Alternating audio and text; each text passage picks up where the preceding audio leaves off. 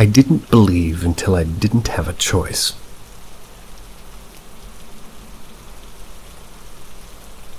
Part 1. The very, very beginning. When I was about 12, my mom married a really great man, Ron.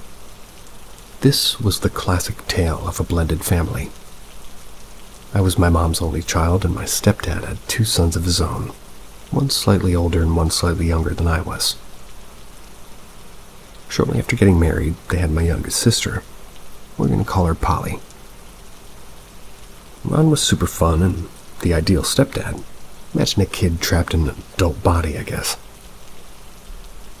The only thing I didn't like about Ron, his family and his church. His family was super dysfunctional and toxic. His kids were bad. I hated being around them.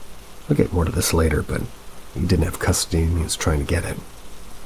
His church was very different from what I used to. I grew up Catholic. I'm not sure what he was, but at his church the service would take hours. There'd be people barefoot in the aisles, randomly shouting out, speaking in tongues. Whole production.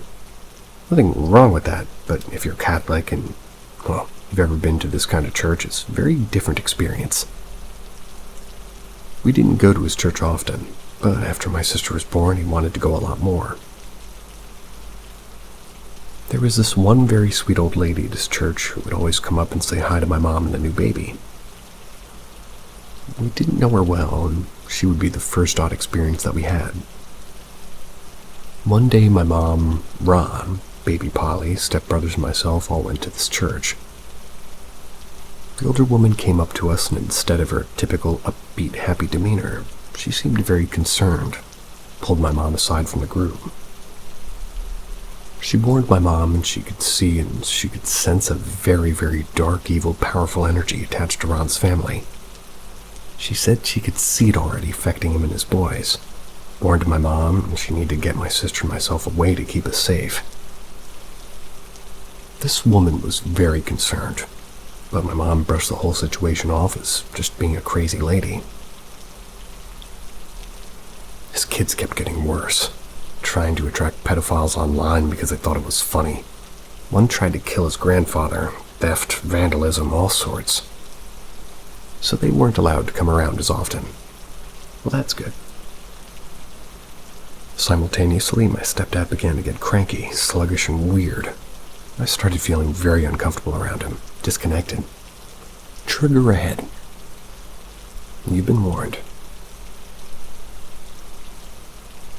This all came to a head shortly after my sister turned 1. My stepdad hung and killed himself, and I found his body. He had no warning, and in hindsight, I can see changes in his behavior, but none that would have made us think that this was coming. He left a note to my mom and sister, literally deeply, sloppily scratched into the wood on top of a desk in the same room. Very rushed, too, not at all in the right state of mind. My mom went into like a months-long state of shock, not eating, not talking, barely able to hold eye contact. We moved out of the house and in with my grandparents temporarily. This is where things started getting weird. My mom was the first to have this little experience. She claims that she could just feel Ron's presence with her, and she would rock Polly to sleep or hang out in Polly's nursery. She would think she could accidentally hear Ron behind her or catch glimpses of him in the corner of her eye. Then she started smelling his cologne clear as day regularly. Part 2. The New House. Eventually, my mom bought a house for us to move into. On the day of closing, she slept in the house on her own the first night. She claims to this day that she knew everything would be okay because she felt his presence there so strongly. Could smell his cologne everywhere in the house. She spent the whole first night crying, but feeling sort of reassured that she was going to give us a great life. Ron's presence was a great comfort to her. Really all started as these very minor, some could even say positive, comforting experiences. That was until the first majorly weird experience. Months after moving into my room, I was heading home with Polly from daycare. Polly doesn't remember Ron, and at the time didn't know how he died. One day as my mom and Polly are heading home, Polly, maybe 2 years old, says to my mom that she doesn't want to go home. My mom asks why. Polly responds, "Because that's where Daddy is. Daddy's sad." My mom's silent. Polly continues, "Daddy can't breathe, his throat hurts. Daddy's choking." Starts making choking noises in the back seat. My mom loses her shit and speeds home. She immediately tells me, and I'm like, yeah, I don't know about all that. But it was hard not to believe her when hearing the panic and fear in her voice. We didn't live there long. That was, at least, not living there long until I started experiencing things too. The house is a historic home. It had cold spots. Not, oh, the windows are old in this room, so it's cooler type of spots. But I mean a significant drop-off in temperature by like 15-20 degrees. The cold spots, like 1, my sister's playroom on the first floor off the living room. 2, my bedroom closet, like only upstairs. My sister's bedroom upstairs too.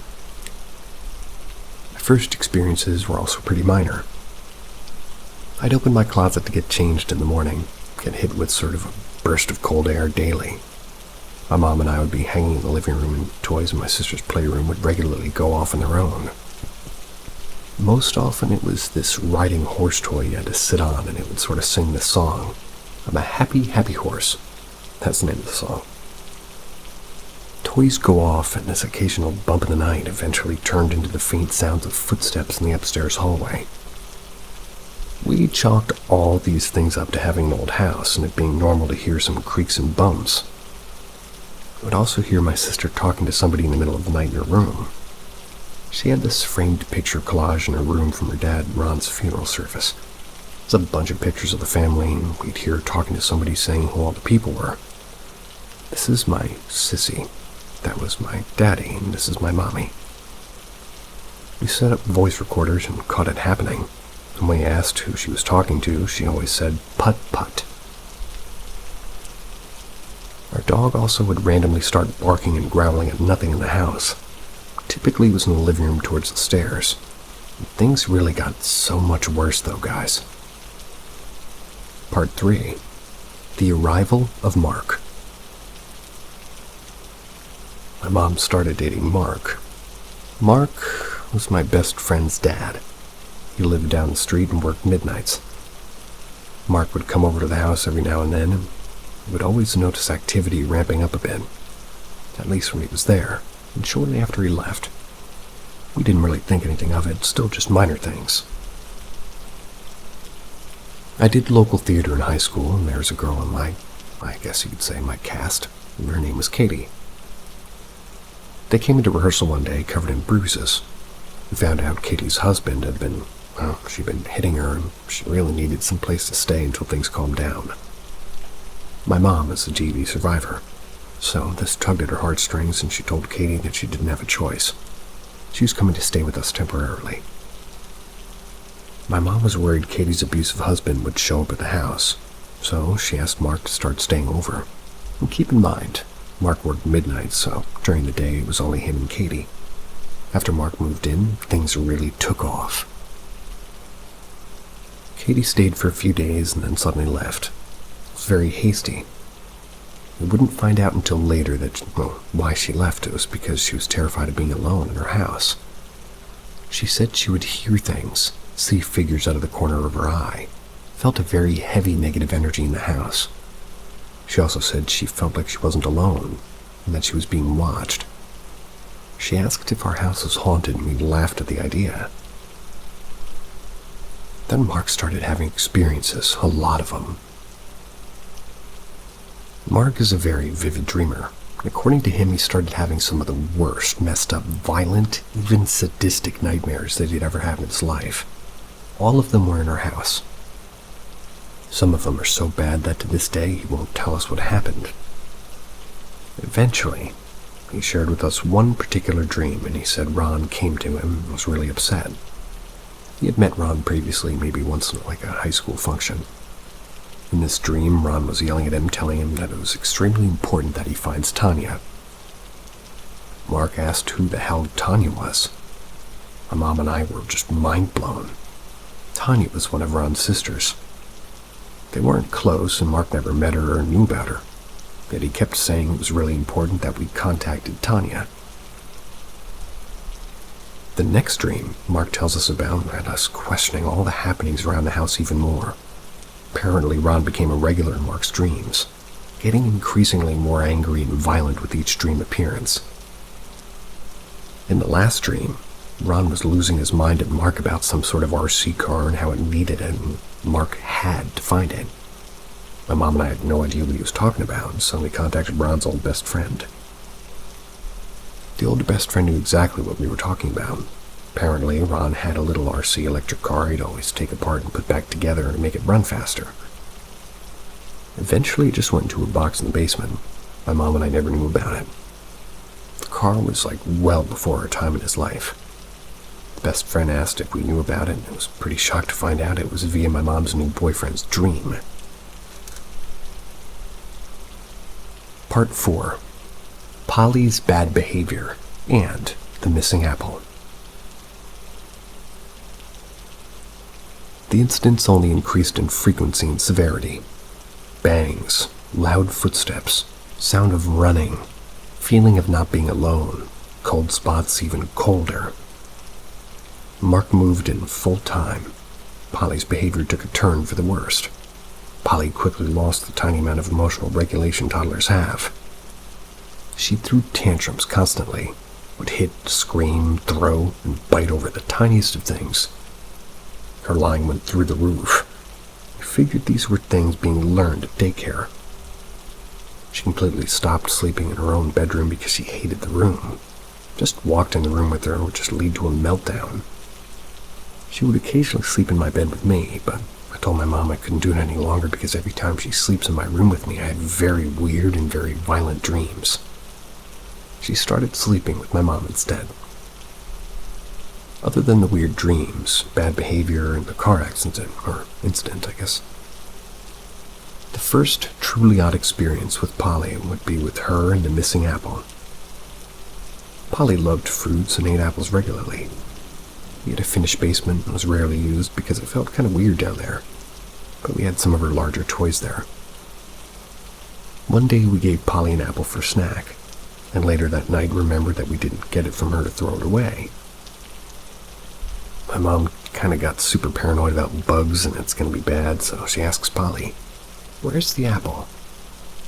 Now, Polly had this tent thing that she played in the basement. She always told us that Jesus lives in her tent in the basement. We just said okay and rolled with it. But when we asked where the apple was, she told us that it was hanging out with Jesus in her tent and the bad kids came. No clue who the bad kids are. She would also tell us that there were bad kids in the basement. Polly was adamant that either the bad kids took her apple, or that Jesus gave the bad kids the apple. We searched the house and garbage can from top to bottom thousands of times, and I'll be damned, never found that apple. Polly is 13 now and still says that she remembers the bad kids in the basement, still adamant that they took her apple. My mom practically interrogated her about it as a child.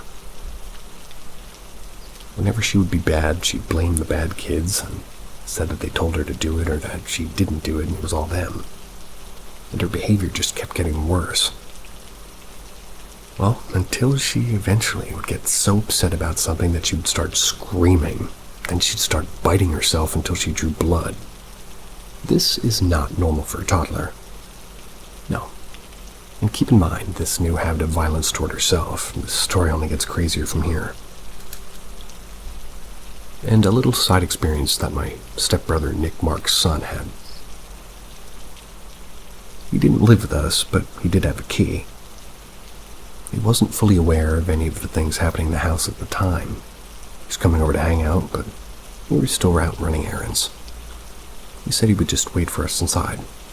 He swears on his life that when he walked inside, he clearly heard my mom's voice calling for something in the basement, heard kids. He went down to look for them and then called me to ask where they were. I said that we were still out and asked why. He was adamant that he thought he heard us. Well, while down there, apparently he felt the need to take a shit. Because what a story would it be if my brother didn't include him taking a shit? Didn't want to make the, main bathroom smell, so he used the basement bathroom, since he was already down there. He claims that right after getting off the phone with me and being mid-shit, he heard a child laugh right behind him and he freaked out. According to him, he's never pinched one off and gotten out of the bathroom so quickly in his whole life. The basement kids, maybe. Part 5. The Crazy Sights and Sounds. Now, we'd been living in the house for a year-ish. The experiences were only getting more frequent and undeniable. The footsteps, the toys, the cold spots, the sounds, the dreadful feeling, making excuses for the things happening around us was getting to be very difficult. Polly's being bad. Nobody's getting any sleep. We were frustrated, exhausted, and drained mentally, emotionally, and physically. I think that's when whatever we were dealing with took advantage of us the most. Polly started having night terrors regularly, very different from a nightmare, and also started sleepwalking. You'd find her standing in the doorway of her room, standing right above the stairs, standing somewhere in your room where you'd wake up and she'd be standing at the side of your bed. We were terrified of her getting hurt.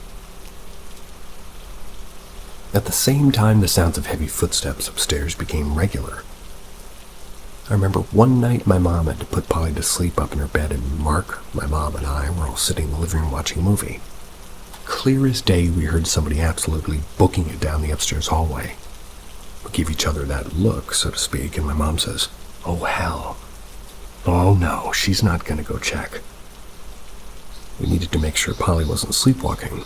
Somehow they convinced me, the teenager, to go upstairs and check on my sister. And there she is, fast asleep in my mom's bed. Certainly not sprinting through the hall.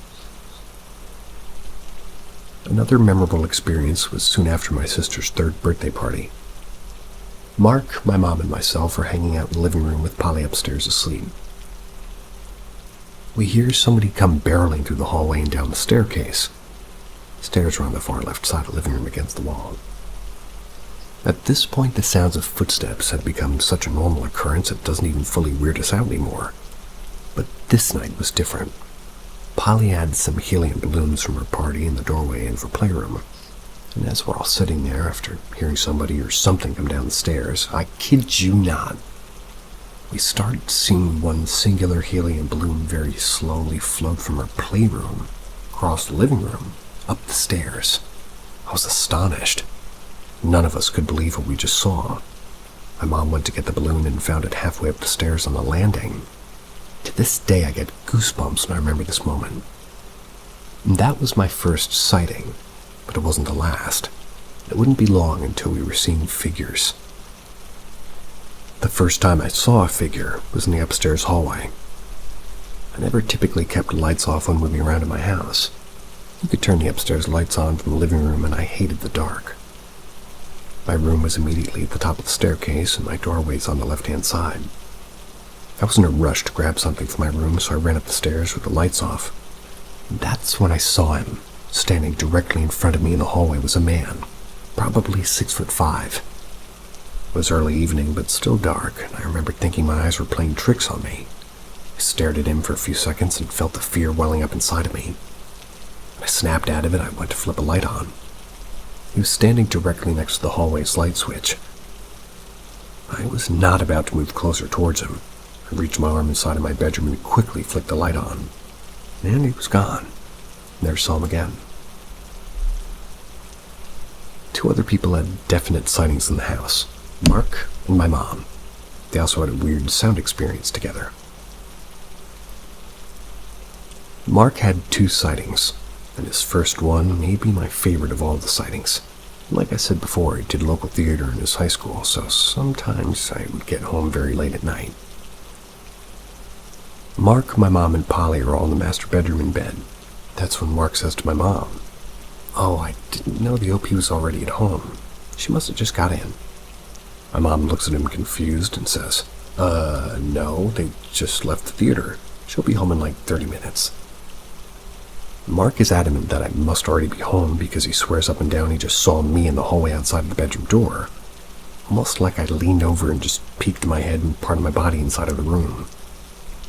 Mark's also so convinced he saw me that they call me and I confirm that I'm not at home. I'm on my way home. When I eventually do get home, Mark thinks that we're messing with him. He thinks that I've been there the whole time. And he has me in their doorway reenacting what he saw, and then he goes, "Huh, no, it definitely wasn't you. You're not tall enough. Whatever I saw took up the whole doorway." Now, I'm not really sure why Mark seemed to think that I was that tall, but it's consistent with my sighting of a very tall man or thing. His next sighting was not nearly as exciting. We had one of those old school attics that you'd sort of pull down the string and the ladder falls from the ceiling. Then you climb up and lift that wicked heavy door at the top and get in. We kept holiday decorations in the attic. Mark says that when he opened the attic, he saw a tall, dark figure bolt from his eyesight behind a stack of boxes. Mark closed the attic door and got the decorations down another time. Now my mom's sightings. She's always stuck to the same story. It makes me believe her and also question what kind of mother she is. Remember how I told you nobody was getting any sleep? Well, my mom was regularly waking up around the same time every night. This turned into a tradition of hers going downstairs for a glass of orange juice. Go back up to bed and typically check on us kids too. We all sleep with our doors open, so she would just kind of look in. You'd walk up the stairs, my bedroom was immediately on the top left side, and bathroom across from my room on the right side, Mom's room at the end of the hallway on the left. Polly's room's at the end of the hallway on the right, obviously. My mom claims up and down that she woke up in the middle of the night, flipped the hall light on, headed toward the stairs for orange juice. We had to put the baby gate up due to Polly's new sleepwalking habit, so she had to stop before the stairs to open it. Right when she reached the top of the stairs, something caught the corner of her eye. She saw a tall, dark, black figure in my room standing at the end of my bed facing me. She stood there for a moment and looked at it, said to herself, "Nope, I'm half awake and delirious. I'm not there." She goes downstairs, gets the orange juice, and upon her walking back up, she says she reaches the landing and clear as day sees the black figure run from my room through the hallway and into my sister's room. Sister was not in her room. She says it freaked her out so much that she just immediately ran to her room and got back in bed. Thanks a lot, Mom. You're not kidding. Around the same time, my sister got pretty sick. It was miserable to sleep with, like tossing and turning and burning up. My mom and Mark were in bed watching TV with the dog. Polly had been put into her room for the first time in a very long time to see if she could actually sleep there. Mark and my mom claimed that as they were sitting there, they very clearly both heard, "Where is she?" spoken out loud. They looked at each other and immediately started trying to deny. My mom asked Mark, "Did you hear that?" Mark says, "Hear what?" "The dog's stomach?" My mom says, "The dog's stomach? And what did the dog's stomach say, Mark?" Mark responds, "Where is she?" They both freak out and run to my sister's room, grab her, and put her back into the bed with them. Part 6. The Attack. Here's where things take a bad turn. Remember how nobody's sleeping and everybody's having issues sleeping? Well, I started to get really bad sleep paralysis. I had never gotten it before, but it became a regular occurrence.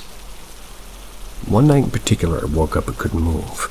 I was sleeping on my stomach, so half of my face, being my right cheek, was on the bed.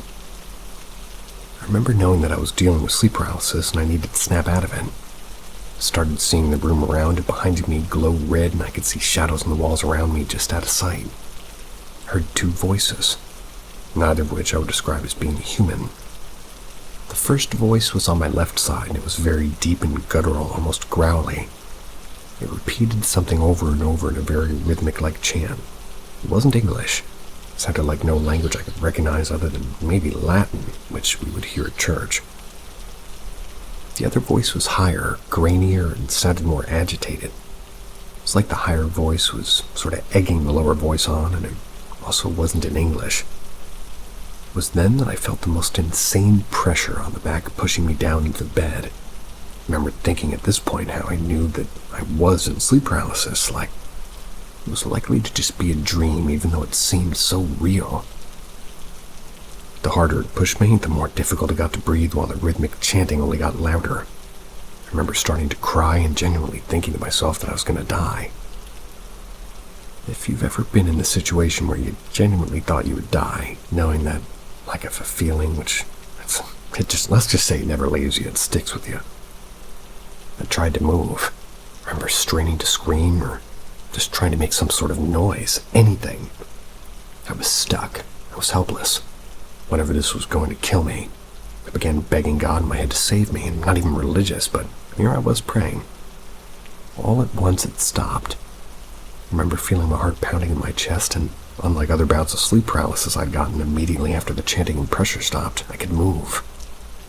I never had to wake up out of it. The next morning as I got ready for school, I was terrified. I broke down in tears telling my mom what happened as we got ready for the day. As I was changing my clothes that morning, she walked by my room and stops me. I had scratches on my back. Not deep ones and no bleeding, but red scratches all down my back. People, I promise. I'm not lying. That same day, my mom gets a call from my little sister's grandmother, Jen. Jen is a bit freaked out. Says that she needed to call my mom to see if we were okay. My mom wants to know why she's asking, and Jen proceeds to tell her that the night before she woke up in the middle of the night to see a tall, dark figure standing at the end of her bed. She felt frozen and immediately felt like a deep sense of dread. She started feeling overwhelming pressure on her chest, and this pressure was pushing her into the bed. She said for some reason all she could think about was her family, and she yelled out for it to leave her alone, and it just disappeared. She needed to call us and see what was going on. She had no idea about the other experience that night, or about any of the other things happening in the house. And this was too much of a coincidence. We couldn't rationalize it, we couldn't explain it away. It was just my own experience. We could have just made excuses, but how did Jen know? And what did Jen also see? At this point, we knew that things were getting serious. We needed help. Part 7. We Need Help / The End. My mom had friends that considered themselves amateur ghost hunters. When they heard about the things going on in the house, they were basically down my mom's throat about coming to investigate. They set up cameras, they set up recorders, and all sorts of gear. We all had to leave for a weekend while they looked through the house. And now I was just a young teenager, so I wasn't allowed to see all the findings, but my mom and Mark were there to see them. They showed the findings to my grandparents. My grandfather's a big military war vet, pretty no-nonsense guy. He said the recordings gave him chills. He never liked coming to our house because it felt odd there. The most active room was Polly's room. And at this point, Polly's room was an icebox, pretty active. Every cross from the house was placed in a room, and we even had a rosary blessed by the Pope in there. We weren't really super religious people, but going through an experience like this makes you do crazy things. In Polly's room was a voice, and it was humming over the recording. They caught something moving the recorder around, and clear as day heard a male voice. It said, "What is this?" while moving the recorder. They caught toys going off in the playroom and caught the doorknob on my bedroom closet jiggling. They asked to come in and do more research. My mom said no because things ramped up a bit in the house after that and Polly's behavior spiked. We knew we needed some other form of help. We first just reached out to a woman in her family, Tina, who were very involved in their church. Tina came over for the first time and immediately stopped when she came through the door. She put a hand to her chest and said, "Oh my God, I'm so sorry, but I just got the most overwhelming sense of my mom being here when I walked in." Her mother had passed a few years prior. It was a huge part of our overall family. It didn't dawn on us until that moment that my cousins and I had a running joke growing up that we all had an imaginary friend. They were named Mrs. Tut-Tut. They lived with her and Tina. She was responsible for taking care of it. I remember the putt-putt person Polly was talking up to her room at night. Then we caught the older woman humming in the room. Well, anyhow, Polly's behavior was still getting worse and it was starting to concern us. Tina asked when she came in if she would mind if, she said a quick prayer over Polly. Polly was dead asleep on the couch. Tina walked over and sat on the couch next to her, put one hand over Polly and started praying a quick prayer. And I kid you not, Polly's eyes shot wide open. She immediately sat up on the couch and was thrashing around, kicking and crying, screaming that she wanted to go up to her room. As soon as Tina said amen and stopped praying, Polly crashed back down on the couch and was out like a light. It was as if she never even woke up. We looked at each other with eyes full of fear. How could we rationalize this? 4 people just witnessed it. We feared for Polly. At this point, we went to our church and spoke with our priest. He listened to our stories and gave us advice. He told us that based off of what we were saying, he felt the entity was evil, and we shouldn't try and make contact. He had to assure my mom that this was not Ron. We should avoid discussing it in the house at all costs. No talk of the devil or watching scary movies. A crucifix blessed with holy water was to be placed in the most active room, and they're still there to this day. He said that he felt it was probably demonic as they can masquerade themselves as somebody else in the beginning, and they feed off of the grief and the stress. He said they couldn't do any sort of exorcism as the church has to go through an approval process for that, but he gave us holy water and agreed to bless our home.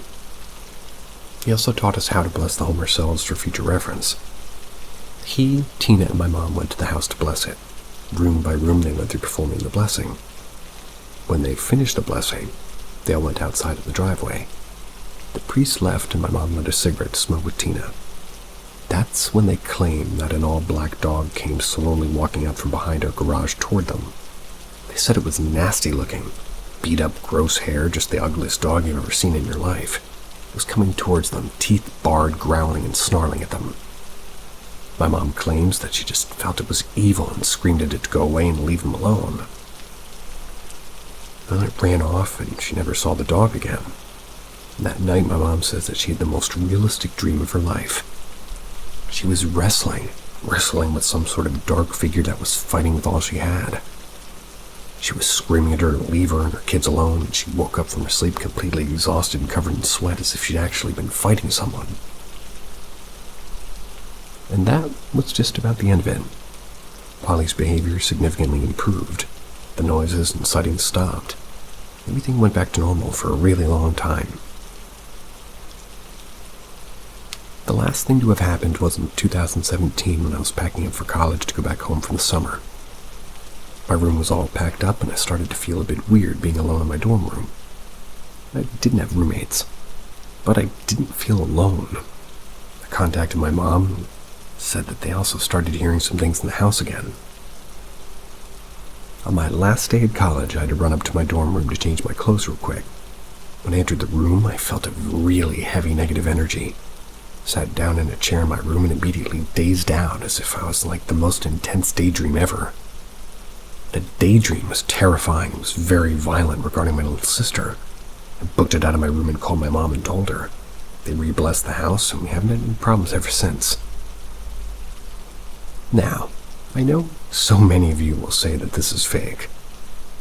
You'll say that this is made up or that this is exaggerated. If it was just my account of this experience, I might agree with you. But it is in fact that so many people around us experienced this. So many people were present for the same events and went on for so long. I can't doubt it in my mind anymore. I honestly think doubting it was giving it power. But since we've accepted what we went through and decided that we won't fear this thing or give it power over us, we've been fine.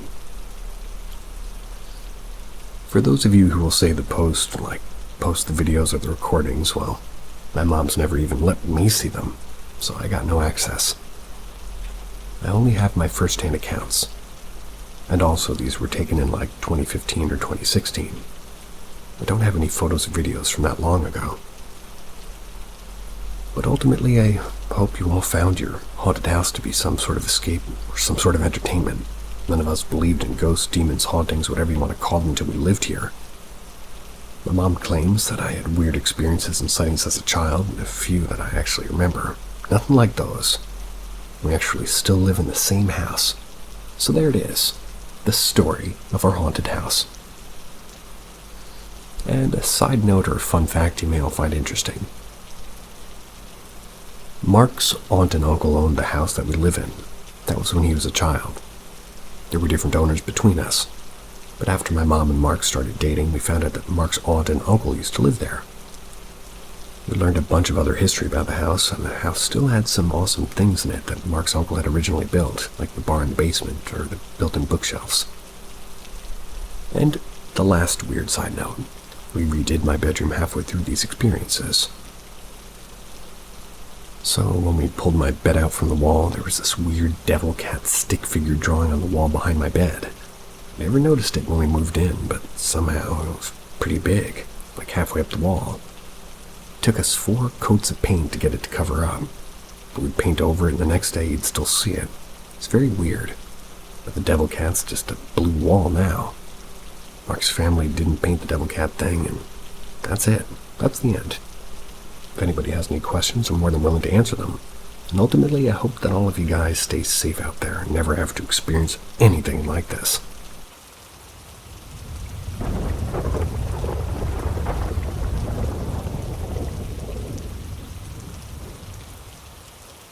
Stranger at the Door. My name is Matt. I'm from the United Kingdom. Like many of us in this community, I've had my share of paranormal experiences, some stretching back to my childhood. However, in this post I want to focus on a series of events that took place in my current home.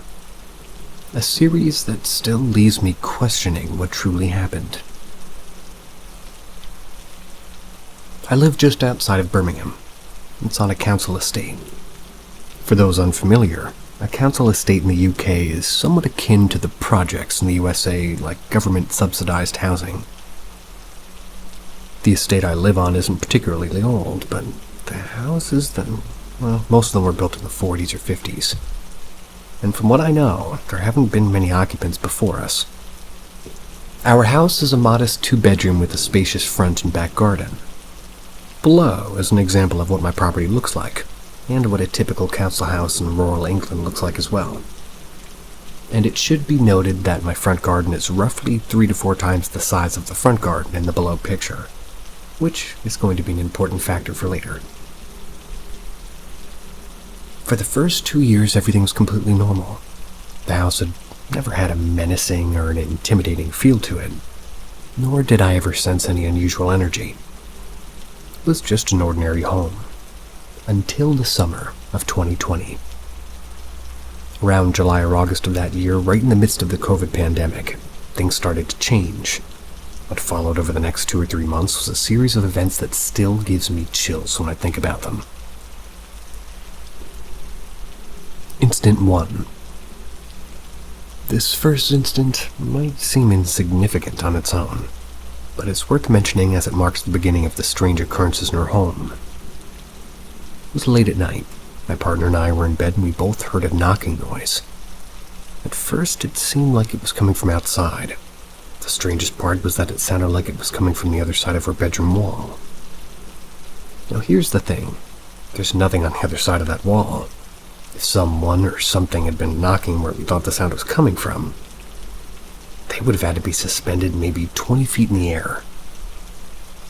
The knocking continued for a while, following a pattern with brief pauses before resuming. It wasn't loud, it wasn't aggressive, but it had a distinctly human quality to it, like somebody gently tapping. We were both puzzled and a bit uneasy, trying to figure out how the sound could be coming from such an impossible location. In the end, we brushed it off as one of those unexplainable oddities and went to sleep. It's important to note that this has never happened again since that night. Incident 2 was around 11 p.m. on a weeknight. Just an ordinary evening with no strange occurrences leading up to it, at least. And really none that I can recall. My partner and I were in the bedroom when our Ring doorbell suddenly went off.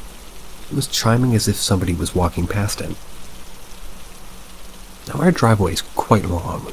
The ring is set to pick up motion only when somebody's well up the pathway, within a specific range. This made the alert unusual. Never happened before or since without a clear cause. Instantly on edge, I got out of bed, peered out the window. Living on a council estate in England, it's not uncommon to encounter some colorful characters late at night. But I saw nothing. No one was in the front garden path, and everything seemed quiet. The front light, however, had been triggered, which wasn't too unusual given the wildlife that sometimes roams around. But as I turned to my partner to comment on the strange alert, we were both startled by a loud, forceful bang on our bedroom door. The door was shut. It sounded as if somebody had slammed their fist against it, right in the middle of the frame. The door didn't open, but it shook with enough force that I could feel the impact. I was close enough to it that a wave of fear was washing over me while my partner, oddly enough, burst into nervous laughter. I asked her what she found funny. She admitted that she didn't know. It was just sort of a gut reaction to the sudden shock. Well, I opened the door, expecting to find something, but the hallway was empty. My daughter, who was around 3 or 4 at the time, was asleep in her cot. Our cat was sitting calmly in the hallway, staring at me as if nothing out of the ordinary had happened. The timing of the door, like an alert just seconds before this loud bang, left us both feeling incredibly uneasy.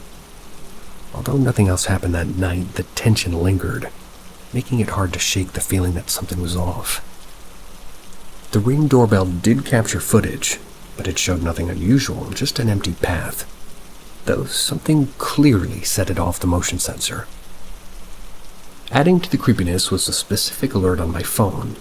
Instead of the usual, "There's motion outside your front door" notification, which typically triggers when something's at the edge of the detection range. But this time it read, "Someone is at your front door." The specificity of that alert, given what followed, made the whole experience 10 times scarier. Incident 3. The next incident I recall happening one evening while my partner was out for a driving lesson. It was around 5 p.m. and the sky was still bright. The weather was pleasant, and I was downstairs on my computer chatting with some friends on Discord. That's when I decided to go upstairs to use the toilet. As I headed back down the stairs, I suddenly heard the sound of running water. I was about halfway down when the noise registered, and I remember feeling a mixture of confusion and alarm. My first thought was that something in the kitchen might be leaking. Reached the bottom of the stairs, glanced toward the kitchen, thinking maybe my partner would turn the washing machine on before she left for a driving lesson. The kitchen was still in its original state from the previous occupants, a bit outdated and prone to issues. Here's a picture of how it kinda looked when we first moved in.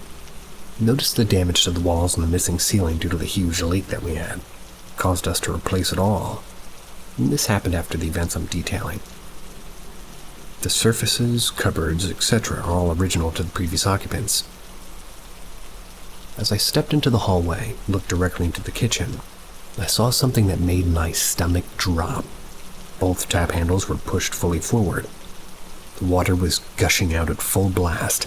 My cat was sitting calmly on the kitchen floor, staring at me like nothing was out of the ordinary. I was completely freaked out. In a panic, I video called my mom on WhatsApp. I had already mentioned the previous incidents to the family, but they had mostly shrugged them off as nothing significant.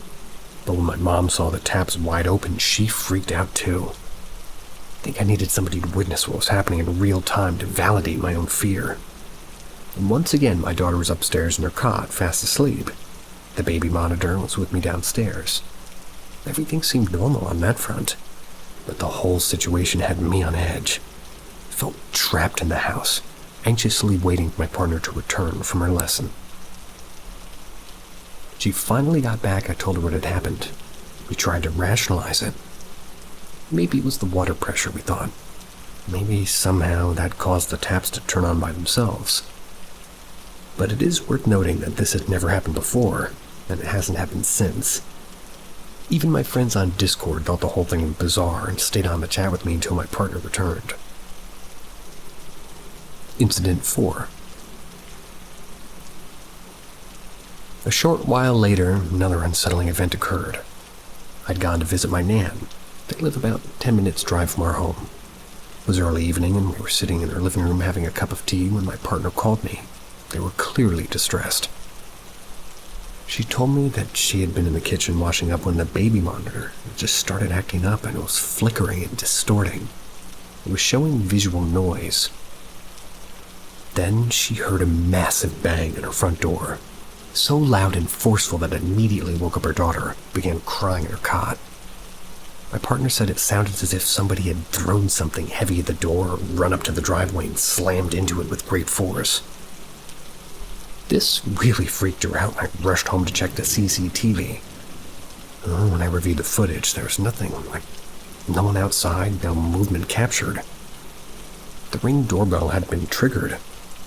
Trying to stay rational, given everything that had happened before, we were struggling not to let fear take over. My partner said the most unsettling part was how her daughter woke up crying the moment the bang occurred. She couldn't shake the uneasy feeling that came with it, like something was very wrong. Incident 5. By this point, the strange occurrences in her home had been kind of sporadic, but frequent enough to keep us on edge. My partner began experiencing unsettling moments, like hearing knocking in the closed bathroom door. The knocks weren't aggressive or loud, but they were distinct enough to be unnerving. At night, we'd hear bumps and bangs downstairs, and every suspicious sound seemed to amplify her growing paranoia. The atmosphere in the house had become thick. There was so much tension. We were both on edge, and it felt like the anxiety in her home was feeding on itself. We started arguing more frequently, which could have been due to a combination of pandemic stress, the fear from these strange events, or perhaps just the general pressure of everything happening around us. But whatever the cause, it was clear that these incidents were taking a toll on our relationship and our sense of peace. While there wasn't a single standout event during this time, it's important to note that these little things were happening consistently. Interestingly, the knocking on the door seemed to be something my partner experienced more than I did, especially when she was alone in the bathroom. I never heard the knocking myself when I was alone, but I did notice strange behaviors with her baby monitor during the nights, particularly when my partner was working night shifts at the local city hospital. The baby monitor would often have interference or visual glitches that made it nearly unusable. Sometimes it would become so distorted that I'd turn it off for a few minutes hoping to reset it. That barely solved the problem. These disturbances, well, though small on their own, they added up to a growing sense of unease that we just couldn't shake. Incident 6. It was around 3 a.m. I was wide awake watching Netflix. I glanced over at the baby monitor on our bedside table, wanted to check on my daughter. And that's when I saw it, a white mist moving across the screen. At first I couldn't believe what I was seeing. I kept watching. My jaw dropped and I saw the unmistakable silhouette of somebody moving through my daughter's bedroom. The figure walked up to the side of her cot, looked in, then walked away, only to repeat the same motion over and over. This wasn't just a shadow or a trick of the light. It was a clear human-shaped silhouette with distinct arms and legs moving as if it were a person, like pacing around the room. I couldn't make out any features to determine if it was a man or a woman, but the way it moved was eerily natural, as if it were a living person checking on my daughter. Her bedroom backs onto her garden, surrounded by other gardens on all sides. There's no road where a passing car could cast headlights into the room, so there was no rational explanation for what I was seeing. The layout of her home and the surrounding area made it impossible for this to be a reflection or an outside shadow. Below is an example of how our garden is laid out, with other gardens on either side and behind us. We're part of a long row of houses, and this layout continues on both sides for many rows. Wish I could put the picture in for you guys. Editor doesn't like that. Anyhow, terrified, I shook my partner awake. She was understandably annoyed at being woken up in the middle of the night, but I was so scared I couldn't even speak. I was afraid that if I said anything aloud, we might somehow attract the attention of whatever was in the room with her daughter. Instead, I grabbed my phone, frantically typed out what I was seeing. I typed out and told her that we needed to get her daughter, leave the house, go to my mom's immediately. She refused, demanding to know what was going on. Fair. I handed her the phone, still too shaken to say a word, and pointed at the baby monitor. We both watched in stunned silence as the silhouette continued its routine. Like walking up to the cot, stopping, then walking away only to repeat the process. This went on for what felt like an eternity, though it was probably just a couple of minutes. What happened next still amazes me. Here I was, the supposed man of the house, too frightened to even speak, and my partner suddenly jumped out of the bed and ran straight into her daughter's bedroom. I grabbed an aluminum baseball bat from beside the bed and followed her, though in hindsight I had no idea what I thought I'd accomplished with it. My partner burst into her daughter's room fearless. We were both shocked to find everything perfectly normal. Our daughter was fast asleep. The room was still. There was no sign of anything unusual. We checked the room thoroughly. Nothing seemed to be out of place. There's no bad or menacing energy. We returned to our bedroom where we checked the baby monitor again. Silhouette was still there, but it was fading, growing more and more translucent until it eventually disappeared. I have no idea how we managed to fall asleep that night. I was desperate to leave or go to my mom's house. My partner insisted that we stay. It was our home after all. It's worth noting that this had never really happened before. It hasn't happened since, but the memory of that night still haunts me. Conclusion. At this point, I was at my breaking point, desperate for answers. I reached out to the vicar from the local church. Is that how you say that? He listened to my account and explained that what I was describing sounded like a poltergeist, a type of spirit known for causing disturbances. He also asked if I was involved in witchcraft, black magic, or any occult practices. I assured him that I wasn't involved in anything of the sort. The vicar suggested that the disturbances might be connected to my daughter. At the time she was around 4, he theorized that she might have been experiencing or feeling emotions that she couldn't yet understand or articulate, which could manifest as poltergeist activity. Really? He explained that a poltergeist is typically a trickster, feeding off the energy it provokes and not necessarily a malevolent spirit. Instead, it's often a manifestation of emotional energy, particularly from children undergoing significant changes or stress. I also mentioned that the previous occupant of our house, an elderly lady, they'd passed away there. I was told this information by a neighbor. The vicar suggested that her spirit might still be present and could benefit from assistance in moving on. He offered to visit our home to perform prayers and blessings to help any lingering spirits. He also provided me with some prayers to say in the daughter's room each night. I agreed to contact him again if anything else occurred. I thanked him for his guidance. It's worth noting that my partner was hesitant about these measures, concerned that they might make things worse. And so this is where the story ends. Since contacting the vicar, the activity in our home ceased abruptly. I've had a few odd occurrences since then, but nothing comparable to the level of activity we experienced before. Reflecting on it all, I could say that if any of these incidents had occurred in isolation, I might have dismissed them as mere coincidences. However, the sequence and the intensity of the events make it difficult to ignore the possibility of something meaningful. Maybe something's linking them together. The baby monitor incident remains a particularly eerie piece of evidence. Despite our efforts to rationalize experience, that one event continues to stand as a profound mystery. The fact that both my partner and I witnessed it together at the very least is evidence enough for us that we did experience something that night. Here's a few things to note. Reflecting on our experience, several additional thoughts come to mind. My partner had recently experienced the loss of a loved one, which might have influenced the supernatural activity that we encountered. Could it be that somebody from the other side was watching over us or trying to communicate? There was one particular incident where we were in bed and felt like something kicked the side of our bed forcefully, to the point where the double bed actually moved.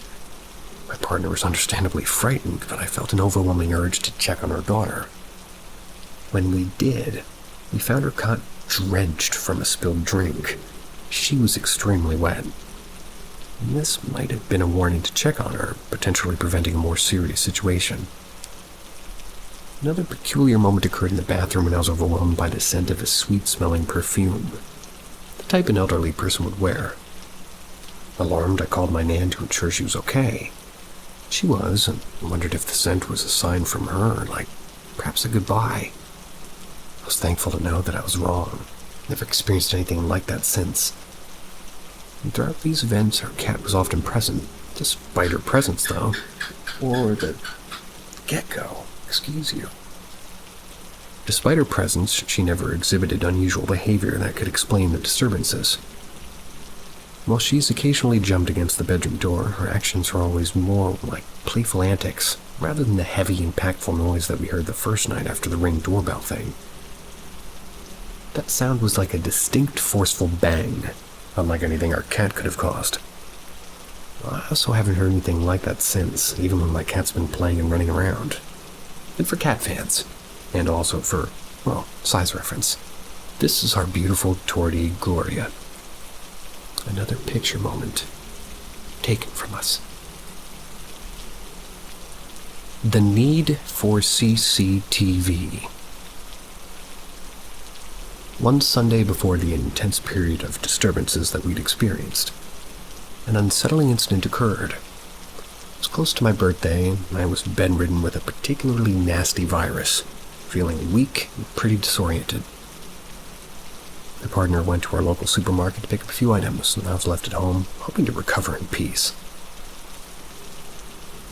She returned much sooner than expected.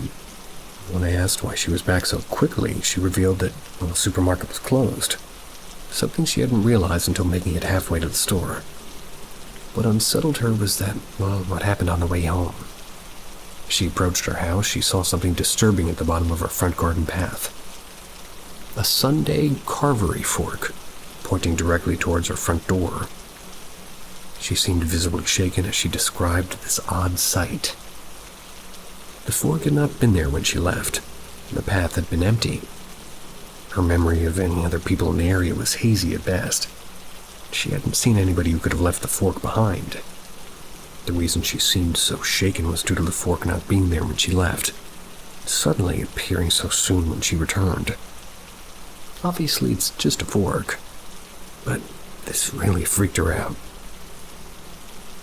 We initially brushed off the strange appearance of the fork, but my partner's unease lingered, especially because it had been positioned directly towards the front of her door.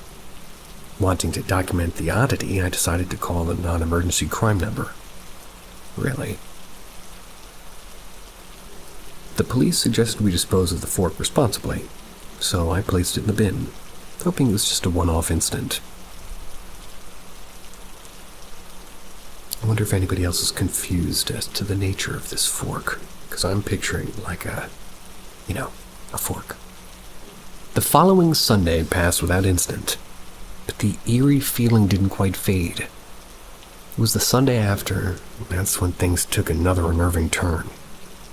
As I was reversing my car in the driveway, I noticed something like glinting in the hedge. It was right next to the gate. My curiosity was twinged. I initially thought it was just a sweet wrapper like glinting in the sunlight. As I approached, I was absolutely stunned.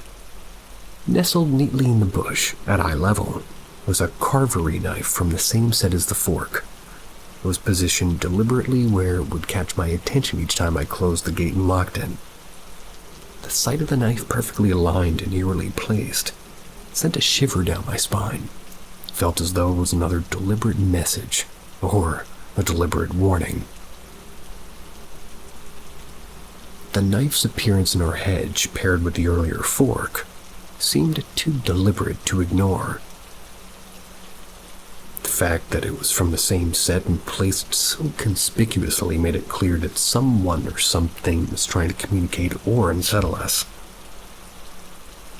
The pattern of these unsettling occurrences, each involving objects that seemed to have no business being there, continued to blur the lines between coincidences and something more sinister. And also to note, in the UK we love cavery, and it's a tradition that we have them on a Sunday. Cavery. Both of these items appeared on separate Sundays. Mindfuck or what? Needless to say, I contacted the police again to report the new development, and this prompted us to take further action for the safety and peace of mind. We installed CCTV cameras on our property to monitor the unusual activity, hoping to catch any potential intruders or discover who was responsible for these unsettling incidents. In retrospect, we believe these incidents were likely human in nature rather than paranormal. The deliberate placement of the cutlery suggested somebody had a clear intention. Despite our best efforts, the CCTV didn't really reveal anything substantial about the person behind it. No further occurrences of this nature have happened since. Alright guys, doing something I shouldn't do, but I'm taking a second to look up what a carvery knife is. Carvery knife. Seto knife? Oh, a carving knife. I guess.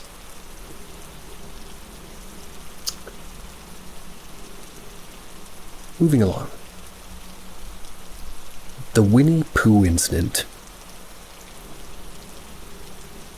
I've included this one because it's a bit humorous in hindsight, though it scared me senseless at the time.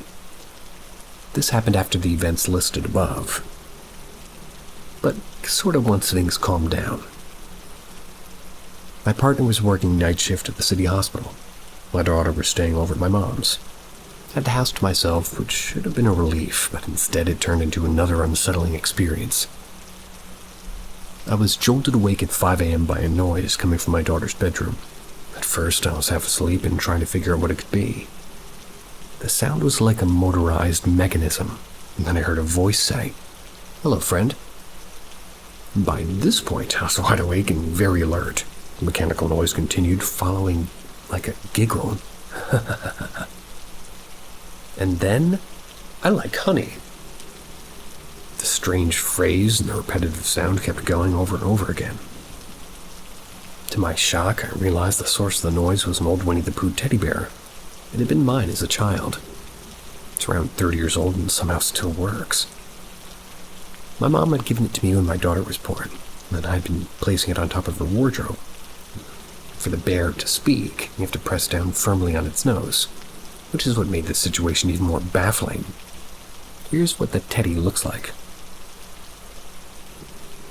Panic-stricken, I bolted to my car, rang my nan, and rushed over to her house. This is not a description of a bear. Moving on anyway. I couldn't stay another minute in the house with that eerie bear. Later that day I went back, retrieved the bear, and took it to my nan's house. That's where it now resides. We tested it and see if we could replicate the behavior. Sure enough, it went off again on its own.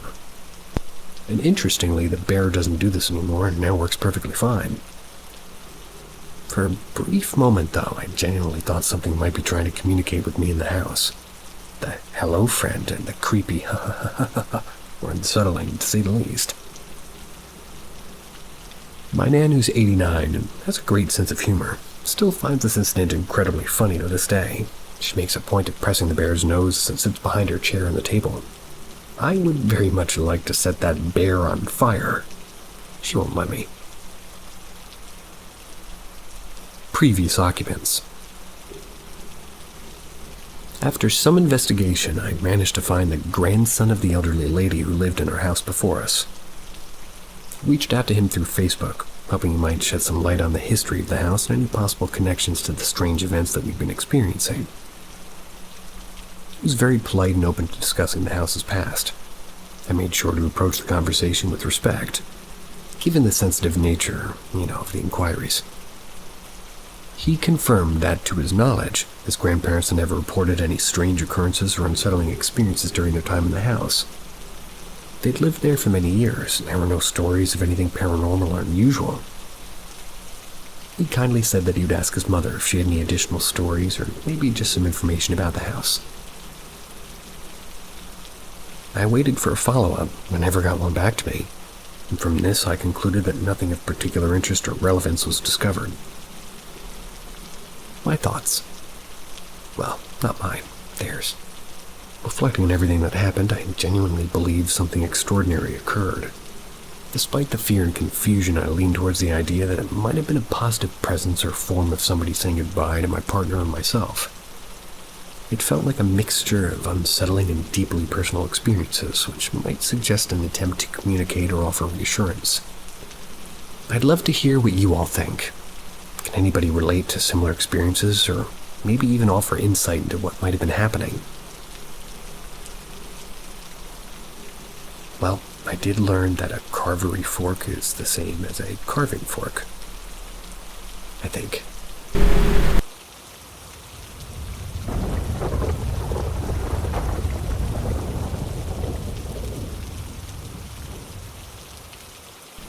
Was my Nan's house haunted? The events I'm about to describe aren't just random occurrences. They're incidents that both my Nan and I experienced, sometimes together and sometimes separately, leaving us both puzzled and a bit spooked.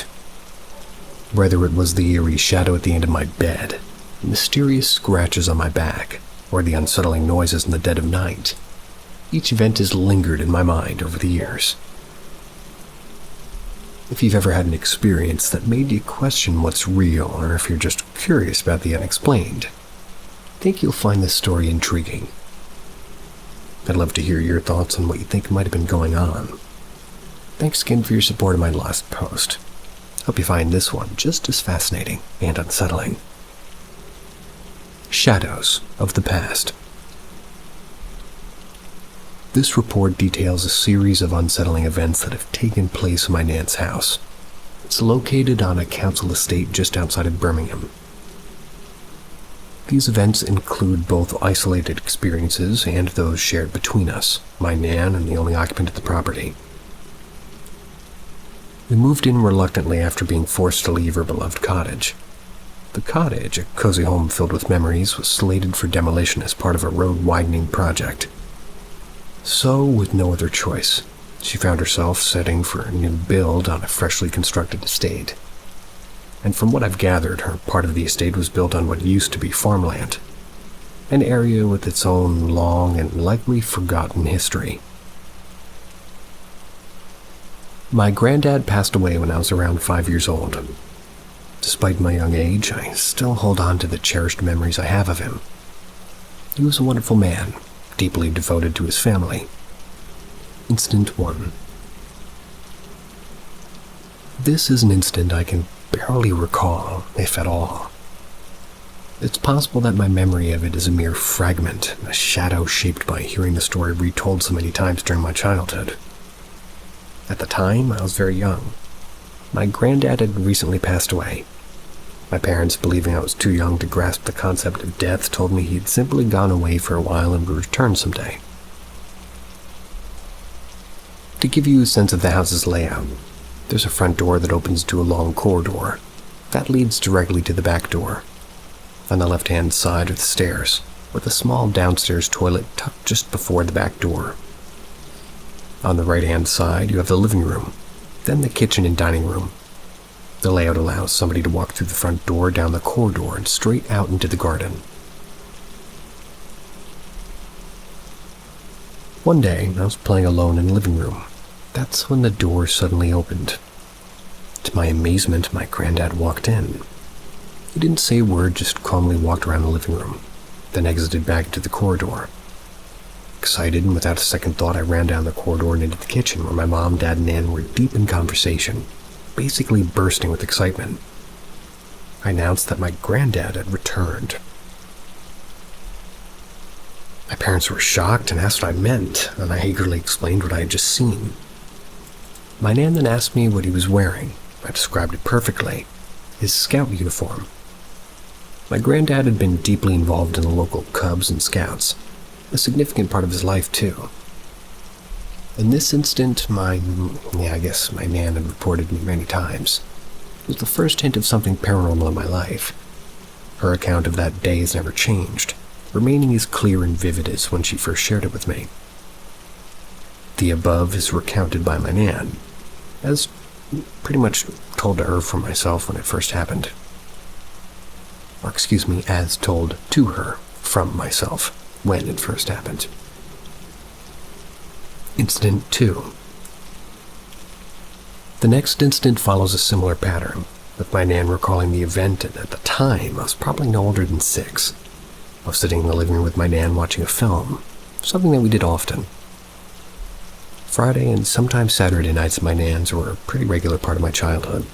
It was filled with a sense of peace, warmth, and safety that I still cherish. As we sat together, she noticed movement on the living room floor.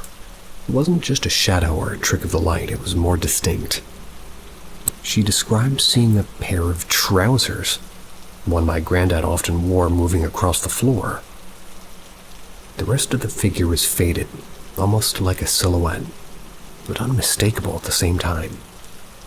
The apparition walked across the room and gradually faded into nothingness. This was an incident that we both experienced, though once again I can't remember it myself. My nan, however, has recounted this event numerous times.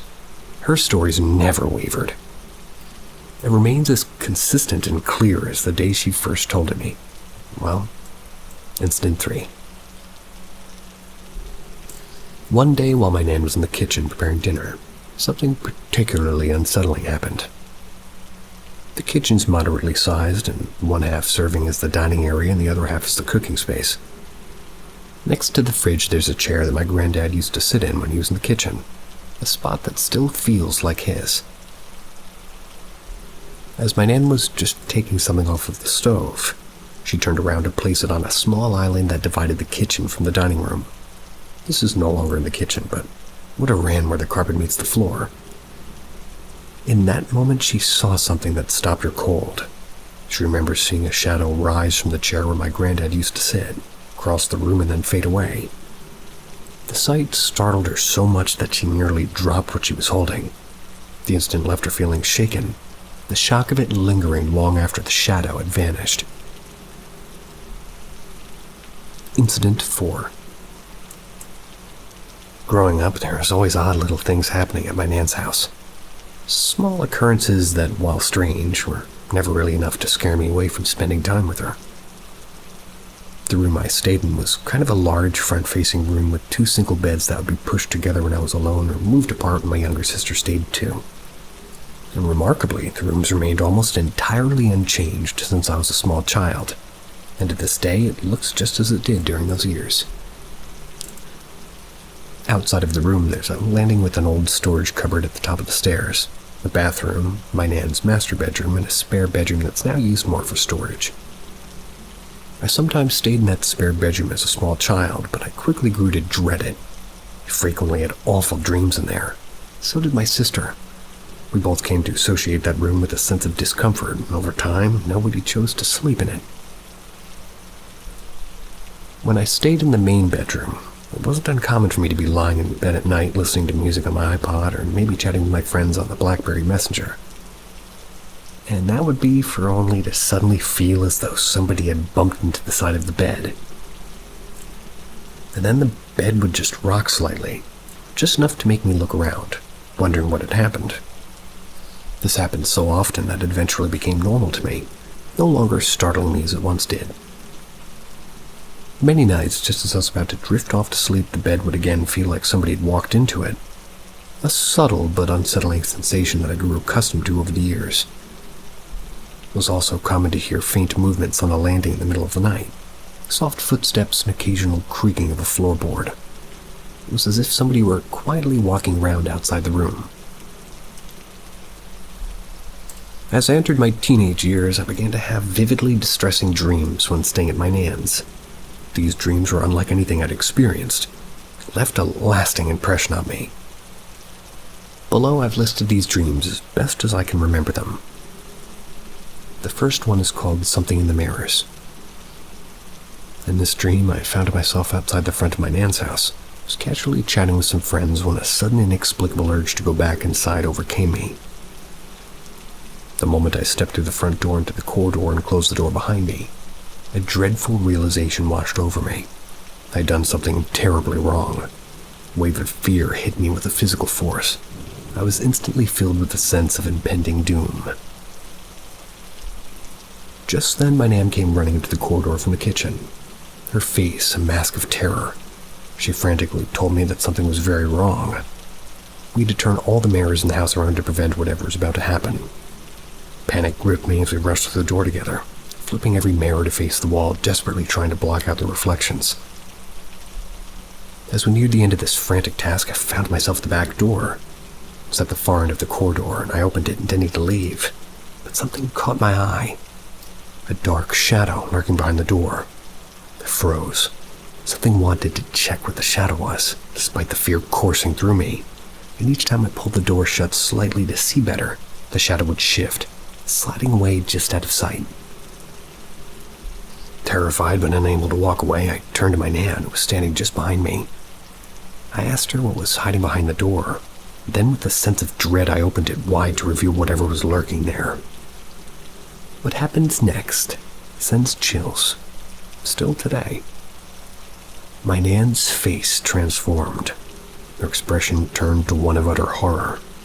Her mouth dropped open far wider than what should be humanly possible.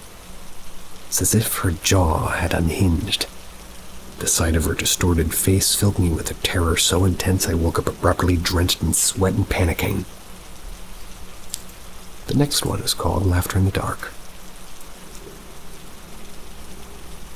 In the next 2 dreams, the fear I felt was overwhelming, and the details remained etched in my memory. In the first of these dreams, I was lying in bed in my room at my Nan's house. The familiar surroundings should have been pretty comforting, but instead, a horrible, echoing laughter filled the house. It was reverberating through the walls, and it was a chilling sound. It was unnatural, and it was taunting. As I lay there frozen with fear, I could hear my Nan's voice from the next room. She was pleading with whatever was causing the laughter, telling it to stop and to leave us all alone. The fear in her voice was unmistakable, and hearing her so terrified only heightened my own sense of dread. The second dream followed the same theme, but this time it was even more disturbing. Once again, found myself in bed. But now things in the room were moving on their own. They were levitating as if lifted by some unseen force. Books, toys, small objects floated in the air, twisting and turning as if they had a life of their own. I was paralyzed with fear. I was unable to move. I was unable to scream. And as I lie there, my eyes are just drawn to the doorway. Standing there was my Nan, smiling at me as if trying to reassure me that everything was fine. Something was terribly wrong. Next to her stood my granddad, or at least part of him. His legs were there, but they extended upwards, with his shoes starting at my Nan's waist and his legs disappearing into the ceiling. As silly as it might sound now, in the dream, this image of my granddad screamed that something was wrong and horrified me. I remember waking up in a panic and my heart racing, once again, drenched in sweat. This next one is simply titled Incident 5. This next set of instances, I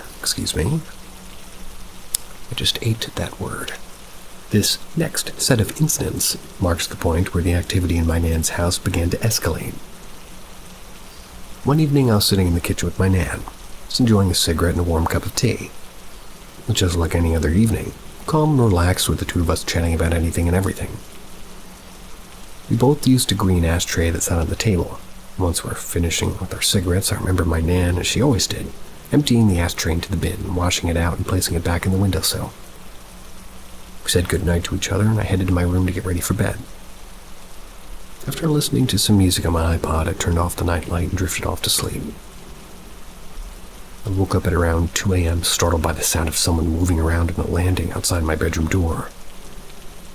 Oddly, the landing light wasn't on, which struck me as strange. My Nan would never walk around in the dark, knowing how dangerous that could be. The footsteps continued down the stairs, followed by the sound of somebody moving around in the kitchen. This went on for maybe 5 to 10 minutes. I lay in bed, listening to these sounds, feeling uneasy, not necessarily scared. I knew there was a cricket bat behind the bed, so if anything sinister were to happen, I had something to defend myself with.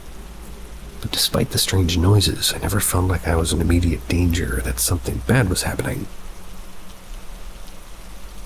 Eventually, the footsteps came back up the stairs, each creak of the wooden steps unmistakable. I could hear more movement outside of my door on the landing. Assuming it was just my Nan, though, puzzled as to why I was moving around in the dark, I called out, "Good night, Nan. I love you." The movement stopped abruptly, but I heard no response. Slightly confused, I called out again, this time louder. I heard some more light shuffling and creaks from the floorboards as though somebody was shifting their weight. After that, I drifted back to sleep, still feeling a bit unsettled. The next morning, my Nan came into my room as usual with a cup of tea. She asked me if I'd gone downstairs during the night time for a cigarette. I'd laughed, thinking she was joking. She repeated the question, adding, "I'm not annoyed, I just want to know," shifting to a more serious tone. I assured her that I hadn't gone downstairs, but that I had heard her go downstairs in the night and move around in the kitchen. Her response made my heart skip a beat. She insisted that she hadn't gone downstairs at all during the night, but she distinctly remembers waking up and hearing me going downstairs and moving around in the kitchen. Alarmed, I asked her why she thought I had been downstairs. She explained that when she went to go make a cup of tea in the morning, she noticed the ashtray, now back on the table, was full of ash. Confused, I asked if she was joking. She remained serious, clearly unsettled. A thought clicked in my mind. I asked her if there were any cigarette butts in the ashtray. She said they weren't, just ash. Then it hit me. Didn't Granddad used to smoke a pipe? She paused, and I could see the realization dawning on her. She confirmed that, yes, he did. I pointed out that if it were Granddad who'd been downstairs, putting the ashtray back on the table and smoking his pipe, there wouldn't be any cigarette butts, only ash. What's even stranger is that we both seemed to have been awake at the same time, each of us hearing the movement in the kitchen and on the stairs. Yet, when I called out to her twice during the night, she didn't hear me, even though the house was so quiet that we could clearly hear somebody moving around downstairs. This has always baffled and slightly unnerved me. How could she hear those noises but not my voice, especially with just a single wall separating our bedrooms? And to this day, we have no explanation for what happened that night. Given the strange occurrences that have happened in the house before, we both come to agree that this incident defies any logical explanation. It might well be another one of the house's eerie unexplained events. Speaking of that, incident number 6. The next incident is by far the most intense paranormal experience I had at my Nan's house. It occurred around the same time at night as the ashtray event. I woke up suddenly, feeling unusually alert. At the time, there were 2 single beds pushed together in the room. They were separated only when my sister was staying over, like I said before. The room was dimly lit by a street lamp further down the road. I had the curtains half drawn, allowing just enough light to faintly illuminate the bedroom. As I woke, I found myself staring into the large mirror at the far side of the room. That sat atop a long table parallel to the beds. But what caught my attention next was far more unsettling. At the end of the other single bed, I saw a tall, dark shadow. It was a figure standing there. It was a type of black that's hard to explain. It's so overwhelmingly dark it stood out in the already dimly lit room. I've always joked with friends that if I ever saw a ghost, I'd light up a cigarette then start speaking to it. But in that moment, all I felt was pure terror, something I'd never experienced before or since. I stared at the shadow, frozen with fear, before instinctively pulling the bedsheets over my head. I lay there shaking, unable to act or even think clearly. The fear was so overwhelming that the idea of uncovering myself and running out of the room felt impossible. I have no idea how long I stayed under the sheets. It felt like an eternity. And then suddenly the bedroom light flicked on, and I was even more freaked out, unsure of what was happening. Cautiously, I pulled the covers down and looked toward the end of the bed. The shadow was gone. Everything appeared normal. My Nan was standing in the doorway, half asleep. I asked her why she had come into the room and turned on the light. She looked confused and said that she didn't know. She just felt like she needed to check if I was okay. My Nan had never come into my room like that before, especially not in the middle of the night. I've often wondered if my granddad might have appeared at the end of the bed. maybe unintentionally scared me senseless. Maybe he even prompted my nan to wake up and check on me. What really unsettles me when I think about this is how I woke up, so suddenly and so alert. Makes me wonder how long that figure had been standing there watching me before I woke up. Is that what twinged my natural instinct that something wasn't right and forced me awake? Determined to be objective about the experience, I forced myself to stay at my nan's house again soon after. I didn't want to let this incident ruin my time with her. I even set an alarm to wake up at the same time and tried to sort of recreate the shadow using the streetlight. Despite my efforts, I couldn't replicate what I had seen. I'm not even sure how I managed to fall asleep again that night, but I do remember spending hours on my BlackBerry, trying to get a friend to come over and pick me up. No one was available, I guess. I think I may have stayed awake until daylight, but the experience was so unnerving that it still makes me shudder whenever I think about it. It's worth noting that I spent many more nights over a period of years over at my nan's house after this incident. Nothing like this has ever happened again. Incident 7. This incident still completely baffles me to this day. During my teenage years, I would visit my nan's house every Sunday for a traditional Sunday dinner. These moments were sort of a refuge for me, offering a sense of peace and safety during a chaotic time in my life. My nan also happens to be the best gravy maker in the history of the world, which was also a huge bonus. I'm jealous.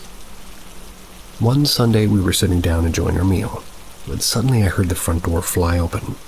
A huge gust of wind rushed down the hallway, causing the kitchen door to slam shut with such force that I'm surprised it didn't come off its hinges. It absolutely smacked into the door frame. And at that same moment, the back door also flung open and then slammed shut. It's also worth noting that the gust of wind made a loud sound as it came hurtling down the hallway, almost like a roaring sound. Completely bewildered, my nan and I jumped up and rushed to the kitchen door. Initially, I didn't think anything strange had happened. I was more concerned about how the front door could have blown open like that. But when we stepped into the hallway, we found both the front and back doors closed. Mystified, I walked up to the front door and discovered it was actually locked. I then checked the back door, which was also locked. At that point, my nan and I looked out at each other and started laughing. And by then, strange and weird things had become somewhat of a common occurrence in the house. This seemed like yet another one of those unexplained events. Sat back down and continued eating, trying to make sense of what had just happened. To this day, we still have no idea or no explanation for it. Like I'm telling you, I've spent countless days and nights in that house since I was a small child, and now at 32, I still frequently visit my nan with my own family. But this particular incident never happened before, and it's never happened since. It remains one of those mysteries that lingers in the back of my mind, a reminder of the strange and unexplainable things that sometimes happen in life. Lastly, other weird instances. My nan is often mentioned encountering the strong scent of tobacco at various parts of the house, a smell that seemed to appear out of nowhere. My granddad was a smoker, and he preferred tobacco from a pipe, like I said earlier. These encounters with the smell are something my nan's experienced many times, always bringing with it a sudden bittersweet reminder of him. I remember as a small child, my nan would often receive unsettling phone calls late at night. Each time there was no voice on the other end, just the eerie sound of somebody breathing or shuffling around. The calls would persist until my nan eventually hung up. The situation became so unnerving that my dad was forced to change her phone number. After that, the calls stopped, but the mystery of who or what was behind them remained unsolved. For years, my nan would complain about loud knocking on the front door in the middle of the night. She'd be lying in bed, and that's when the banging would suddenly start and it would jolt her awake. This went on for a long time, and yet despite all the nights I spent at her house growing up, I never experienced it myself. Recently, the knocking has stopped, but she had a period of time where she was woken up by what sounded like scratching on her bedroom door. Concerned that it could be rats, we set out bait traps in the hallway, but they've always remained untouched to this day, never really catching anything. We never did catch who was knocking on the door in the middle of the night, but we did install a Ring doorbell on the other end of the house. And since we'd done this, we'd never recorded it. Well, I guess never really recorded anything unusual that would suggest the culprit has returned. I met my current partner and fiancé around 12 years ago. Early in our relationship, she had already booked a holiday to Kravos. That's with a family friend that we started dating. Booked a holiday with a friend before we started dating. Not going on a date with their friend, with their fiancé. Anyway, naturally I was a bit nervous about her going to a party island. But I had complete trust in her, and during our trip I stayed at my nan's house, keeping in touch with my partner over BBM, BlackBerry Messenger, and also Facebook whenever she could get online. I don't recall anything strange happening at my nan's while she was away, though. The night she returned, I was excited to see her. I rushed over to her house, and we were in her room catching up, and I took off my t-shirt to get into bed. Suddenly, her expression changed. She asked me what the hell I'd been doing. Confused, I just laughed. I asked what she meant. She then told me to look at my back at the mirror. Or rather, my back in the mirror. To my shock, I was covered in deep scratches. It looked like somebody had clawed down my back with their fingers. They were leaving marks in places I couldn't have possibly reached on my own. My back was covered, as if I'd been in like a vicious fight with something. Something with human-like hands. And here I was, the one nervous about her going away, only to find myself looking like I'd been the unfaithful one while she was gone. Knowing I hadn't done anything to cause these marks, I started just freaking out in her room. Thankfully, my partner believed me, but I could tell that it made her uneasy as well, that I'd have been able to explain how these scratches appeared, and to this day we joke that I was the one who cheated. But deep down, I still am bothered by it. I have no idea what happened, and the scratches were clearly from fingers dragging down my back. I can't remember doing anything that week that may have caused them to appear. The only remotely similar incident happened to my nan. She once woke up with a burning sensation across her ribs and found a large scratch running from her back around the front of her ribs. The thing is that it was just a single scratch. She could easily dismiss it as something that she might have done in her sleep. My experience was far more, intense. My entire back was literally torn up and it didn't hurt at all. I had no idea the scratches were there until I saw my partner that night. My thoughts. I consider myself fortunate to have shared many of these experiences with my nan over the years. Her presence not only validated what I'd went through, but also provided comfort knowing that I could talk to somebody who truly understood how unsettling these events could be. I've often wondered if it was my granddad's spirit in the house causing these incidents. If there's anything paranormal happening, this explanation makes the most sense to me. After all, nothing harmful or truly dangerous ever occurred. Even the ashtray incident, which seems eerie in hindsight, didn't make me feel scared or in danger at the time that it was happening. However, there are two incidents that still make me uneasy. The shadow that appeared at the end of my bed that night, and the mystery scratches on my back. These stand out as the most unsettling of all of my experiences, as they caused me the most anxiety at the time. What do you think? Could it be my granddad, or is it something else? Let me know in the comments. Thank you for taking the time to read my story. You got it.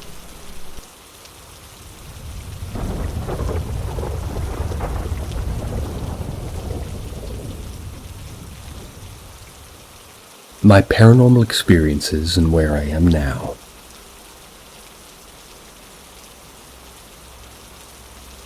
First, I want to start by saying there's some history to my mom's side of the family that I believe enabled many of my experiences when younger.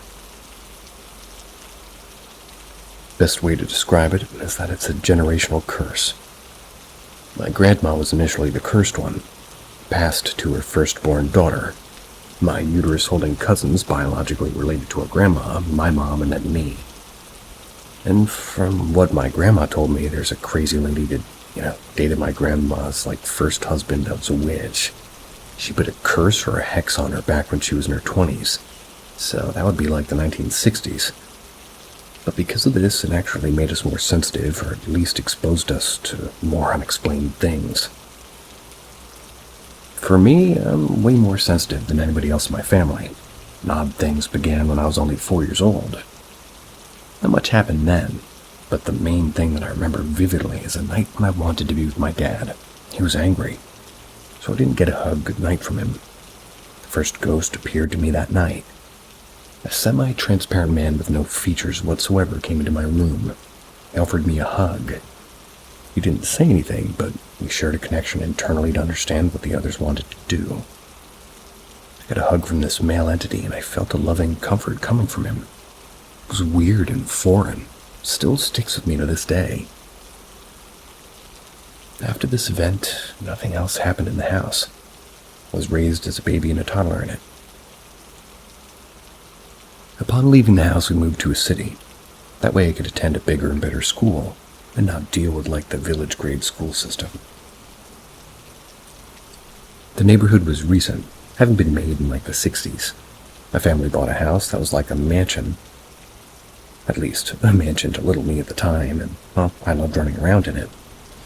But it did need a lot of work done. There was ugly green wallpaper and carpet everywhere except for the kitchen and bathrooms. Rotting wood planks in the finished basement. A lot of walls that closed a lot of rooms off. My dad had sort of just started a contracting business right before he was born, so he immediately went to work to add all these renovations to his portfolio. Up came the carpet and the nasty wallpaper. Dad found out the initial walls downstairs were done poorly with uneven drywall, and our huge box TV from the 90s needed a built-in area downstairs in the basement too. So renovations lasted at least 2 years before moving into the home. My parents were told by the previous owner's daughter what happened in the home. He was apparently the first owner. It made my dad more vigorous about renovating and getting rid of the old and decaying wood for a brief backstory, which actually pretty important for the longest and most prominent haunting of this house. The former owner of the house lived there since the house was built with his wife and 2 kids. The kids grew up and moved out, and at some point his wife passed away. How she died, we don't know. Their daughter didn't tell us, but her death caused the husband to go into a deep depression and drink himself unconscious almost every night. He would also hoard like crazy. And all of this happened in what is now our family room in the basement. At first, during the renovations, nothing seemed to happen. I started to feel uneasy in the basement. I didn't even want to be in it during the summer months, even though it was the best place to be if you were sweating. But soon I was in the basement a lot in that designated guest bedroom because that room felt safest to me in the basement. So I'd watch television in there and go across the hallway into the designated playroom where my parents kept storage and all my bulky toys that couldn't fit into my bedroom. So I was fine in these 2 spaces, but the family room just creeped me out. Being a pretty tight-knit family, my parents made a tradition when I was little. Friday game or movie night. We did it in the family room since that had the best space for our biggest television. So along with this exposure to them, sort of uneasy room, I also wasn't the best at making friends. I had depression by age 9. It wasn't really noticeable, but my parents saw I wasn't really interacting or inviting friends over much due to it. This continued when I got to middle school, but now I just brushed it off as creep factor. And it was just in the basement a lot, and I watched TV and drew lots, and I loved drawing. I also moved into the basement, the guest room, and my bedroom swapping spots. So 2 things happened, like paranormal-wise. The first is in the actual family room. I usually sat in the far corner furthest from the hallway, sharing the same wall. I would just mind my own business, watch TV, or look at my drawing pad, and often I'd feel a presence in that conjunction of the room and hallway. Sometimes I'd see the figure of a tall man standing there watching me. I could feel his eyes on me, and it always unnerved me. I never told my parents. I'd fear that they'd, find me insane.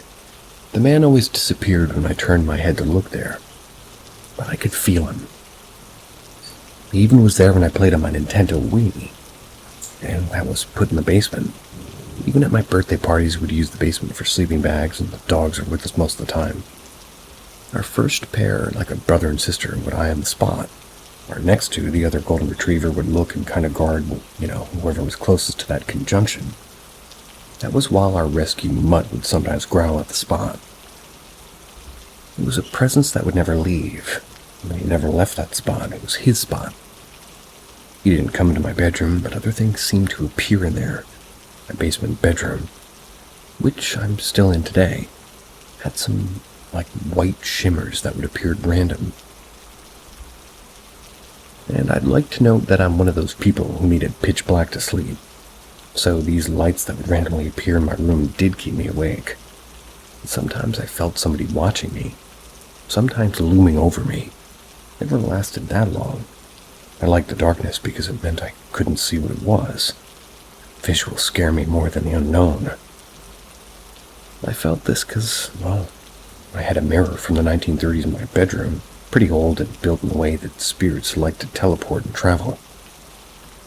Add on the psychic kid who's going to sleep and boom, spirits are going to come and bother that kid because, they want to be seen. I dealt with these experiences all the time. The presence downstairs became depressive, made my depression worse through the years. I also dealt with other odd sounds that I'd soon confirm my dad was hearing too. And he's a major skeptic, only attended church to appease my mom. He and I both would hear what sounded like an old radio talk show late at night. And if in the basement, it sounded like it was in the upstairs living room right above the family room. And if you were in the upstairs living room and heard it, it sounded like it came from the family room. My dad and I tried everything to try to debunk this. We even tripped over a word. We never found an answer. The only radio in the house was a huge stereo system above our TV downstairs. We would know if it was on due to the high frequency it always emitted, and this continued on and on. My dad and I didn't know what to do, and soon my mom came out about feeling someone in her basement, and that's when I told her of my experiences. And from that point onward, they told me of the previous owner, which explained the presence in the basement. It was him at that conjunction. His depression of missing his wife was filling the atmosphere. But even with knowing this, it still wasn't the worst. I'd like to now note that the warnings I stated at the beginning will now start from here on. Once I entered 8th grade, my cousin, who I'm going to call Eliza, moved in with us.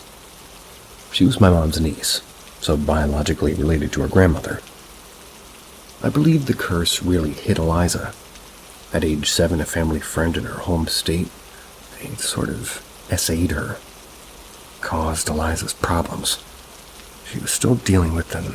She moved in with us for rehab. Her state has better rehab than hers. Eliza had anorexia as well, and she was an alcoholic. She weighed less than me, so 50 pounds versus 70 pounds, and was my same height. She and I were very close, and just as a note during her stay with my parents and me. Anyway, when she moved in, the paranormal activity changed for the worse. I'd wake up with unknown cuts and scratches. Animals would die more often than on our last property. My dad's truck started to have a lot of issues, and I swear something was stalking me everywhere I went. Another important part of the information for this is that I also was losing faith at the time, questioning my beliefs and unsure of what I should do. We'd even started smelling rotten eggs at random times in this house, which was quite odd. This would go on and off as Eliza would go back to her home state to live with her boyfriend and then back with us. This activity didn't happen when she left, only when she was with us. And at one point my mom, just being the devotee, she's pretty Christian, so she believed that it was a demon that was following Eliza that was now also targeting me. I was starting to act similar to Eliza with poor eating habits and losing a lot of weight. I also had a very terrifying experience in our own backyard. I was just on the swing set. It was getting dark out, and I was swinging and listening to music on my MP3 player. It's been something I've been doing since I was 6, and even still do at, age 23. But during this night, I felt a hand press on my back, and the next thing I knew, I was flying through the air. I almost hit the rocks that build our fire pit. It's only 10 feet from my custom swing set. Custom. I was unable to move for quite a while. I think 3 songs went by before I could even muster the strength to get up due to the hard impact. It was like frozen ground. Got inside, told my mom about the experience. A while after, I was outside again after dark and I saw a full-body apparition. I still remember it to this day. A white man with a big belly and a white shirt, like a logger type of a hat with suspenders and worker's jeans. It appeared by the stairs of my playhouse turned storage shed, which the swing set was built onto. The apparition was in a gray scale of white to blue and gave off very angry energy. It scared the crap out of me. Jumped off my swing, ran indoors, and also recounted this to my mom as well. So, one day recounted by my mom as a heads up, she challenged whatever was messing with my cousin and me. She was yelling at it to stop harming me and Eliza, since Eliza and I both confided to her the strange activity that we would see. Usually this black mass in the corner of our vision. When she was done shouting, she told me she heard this deep, garbled, and threatening voice speaking in what she called pig Latin. Once it was done speaking to her, the smell of rotten eggs came back, and the shower she was taking turned to black water. Freaked her the hell out. Yeah. Sadly, after this happened, my cousin went back home again, and this time Eliza never came back. A family friend called us to inform us that her boyfriend had found her collapsed in a shared home, having died from alcohol poisoning. That night when she died, I woke up at around 2 a.m. to my huge world map falling off my bedroom wall and floating on top of me on my bed, which I later found out was the time she had died. So before her funeral, my mom had a paranormal experience of her lamplight flickering while she played for Eliza. Turned into a conversation with the spirit, like a yes or no system used with flashlights and investigations. It was Eliza, according to the conversation, saying that she was okay and moving on. My mom shared that at the funeral, which was done at Eliza's home. It was heartbreaking, but it was comforting knowing Eliza gave a message to me and my mom. Even if mine was merely my map being ripped off my wall and tossed onto me. Either way, her spirit doing this is, more comforting and pretty happy experience. It meant that she was no longer in pain. But after this, whatever was clinging to her was now in her house, and even following me to school. Whatever this was visible to every other cousin. Not even, biologically related to my grandma, only my grandpa. What are these people saying? It showed itself visibly as a fallen angel-type teenage boy to us in my bedroom, sort of fitting the appeal of our emo selves liking at the time. My friend and I got hurt. The cousin with me at the time I know, Gecko, this is slightly confusing. My friend and I got hurt, and the cousin with me at the time was just a beginner, which, they were working with crystals, so she didn't know what to do at the time to deal with this thing, and my cousin did give me clear cords to trap it in my closet. But it really didn't do anything except give me a little bit of comfort due to the discomfort it caused the entity. So after all of this, with the increase in the activity, my mom found a priest who did blessings. He came along with a psychic who would tell him, where more holy water was needed in the home. But what really freaked me out was that the psychic, what they told me. She told me I was psychic myself, but untrained. And on top of it all, she said a murder had happened on the property, about 100 years ago, back when the area was an abandoned tree farm.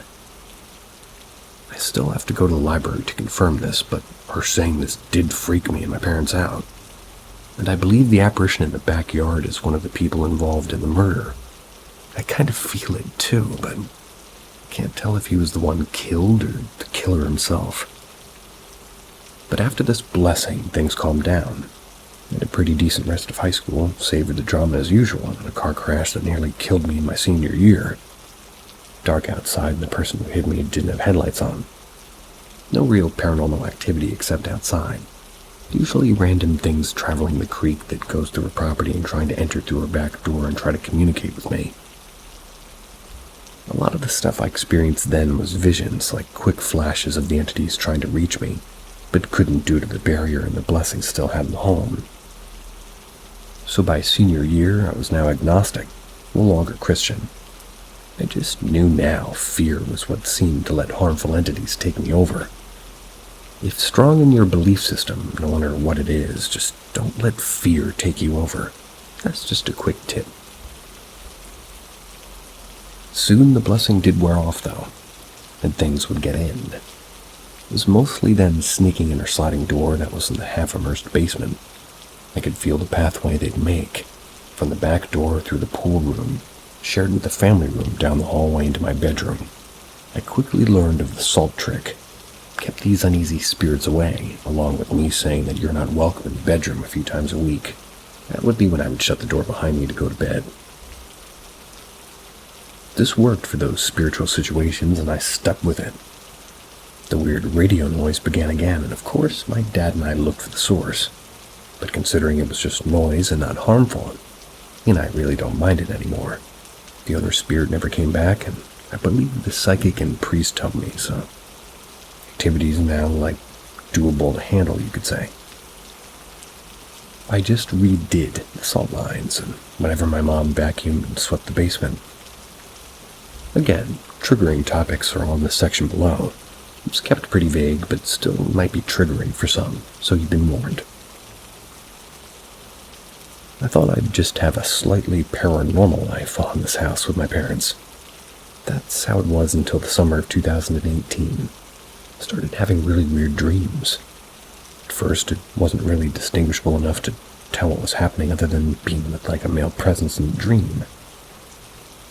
But after a few and me having a lot of sickly episodes, they started to reveal more adult activities. I thought maybe it's just my body saying I need something, and thought nothing of it, but I hated how drained and sick I felt during the day after one of these dreams. Soon enough, my current boyfriend and I broke up. And soon, I was dating somebody new.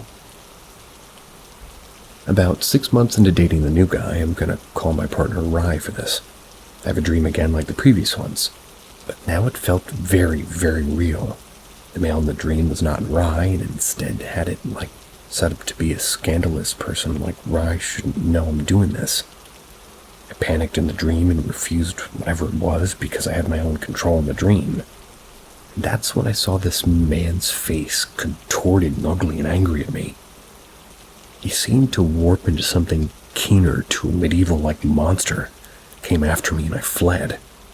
That's when I woke up and felt burns on my skin. I just waited to calm down and went back to sleep. When I woke up that morning, I got ready, I looked where I felt the burns from the first wake-up. It was scabbed over. It was inflamed.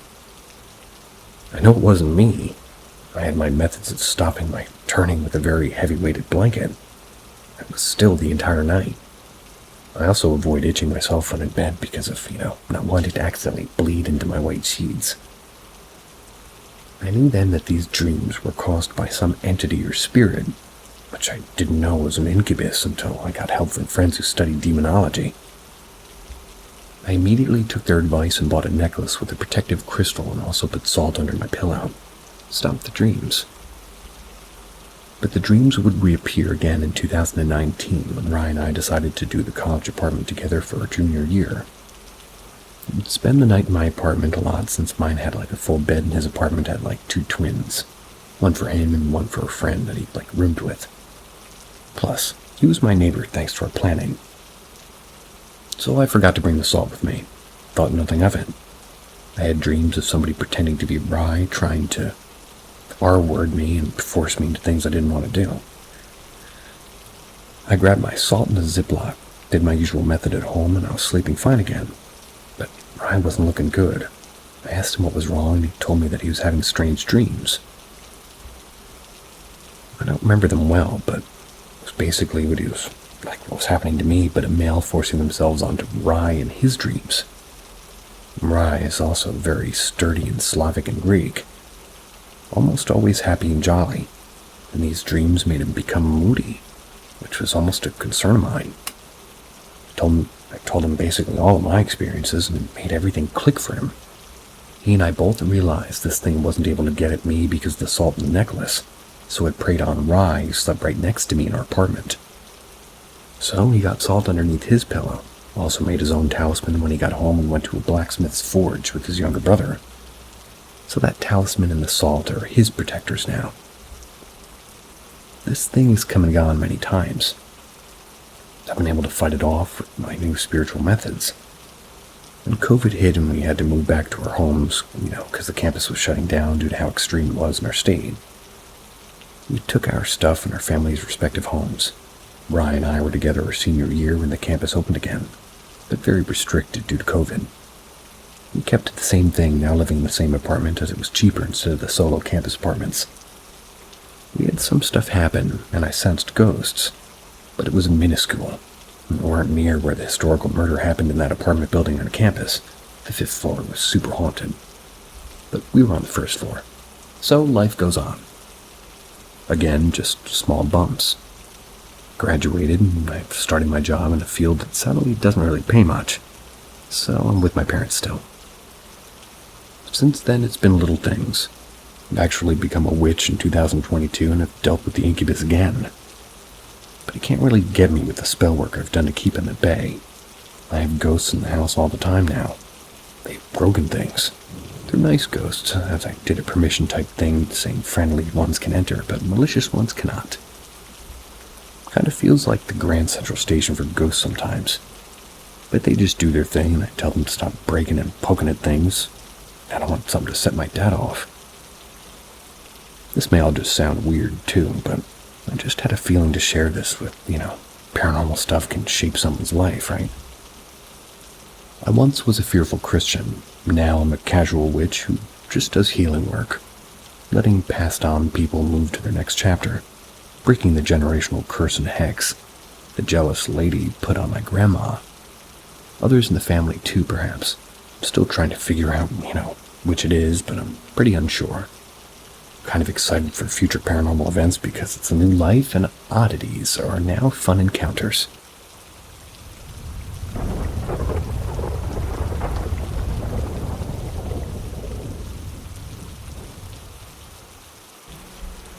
Eerie Encounters.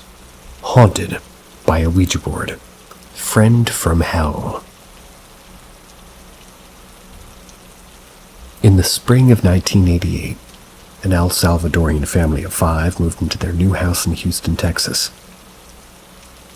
The family was made of a 13-year-old Mel Trejo, her mother Chavez, her father Jose, her younger sister Jackie, and her older sister Maria. Because the house's small size, the sisters didn't have separate rooms, thus all 3 of them had to sleep in a single bedroom. They weren't particularly excited about it. Jose, however, was extremely happy when they moved into this house, as, he believed he could carve a better future for his wife and daughters by staying in the United States. Mel gets a hold of a Ouija board. A few weeks after moving into the house, while the family were having their dinner together, Maria talked about a board game that gave answers to everybody. Let's just say a board that gave answers to every asked question. This board was called the Ouija board. She insisted that the family could play it together and pleaded with Chavez to go to the board for her. Although Chavez didn't know much about how to, get one or how the game worked, she decided to get it for her daughter, since all of them could play it. When Chavez finally got them a Ouija board, the girls ran into the room with excitement to play it. Maria had a blatant idea about how to play this game and 3 rules, apparently, that should be followed. But she wasn't particularly sure about what these 3 rules were, so she read out loud the rules on the sheet that came with the board. This sheet had 3 rules, and they were: Rule number 1, never play alone. Rule number 2, always say goodbye when you're done playing. Rule number 3, never play in your own house. Despite reading these rules, the girls instantly broke the 3rd rule as they started playing with the board in their own house. They placed the planchette on the board, placed their fingers on the planchette, and Maria asked the board, "Is anybody there?" As they didn't get any response, Maria asked the same question for the 2nd time. Even this time, nothing happened. But then Chavez also came into their room and she watched the girls play with their new game. Maria asked the same question for the third time, and the planchette started moving toward the word yes on the board. As everybody kept staring at the board in astonishment, Jackie started laughing and revealed that she was the one moving it. As the board didn't seem to work, the sisters kind of lost interest in it, left the room after pushing it under Mel's bed. A new Ouija board friend. Mel had just gotten into middle school and she was finding it really hard to make friends. To make it worse, a girl named Erica was terribly bullying her. She was scared to walk out of her classroom. Every day after school, Mel would go back to her home feeling extremely sad. She felt like she had nobody to open up to about her situation. As things were getting worse day by day, Mel decided to use the Ouija board to open up and, well, when Mel greeted the board, nothing seemed to happen at first. But within a few moments, the planchette started moving around the board and it spelled hi. After this, Mel asked if it could help her get rid of her bully. The planchette moved to yes. The next day, when Mel went to school, she heard her teacher announce Erica's permanent exclusion from school. After school, Mel rushed back to her room and asked the Ouija board if it was behind Erica's expulsion. To her surprise, it replied yes. And the next moment, the planchette moved around the board and so on, and it spelled out, I am your friend, without Mel asking any questions. Mel was happy that she finally had a friend. A demon in the house. That night, Mel's parents went out on a date, leaving their daughters all alone in the house. As they kept watching TV while sitting in the living room, Mel started feeling a sharp pain in her head. She went to the kitchen to take a painkiller.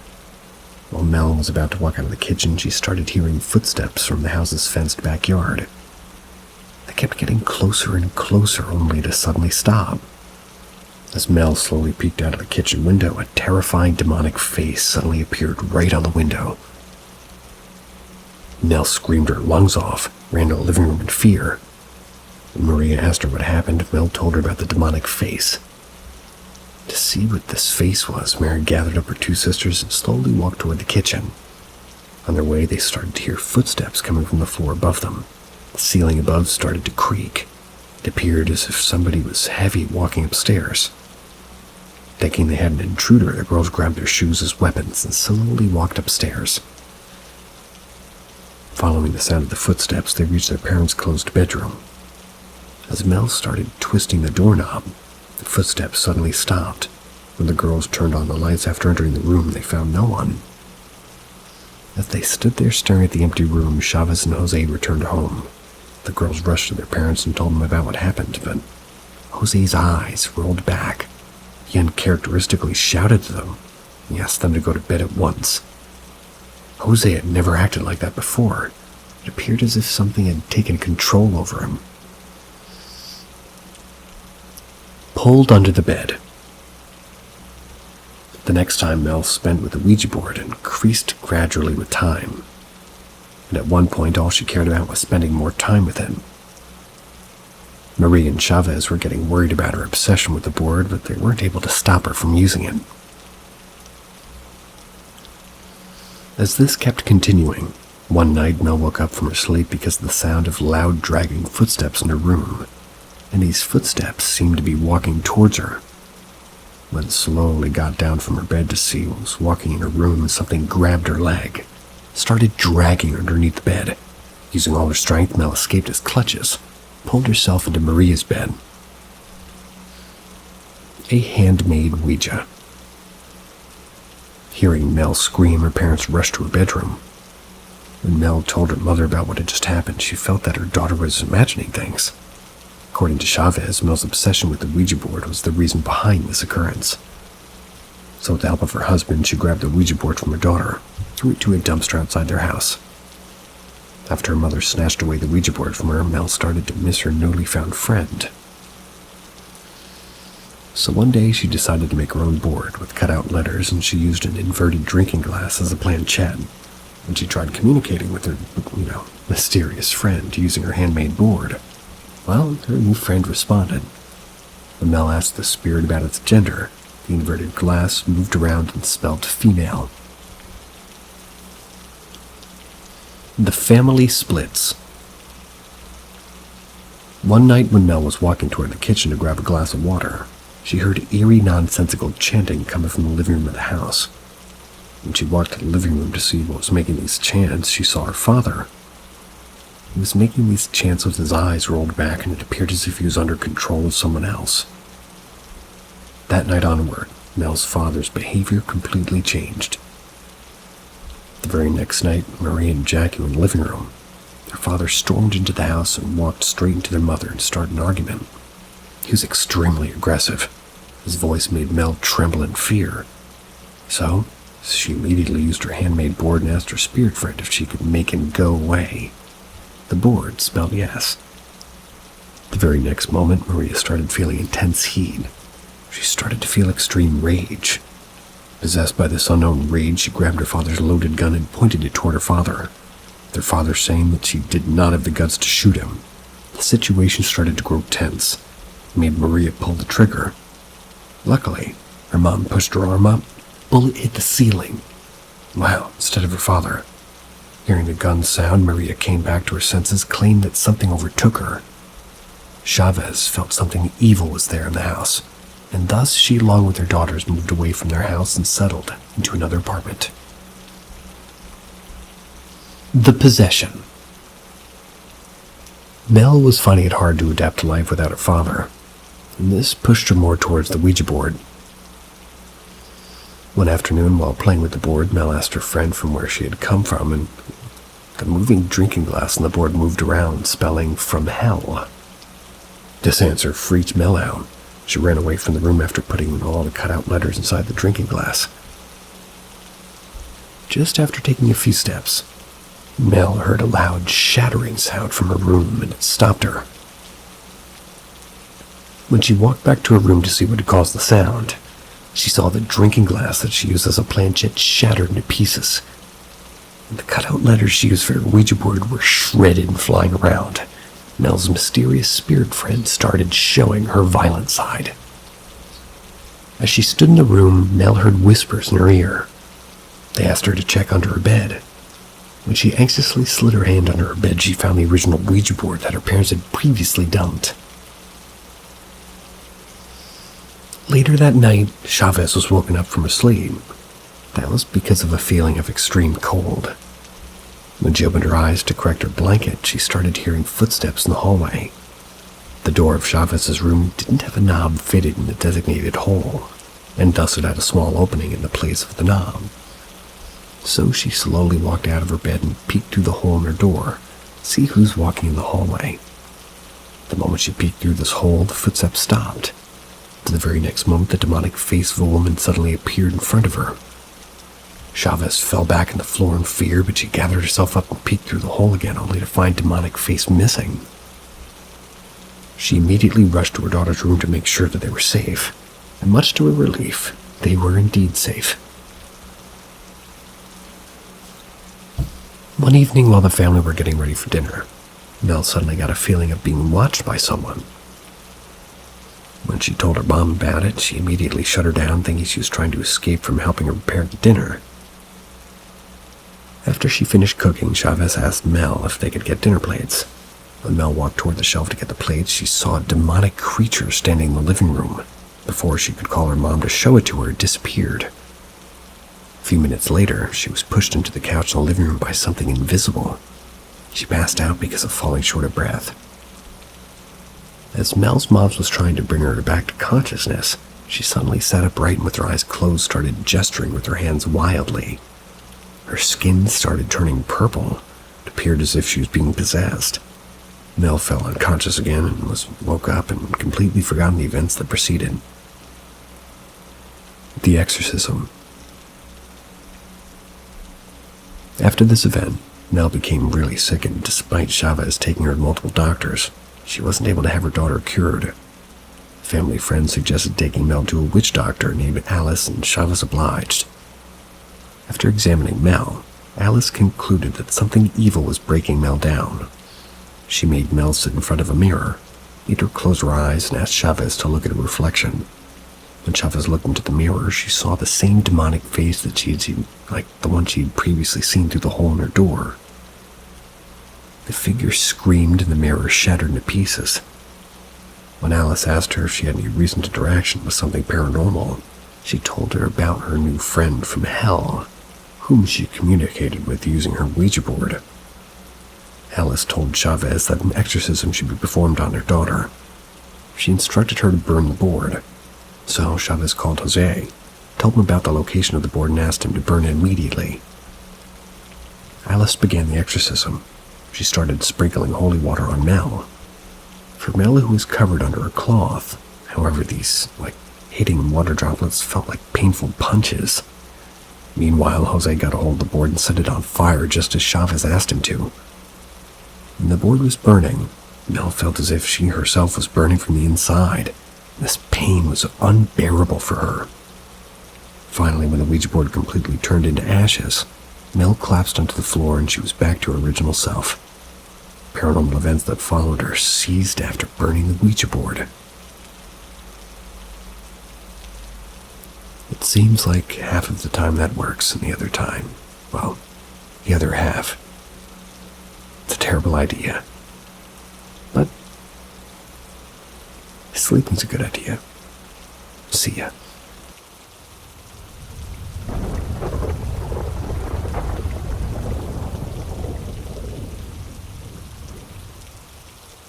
Potentially paranormal. Okay, so I've been in this apartment for a few years now. I live with my mom, my cat, my aunt, and her cat used to live with us until moving out recently. My aunt would spend most of her time in her room. She has pretty bad anxiety. Her cat never left her room because her cat hates other cats.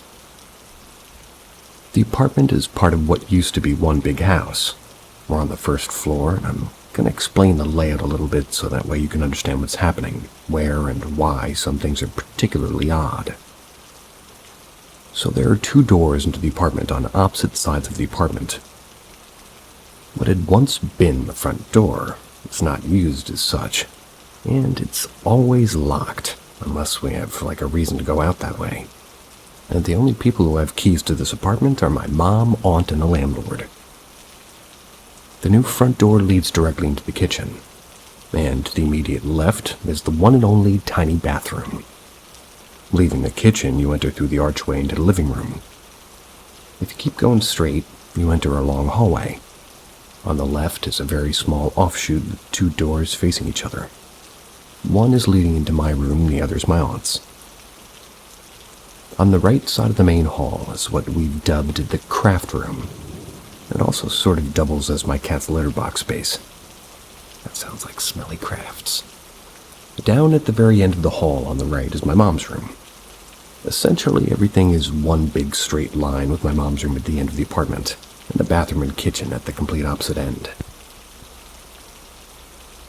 Now that you can hopefully picture the layout, here's some of the strange things that have been happening. The first thing I experienced here was my blankets moving around in the night. And when this first happened, I had the comforter folded down at the end of my bed. It was hot. I woke up in the morning to find the blanket covering me. Now, I know people will say that I moved this in my sleep, or you might assume my mom or maybe my aunt might have done something. Well, I asked my mom and my aunt, despite this not being something my aunt would ever do, and they both said that they hadn't. I'm usually a pretty heavy sleeper, unless somebody comes into my room. So, I would have woken up if one of them had come in. Plus, I had no reason to lie about doing it. As for moving it in my sleep, it's not really something I've ever done before. And I don't really sleepwalk or anything, and this is more obvious not me doing something in my sleep when it happens again more recently. I was cold and sleeping the comforter on. When I woke up the next morning, the blanket was folded neatly at the end of the bed. And the key here is neatly. Yeah, I've kicked my blanket off me in my sleep, or woken up half asleep and shoved it off before. But it always ended up in a heap or haphazardly pushed around and then off of me.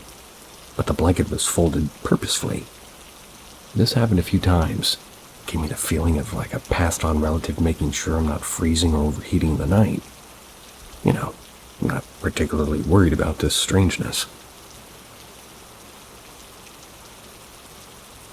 Sometime last year, I had this other strange experience.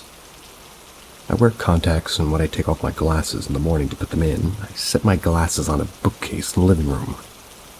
This bookcase is against the wall shared with the craft room. And at this point, we had like a neon orange super bouncy ball that my cat loves to chase and set up on the bookcase. My glasses and other few knickknacks kept this ball from rolling off into the floor. Now, I'd gone to the bathroom and I was returning to the living room. That's when I saw the neon orange ball bounce out of the craft room. Now, as I said, the ball's been on the bookshelf in the living room. My mom, who was in her room, hadn't moved it. And my cat was curled up in her bed also in the living room. My aunt wasn't even home. The ball very much came from the craft room where it had not been when I left the living room earlier. It was also bounced. Not falling from something, kinda slightly bounced, but it was like somebody had actually bounced it, making it go high into the air before hitting the carpet and rolling slightly to a stop. I have no explanation for this because I very much saw the ball in the bookcase in the living room as I set my glass down. I very clearly saw it come from the craft room after. A few months after that, well, I'm not sure if it's paranormal or just cat weirdness, or maybe a glitch in the Matrix type of thing, but I'm putting it with all this. So I was sitting in my living room and my cat got up and came over to me to convince me to get up because it was lunchtime. She likes eating and drinking while I make my lunch. So I got up and she raced ahead of me into the kitchen as she usually does. I was right behind her. And when I entered the kitchen, she wasn't there. This baffled me. I checked the pantry and the bathroom. She wasn't there either. I turned back around and called for her, because occasionally she'll come out when I do. And as I walked into the living room, my cat came trotting out to my mom's room. Now, remember, the kitchen and my mom's room are on completely opposite sides of the apartment. That means that she would have had to get by me, go from the kitchen to her room. And I'd been right behind her when she ran into the kitchen. I didn't see her leave and run past me. There's absolutely no way I wouldn't have seen her. I don't know how she got from one end of the building to the other, but it was very odd. Now, two things happened just a couple of days ago. The first thing was that one of my contacts went missing. I take out my contacts every night at the kitchen counter. It's like a bathroom sink. It's like too small. It has like no counter space. So I use the kitchen counter. I don't want my contacts to fall into the sink or go down into the drain, so I always very deliberately make sure my contacts are in the case before closing them up and putting them away. My left contact had gone missing a couple of times before, and while I was annoyed, I assumed I was misplacing it somehow. But having twice before, I was now paranoid about it happening again. Made absolutely sure both contacts were in the solution before closing it up and putting them away. The next morning, the contact was gone. It wasn't stuck to the cap, it wasn't pressed against the sides of the case. I did eventually find it dried up under one of the things on the kitchen counter, which, sure, seems like I misplaced it. But there was no way this could have happened because it was very much in the case. I could see the slight blue tint of it in the solution before I put the cap on. And this one may have some explanation, but I'm unable to find it myself. I have no idea how it wouldn't have gotten out of the case in the middle of the night on its own. The second thing happened the next day. Brace yourselves. I was taking my morning shower. My mom had left to go visit my grandma as she usually does on the weekends. I was alone in the house aside from my cat. As I was washing up, I heard the front door open and close and footsteps. After a moment, I heard my mom's voice, kind of annoyed, having what sounded like a conversation on the phone. I couldn't make out words, but it was definitely her voice. I was wondering if something had happened. She wasn't trying to shout to me over the sound of the water, so I figured it wasn't anything too serious. But I was pretty confused as to her being back home so quickly. So she usually doesn't come home back at like 2 or 3, and this was like 11 or 12-ish. Then I heard her say our cat's name, so I thought she was scolding her for something. But I had no idea what for. There were pauses of silence here and there before the conversation would pick back up again. There would also be the occasional footsteps, or sounds like she was walking around in the kitchen and the living room. Then eventually it stopped as I got out of the shower. Left the bathroom, completely expecting to see my mom and, ask her what was going on, but she wasn't even there. The front door was still locked. I hadn't heard her leave. I did hear one of the neighbors in the apartment building, talking with her son outside, but she sounds nothing like my mom. Her voice is way higher pitched than my mom's. Most of our neighbors are guys. It's only one other woman, and she wasn't nearby, and she also doesn't sound like my mom. When my mom did actually come home, I asked if she'd come back at some point. She hadn't. She doesn't know what happened either. So yeah, these are the weird experiences I've been harmed. I don't know what to make of them. I have to assume that if these things are paranormal, then there's multiple spirits or entities. Because while the blanket thing doesn't really feel bad at all, the bouncy ball and the missing contact feels playfully mischievous. But the last thing with my mom's voice very much freaked me out. It could be because I've heard of mimics and that they can be dangerous as opposed to whatever actually, being negative. I don't know. I haven't really experienced much in the way of the paranormal before, but personally, I do believe. My mom, however, has always been pretty sensitive to it. I know when she was a teen, she and my aunt, the one that lived with us, and some friends played with the Ouija board. They experienced activity while doing so. My mom had told me after we moved out that in the house that we lived in when I was 3 to 8, she would hear a baby crying under the stairs at night. She knew it wasn't me because she'd go check on me and I'd be asleep and fine. And as I grew older, the crying remained that of a baby. That same house, right before we moved out, I did get very creepy vibes and refused to be there alone, despite having no particular reason why. That's about the closest to a paranormal experience I've had before all this. Anyways, like I said, I don't know what to do or really make of what's been happening. I haven't been able to properly debunk anything, which is why I'm sort of leaning towards it being paranormal in some way. I'd love to hear people's thoughts on this. What do you think is happening? Could there be a mimic or something else? Fae? Or can you think of something non-paranormal for all these things that I haven't? I may.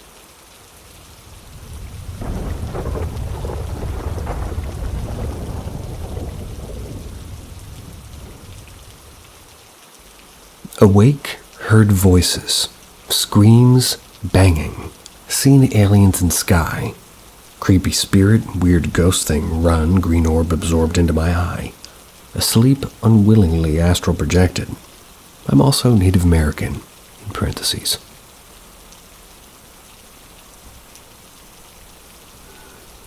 I'm Native American. I live in a First Nation community. It matters to this post because so much history has happened on this land. Also, my neighbor is a sweat lodge. It's a good person, but they do practice bad medicine.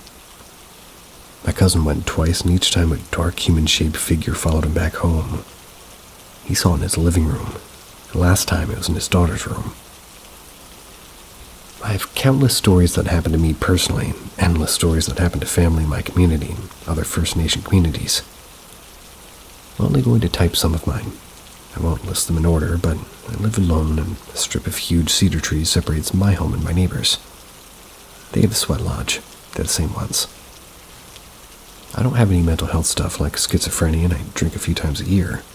I smoke weed, but not that much. 1. Green orb. 3 years ago, my sister lived with me. I just closed my bedroom door, turned off the light, and laid my head down. In case anybody's wondering, yes, those are cows screaming at me. My living situation is very, very strange. If only you knew. I must continue.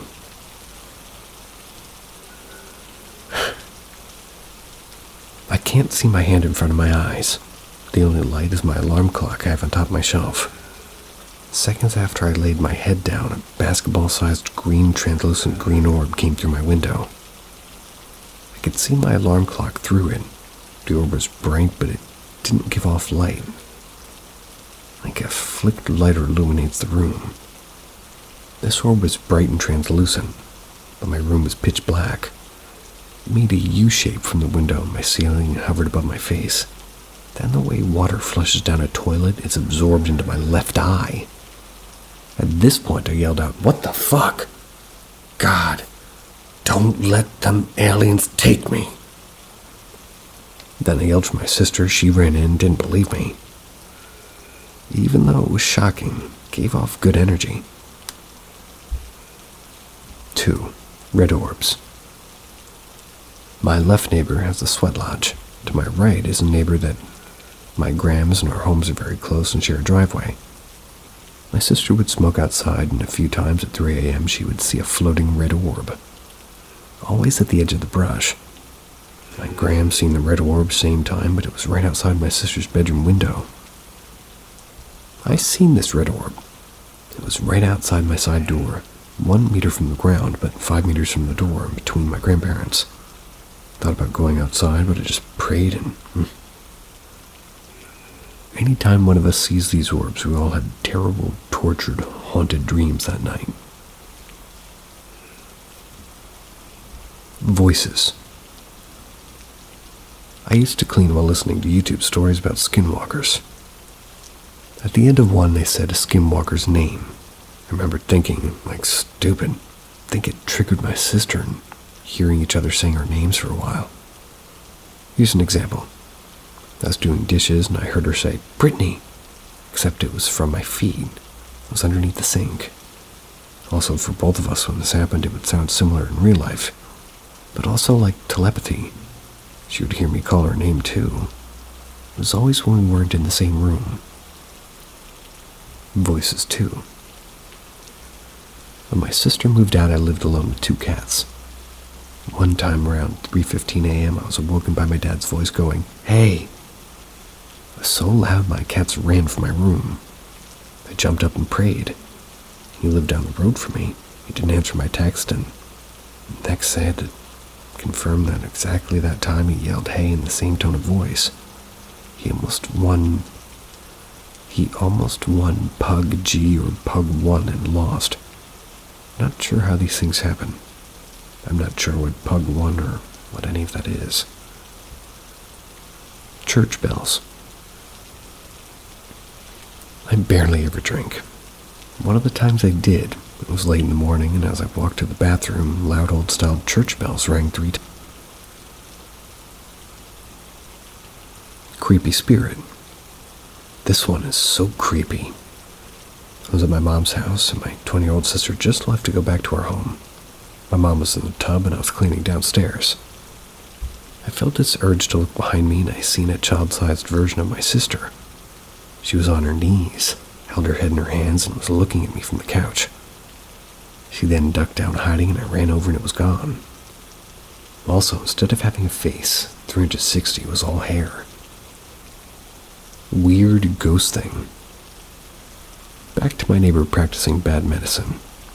It was nighttime and I had my windows open. I was smoking weed and I closed the window because I felt bad energy. My sister ran into my room and said to call the cops. There was screaming coming from the cedar trees. I said, "No, listen carefully. That's paranormal screaming. It's not a human scream. It's like a cross between an animal and a human scream. Some weird, gross chanting.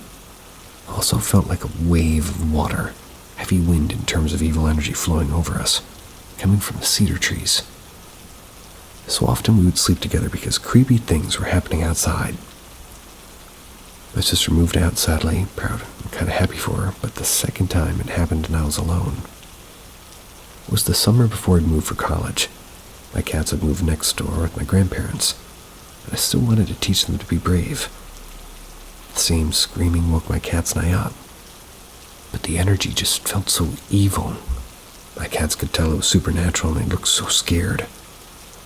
They didn't run from the bed and just got out of bed, but I have tall windows on the side of the home facing these trees, and I walked into that room, my cats following.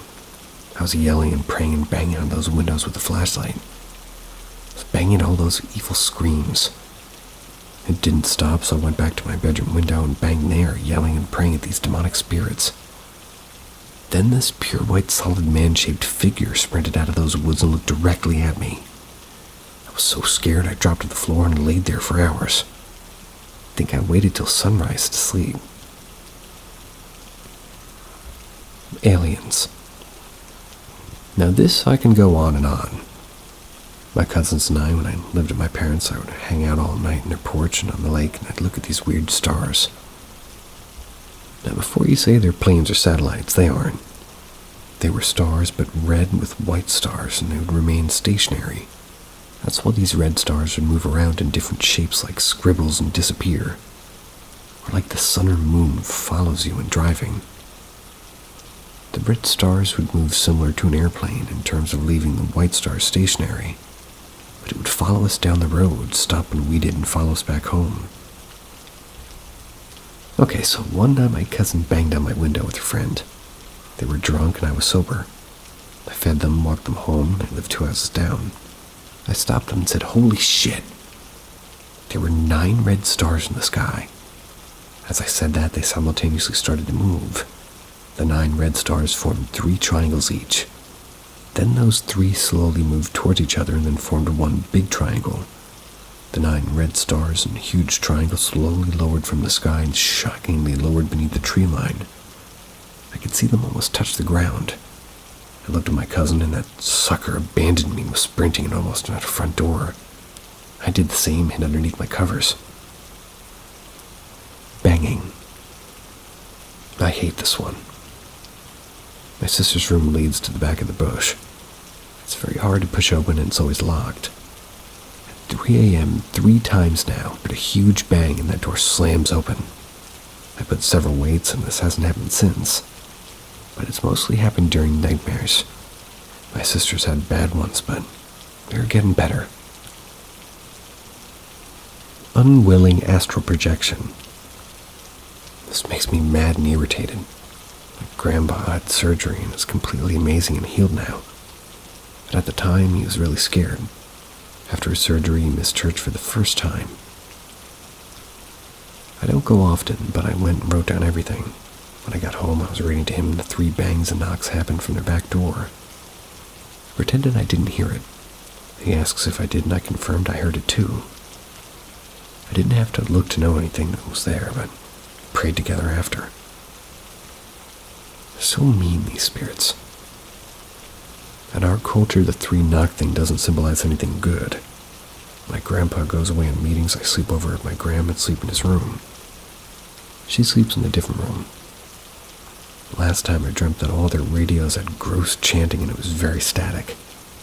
I astral projected unwillingly. My soul left my body and I was watching myself sleep.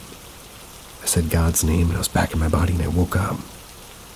As I did, my grandpa's bathroom door slowly opened and I just prayed. The first time I astral projected, I was at my house, and I again was floating at the ceiling watching myself sleep.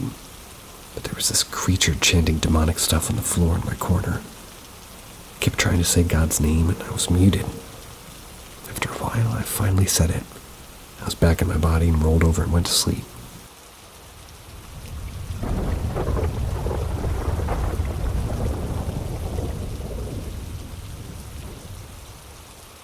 I have a ghost in my house, in my room. From 2010 to 2013, I lived in a house I'm currently living in now. For context, my dad's job moved us around a lot. We kept the house and returned it back at the end of 2021. We've been back since. There's something in this house that's been here longer than I have. Wanted to share my thoughts and some small stories about it. I think something happened in the upstairs of this house before my parents bought it.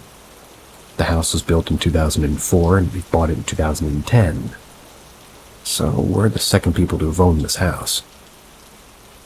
Most of the activity always seemed to be based up here, although there was one time my mom had her hair yanked when she was doing dishes downstairs. I've had TVs turned on by themselves at different times, and one in my room and one by the loft. Both of the remotes were out of reach. The one in my room was on my dresser. I was sitting on my bed when the TV turned on by itself. The one in the loft is the one of those couch compartments. And I should note that the loft in my current room, like it's used to be the guest room like the 2010s, are right next to each other. My cousins all hated the guest room when we were kids. None of them ever wanted to go inside it. They always said something felt off in there.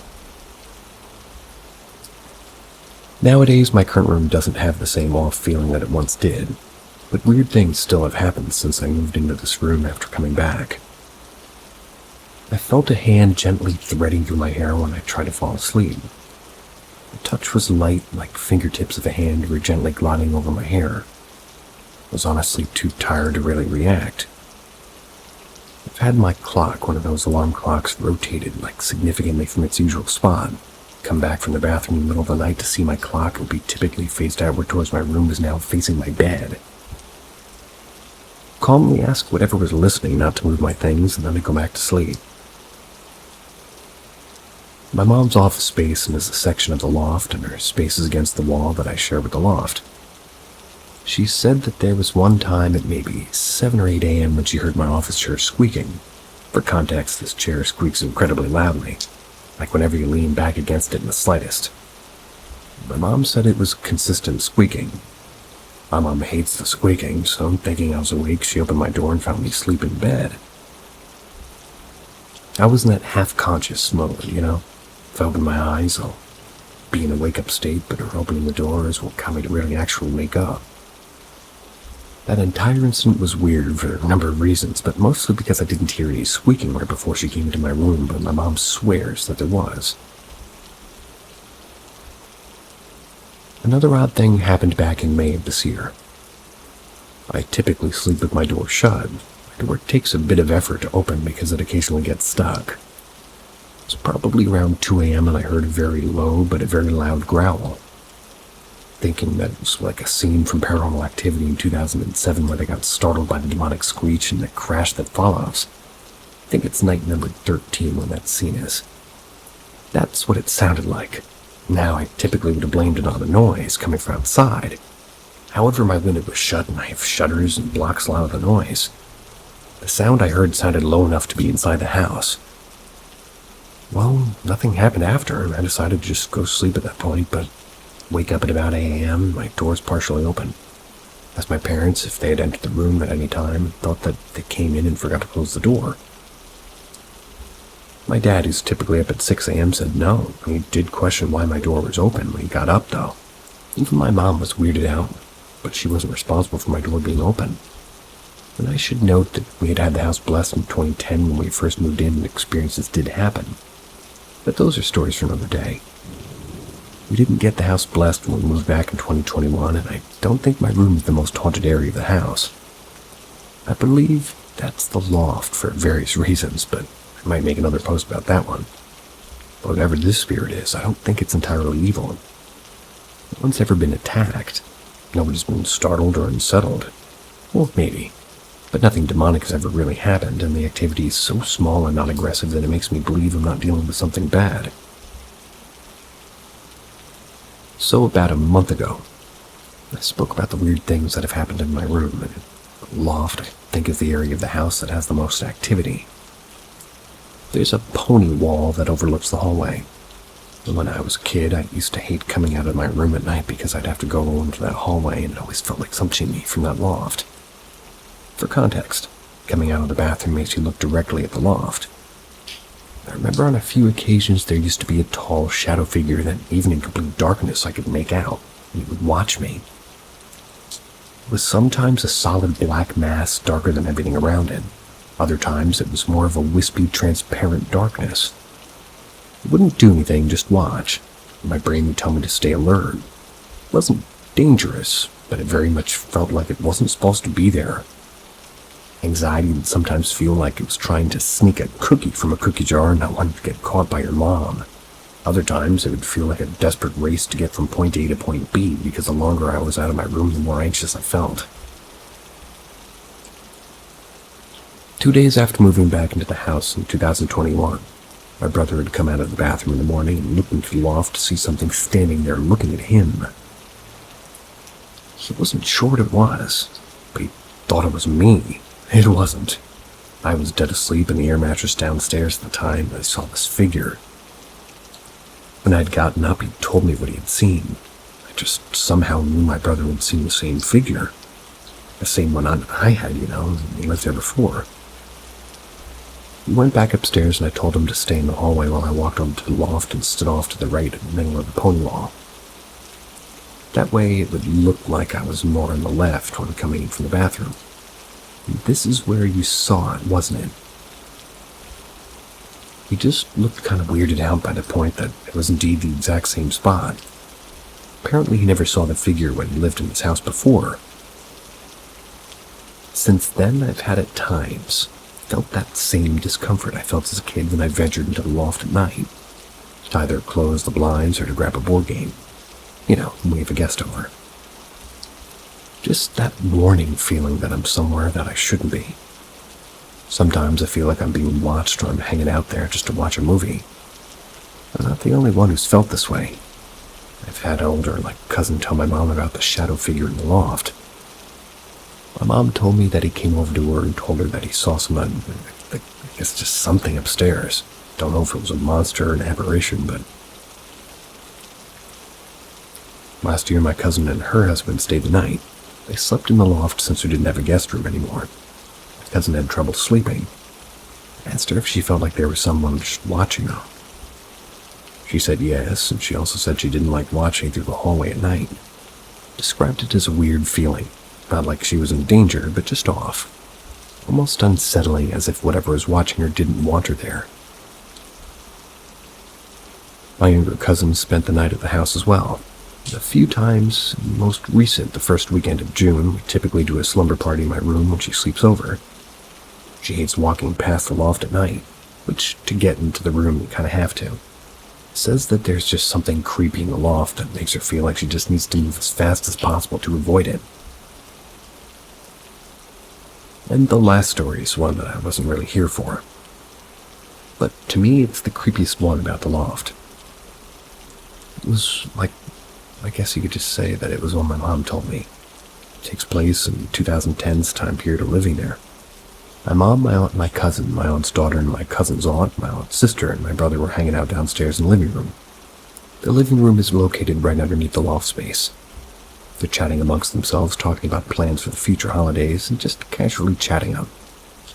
It's a pretty ordinary thing, you could say, and a very heavy thud suddenly comes from above them, shaking the house like if somebody had knocked like an 80-pound bowling ball off a high shelf. My mom thought it had been my brother's doing it first. My brother was a toddler during this time, thinking that he had knocked something over in his room. She assumed it had been his TV. It was one of those big square TVs that you could feel the static from and had built-in DVD player. It wasn't him and it wasn't the TV. He'd been sitting in my aunt's lap just completely oblivious. My cousin had asked my mom if we had any bowling balls in the house, and we did, and it was in the garage in a box in the corner. My aunt asked if something had fallen over, perhaps the tall lamp that we had in the loft. My aunt's sister argued that a lamp wouldn't have made that heavy of a thud. They would have heard broken glass, but they didn't. My aunt argued that the carpet that was upstairs likely would have softened the impact. They would continue throwing out ideas for what fell and what could have been heavy enough to make such a noise until my mom eventually went upstairs and found everyone was uneasy that nothing had been knocked over. Nothing was moved or out of place. None of them could explain it.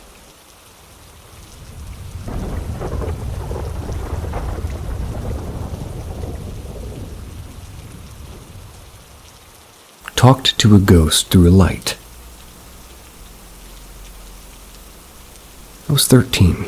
I was sleeping at my friend's house down the block. It was nighttime and my friend's brother went to an abandoned psychiatric center, Pilgrim State. Told us about some stuff that supposedly happened to him and his friends.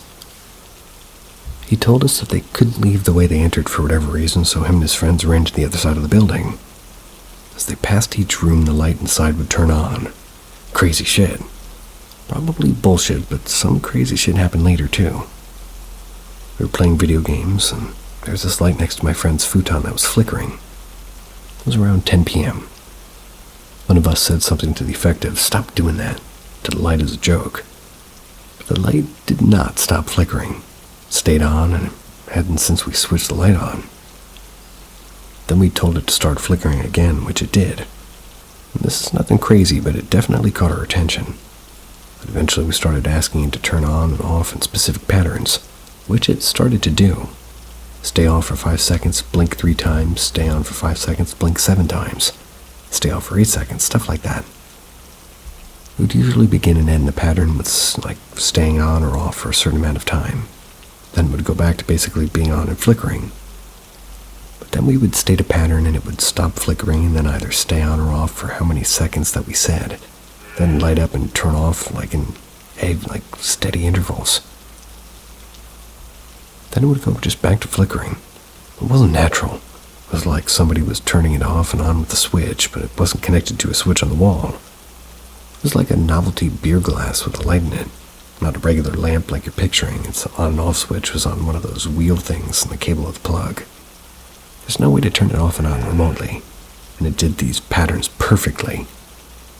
Me and my friend continued to tell this light perform patterns by lighting up and turning off. We did this for hours, and I can't emphasize enough that it did not mess up once. It was never just close enough. If we told it to stay on, it would stop flickering and stay on and work properly until we told it to do something else, or it would stay totally off until we told it to. It would stay on or off for any amount of time we asked, even minutes at a time. We could tell it to turn off or on and come back at a certain time or vice versa. It would do exactly what we said as soon as we said it. It just was impossible that it could be that accurate by chance. It was perfect every time for hours. These patterns just got more and more complicated, and, as long as we continued to do this, not once did it not perform the exact pattern that we dictated. But one particular thing I remember is telling it to blink 300 times. Then it started rapid-fire blinking super fast, way faster than the whole night prior. And as I was watching it blink at super speed, I said, "Stop!" And the millisecond that word came out of my mouth, it stopped. It wasn't complicated, but it was unique. We didn't ask it to blink that many times in a row before, and when we did, it just kind of took off and stopped immediately after I said stop. This shit was mind-blowing, but it was really happening. We had to make sure that his brother hadn't found a way to mess with us through the night, but couldn't figure out how. Same outlet that the light was plugged into, and an alarm clock plugged in as well, which was acting totally normal. We knew he wasn't messing with the circuit breaker or anything like that because you can control that one, from the outlet with the circuit breaker. His neighbor is also a cop, so we wondered if maybe his son had found some sort of equipment that we didn't know about. Maybe they were somehow using it to control the light remotely, while listening to us, even though the TV and the AC were on and we were speaking pretty softly. So it'd be hard to hear us clearly through the extra noise if somebody was using some sort of device, but we were just basically running through everything now. We had plenty of time to troubleshoot this shit while everything went on. So in order to rule this stuff out, we decided to ask the Lime questions. Questions it could answer via lighting up and turning off, basically. Not the lime, the light. Questions that we knew his brother or his neighbor or anybody really didn't know the answers to. I have a huge family, so I had distant members that his family didn't know, and a lot of questions to ask. This was essentially, I'm thinking of a number. It was steadily lighting up and turning off the number of times in my, head and then go back to flickering. I asked it questions, and I knew when his family or his neighbors knew. My friend asked questions about people I've never heard of, and I'm sure my family hadn't. In case somebody from my house was outside my friend's house just to mess with us, answering my questions or something. An example of how I would ask a question is this. I would say, "Stay off for 10 seconds, then tell how many kids my Aunt Joan has, then stay off for 20 seconds. Would go, be on flickering, then turn off or on for 10 seconds, then if my aunt had 6 kids, it would turn on and off 6 times. Then it would stay off for 20 seconds, just like I said. I would then say something like, "Stay off for 8 seconds and tell me how many letters are in the name of her oldest child. Then stay off for 3 seconds. It would answer, then go back to flickering. I would say, "Stay on, stop flickering, and stay lit," is what we meant. Stay on until 12:48 or whatever time, and then turn off for 10 seconds, then tell me how many of her kids are boys. Then stay off for 20 seconds. The light would stop flickering and stay lit, and we would watch that alarm clock that was next to the light until it turned that time. Usually just a couple of minutes. The second the clock turned to 12:48, the light would turn on for exactly 10 seconds. Blink the right number, then stay off for 20. Then go back to flickering. How many letters are in her youngest child's name? the second oldest's name, etc. So I would ask it a million questions just like that. Of course, you could guess the answer to some of those questions by just throwing out numbers. But I went through a lot of people, and my family's huge. Turned on and off corresponded to the number in my head each time, and every single time I asked it a question. My friend said the answers to his questions were correct too. It couldn't have been his brother or anyone messing with the lights. They didn't know any of my cousins or anything like that. Realistically, nobody would have been able to hear us anyway. We were purposely being very quiet and had the TV pretty loud and the AC was on too. The only person it could have been was my friend next to me, but we were holding hands the whole night. Most of the time, all four hands were involved, so he wasn't controlling anything without my knowledge, and knew that, well, he didn't know the name of my uncle that died as an infant. Eventually, we saw no other way. There was something in the room next to us. We were openly communicating with it. We never held a seance or anything like that. It just showed up. We were getting scared, though. I remember we were deciding this has to be some crazy shit. We asked it questions about itself. Again, questions it could answer numerically, yes or no. It was a pattern A for yes, pattern B for no kind of a thing. What I remember it saying is that it's a human that had died. He was black and he was age 13 when he died. He had been a patient at a Pilgrim State psychiatric center near my town before it had shut down. The one my friend's brother went to. But who knows if that's true. If it can communicate, it can lie, so maybe it was an alien. It seems like it could read minds, or it actually just had knowledge about our families. It said God and the devil are real. I don't remember everything that we asked it, just random things like asking if it was the same ghost that visited some of the siblings, because they had some weird stories. It said no. We asked if he knew who had haunted them. He said yes. We asked if it would come back. He said no. We asked if it wanted to hurt us, and he said yeah. It also said that it was going to kill us when we asked. And when we asked if it was going to kill us that night, it said yes. It didn't, however. We were definitely scared, but after a while, it still hadn't killed us. Like me and my friend were holding hands and had our other hands on top of our other hands on top of our held hands. So it was like we were holding all four hands in a big bundle. Towards the end, it hadn't killed us yet, and though we had begun inquiring as to how it might kill us. Like deadly in our shoes, or is it going to poison our milk and our cereal, or is it going to send some kind of cow outside of our house to just scream randomly, even though it's nighttime? If it would kill us after we opened the door, it said yes to every way of killing us, if I recall.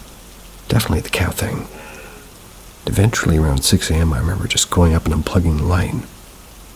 We didn't want to before that, not sure why, maybe because this is the craziest thing ever, and we really weren't sure if unplugging it would make it just stop. But it was also threatening to kill us, so eventually we did. It was early in the morning by that time anyway. Nothing continued after it was unplugged. We went and had breakfast with his father who didn't believe us. And that was just that. Nobody believed us, and life went on. Good afternoon, good evening, or good night. See ya.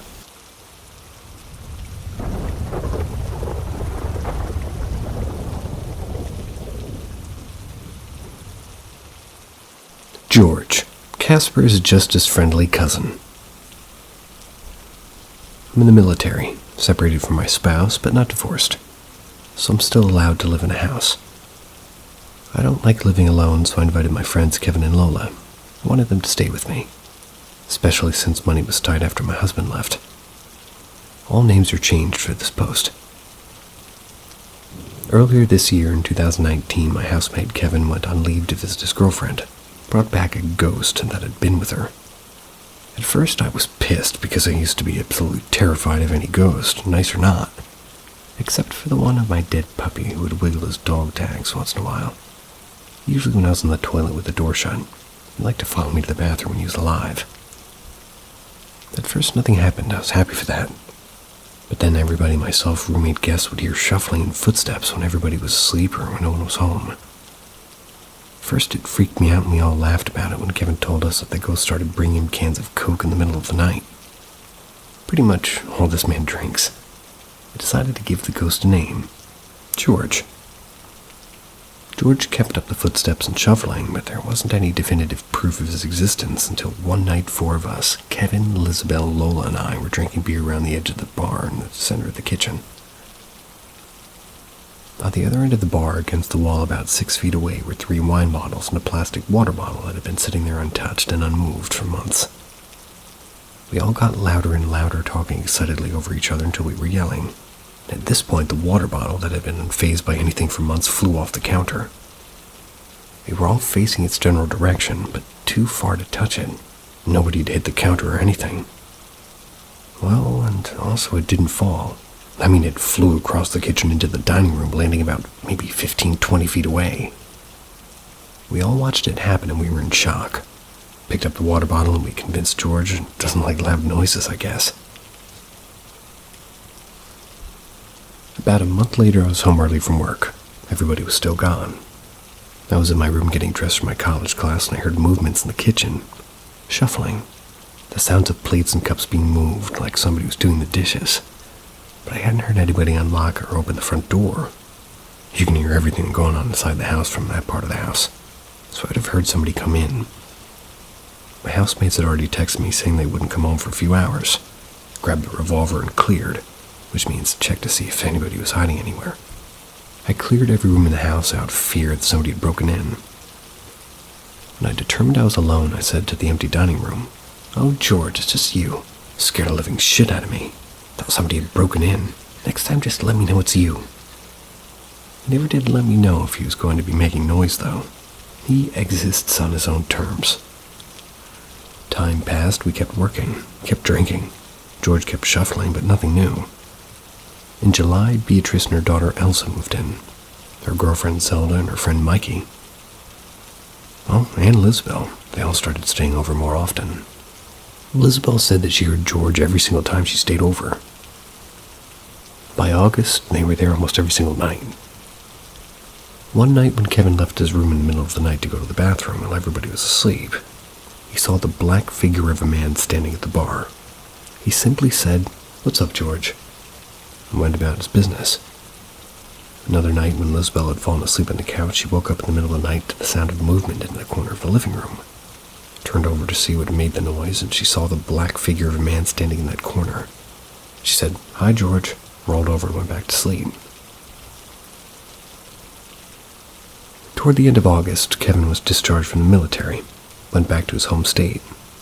No one in the house heard or saw George after he left, and Kevin said he hadn't heard or seen him either. He didn't know where George had gone, and we were sad. A few weeks ago, at the end of October, Kevin came back to the house to gather belongings and visit. Still no sign of George. The week between Kevin leaving once again and everybody moving out November 1st, George made himself known again. Once when Lola was in the house alone, he turned on the water faucet. The second time, he did the same to Beatrice. Now, Kevin is in his home state, and Beatrice, Zelda, and Lola moved to another home. Vinny and Lola are back in the barracks. Think of a dorm, but a military. And I'm traveling across the country in my home state now. I've been discharged as well. We don't know where George is now, if he had left with somebody or stayed in the house.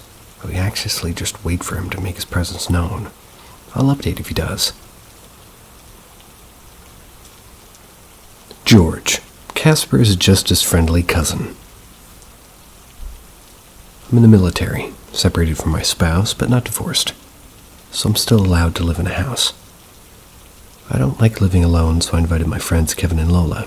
I wanted them to stay with me, especially since money was tight after my husband left. All names are changed for this post. Earlier this year, in 2019, my housemate Kevin went on leave to visit his girlfriend, brought back a ghost that had been with her. At first, I was pissed because I used to be absolutely terrified of any ghost, nice or not, except for the one of my dead puppy who would wiggle his dog tags once in a while. Usually when I was in the toilet with the door shut, he liked to follow me to the bathroom when he was alive. At first, nothing happened. I was happy for that. But then everybody, myself, roommate, guests, would hear shuffling and footsteps when everybody was asleep or when no one was home. First, it freaked me out and we all laughed about it when Kevin told us that the ghost started bringing cans of Coke in the middle of the night. Pretty much all this man drinks. I decided to give the ghost a name. George. George kept up the footsteps and shuffling, but there wasn't any definitive proof of his existence until one night 4 of us, Kevin, Elizabeth, Lola, and I, were drinking beer around the edge of the bar in the center of the kitchen. On the other end of the bar, against the wall about 6 feet away, were 3 wine bottles and a plastic water bottle that had been sitting there untouched and unmoved for months. We all got louder and louder, talking excitedly over each other until we were yelling. At this point, the water bottle that had been unfazed by anything for months flew off the counter. We were all facing its general direction, but too far to touch it. Nobody had hit the counter or anything. Well, and also it didn't fall. I mean, it flew across the kitchen into the dining room, landing about maybe 15-20 feet away. We all watched it happen and we were in shock. Picked up the water bottle and we convinced George doesn't like loud noises, I guess. About a month later, I was home early from work. Everybody was still gone. I was in my room getting dressed for my college class and I heard movements in the kitchen. Shuffling. The sounds of plates and cups being moved, like somebody was doing the dishes. But I hadn't heard anybody unlock or open the front door. You can hear everything going on inside the house from that part of the house, so I'd have heard somebody come in. My housemates had already texted me saying they wouldn't come home for a few hours. Grabbed the revolver and cleared, which means check to see if anybody was hiding anywhere. I cleared every room in the house out of fear that somebody had broken in. When I determined I was alone, I said to the empty dining room, "Oh, George, it's just you. Scared the living shit out of me. Thought somebody had broken in. Next time, just let me know it's you." He never did let me know if he was going to be making noise, though. He exists on his own terms. Time passed, we kept working, kept drinking. George kept shuffling, but nothing new. In July, Beatrice and her daughter Elsa moved in. Her girlfriend Zelda and her friend Mikey. Oh, and Elizabeth. They all started staying over more often. Elizabeth said that she heard George every single time she stayed over. By August, they were there almost every single night. One night when Kevin left his room in the middle of the night to go to the bathroom while everybody was asleep, he saw the black figure of a man standing at the bar. He simply said, "What's up, George?"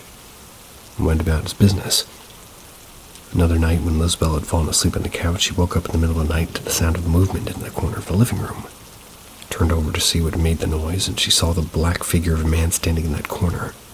She said, "Hi, George," rolled over and went back to sleep. Toward the end of August, Kevin was discharged from the military, went back to his home state. No one in the house heard or saw George after he left, and Kevin said he hadn't heard or seen him either. They didn't know where George had gone, and we were sad. A few weeks ago, at the end of October, Kevin came back to the house to gather belongings and visit. Still no sign of George. The week between Kevin leaving once again and everybody moving out November 1st, George made himself known again. Once when Lola was in the house alone, he turned on the water faucet. The second time, he did the same to Beatrice. Now, Kevin is in his home state, and Beatrice, Zelda, and Lola moved to another home. Vinny and Lola are back in the barracks. Think of a dorm, but a military. And I'm traveling across the country in my home state now. I've been discharged as well. We don't know where George is now, if he had left with somebody or stayed in the house. But we anxiously just wait for him to make his presence known. I'll update if he does.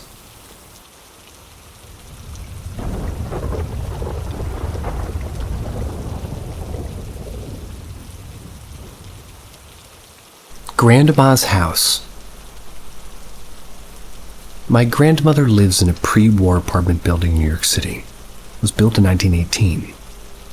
The apartment has 10-foot ceilings with hardwood floors throughout it. The exception being intricate tile work in the bathroom and kitchen. The apartment is a classic New York setup. That's where when you open the front door, you walk into a long hallway with various rooms on either side and a bathroom facing the front door. This apartment is incredibly haunted, and has had many sightings from several family members, even guests since my grandpa moved in '87. I'm going to share a few of my experiences in this house. I can fill a book with all my encounters just in New York City alone, but these are the ones that impacted me the most. My oldest one was from when I was around 4 years old. It's my oldest memory, but it's clung to me for years. My mom and I were at the time sleeping in the bedroom closest to the front door. My grandmother and uncle slept in the bedroom closest to the bathroom. I was woken up in the middle of the night to what appeared to be a little boy looking at me. I opened my mouth to scream. He'd made a sort of a shh gesture, pointing the finger of the lips. You can hear it. Ran out of the room. Terrified, I'd run to my mom's bed and tried to wake her, but she had yelled at me for waking her and told me to go away.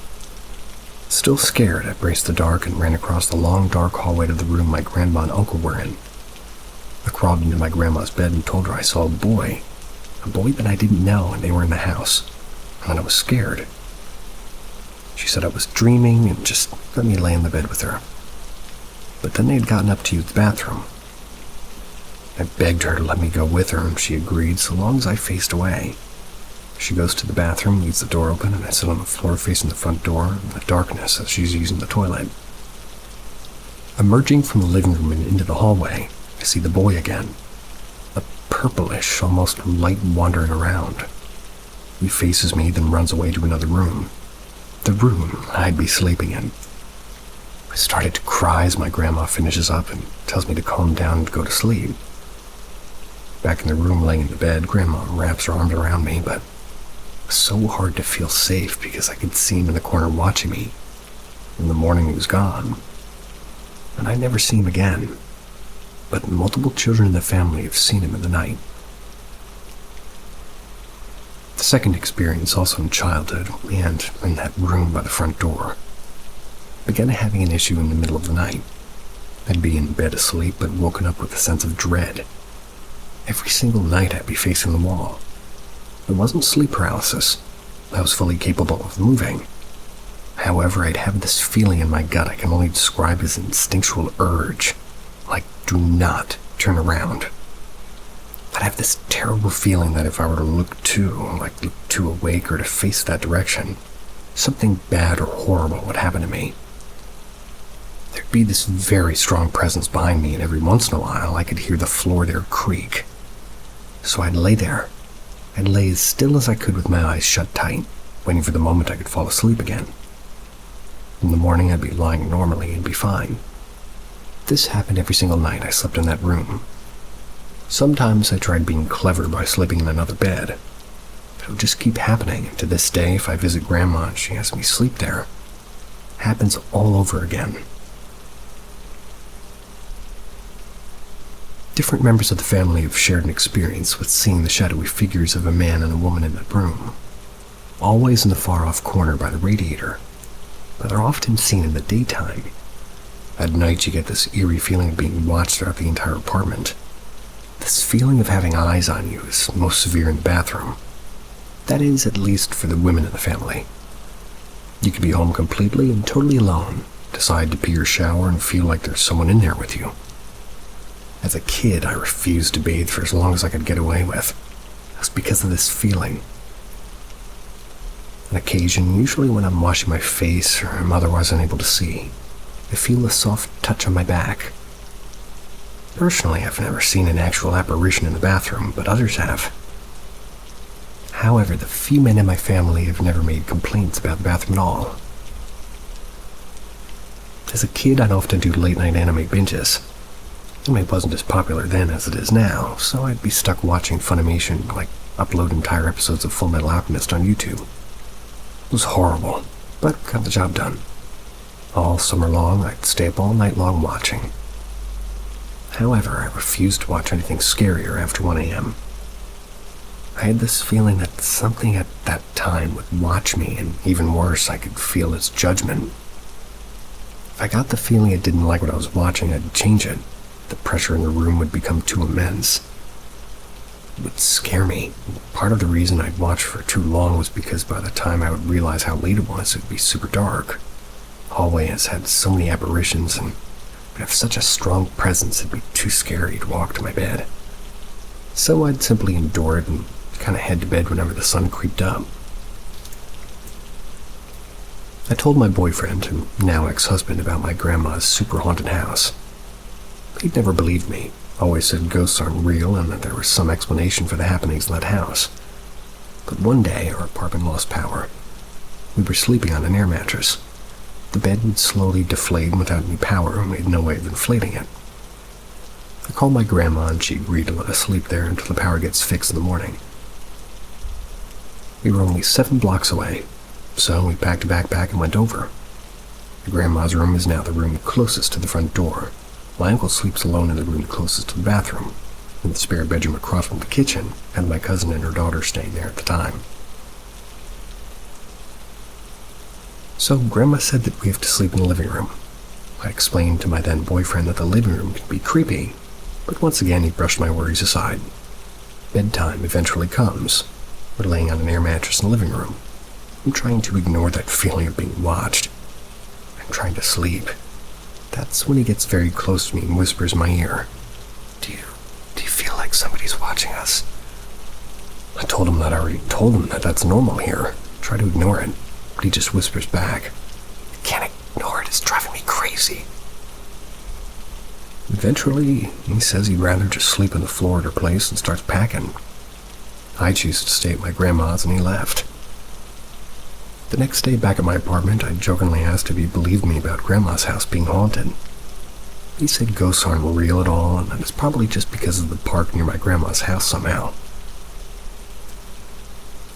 Jump about a year later.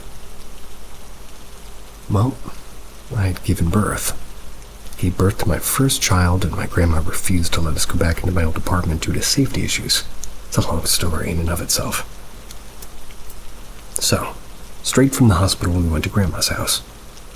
My cousin moved out of the extra room across the kitchen, and we moved right in with the new baby. This extra room we called the safe room. It's the only room in the house with 0 activity or incidents, besides the door next to it sometimes unlocking or slamming shut. My husband was very open about his disbelief of ghosts and other paranormal creatures after moving in. I'd often shush him, but he'd just kind of exclaim it louder. Ghosts aren't real, it's just stupid. Show me something, ghosts, show me. I'd plead with him to just keep quiet, but he refused and found it so funny. One night, baby's crying, and I sleepily ask him to get a bottle from the fridge that I pumped earlier. He gets up, drags himself across the hall to the kitchen without even bothering to turn on the hall or kitchen light on the way. A few minutes later, he runs back with his eyes wide and he's gasping for breath. He slams the door and locks it. He's asking over and over what's wrong, what happened, are you okay? And eventually he just says, Ghosts are definitely real, I'm sorry for doubting you. They're fucking real, and I think they're mad at me. According to him, he's in the kitchen. He's warming up the bottle when he hears slow, heavy footsteps dragging themselves down the hallway. At first he ignored it and he said he believed it was my uncle. That was until the footsteps stopped at the doorway to the kitchen. Still thinking it was my uncle maybe wanting something, he turned around from the stove and he was met with a tall, wide figure standing in the doorway. He said it looked like a shadow and would have touched the ceiling if it wasn't hunched over. It faced him and stood between the room the baby and I were in the kitchen. He described the presence as threatening. Quickly, he turned on the kitchen light and ran into the room when it disappeared. He now fully believes in ghosts, and he said that he has nightmares about that night sometimes.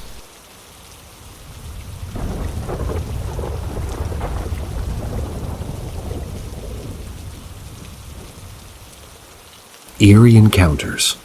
Hunted by huge bipedal wolves. After working in a paper mill for 20 years, Eric Martin was forced to give up on his job in 2005 after falling down while trying to get something off the shelf. This fall left Eric with multiple slipped discs, and this meant that he couldn't work anymore. The situation forced his wife Shelley to start going to work after a really long time, and with the help of her connections, she was able to land a job in her hometown called Palmyra in Maine. The family were not eager to go on this small rural town since they had no other choice, but they ended up moving to Palmyra. Thanks to the town's low cost of living, the family were able to get a big farmhouse with the money that they had. Despite its beauty, the farmhouse was completely surrounded by forest, and it was extremely isolated. To reach the house, the family had to drive through a bumpy access road and then through a long driveway of the property. The farmhouse had a barn at about 20 meters on its left, and its front was open with about a clearing of 200 meters, followed by a tree line of the woods. Pulsating lights in the woods. During their first year at the house, Eric and Shelley made it a habit to sit on their front porch every night and drink coffee while looking at the front yard. So while Eric and Shelley were sipping on their coffee one night, Shelley noticed pulsating lights on the tree line in front of them. She immediately nudged Eric to show him that she was seeing something, and when Eric saw it, he instantly concluded that there was someone illegally hunting on his property. To ward off this apparent hunter, Eric gathered his son, Sean, who had visited him that night, and walked toward the tree line to scare the hunter away. As they kept walking towards the tree line, Eric noticed that these pulsating lights were moving away from them. Within a few minutes, these lights moved back into the woods and disappeared. Eric and Sean had a hunch that maybe the hunter left. But to confirm it, they decided to take a few steps into the woods and check. A few minutes after entering the dense woods, Eric and Sean felt as if something was walking parallel to them. They clearly heard footsteps at around 10 meters on their left. It sounded as if this something was following them. Fearing that this something was a predator, Eric and Sean escaped the woods at once. A creepy den. About a month after this incident, Eric's daughter Chelsea, along with her boyfriend Nathan, decided to take a walk inside the woods along with their two family dogs. Chelsea removed the leash off the dogs after entering the tree line. They ran into the woods playing with each other, and after running for about 100 meters into the forest, the dogs came to a sudden halt. They started staring at something. When Chelsea and Nathan walked toward their dogs to see what they'd caught, whatever caught their attention, they saw what looked like a huge dirt pile. Upon getting a closer look, they understood that it was not a dirt pile, but an intentionally created den. It had huge bark making like this base structure, and these barks were covered with moss, grass, and other fillers. This den had a circular opening right in front of it. It allowed Nathan to take a look into this den. As Nathan was trying to find something relevant inside the darkness-filled den, he started hearing abnormal growling sounds coming from it. Nathan was startled by these growls, and without giving it a second thought, he took Chelsea and the dogs back home. After returning home, Nathan told Eric about this den, and it was then that they saw this den exactly in the place where Eric and Sean felt as if they were being stalked by some predator. Bipedal wolves on the tree line. A couple of months later, while Eric and Shelley were sitting on the front porch, sipping on their coffee one night, they noticed an eerily strange silence. They had been in this house for almost 2 years by then, and every night they heard multiple natural sounds coming from the forest during their late-night coffee times. That night, however, they heard no such sounds. The atmosphere around them was filled with pin-drop silence. As they kept speaking over the coffee, Eric suddenly felt as if they were in danger. He immediately started asking his wife to go back into the house. Shelley kept fighting back. In the middle of their tussle, the couple suddenly heard a strange growl. They immediately went silent. To see what was causing these sounds, Shelley flashed her light in the tree line, slowly scanning across it. As she scanned the tree line, she saw 3 unnaturally large wolves. They were slowly coming out of the center of the tree line. They were staring at them. Following them came 2 other wolves, but these wolves walked on 2 legs until they reached the tree line. Once these 2 bipedal wolves reached the tree line, they got on all 4s, and the 5 of them started running towards Eric and Shelley. Despite having the head of a wolf, this animal was bipedal and too big to be a wolf. Eric, being an extremely experienced hunter, was not able to figure out what it was. Hunted all night. Without saying a word, the couple rushed back into the house. They locked the doors. Shelley immediately started running inside the house, closing all the windows with blinds and turning off the lights. Then she went into Chelsea's room, woke her up asking her to have a look at these animals. Chelsea was extremely frustrated at first, but looking at how scared her mom was, she walked to the window. parted the blinds, and peeked through it. Through the window, she saw these 5 huge figures standing in a row staring at the house as if they were waiting for them to come out. She was peeking. One of those animals stood on its hind legs like a human, looked dead at her. Chelsea was startled by the sheer size of this figure. It stood nearly 8 feet tall.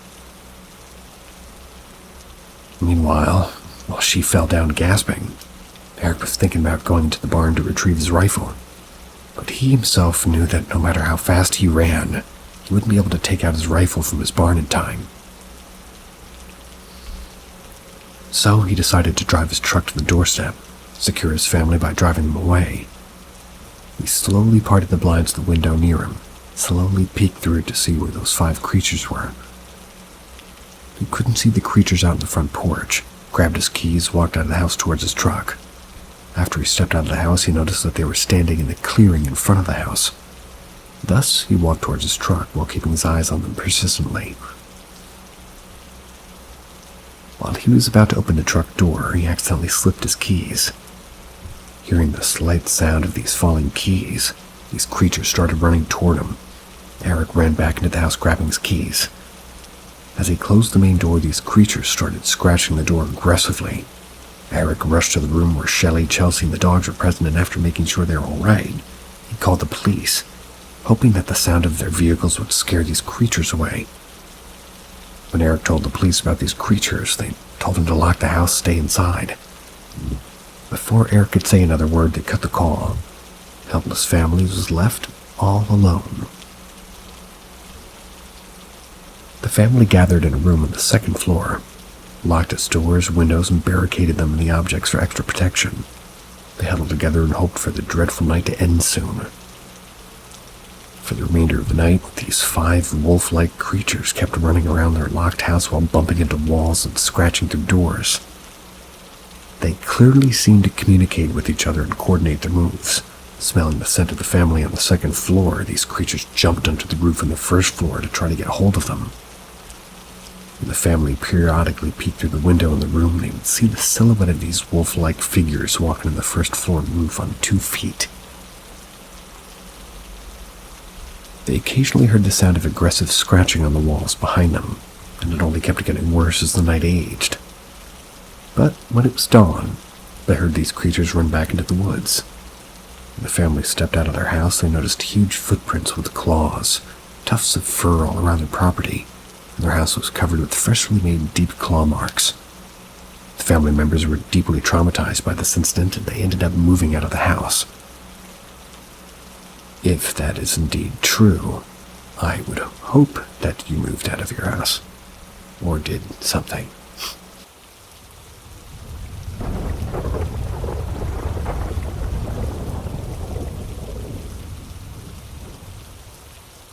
Thought I'd share some interesting experiences.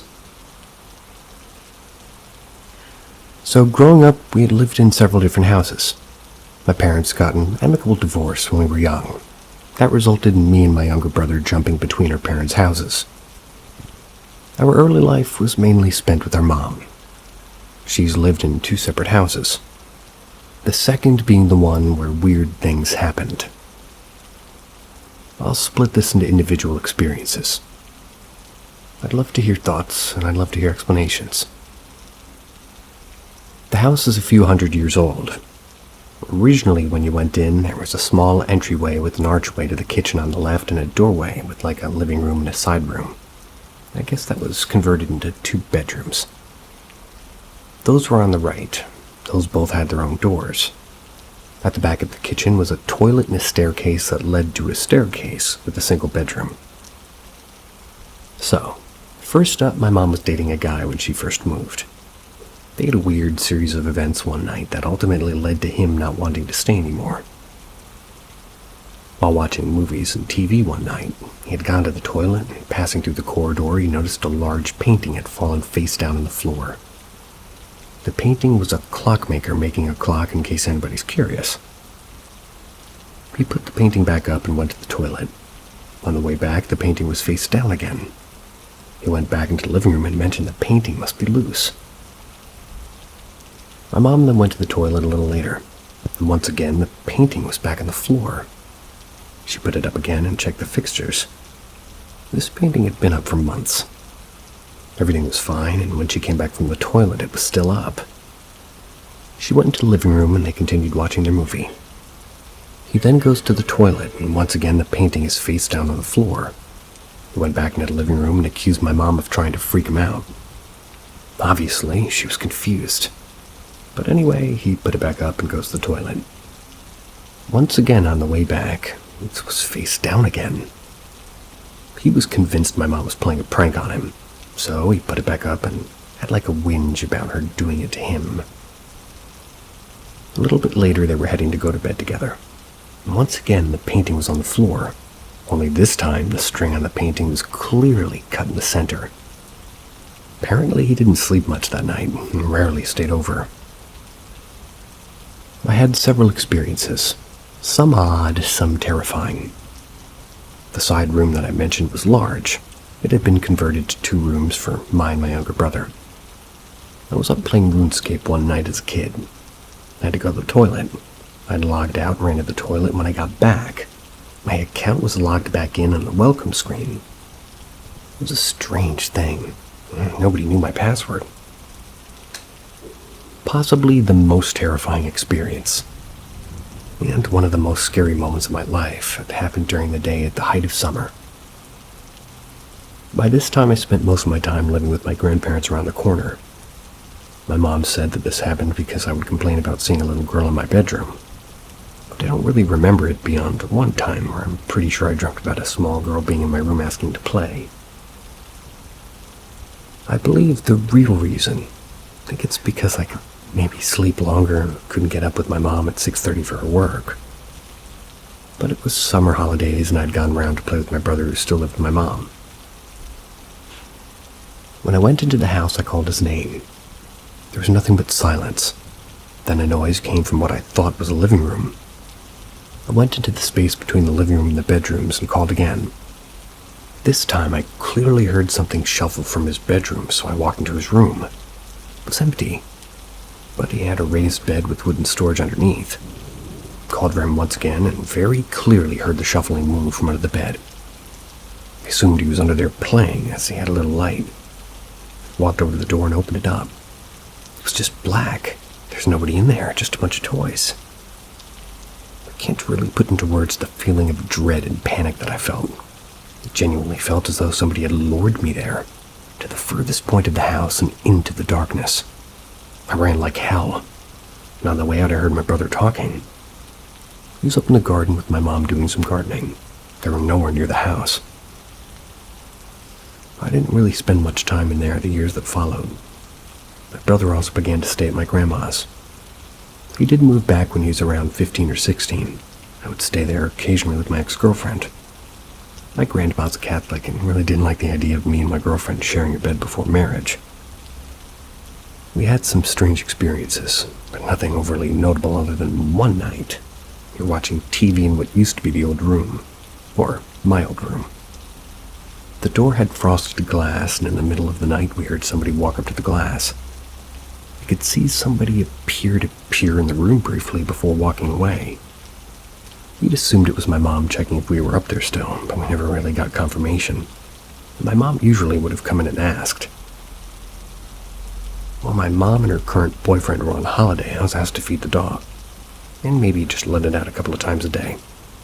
I'd done this many times in the past, and the dog would always come through whining and wagging its tail before jumping up at me. The dog's bowl was close to the toilet, so the opposite end of the kitchen. There's a side door next to it. I'd come down to this one particular day, and I was walking up to the house, and I had a weird, ominous feeling that I shrugged off. Went inside and called for the dog. It was silent. Walked through, could see the dog sat on the couch. It had clearly heard me. Called it again, and it climbed off the couch, but it wouldn't go into the kitchen. I was talking to the dog, as you do, and putting its food out. I stood next to the bowl, and I could see its head poking around the corner. I called for it again, and it just stared at me. No noise. It was bizarre. I just leaned against the wall and pulled out my phone. A few seconds later, the dog whined. and as I looked up at her, a big wood plank, I think they call them 2x4s. Indeed. It was propped up against the wall, flying down, and barely dodged it. Would have hit me had the dog not drawn my attention. The dog ran away, and I locked everything up and left as quick as I could. Here's another one of my mom's experiences. She was holding an 18th party for me. She had awkwardly printed various posters of me growing up and put them everywhere in the kitchen. She had just finished cleaning and prepping the house for the party. That's when she said that she sat down with a coffee in the kitchen. She'd never really gone into detail about what happened, but she said that she had an unnerving feeling. And suddenly, one by one, the picture of me all started to just fall off the walls. She's very skeptical as well, but I think she believes in it more than she lets on. She freaked out, put them all back up, and went to bed. The party was fine the next day, and she told me this a few months after. She actually had some mediums around for a girls' night sort of thing. She often antagonizes them because she doesn't believe them, but she likes the fun of it and her friends, and I guess they made the suggestion. There were two, a man and a woman. She had asked the man if he felt anything and said the house was clear. Everybody who had lived there was at peace. Towards the end of the night, as the mediums were leaving, the woman actually pulled my mom to the side and asked to speak in private. She said that the man had actually lied because he didn't want to scare her, but he's picked up a couple of spirits. She said one was a little girl who was, quote-unquote, so happy to have seen children return to the house, and also that, in quotes, she was sorry if she ever scared them. Finally, I told my mom that I kept dreaming about holding some sort of effigy in the house. I drew them for her, and she was panicked. She told me a few years back that she'd bought some corn dollies a few years before moving in. She had stored them in the cellar. She said that they were identical to what I drew, and it freaked her out so much the next day she got rid of them in the cellar and burned them both. I still to this day don't like being there alone, but I do occasionally look after their new dog. There's other weird things that I'm forgetting, though I don't really believe I witnessed anything paranormal. I have to say, it scared me as a kid. I've had various weird things happen at many of the places I've lived at, and I'll share at some point.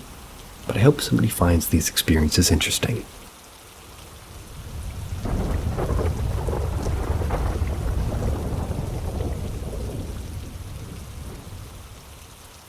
More New York ghost stories.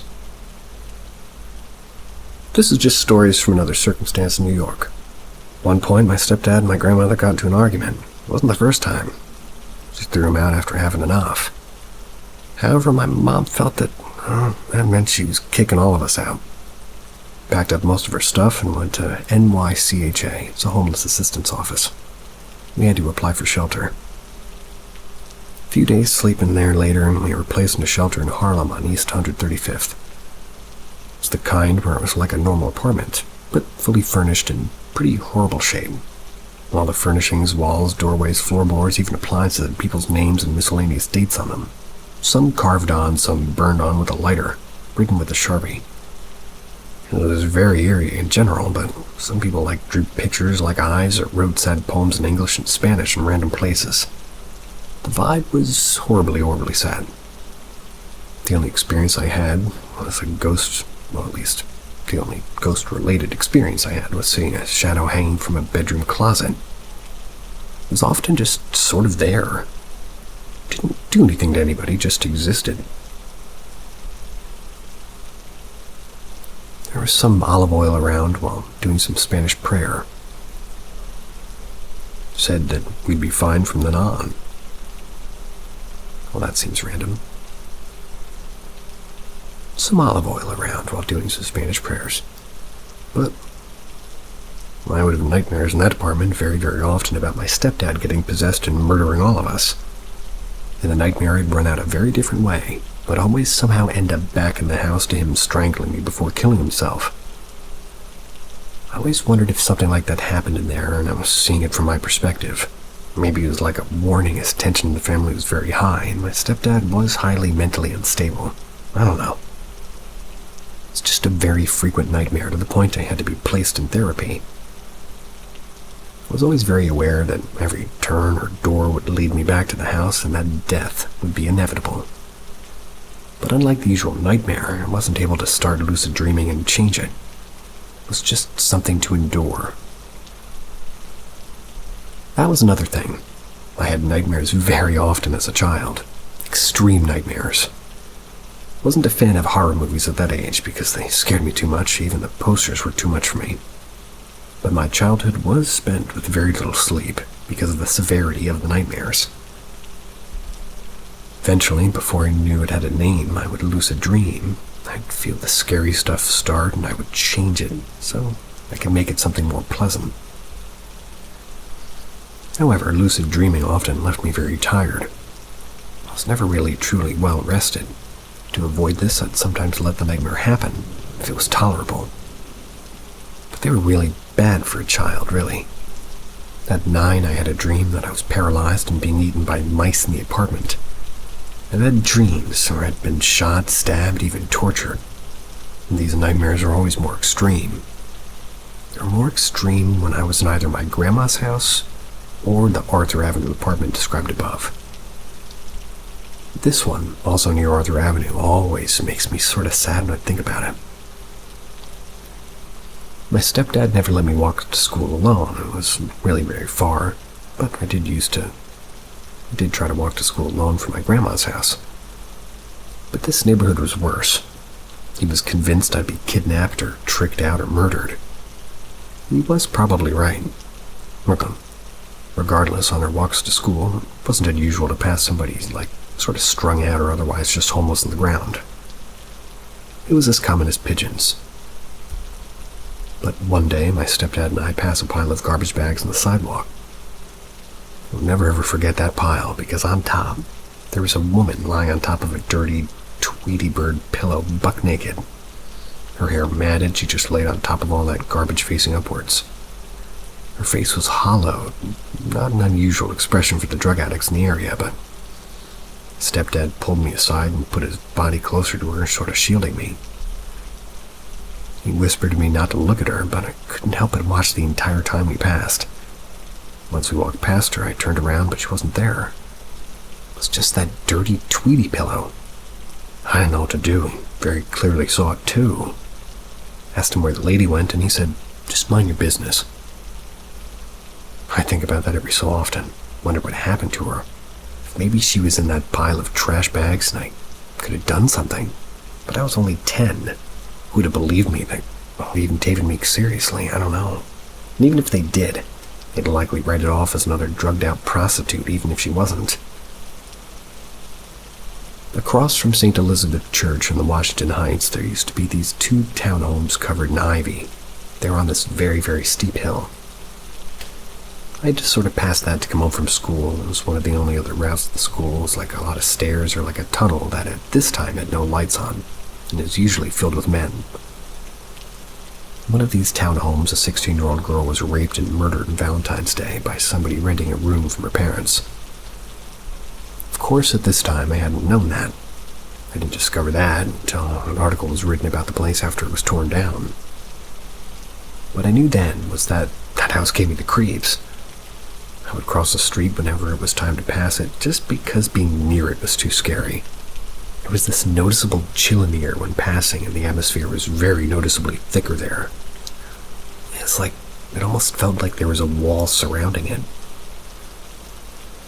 Well, in 2011, my cousin and I were getting too old for a bodega trick-or-treating. Neither of us were really mean enough to follow the other kids our age and bully the smaller ones. So we decided to go to try different spots in Washington Heights. That's where we felt there would be weird juju, as we put it. We walked around at different spots and got scared enough to be entertained, and well, we just wandered off. That was until my cousin proposed visiting that ivy-covered house. I contested, saying that place was just too weird. I said it had something evil going on in it. That any abandoned building not crawling with crackheads and homeless people is a red flag for something serious. He, as expected from a 12-year-old boy, called me a pussy and a chicken. Finally, we marched off. We get to that super steep hill and we're standing in the chilled October air trying to get the other to go first. Until eventually, My cousin takes the plunge, walks up to the house and looks up at it, takes one step toward the wooden door, in quotes, I guess you could call it that, starts running back up to the top of the hill, speed. I remember the look in his face when he reached the top, and he said, "No, I'm not bugging, that place is weird." I asked what happened, and he says, "Go see." He came down with me, but stayed a safe distance behind me. He stopped once I got too close to this creepy old house. I didn't even go near the door like he did. I could swear I heard a very faint sob. Despite being a bit brisk outside, the air was freezing there. My comfortable outfit now felt severely underdressed. The air was so horribly thick it was almost hard to breathe. I was caught with this immense fear for a moment before running for the life of me back up the hill. My cousin grabbed my hand and we ran as fast as our legs could take them. The house was gone now. It wasn't until I was sort of recanting the story to somebody else that I decided to Google the history of that place. That was when I found the article detailing the crime which happened there. There's now a big empty lot in the house's place, but when I visit home, I still cross the street when I have to walk past it. I'm not religious and feel no solace necessarily by the big church there, but I always wish for peace whenever exists there.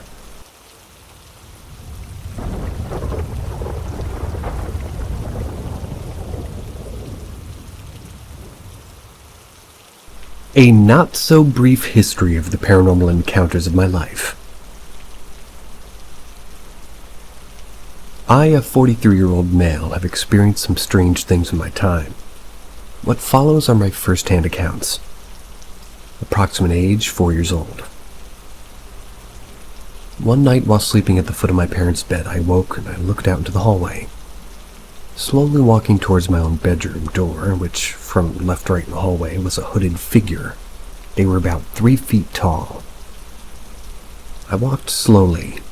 The hood seemed to be made of old or worn leather. I didn't look my way or anything, but just proceeded to walk towards and into my room. My parents eventually split, but my mom kept the house and still lives there today. My younger sister also reported seeing a transparent floating woman in 1800s period clothing. That was in her bedroom one night in the same home. I also experienced other incidents in that home. Approximate age, 6 years old. I was having a bad dream one night. A large purple, funny I know, but a large purple monster just tying me up on my neck and was leading me around like a dog. I still vaguely remember the dream and the aftermath to this day. I woke in my father's arms in the living room. That was after sleepwalking. I had tied a toy jump rope around my own neck while fully asleep. I walked down the hallway holding the rope with one hand. Approximate age, 12 years old. After getting off the school bus one afternoon, I went inside like normal to spend a couple of hours alone before my mom got home from work with my sister in tow. I was watching TV. Thought I heard a noise in the house, and I muted the TV, didn't hear anything else. Went back to watching TV, and thought I heard something else. I turned off the TV and I just sat still, listening for a few minutes. I got up and started slowly walking from the living room towards the hallway. The first door on the left is a door that leads down into the basement that runs the entire footprint of the house. I stood at the basement door for a moment, silently listening for any sounds. All of a sudden, I heard footsteps. They were coming up the wooden steps. The sound was distinct and unmistakable. I slapped the side of the wooden door and shouted, "Hey!" Bolted back through the living room and out of my front door. I ran up to my grandfather's home up a path of about 100 yards or so. Got him to go back with me, explaining what had occurred. We started by rolling up to the garage door entry door to the basement from the outside. The door locked prior to us opening it. We slowly made our way through the basement, checking the few dusty windows and other single-entry doors. All doors and windows were shut. They were also locked. No signs of forced entry or normal entry. In fact, there's no sign of anyone or anything being in the basement that afternoon, especially capable of making heavy footfalls. Approximate age, 23 years old. While laying in my girlfriend's bed one night, If I was in her parents' home, I was swimming in my own thoughts. It was regarding these things that had to do with our relationship and the state of it. On one hand, the way I was raised said that the things I was doing at the time weren't quote-unquote good. On the other hand, I was in the process of half-heartedly exploring the history of religion and spirituality. I was busy trying to resolve basic human emotion and desire. Long story short, I couldn't go to sleep. I did something I never really did. I lobbed up a prayer, if you would call it that, basically asking the universe to send me some kind of a sign or something of the things that I was doing, that they were okay.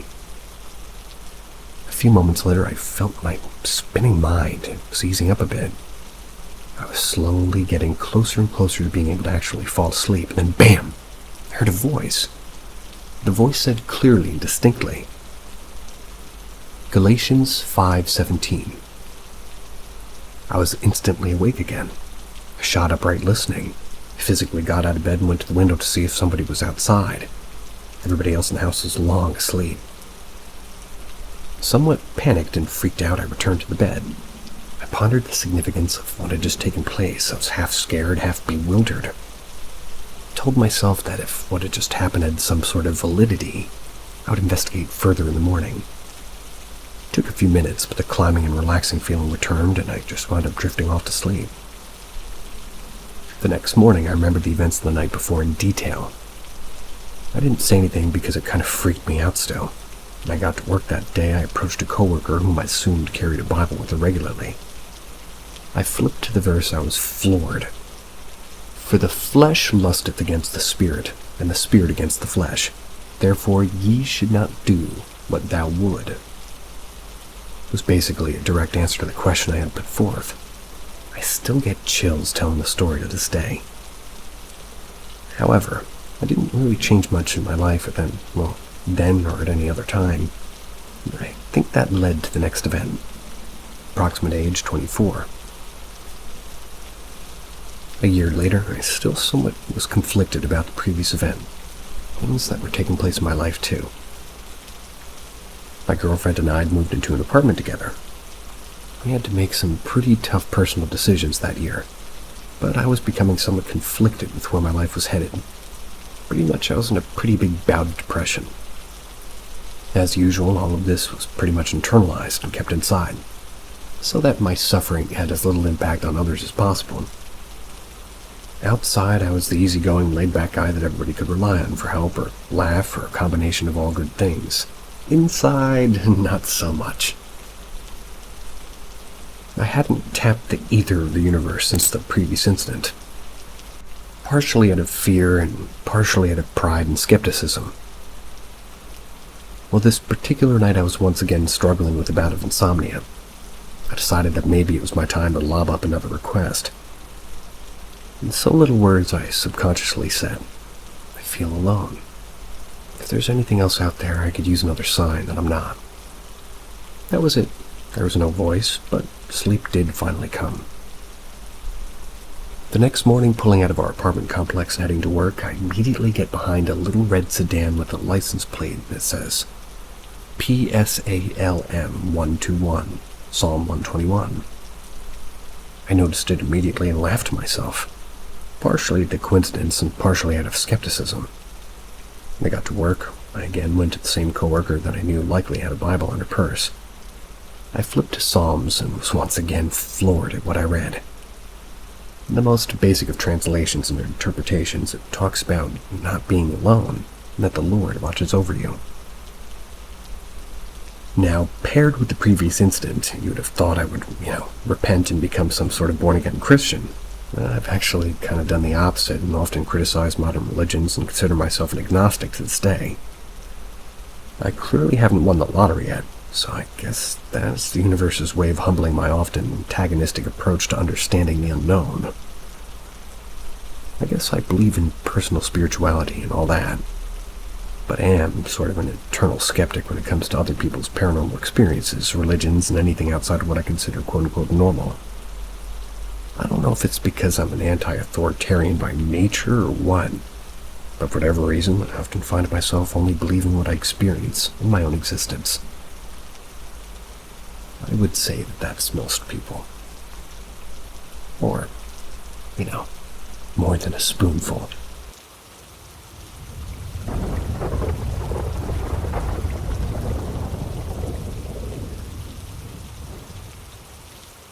My paranormal experience as a hospital security guard. Let me start off with a bit of a backstory. About 9 months ago, I began working as a hospital security guard at a major hospital in my city. It's been the most exciting and enjoyable job I've ever had. I'm incredibly grateful for it. I made many new friends, and I've accumulated countless stories to share. The saying, "If you love your job, you never work a day in your life," really rings true for me. I've had such a variety of experiences, from arresting trespassers to dealing with mental health patients and searching for missing individuals. The list goes on. But those stories are for another day. But today, I want to talk about something different. My experience with the paranormal. Before I started this job, I was already intrigued by the idea of the paranormal activity in a major hospital. I mean, people pass away in hospitals every day, so you'd think it'd be kind of a hotspot for ghostly encounters, right? Wish I could say I've seen ghosts chasing me down the halls or bodies mysteriously moving on their own in the morgue, but honestly, nothing quite like that's happened. Still, I wouldn't be writing this if I had experienced nothing at all. To give you a better understanding of the hospital's layout, let me explain where this security is stationed. There's 4 main buildings that we cover.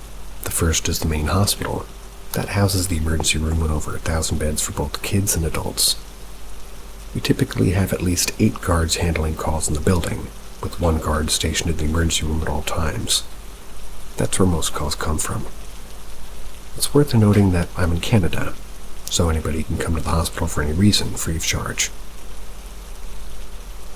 The second building, located across the street, is an 8-story medical clinic that requires just 1 guard. This guard also has to patrol the adjacent old clinic building, which is now primarily used for treating children with eating disorders. This is where the story I'm about to share takes place. The last building is the cancer clinic, which requires 2 guards at all times, and is the closest to the medical clinic if assistance is needed. When I first started the job and was shown around the various buildings, the old clinic, which we'll call the asbestos clinic due to its history of asbestos issues, immediately stood out to me. It's a building that, in my opinion, should have been demolished long ago. During my initial walkthrough, a fellow guard told me that this building was haunted by a young girl who took her own life on the 2nd floor. He also mentioned that the basement was haunted, and the whole building used to be like a tuberculosis sanatorium back in the 50s or 60s. Had tunnels in the basement that were once used to transport bodies. About a month ago, it was my turn to work at the clinic during the night shift. I was determined to experience some paranormal activity. I had done countless patrols of the asbestos clinic before, but nothing much had happened aside from the elevators occasionally opening on their own, which was apparently normal. But that night, things changed. I had heard plenty of stories from other guards about strange occurrences in the clinic, but I had never experienced anything myself. I decided to do my patrol at 3 a.m., which is often said to be the prime time for paranormal activity. I began my patrol by walking around the exterior of the building, checking all the entrances to ensure that they were locked. The building closes relatively early, around 8 p.m., so by then it should be completely empty. However, I noticed that one of the exterior doors was slightly open. This concerned me because, it had been closed during my first patrol. The building doesn't have any, interior cameras, so when something like this happens at night, I have to check every unlocked room inside to make sure no one is inside. I entered the building, started my patrol on the 1st floor, checking every door and every hallway. Well, no one was there. As I approached the elevator to go up to the 2nd floor, I heard a faint creaking sound like a door opening. I immediately radioed my team lead, informing her that I'd found an open door and I was hearing noises. I told her I was going to conduct a thorough patrol. She sent one of the guards from the cancer clinic, who we're going to call Fred, to assist me. After searching the first floor again and finding nothing, Fred arrived. He told me he would start searching the third and fourth floors while I covered the second floor in the basement. As I was searching the second floor, I heard the same creaking noise again, the sound of a door opening. I radioed Fred to come down, still not considering the possibility of anything paranormal. We've had instances of homeless people breaking in to find a place to sleep, though it's rare for them to target the asbestos clinic since it's usually locked. We searched every room in the second floor but found nothing. After thoroughly checking the entire clinic, we concluded that no one was inside. Fred returned to the cancer clinic and my team lead made a joke that it was probably just a ghost. It got me thinking, this might be the perfect time to continue my ghost hunting. Well, I went back into the building determined to capture some activity. I sat down in a chair on the second floor, waiting to see if anything would happen. About 10 minutes of nothing. I got bored and decided to head down to the basement. The basement is an eerie place, filled with tunnels that mostly lead to nowhere now. I decided to explore one of them since I had never done it before. It seemed like the perfect time. Once I exited the elevator, I made my way to one of the locked doors that led to the longest tunnel. Most of the tunnels were completely blocked off, but this one stretched on. I unlocked the door and ventured down the tunnel, taking note of my radio beeping to indicate that it had lost signal, a common issue in basements. As I reached the end of the tunnel, my flashlight started to flicker. I decided to stand still and listen. In my shock, I heard a blood-curdling female scream coming from the start of the tunnel. Nearly jumped out of my skin, I turned around, pointing my flickering flashlight back toward the entrance and started running toward the scream. When I reached the entrance, I tried to radio my team lead. My radio was still out of signal. Looked around the basement and noticed that one of the doors was open. This door was supposed to be locked, with only security having access to the keys. I looked inside the room, and I'll show a picture of that, but no one was there. My heart was racing. I closed the door, headed back upstairs to get a radio signal. I was still unsure if what I was experiencing was paranormal. Once I was back on the main floor, I radioed my team lead to let her know what happened. She sent Fred back to help me investigate the source of the scream. When he arrived, we went back to the basement. I showed him the room that had been opened. We both noticed a very distinct and strong smell. A smell like that of a decomposing body. Having spent time in the hospital morgue, I was all too familiar with that smell. We searched the room but found nothing. Fred joked that the room might have been used for tuberculosis patients who didn't make it, but in truth, none of us were sure what that room had been used for. We determined that everything was fine. I decided I'd spent enough time in the asbestos clinic for one night. Ever since that experience, I've rushed through my patrols in the basement as that smell sort of still lingers every time I pass by that room. So what do you think? Was this a paranormal experience or something else? Should I investigate it further? Let me know if you'd like to hear more stories I've collected during my time working in the hospital. Well, you know my opinion.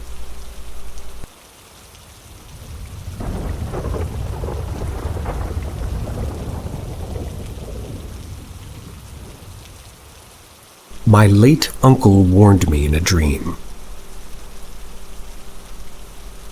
This is my first time posting here, and I guess I would say I'm the type of person who would be more likely to accept something as purely coincidental before ever considering it, being connected to the paranormal. That being said, I believe that ghosts exist, that our soul must go somewhere after we pass, but I've never seen cold hard evidence that ghosts can interact with the living. But this would be one of the most compelling experiences I've had in that regard. For my entire life, my parents had a couple that were their best friends. We'll call them Ricky and Lucy. Nice choice. Lucy and my dad had gone to the same high school. And my dad met Ricky when he was dating Lucy. I can't believe I confused myself already. Forgive me, for I'm starting over. For my entire life, my parents had a couple that they were best friends with. We'll call them Ricky and Lucy. Lucy and my dad had gone to the same high school. My dad met Ricky when he was dating Lucy. Ricky and Lucy married, my mom and dad married, and they all became very close friends who hung out often. I was frequently around Ricky, Lucy, and their son to the level that I considered them my family. Like an aunt, uncle, and cousin who I spend more time around than any of my actual family members with those titles. Ricky was relocated across the country for work. He went to a coastal city that was a very popular vacation site. It was much different than our small middle-of-nowhere town that I was around maybe 8 years old in. Well, this was a bummer for my parents because they would miss their best friends. But we now had a really cool place to go on vacation to once a year, and we did the following 2 years. My parents enjoyed these trips so much they made huge spontaneous and life-changing decisions to move there as well. And this decision no doubt had a monumental impact on the trajectory of my life from the moment forward. I can't imagine the life I would have had if we hadn't moved when I was 11 years old. Our entire family still lived in the small town that we moved from, so we all were out there in that regard. It was Lucy, Ricky, and their son. So they became family even more at that point, spending every holiday and birthday with them at their home, or maybe ours. Now fast forward to 5 years ago. Due to years of binge drinking and not being mindful of how catastrophic that is to a person's health over time, Ricky was diagnosed with some sort of liver or kidney disease. His health declined rapidly. The once boisterous comedian full of life and energy became a more hunched-over, quiet, elderly, and gray man. Literally, he looked gray all over. His skin, his hair, his eyes all went dull. The time I spent with him during the final days were mostly painful. Constant reminders that he wasn't the Uncle Ricky that I had been used to my whole life. He was very irritable. Everybody was sad, and it was simply painful. And forget me, Lucy was clearly devastated. She held herself together very admirably, but nobody would have faulted her if not. Even in those final days, there were a couple of moments that Uncle Ricky looked at me like he looked at me while saying goodbye, and I saw an old glimmer in his eyes flash back. Where he cracked a witty comeback in the midst of a tense moment, and I was reminded that he was still there. But the inevitable day came when my dad came to my brother and I, trying to hold back his tears. He couldn't. He informed us that Uncle Ricky had passed away. We hugged him as he let out his tears, and it was the only time I'd ever seen my dad really cry. Sometime within the following weeks, I had a dream. I'd walked out into my kitchen to see Uncle Ricky standing there in full health and full energy. I ran to him and hugged him tightly, saying, "I'm so happy that you're alive. Thank God that wasn't real." I was so overjoyed, nearly to tears. Remembering the dream, feeling my heart released from so much concern about my dad's pain and grateful that he wouldn't be so sad anymore. He hugged me back and made some sarcastic joke about my dramatics. Then he said, "Yeah, I'm still here, so don't drink my beer. I need that." Critical detail here is that all Uncle Ricky ever drank was a very mainstream common brand of beer, nothing else. There's no one else in my family or who I knew would commonly drink this beer specifically, but it was such a common brand that it really isn't like something that would be weird for anybody to drink from time to time. Yet it was specifically his one and only common beer of choice, and he drank nothing else besides maybe water from time to time, obviously. I didn't know what he meant, but in the dream I just agreed that I don't have a memory of how it ended. I obviously woke up, but soon realized it was only a dream. The next day I was off work, spending the day at home, relaxing and enjoying myself. I had the urge to have an adult beverage. I didn't feel like driving anywhere or spending much money, so I looked in the refrigerator, thinking maybe there was something I could snag and offer to replace later. I was temporarily staying with my parents at the time and transitioned between moving out of my apartment and moving in with my then boyfriend. I opened the fridge and it was disappointing. As I scanned the shelves, just hoping there was something, anything would be fine, just for a little buzz. I wasn't a big drinker, I just wanted to add a little bit of jazz to my day. All I could find was a single can of the same beer that Uncle Ricky used to drink. If I hadn't had that dream the night before, I'm telling you I would have drunk it no hesitation. that would have served the purpose needed it for, well, basically perfectly. But I thought back to that dream and even I thought it was silly and impossible, surely. I ultimately decided not to drink it.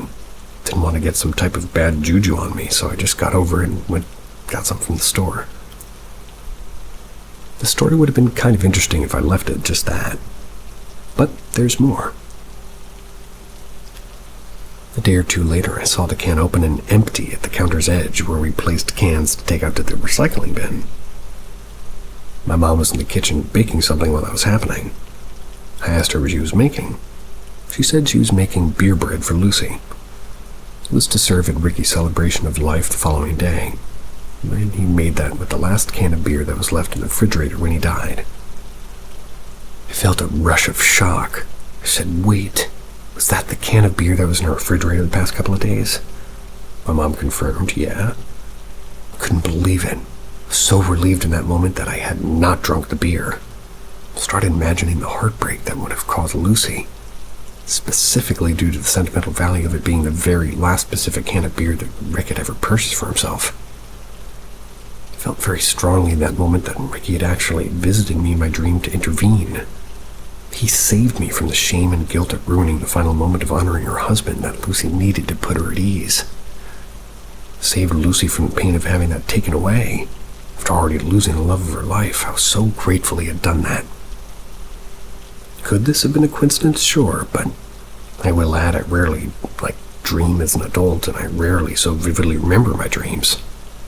But this one really sticks, and I know I would have downed that beer without a second thought had I not had the dream. The fact that it wasn't just a random beer somebody had purchased was the actual last beer left behind by Uncle Ricky himself. So powerful and compelling. What do you think? I would say that boat holds some water.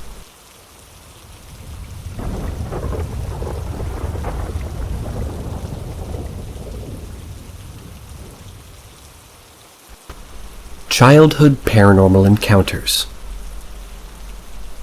I listen to podcasts while I work. I've recently been listening to Morbid. I heard about a theory that children, especially those who are distressed or displaced, tend to be able to interact with or notice entities that adults may not be able to. I'm not sure about the validity of it, but it made sense to me and applied pretty well to my own experiences. I'd like to start off by saying that as of now, I find it very hard to believe in the paranormal. It's not for lack of trying. I find the paranormal extremely interesting. I always have. But outside of the experiences that I had when I was little, I've never seen anything since. This reason is why I tend to believe the theory about children being more perceptive to the paranormal. I no longer have experiences of this kind now as I'm an adult. I'm very much a see it to believe it sort of person. It annoys me immensely that I'm this way, but it's how I am and I can't seem to change it. Although I experience no paranormal activity currently, I did a lot when I was little. And I'd also like to clarify that I've never had a history with auditory or visual hallucinations, or nobody in my family has either. Even as a child, I was doubtful and pretty overly rational, but I've never been able to explain away the things that I've experienced. I've lived in many homes throughout my life, as my parents liked to buy old foreclosed homes, fix them up, and then sell them. I only had an issue with one house in particular. I'd guess I was in middle school, but definitely on the younger side. The first time I walked into this house, I was immediately put off by something I couldn't place. It was a small or medium 2-story house with an unfinished basement located in a very shady neighborhood. That's what I used to think. At first I had no reason to explain why I didn't like being inside the house. Eventually, though, strange things started to happen to me. One time I was in the house alone. I was playing in my room and I heard somebody calling my name. This wasn't a mumble or the TV or anything like that. It sounded exactly like my mother. And at the time, I didn't know I was alone in the house. I got up to go see what my mom needed. Unexpectedly, I couldn't find her. I was about to go back to my room when I heard her call my name again. This time, I was in the kitchen, where the door to the basement was. I knew for a fact the voice had come from the basement. And I didn't like the basement. I was scared of it, and really any basement in general. I was hesitant to answer my mom's call. I opened the door, peeked down the staircase, and noticed that none of the lights were on. It was pitch black down there. I doubt you'd be able to see anything without a flashlight. I got even more creeped out, and I was pulling back and closing the door, and I heard her call my name again, then again, and it was definitely coming from the basement. My stomach fell to my ass. I decided that I needed to get out of the house immediately. I burst out the front door, and I find my mother outside watering a rose bush. She had earbuds and listened to music. I stop her and I ask her. I ask her outside, and I ask her if she was calling my name. She tells me that she wasn't, and she's been doing yard work for a couple of hours. I was fucking freaked. Refused to go back inside without her. Still wasn't satisfied even after she went down to the basement and declared nothing was down there. I never heard that call again, though. The rest of my experiences kind of blend together.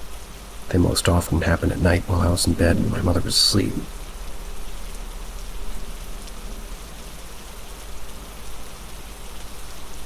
The only reason I was awake so late most nights was because I was truly terrified to close my eyes.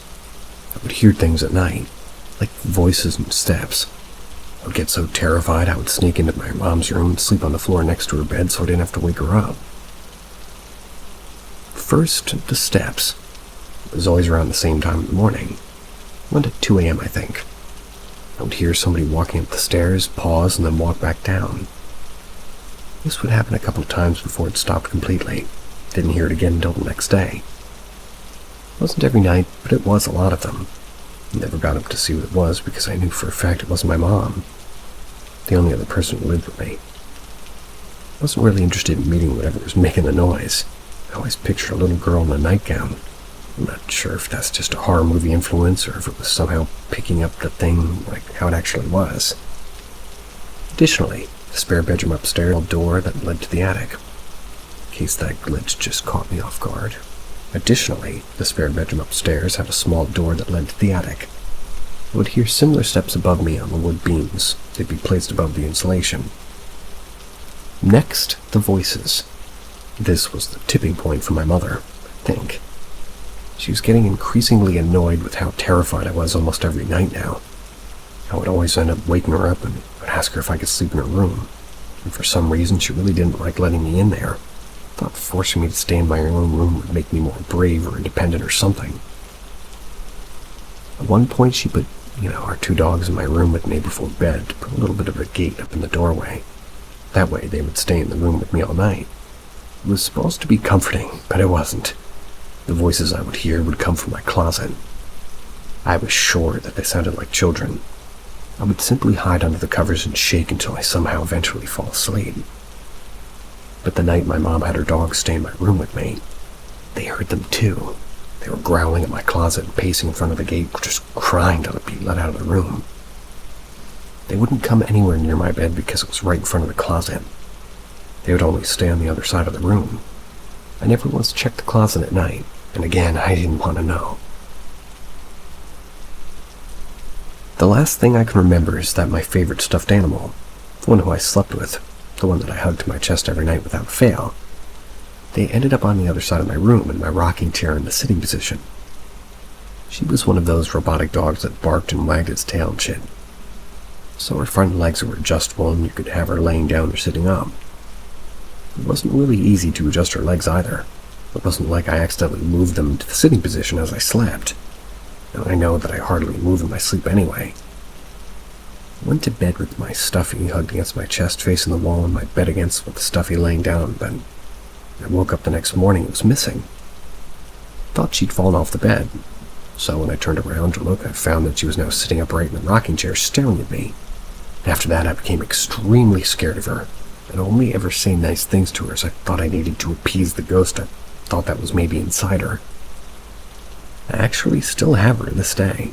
I'm still pretty scared of her. My friends all know who she is and actually equally terrified of her, but I'm just too kind of sentimental to send her away.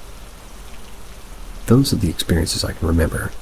Hope I've posted this to the right subreddit. If not, please let me know and I'll do my best to adjust it. I posted this because I wanted to ask what other people thought of what might happen when I was little. My mom ended up sending me to therapy because of how scared I was all the time, but no matter what the therapist did, he could never really help me get over the fear or the experiences. But they didn't stop until we eventually moved out of that house.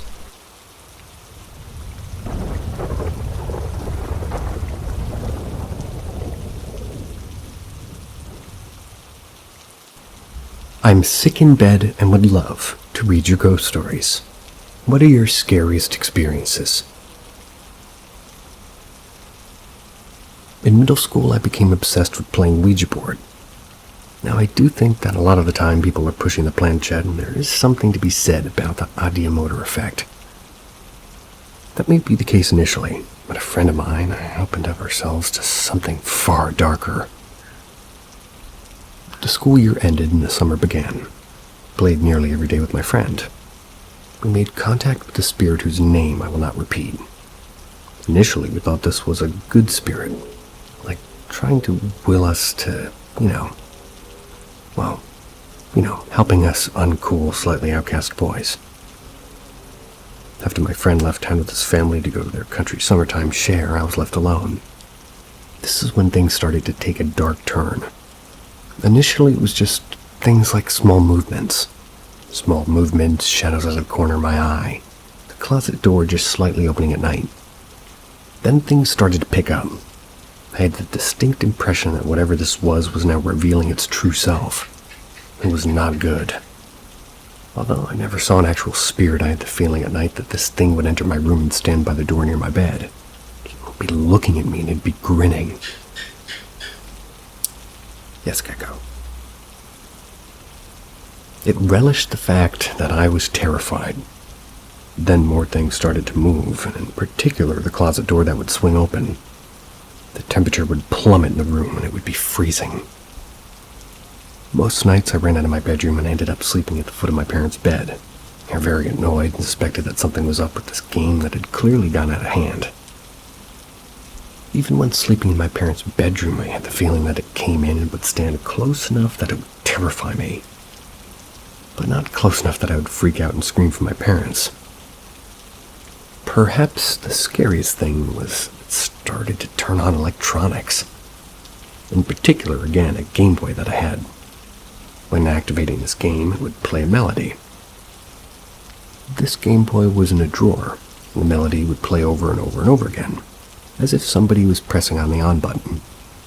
As cliche as it sounds, this continued even after I moved the batteries, and, 12-year-old me didn't know any better than to head to a church with an empty water bottle, take holy water, and sprinkle it all around the doors and windows of my house. And somehow that worked. Or maybe simply the fact that I was no longer playing the game and this portal or connection or whatever this thing was becoming weaker. After a few months, it finally went away. At least I think it did. I'm now an adult, and I've lived at my parents' house for nearly 2 decades. I sometimes go back for Christmas, but I don't get a sense that there's anything there. I realize this is a little circumstantial, not as dramatic as other stories here, but I figured I'd tell mine too.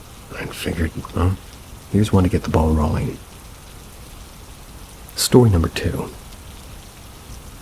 Shortly after I was born in 1978, my parents decided to move out of New York City to the suburbs.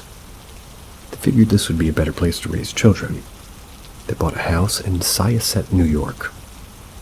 The split-level house had 3 bedrooms, a living room, and a dining room, and a kitchen, and a den, which included a fireplace. In addition, there was a partly finished basement with a guest room. There was a billiard room. There was also a bar.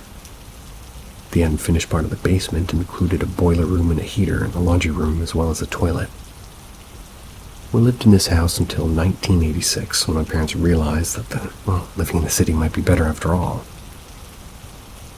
Both of my parents, and particularly my mother, were deeply unhappy there. I remember my parents fighting and my mother crying.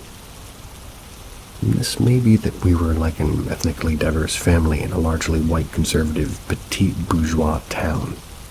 We've always felt like outsiders there. As early as I can remember, I was terrified of the basement. The area by the bar had a particularly dark, ominous feeling to it.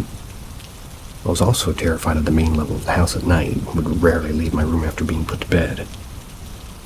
I realized that this could be chalked up to being a young boy. I'm certainly not convinced that this was something paranormal, but I'll recount some of my stories and those of my family members. Most of the stories of my family members were disclosed years after we moved from the house. It was over Christmas dinner when the wine had made my mother, father, and sister willing to share their own experiences. The earliest memory that I have in my room was waking up to the sound of cackling laughter, like that of a witch. The laughter stopped shortly after I woke up. I clearly remember hearing it. I was petrified and frozen stiff. I was so scared I didn't get out of bed and run to my parents' room. Stayed completely still until I fell asleep again.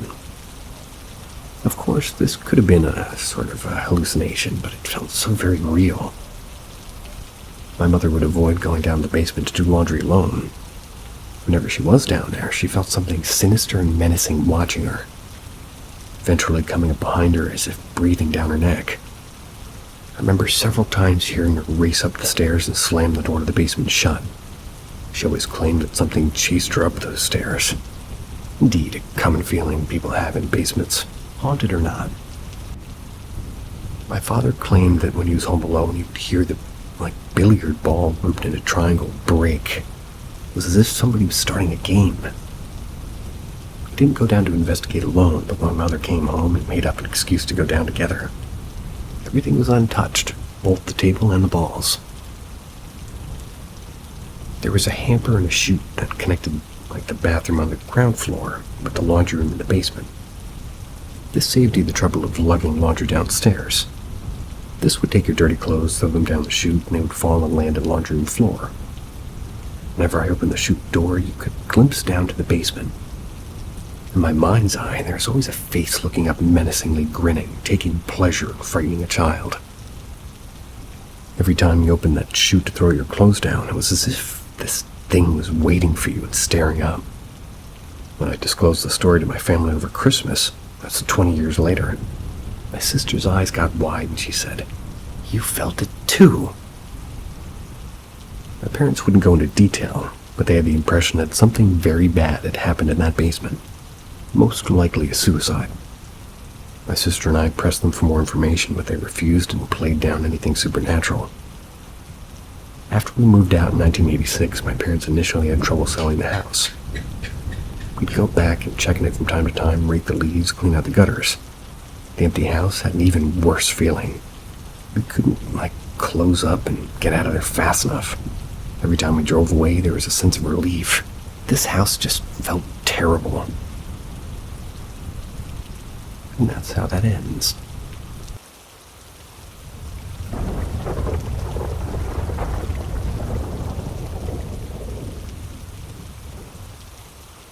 My second possible paranormal experience in a psychiatric ward. So for a bit of background, I'm a psychiatric nurse working in an older unit of a bigger hospital.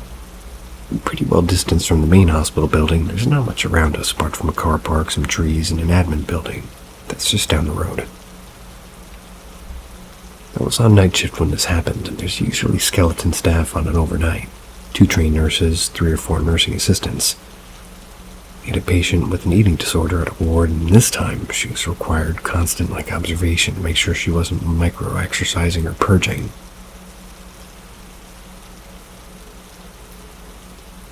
At night, we usually waited until she'd fallen asleep, and then positioned a member of staff just outside the dormitory that she shared with 3 other patients so that the patient had a little more privacy to sleep through the night. The ward's in a T-shape with a male corridor and a female corridor at either end. The nursing station's at the center. We all sat at the center of the T-junction so we could see and hear down each of the corridors. We had one member of the staff, and they were sat outside the female dormitory at the end of the female corridor. The chair the staff member sat on had its back to the fire door at the end of the corridor, facing along towards us. We all took turns sitting there over the night. It was a fairly quiet night with all the patients. They were just sleeping soundly. It was a rarity in most cases. We usually had whispered conversations in the corridor amongst each other to keep us going. And on one occasion I was sitting on the observation, just chatting with a colleague. That's when she looked up behind me confused. I asked her what was up, and she said that she thought she saw something moving on the other side of the fire door. There was a small round window in the door looking out at the trees and the path leading around to the bins at the back of the unit. I told her to stop creeping me out and we'd laugh about it. We were talking about last night, and that's when all this stuff was happening when she looked up startled. She said she was positive something moved past the glass. She dared me to get up and look outside. I was in the middle of a not-so-polite decline at this request when I heard a thud at the fire door behind me. It had just been kicked. We froze and we exchanged a look of horror. Just there was a very gentle knock at the door. Needless to say, we both freaked. I jumped out of my chair and we both came hurrying towards me. Both of us full of nervous giggles. It took some persuasion for both of us to get up before we managed to go and look around the window. There's nothing there. The night went on and we continued to joke and speculate about what we saw and heard. She brought a chair up to sit next to me outside the dormitory for emotional support. I insisted that I wasn't going to look out that window for the rest of that night. Well, a few hours later, somebody else sat on the observation and I was chatting in the middle of the junction with another nurse. One of our colleagues steps out of the office at the junction, looks up the corridor and gasps. She pointed at the fire door. She said she was sure she just saw a pale face staring through the window before it vanished. A new round of speculation started as we theorized as to what it could have been. That's when the door to the female dormitory burst open. A patient came stumbling out of the corridor, running past the nursing assistant in the observation and straight down the corridor at us. She looked terrified and half asleep. We assumed that she was sleepwalking. We caught her as she reached at the junction and began attempting to soothe her. She kept trying to push past her hands, muttering in a scared voice, "No, there's something there, there's something there, there's something there." I tried to engage with her, but she was either too deep in sleep or too groggy. Eventually we managed to calm her and escort her back to the dormitory. But when she got to her bed, she stopped again, asked if the nurse had to stand over her all night. We assured nobody was standing over her all night, and she looked confused, but allowed us to settle her into bed where she probably just fell asleep. Our adrenaline was running high by this point, and matters weren't really helped when the haunted tap started playing up again, turning itself on in the cursed bathroom. We were so freaked out one of the nurses refused to walk about the ward on her own while others remained skeptical about it all. It was maybe a week later when we were back on shift. We had the same setup, but one member of the staff sat alone at the observation and the rest of us in the middle of the corridor. That's when a nursing assistant who hadn't been there the first night stepped out of the office behind us and shouted, "Who the fuck is that?" She was loud enough to make all of us jump up and we looked down the corridor. She was pointing at the fire door and the poor, pale, freaked-out staff member sat in front of it. The nursing assistant then explained that she had stepped out of the office and then she glanced at the fire door and then she saw something white shining in. When she did a double take, she realized it was a pale face of a blonde woman pressed up against the window. The nursing assistant said that she shouted and the face dropped down as if the person or whatever it was had fallen. We all went together to peer out. Of course, there's nothing there. I called the site manager, and there's always one manager on call at night to handle any big issues. Suggested that there might have been a person going around the building and looked through the windows. She didn't seem all that concerned with the story and just suggested no staff leave the building until morning, which is typically a rule anyways. Of course, a paranormal encounter isn't the only explanation for this. A living, breathing person going around staring through her windows was creepy enough, especially since that fire door didn't have a lock and was often blown open by the wind. Another week or so passed and different staff rotated on shift.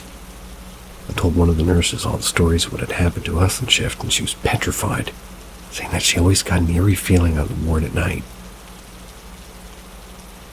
Later that night, a member of the staff from another ward on the unit popped in to borrow something. He'd worked at the hospital for almost 30 years. He had been in every ward in the unit at some point. The nurse I was working told him with was freaked out, asked if he'd experienced any hauntings in the ward. He seemed amused and asked, "Like what?" She told him about the tap turning on and off and the patient claiming there were spirits in the mirrors. He seemed skeptical and sort of just shrugged it off. But he did agree that it was a new one to him. He then said that he'd never had any haunting or weird experiences in the ward, but said that a lot of staff through the years had complained about spooky stuff happening at the female dormitory. Again, I'm not necessarily claiming this has to be down to ghosts or anything. His experience definitely wasn't as paranormal feeling as my last post, but it was definitely an uneasy night for us, to say the least. And to all of you guys out there, I hope you're having a easy night. See ya.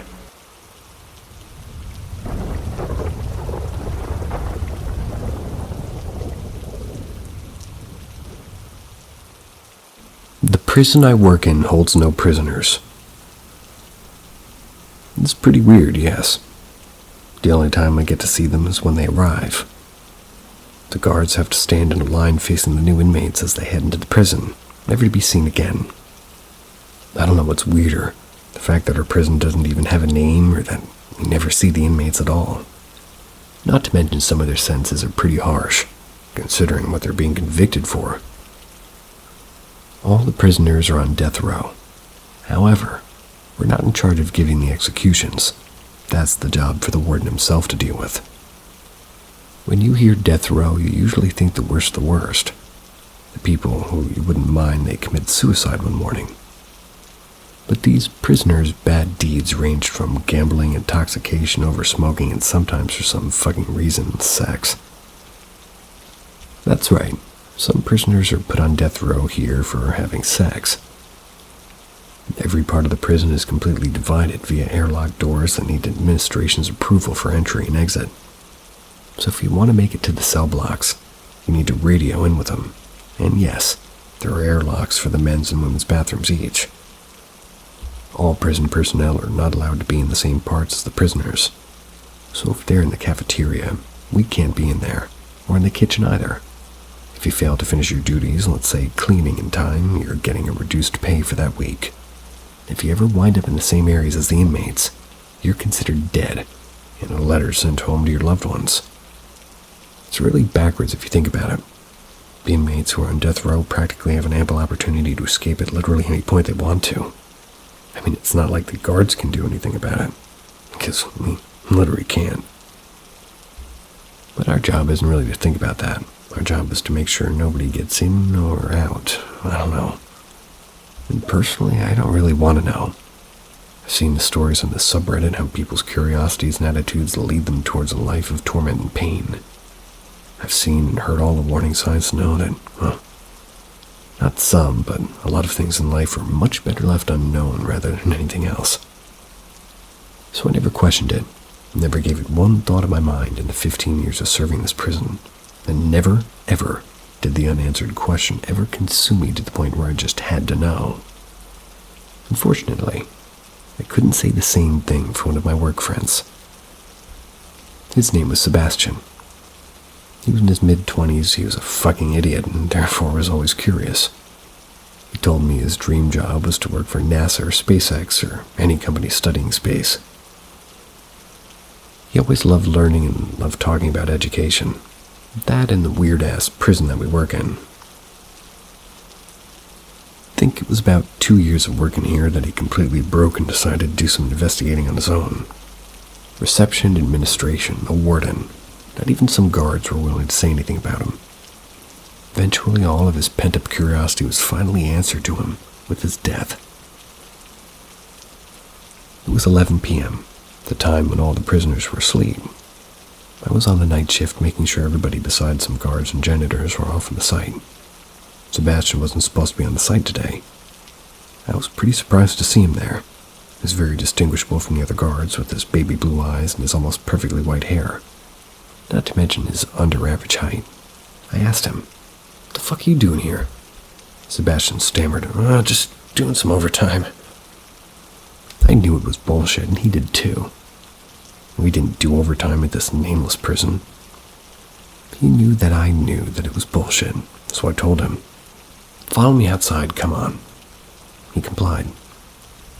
We walked together from the indoor courtyard to the indoor gym, to the indoor administration.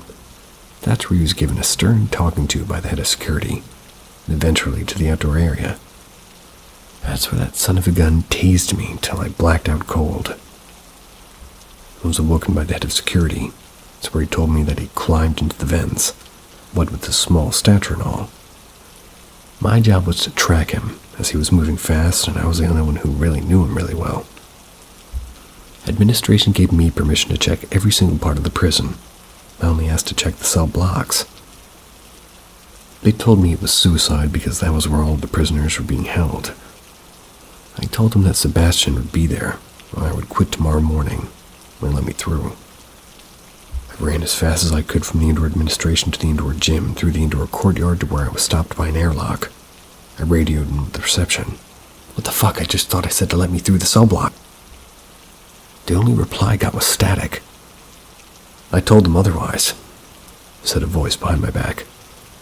I turned around and saw a man wearing a two-piece business suit and pure Damascus 14-karat gold sunglasses. He had no face, no ears, no nose, no hair. His skin was pure gray. He was the warden. I need to be let in here. He's going to be considered dead, but I can still save him. He ignored my statement. I walked over to me and just said, "Do you ever wonder what we keep in here? What kind of sick and twisted things are stored in this prison with no name? What kind of people come in here with deeds so vile that you just want to kill them yourselves?" Just as he finished talking, I heard yelling from the other side of the airlock. "Help me open the airlock now!" I looked through a window on the airlock to see a faint silhouette of a man. The warden continued on. "Well, we don't house inmates in this prison." As the screaming man came running at full speed toward the airlock door, I saw a horrific sight. We house wolves. The screaming man was Sebastian. Half of his face was mauled off. You could see his skull. His left eye was missing. His other eye was crying blood. He was begging to open the door, all while me and the warden stood there watching him. One man stood in defeat. The other showed no emotion. Not with his stance, not with his head, not with anything. "These wolves," the warden continued, "are the addictions of man. Smoking, gambling, killing, yes, even sex. They're all here as the beings they really are. Wolves slowly chowing down on their prey." Suddenly, a pair of 8 footsteps came over closer. Sebastian slowly stopped yelling and started to just cry as he realized that his only hope had abandoned him, symbolized through the warden walking away from the airlock. The last thing he said to me was, "When you're done here, you're fired." I ignored him and watched as Sebastian stopped crying and began screaming. Not for help, not for me or for the warden, but in agony and pain. He was eaten alive from the bottom up by the wolves of curiosity.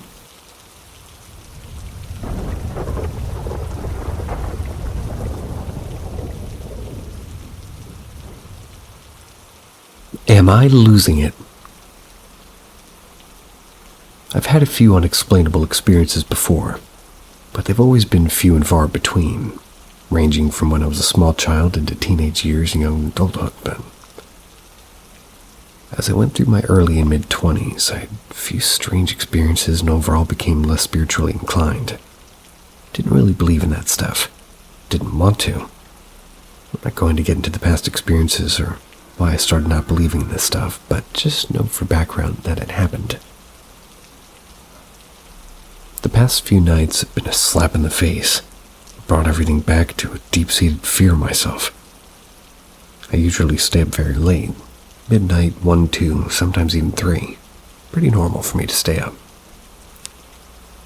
Generally, when I do go to bed, I'm very tired and just pass right out. These past few nights, I've been barely able to sleep. It started a few days ago at about 1 a.m. when I lay down to sleep. I got comfy, closed my eyes, but I didn't fall asleep. Instead, my body started feeling strange. It began with heat building up over my stomach and lower abdomen. The heat intensified until it felt like somebody had built a fire on top of me. The rest of my body felt cool. So I knew it wasn't just me getting too hot under the blanket. Mind you, it's 55 or 60 degrees in the room when I sleep. This wasn't the first time I had that kind of sensation. Thought to myself, maybe I should just relax and let whatever it is happen this time. so I relaxed and didn't fight it. The heat spread across my body to my limbs. Then everything started to vibrate. I use the word vibrate, but it's a bad, descriptor for what the sensation was. I simply lack a better word to describe it. My body itself wasn't physically moving or trembling. Rather, it felt like everything around me was thrumming and vibrating with a metering, pulsing kind of feeling. This, too, I had felt before many years ago when I was meditating. So again, I just kept relaxing and I let it happen. The vibrations got more intense, and then I started seeing an orb of light above me, even though my eyes were closed. It moved and shifted colors between purplish to a white. I opened my eyes, but I only saw the darkness of the room around me. I thought maybe it's just my mind's eye being weird and closed my eye again. Then I hear a sound to my right, near my computer. It was like a snapping sort of clutter noise, like something hit plastic. I sat up, looked around, but again saw nothing. And at this point, I started getting a little bit freaked out. My dog, who sleeps in the bed with me, was resting pretty consistently and pretty contently, as if nothing was wrong. It's as if he heard nothing. So, once again, I thought I was just being paranoid and my mind was playing tricks. So I lay back down. Almost immediately, the sensations returned along with the light moving above me. This time I felt an odd touch along my forehead and the sides of the head, like something was grabbing me. Then I felt something shock me, like a jolt of electricity touching my leg and then my arm.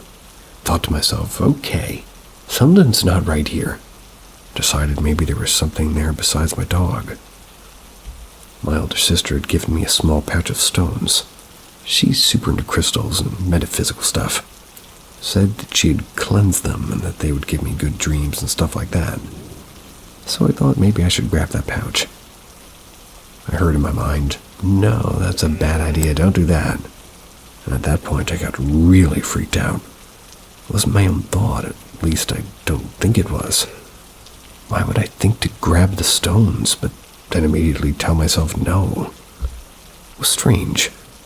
So I grabbed the pouch of stones and I held it to my chest while I lay back in bed. The heat was then gone from my body, concentrated in my hand that was holding the stones. It grew even more intense than before. I had to use all of my willpower not to throw the pouch off of me because it felt like a burning coal on my chest. After some time, maybe 10 minutes, I don't know. I'm not really sure how long it was, the heat just faded. Everything seemed normal again. Fell asleep holding the stones. I was kind of freaked out the next day, but I didn't think it was real. Maybe I had dreamed it all up, even though I woke up holding the stones. So I went about my day and such until the night returned. I laid down for bed and once again the heat and vibrations returned, almost immediately. I was a bit more prepared this time, so I tried to focus the sensation and make some kind of barrier around myself with it. I don't really know what I was doing or if it even worked, but I started seeing the light again. This time I had completely turned off my computer and all the electronics, so it was pitch black in the room, no light at all. Yet when I opened my eyes this time, I saw a light in the room. It was over by where I had heard the noise the first time it moved. There was smoke or mist within the light, and I kind of floated around my bed until it was at the foot of my bed. It wasn't bright at all. Just a very subtle glow that made that smoky mist visible in the darkness of my room. The light shifted between purple and white again, sometimes being a pinkish color. I sat up and once again grabbed the stones and stared at it. The pulsating light extended from the ceiling down to the floor, just hung there in the air at the foot of my bed. I don't know how long I stared at it in silence, but eventually it faded away and I lay back down.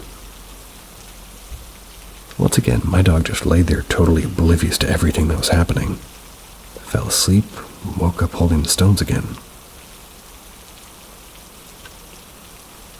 Last night, basically the same thing happened. Previously, when this kind of stuff happened to me, it was only once and it would never happen again for a long time and I could brush it off and forget about it. Convinced that it was just something weird my brain was doing, or maybe a dream of some kind, but 3 nights in a row. I'm most definitely totally awake and physically feeling and seeing shit. That's new. Has me wondering what the hell's going on. Am I going crazy? Thought I had slipped through not being afflicted with any mental illness, but now I'm full of doubt. Maybe it was just late manifesting itself and now I'm losing my mind. Otherwise, there's something visiting me while I sleep. I don't like either of those options and I have no idea what to do about it. Has anybody had a similar experience or have any advice on how I can deal with this? Sitting here not wanting to go lay down because it's just gonna happen again. I know that you can go without sleep for a few days, but I'd really like to get some frickin' rest.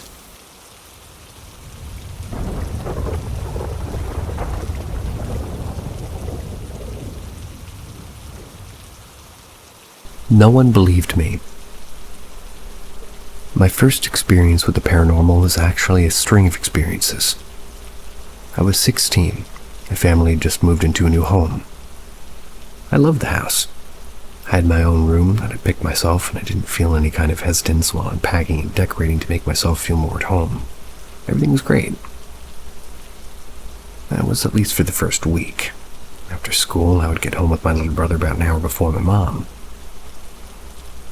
One day I was the first one into the home. I threw my bag on the kitchen table and found my cat stood frozen, staring at the door in the kitchen that led to our garage. I spoke to my cat. "What are you doing?" I walked towards him, but before I could touch him, a woman's scream came from the garage. My cat sprinted from the room. I followed, just taking my little brother with me outside and calling for my mom. My brother insisted that he didn't hear anything, and my mom suggested that I must have imagined it, but I knew it was real. Once my mom got home, we checked the house to find nothing. She suggested that I was stressed and watching too many scary movies. I didn't really bother to argue any further. Couldn't tell that I wasn't going to be believed, so I grabbed my bag and walked to my bedroom at the end of the hall. I stood in the doorway, freezing in my tracks. My closet door was slid open, hanging from its track as if somebody had tried to pull it off. My window was standing in the middle of the room. Or, not my window, but my pillow. A flat, flimsy pillow that I couldn't get to stand if I wanted it to. I yelled for my mom. "Somebody's been in my room," I accused. She came back and my little brother trailing behind her, pointed into the room only to find the pillow now laying flat.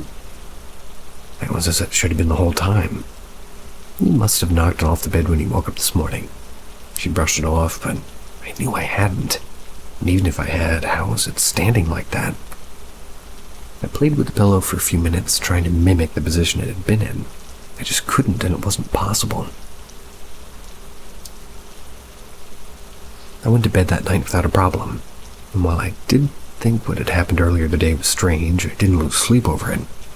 But I was prone to waking throughout the night, so almost like clockwork. I woke around 3 in the morning and got up to go to the bathroom. When I returned the doorway to my bedroom, I just froze again. The light from the bathroom shined just barely into my bedroom, making it impossible to miss. I could see a figure sitting on the edge of my bed that had no features, just the shadow of a large man.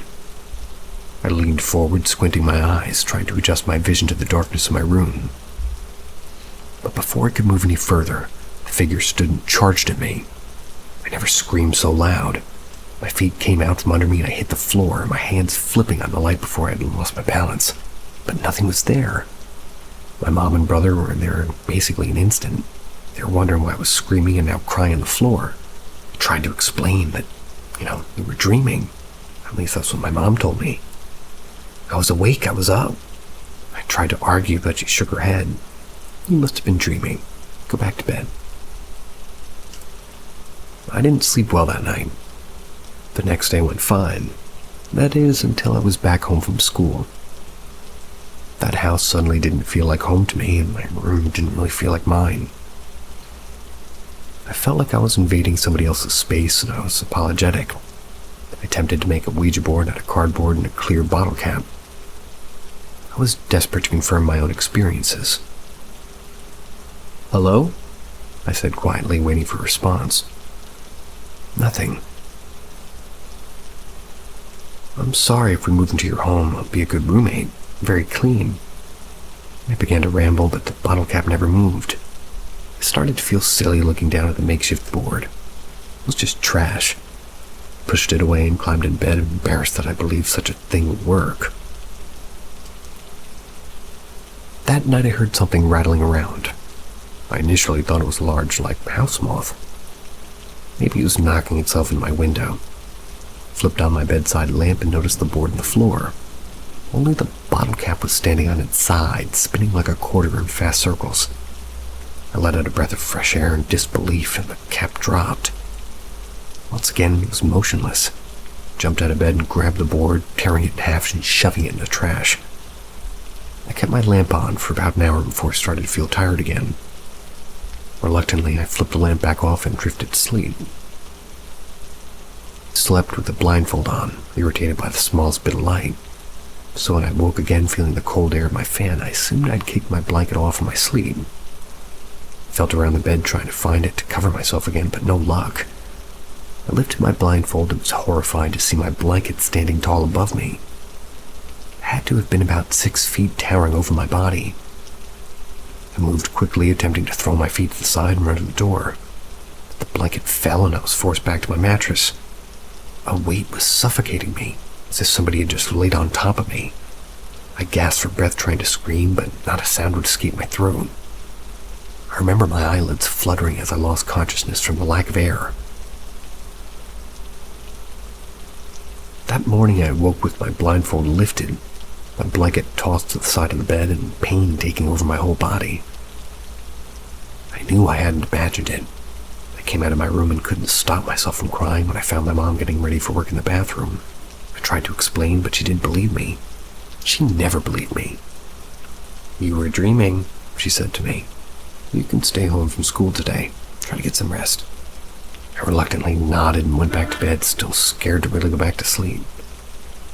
I laid stiff and waited for the sound of my mom and brother leaving for the day. I heard the keys jingle and the door close. I was alone in the home. I rolled onto my stomach and cried into my pillow. I was exhausted and pained and scared. So for several minutes I laid there crying, and then something happened. "I'm sorry about your mom," a man's voice said clearly beside me. I gasped and sat up straight. No one. I couldn't handle being alone there. I got out of bed and walked myself to school. Something I was usually too scared to do, but not nearly as scared of whatever's in my home. We moved out of the home shortly after due to my mom getting married. Home-related activity basically stopped, much to my relief.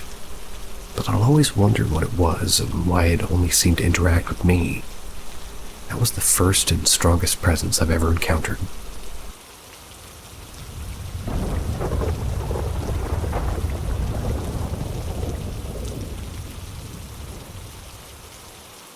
Foul-smelling haunting in an Italian hotel. I've recently started working at a seasonal hotel on an Italian northern coast. Since I've always had an interest in the paranormal, one of the first things I did once I started my job there was asking the owner and his mother, who got a hold of the building back in 1973, every possible detail about the hotel and what it was used to before, all this. The owner's mother explained to me how it had been a hotel for several years before they bought it, but that it had been left closed for so long that it was an absolute wreck. Before then, it was a hospital for young pregnant women who didn't have a husband or family to support them. When she told me that, during the first 2 months of the job, so about halfway through it, I did wonder how it could have been possible that no paranormal activity had ever been recorded there. I even got to learn from my boss at the very beginning of the job that a man died there just a few years back. I really thought he was making it up to spice things up a bit. Turns out it was absolutely true. An old man died due to extreme heat then after getting back from the beach. It's not something so unusual here, and I guess it applies to any area that gets, hot summers. The hotel had been closed since mid-September. I worked there for about 3 months and a half. Stayed in a bunch of nights even, without ever experiencing, sensing, hearing anything that seemed out of place. I did think it might have been because the nightlife was way too much and too many people were in hotels. basically causing an energetic pollution that would prevent paranormal occurrences from manifesting. Then the dead season for our area came. Everything grew silent and rather gloomy. And I, having become close with my boss, kept going to the hotel even for several days in a row, listening to and making music, playing video games, experimenting with cuisine, and even threw a couple of bit of parties. It was just the two of us and his dog. That was a good 85% of the time. Things started getting weirder then. He noticed a foul smell coming out of some spot on the reception desk. Something like a sewer smell, changing slightly from time to time within us, like a specter. Went from, let's say, decomposing flesh to rotten eggs. It was never too strong, being unable to smell it, like after stepping just a few feet back from the desk. What got us puzzled was how the smell would come from a spot where only wires and electronics would be, rather than the bar or sink, for example, which was about 3 meters or 9 feet far from the desk. Not to mention my position was exactly that of reception and marketing, meaning that, well, I would be sitting at that desk for several hours a day, never smelling a thing. My boss said that he definitely smelled it this summer too, though it was a lot fainter. I actually have quite an efficient sense of smell. It did surprise me how he was so sure it had happened a couple of times through the summer too. Since my boss is also quite a sensitive person. Well, I got to lose my oversensitivity to paranormal matters after dealing with it in a way after stressing me out. I just got to realize perhaps the smell wasn't something completely physical and normal. My doubts got stronger after noticing his dog seemed to take an interest in the area the smell was coming from. Without really acting like the lively and goofy dog he is. Sorry, they wrote he, his. He'd rather stop a few feet far from the spot and stare at it. One night while we were in the hotel kitchen making dinner, Doug started looking towards the door to the reception, as if he had heard something, then ran through the corridor to the desk. I followed him thinking there could have been someone at the door, and instead he stopped at the desk staring at the spot the smell came from. He's a very loyal and clingy dog. He doesn't leave his owner's side easily. Still, he did the thing of running to the desk and staring at the same spot a bunch of times. I don't understand how we could sense something normal going on in there from another room several feet away, especially since he can't even hear you calling his name in a normal tone from the same distance. To add up to it, this is where surveillance cameras come into play. One night, some guys attempted to get inside the hotel, thinking it was empty. My boss, who's actually sleeping there, heard them call the police. Got to check security camera recordings, which he showed me the next day. I was definitely hype about getting to see the videos, honestly hoping to spot something odd, and I wasn't disappointed. Two things caught our attention. The strong glare in the back door's glass looked like a flashlight being moved from not too far inside the hotel behind the curtains. A tall wall stands between our hotel and the neighboring one, making it impossible for the light to be coming from there. It lasts just for a few seconds and goes off and then on and off. Happens about an hour before the culprits come in at about 3:30 a.m. Then between 4:30 and 5 a.m., a white figure comes out of the dark area in the back of the hotel running without activity in the motion lights. Then just seconds later, one of the intruders runs back into the same spot, activating the motion lights. What's odd about the first figure is, needless to say, how they don't trigger the light. The fact that they have no discernible traits, just a white human-shaped figure. And lastly, how it was coming out of a spot that had no way in, like there should have been a piece of tape where this person was walking in before running out.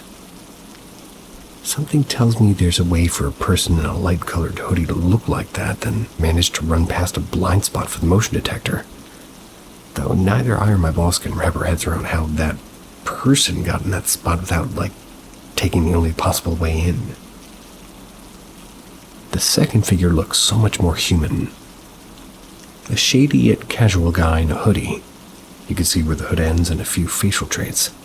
Not much since his head is turned almost completely back to the camera. It's rather puzzling how contrasting the two images are. Even before the light goes on, the camera catches the second man's details, not making him look like some sort of apparition as for the first figure. Being a bit of an anxious guy, my boss didn't really like the further investigating of the surveillance camera tapes and didn't bring up any odd parts of the event again. We both moved back to our places just a couple of days ago, so the hotel is currently unattended and will stay so for at least another month or two. I really wonder if anything weird will be taking place there when no one's watching. And that was it. Sorry for my lack of summarizing skills. Please feel free to share your thoughts in the comments. I'm rather curious about hearing a third-party opinion, especially since we didn't get to talk about these events with anybody yet. I could definitely retrieve the active segments of the tape as soon as we go back to the hotel if anybody's interested.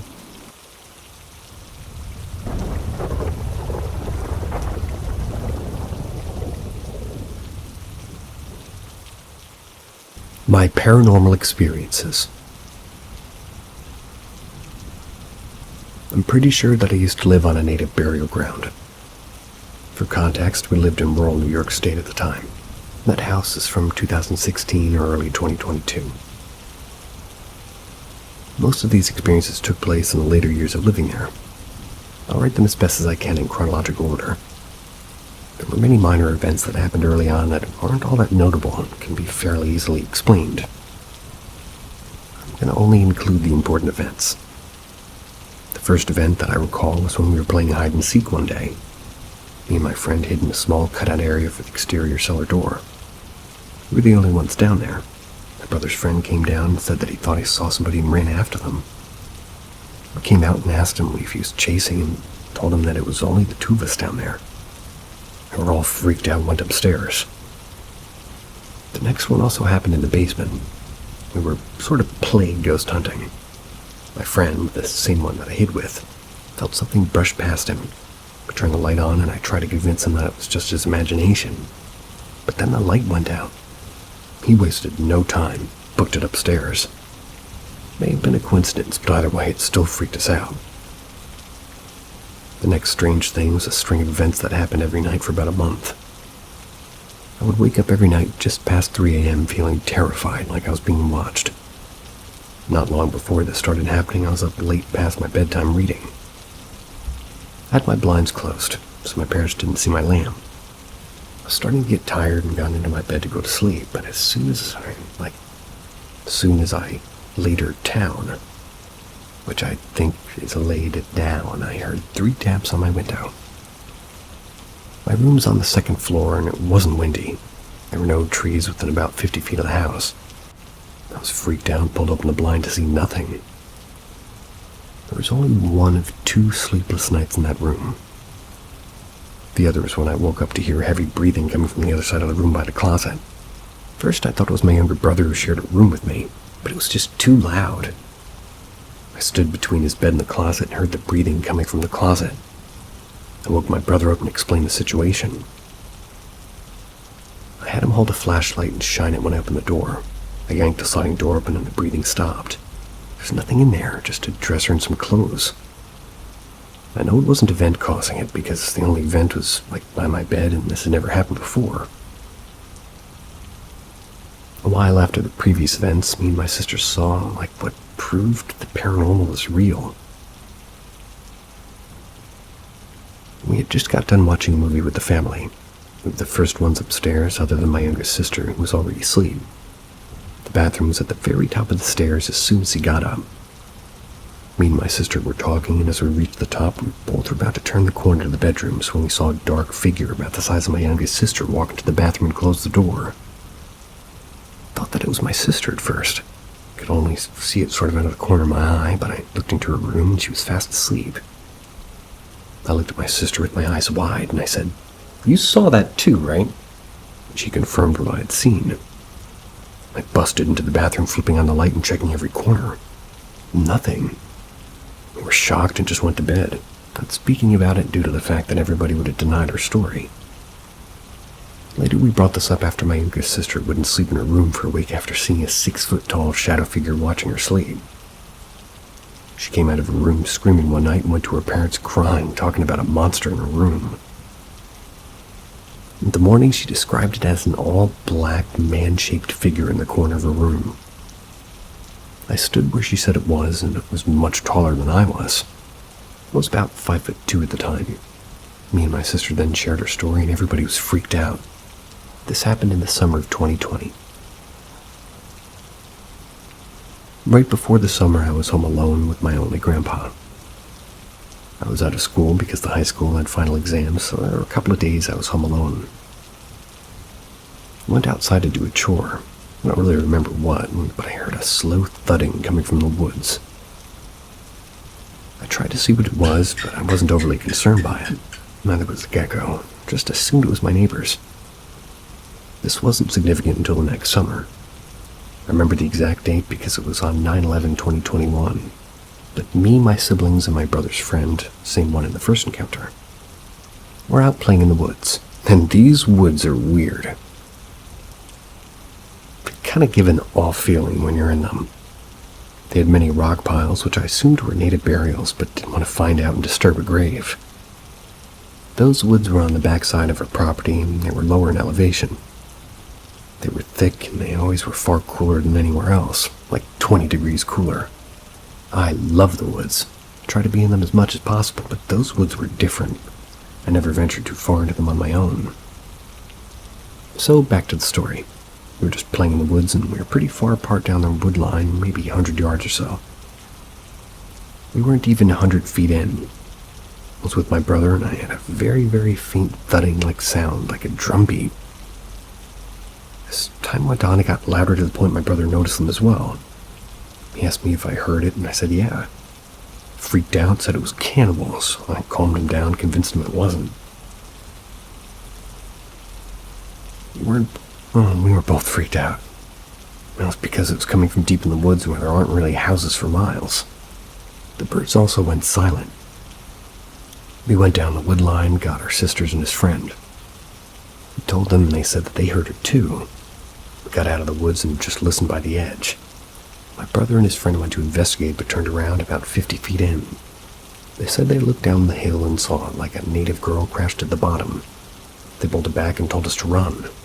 Went into the house all terrified, but me and my brother and his friend went back out and watched the woods with the binoculars from outside the house. We didn't see anything. And all this time the drums kept getting steadily louder to the point where they sounded like they were in a yard. Eventually we heard what sounded like thousands of crows, like going nuts, dogs barking, and it just stopped. It was eerily silent for a minute until the birds started singing again. We wouldn't wrap our heads around it and try to explain what happened, but we just couldn't. These were all the major paranormal experiences that I thought are worth sharing. Almost everything major took place from 2019 to 2021.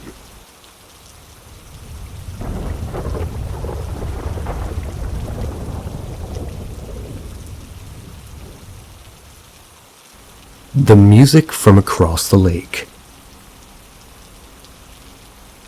So I can't remember what year it was exactly, but I think it was around 2013. I had been living in Seattle, but I moved back home to my parents' house for a short stay for a few months to get back on my feet before I could move to Tacoma. I came back in late summer, and I was gone in the city after Thanksgiving. During that time, I started to hang out with some folks from the old gang people used to stay after high school. One of the people we hung out with, her grandparents owned a home overlooking a lake. It was awesome. We had some excellent parties there. Now, Ashley, all names changed for privacy, and her family owned this home for a while since the mid-'80s. She told us about an accident that happened. It was summer in the early 90s, and her father's friend died there. She was fuzzy on the details, but it was a jet ski accident and he drowned in the lake. Apparently, they drug him to shore, but they were too late. I'm not sure if that explains what happened to us, but I just wanted to preface the story with this.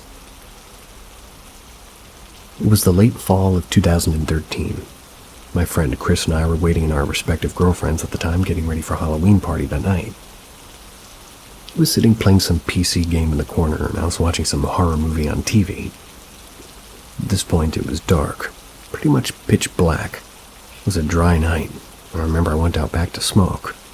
I kept hearing a strange noise. The noise sounded like something slapping around in mud or muck. Not a strong thud, but weak just enough to grab my attention. I could hear it coming from around the lake, and at some point my buddy Chris is out here smoking with me. I asked him if he could hear that noise. He said he did, so without really any hesitation, we started to investigate.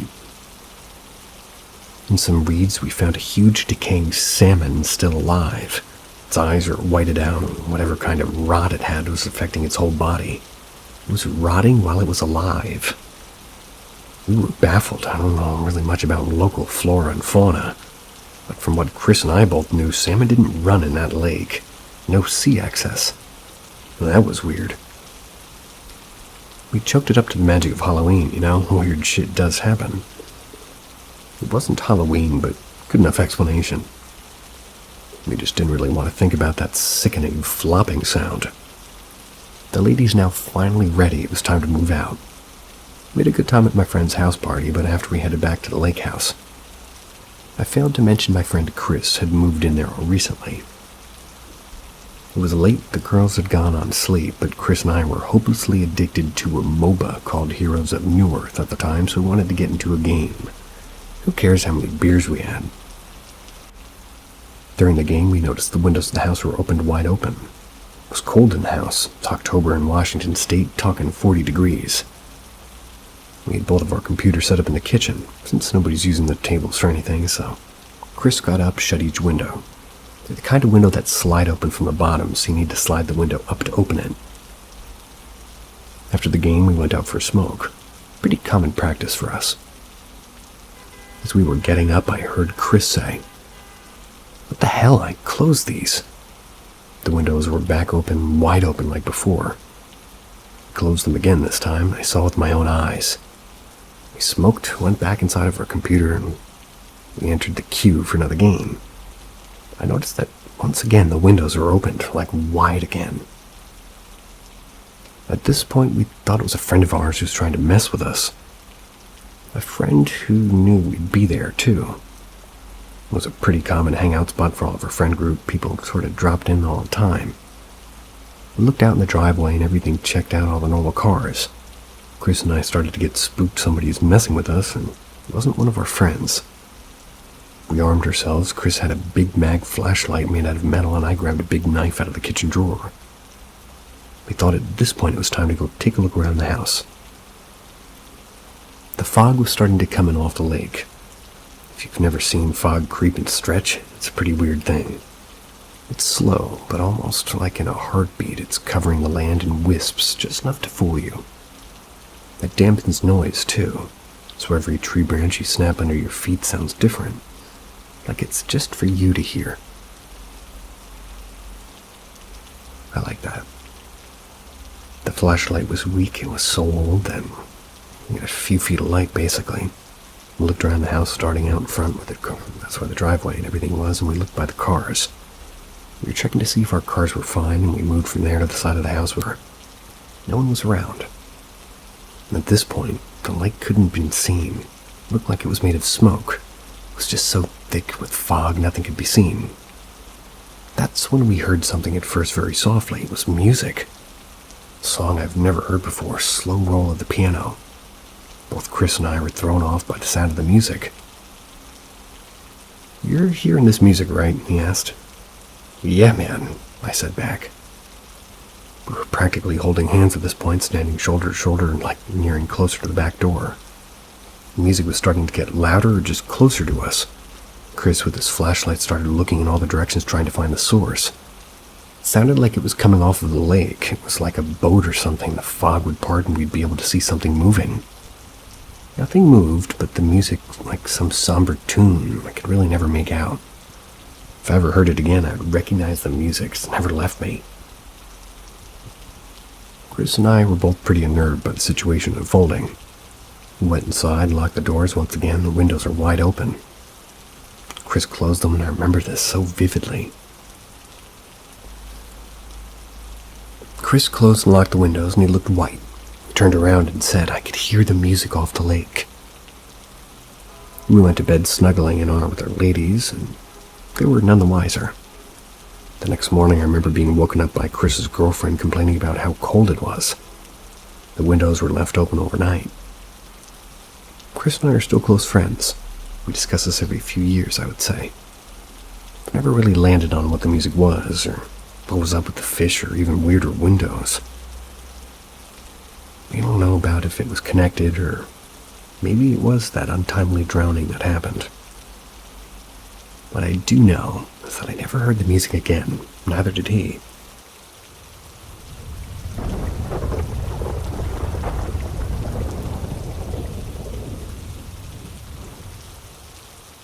Either a haunting or somebody lived with me secretly. When I was in my early 20s, I ended up dog sitting for a week at my uncle's place, completely by myself. It was January and it was freezing outside. The house was built by my grandfather for his sister, who passed away when I was about 6 years old. She died young from cancer. My only memories of her are those from the last days when she was in hospice care, right in the living room. Everyone in the family loved her. I wish I could have known her better. A few years after she passed, my uncle and his partner bought the house and completely renovated it. It's actually a pretty nice place, especially considering it was built in the early 70s. So after my uncle handed me the keys and showed me how to use the security system, I settled in. I was excited to have the place to myself, especially since I usually had roommates and never really got any alone time. But what started as a relaxing week quickly turned into something much more unsettling. On the second day of my stay, we got hit with an Arctic vortex. Everything was covered in thick ice and snow. I was basically trapped inside.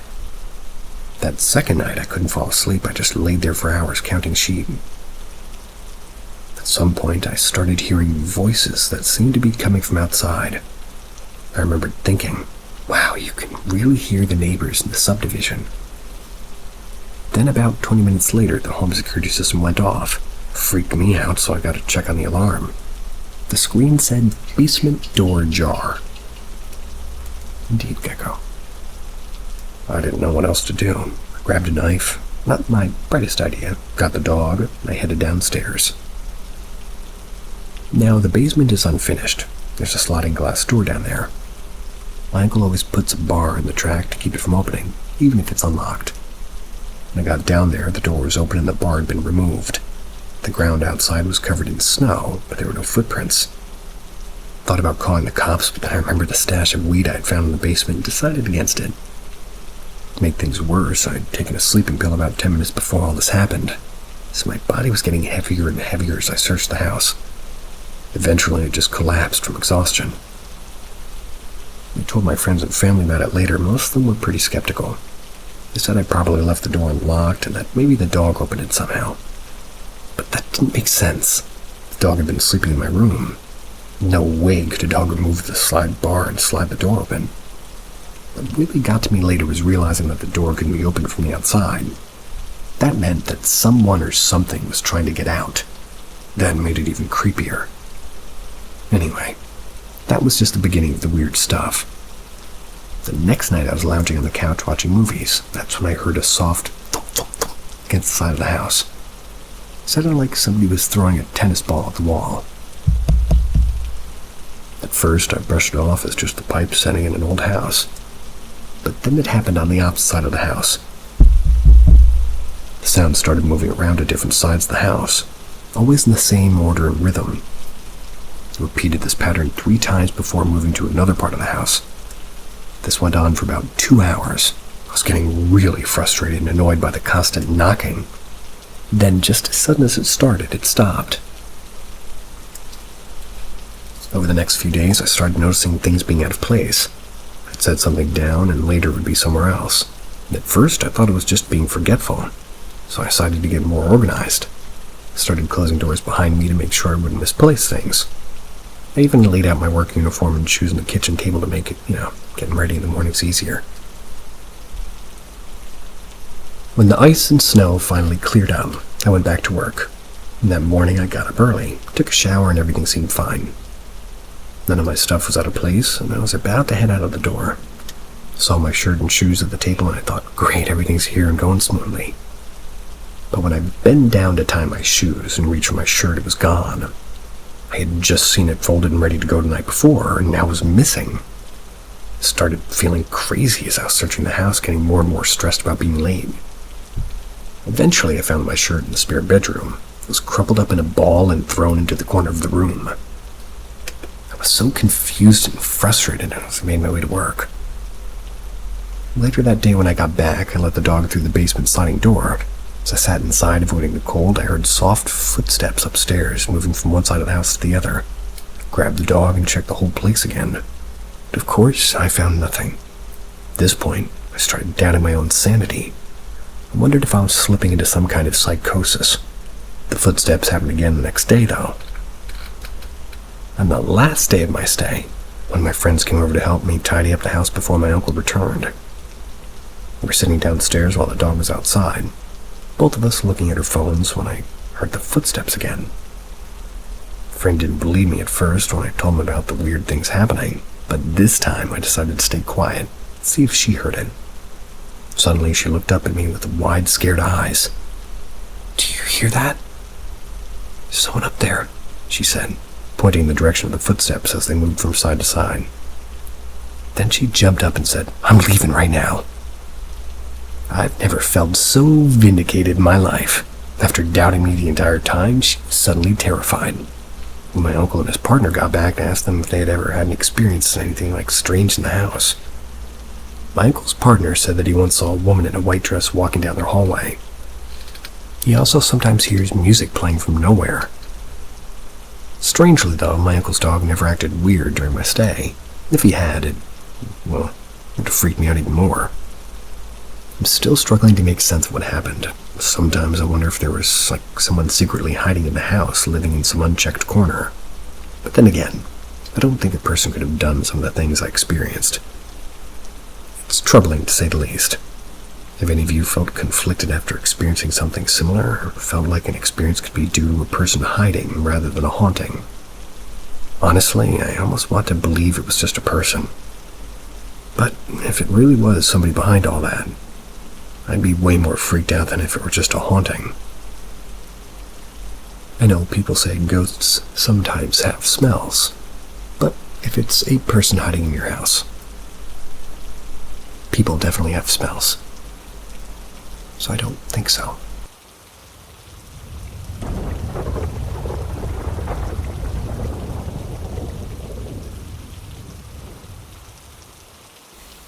I lived on the second floor of an old apartment building, and recently, everybody on the first floor moved out.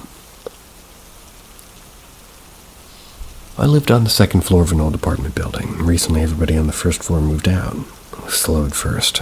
Family moved out after their baby wouldn't stop crying. A couple felt something wrong while they were having sex. Police arrested the person who lived below me because they shot at the floor due to what they called hand rats, which is not what it sounds like by the end of this. There's a housing problem from where I live. Many people were eager to take the old homes of my first floor neighbors. However, they'd usually last about 6 months before moving back out. The longest I've seen somebody stay was about a year, but they were batshit crazy at that point. One day when I was returning from work, I spotted the landlord, Adam. He's looking down at me from the roof. Now, I happen to be a friend with the landlord, and I know that he isn't suicidal, so I got 2 beers from my fridge, went to the roof, and offered him one. Of course, he said yes to a bottle of, natural light beer. We both looked at the town around us. It was crime-ridden, drug-ridden, all the worst kinds of ridden.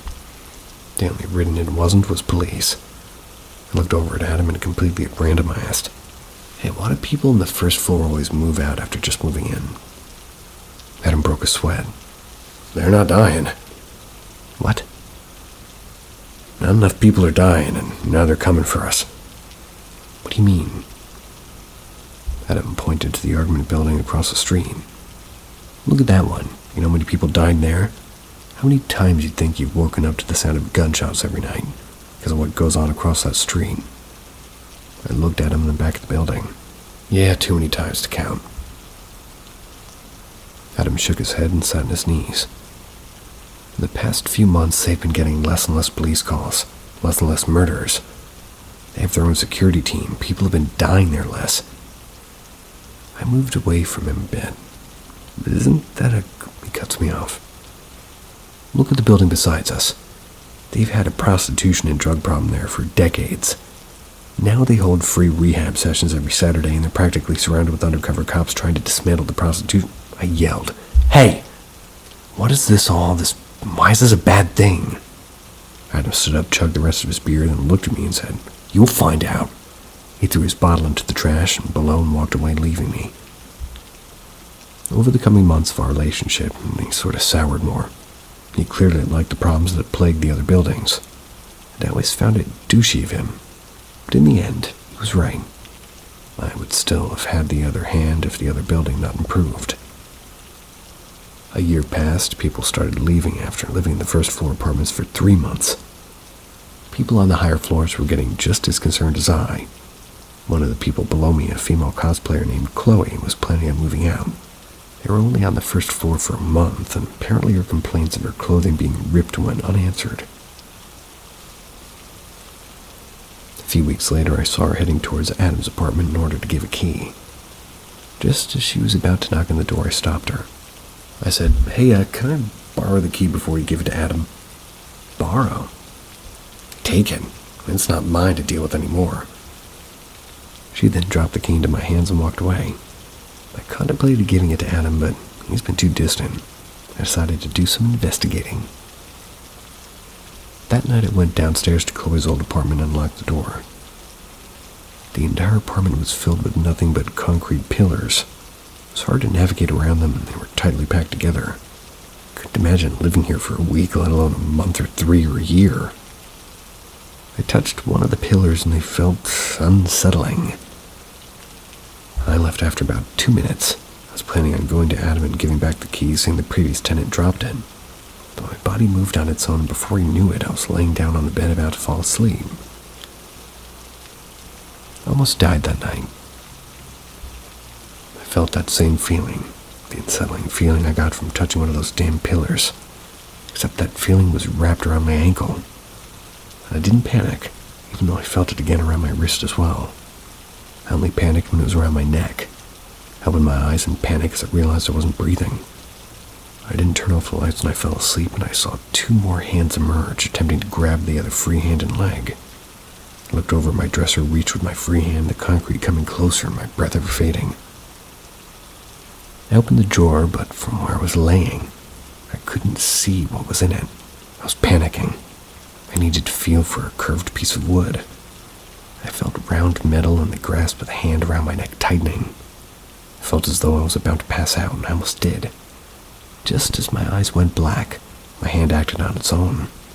I shot the hand holding my neck with a sawn-off shotgun. It immediately retreated, and I shot the concrete hand holding onto my ankle. Some shrapnel hit my foot, but I was too panicked to care. The other hand was able to grab the shoe of my other foot, and I immediately kicked it away, my shoe going with it. I immediately got up, but I realized there was one more hand holding onto my wrist, the more wanting my other hand, and several more slowly rising up. Even with one hand made of concrete holding onto my wrist, I was still able to come up with enough force to speed and run out of my window. Just as I was about to fall into the dumpster below, the concrete hand broke my fall midway and slowly began to rise up. I was panicked. I wasn't thinking straight. A fury of emotions and dreams and things I wanted to do flew around my head. I started crying as my free hand reached into my pocket and pulled out a switchblade. I started screaming shortly after. It's been 2 weeks since that night, and I've been typing this entire thing with one hand. As painful and tedious as it is, but I have to get this story out there. I've been living with a friend while I find another place to crash. A couple hours ago, the local news reported that the old apartment building had apparently closed.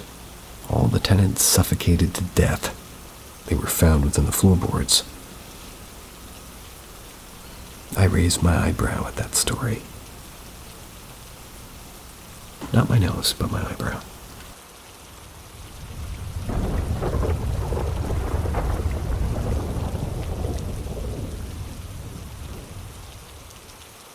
Our experience with Anne something mysterious in Zion. Interesting title. This story took place in the winter of 1997. Me and my friend, who I'm going to call Will, were camping in Zion National Park, Utah. Not sure whether or not camping is or was illegal at the time, as we're both from Maine. We're both devout Mormons, so we were visiting the area to connect with other like-minded people. We first went to the park sometime in the middle of January, so the weather was very frigid. We decided to make a camp in a small clearing somewhere near a great staircase. Staircase?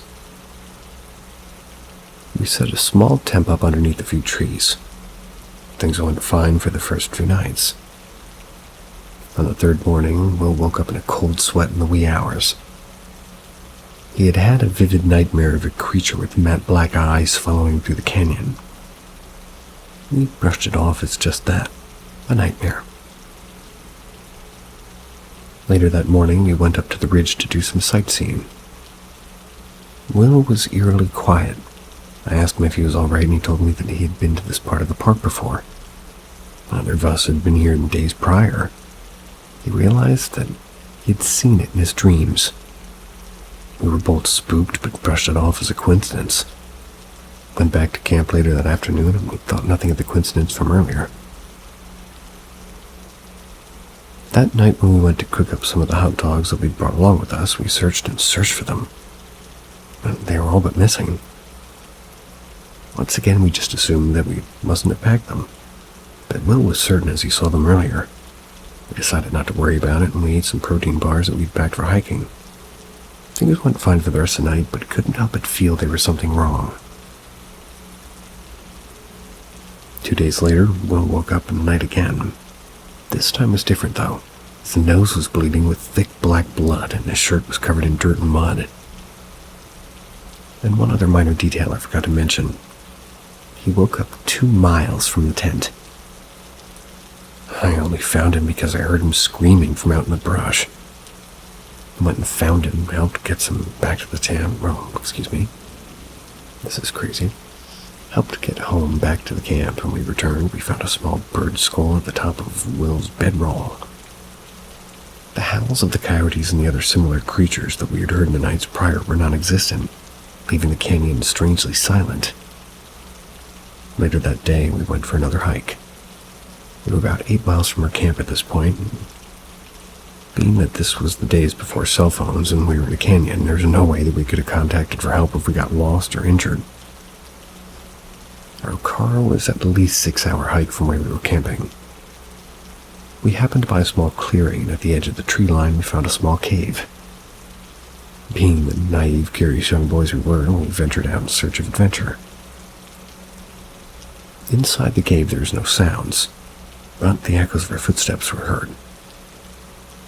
The ground was strewn with bones of small birds, not dissimilar to the skull that we found on Will's bedroll. Will went to inspect one of the skulls. However, upon picking it up, we both had an overwhelming sense of dread filling us both. Our ears began to ring intensely and our heads began to vibrate. It was violent. The sound was like static from a radio, and it caused us both to immediately have a terrible headache. I screamed at Will that we needed to leave. He couldn't even hear me over this static ringing sound. I couldn't even hear myself. I grabbed his arm and we ran for the mouth of the cave. We decided that we'd had enough. We were going to leave. The ringing subsided as we got further from the cave. However, as we neared the camp, the sense of dread became even stronger. The camp had been destroyed. Our equipment was left dangling from trees. We tried to collect our things, but we were too overcome with fear. We didn't hesitate. We picked up from all the things of value that we could carry, and we began to long walk back to the car. It was about 5 p.m. by this point, and if we started... Sorry, the spelling errors are intense. If we started walking now, we'd be back to the car by about 11. We trekked her back with no issues for about 2 hours. By 7 p.m. it was pitch black and there was no light except from Will's lighter. The forest was suddenly filled with the sounds of hundreds of creatures howling and crying. We could make out the silhouettes of several tall deer along one of the high cliff faces. The deer looked sickly and their eyes were blacker than the sky. I tried to ignore them, but it just seemed like they were following us. We dropped everything and we just began to run. Somehow we made it back to the car in just a couple of hours. The sounds of the forest didn't die down the entirety of the journey. Once we get back to the car, we assumed the battery would be dead, but we had unintentionally left the car lights on for several days. Luckily, Almost as if it were a miracle, the car started fine. Got out of the park without a hitch. As of writing this, it's been 23 years since this happened, but the story still haunts me. Hadn't seen Will in several years as he moved away to a different state. I decided to write her story in honor of his memory, as I learned this morning of his passing. He'd been suffering from depression long before experience, but I feel that the traumatic nature of the event only amplified his condition. To this day, I don't have a clue what it was in the park. I've never told the story to a single person until now. Will and I have never even spoke of the events after they happened. I'd like to believe it was all just a nightmare or a shared delusion. But we know it was much more than that. Anyways, that's our story. I know it was long, but it means a lot to have shared it with someone. In loving memory of Will Foster. Fly high, brother.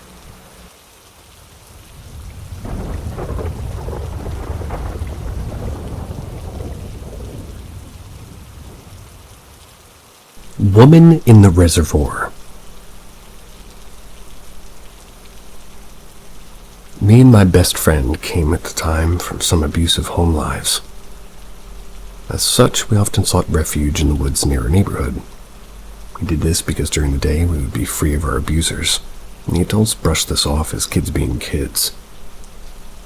On a particularly bad night, my drunk father invited his motorcycle gang over, and they were all terrible drunks themselves.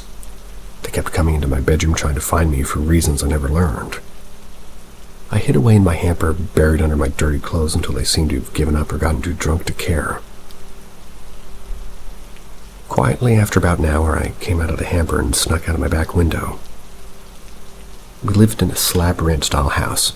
The back window went to our backyard, which was unlit and sealed with the exception of a small gate that was blocked by their bikes.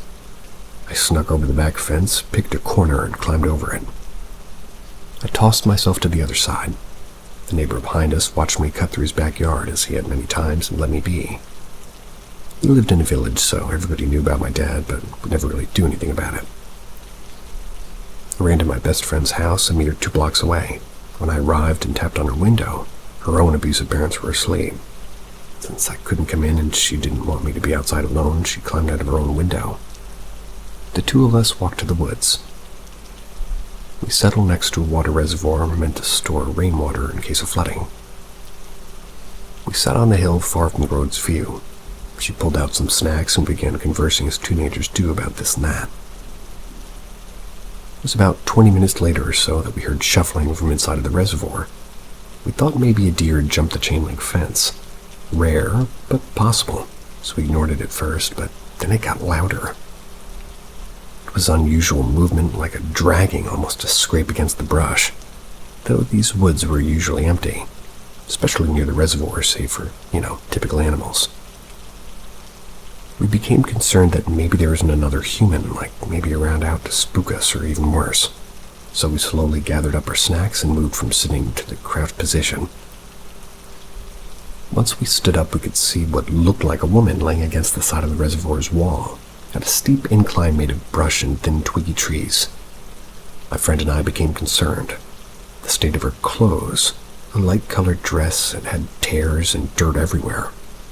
She herself looked soaked, despite it not having rained in months, typically for mid-November in my state. "Are you okay?" my friend asked her in her direction. "Do you need help?" I asked after a bit of silence.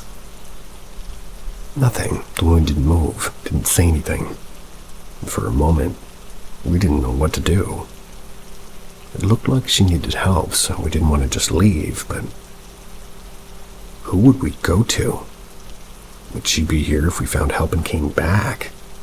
Oh, my best friend and I began to whisper possible options to each other when the shuffling crawl resumed. We turned and looked at the woman's direction. She wasn't crawling anymore, but sprinting towards us. She was going fast enough that the long, disheveled hair that had been obscuring her face moved behind her. Her dark, swollen face was visible. She had blue lips, white, milky eyes that began to screech. My best friend and I booked it. We ran as fast as we could and get the street lights their orange glow, and we could hear until we crossed the street and then silence. We turned back, looked at the fencing, looking for any signs of her. We saw nothing. We began to talk about how it was probably a senior teen maybe messing with us. Then we saw her standing inside the fence just staring at us. The orange glow of the lights hit her, making her features seem soft, if not still unsettling. I took a step in her direction, believing now that she was just some crazy homeless woman.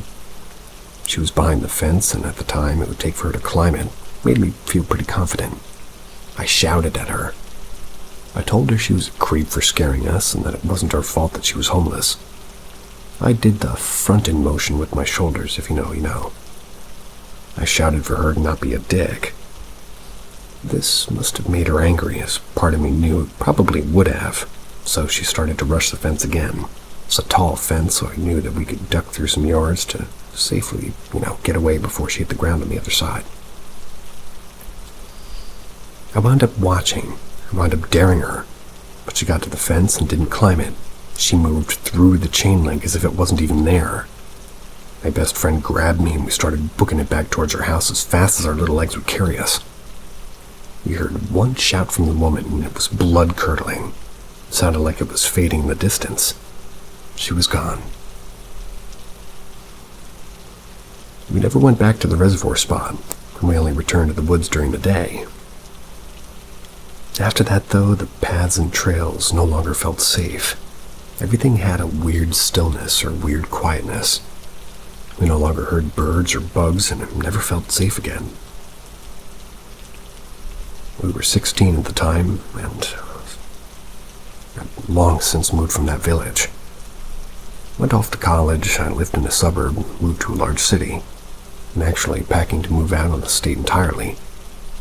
The house I'm leaving is near a lake, and packing up my life has meant keeping some odd hours. For the first time in years, I found myself up at night and moving boxes into the garage. I stopped and took a look at the lake on my way back to the house, but froze. I could swear I saw the woman crawling on her belly, dragging herself up the side of the lake through the mud that sat on the edge. In an instant, she was gone. Rushed back into the house, and I'm not sure what this means, but my aunt's coming to sage the house and all of my things. She's also insisting on doing it in our new place before we move anything. I'm gonna let her.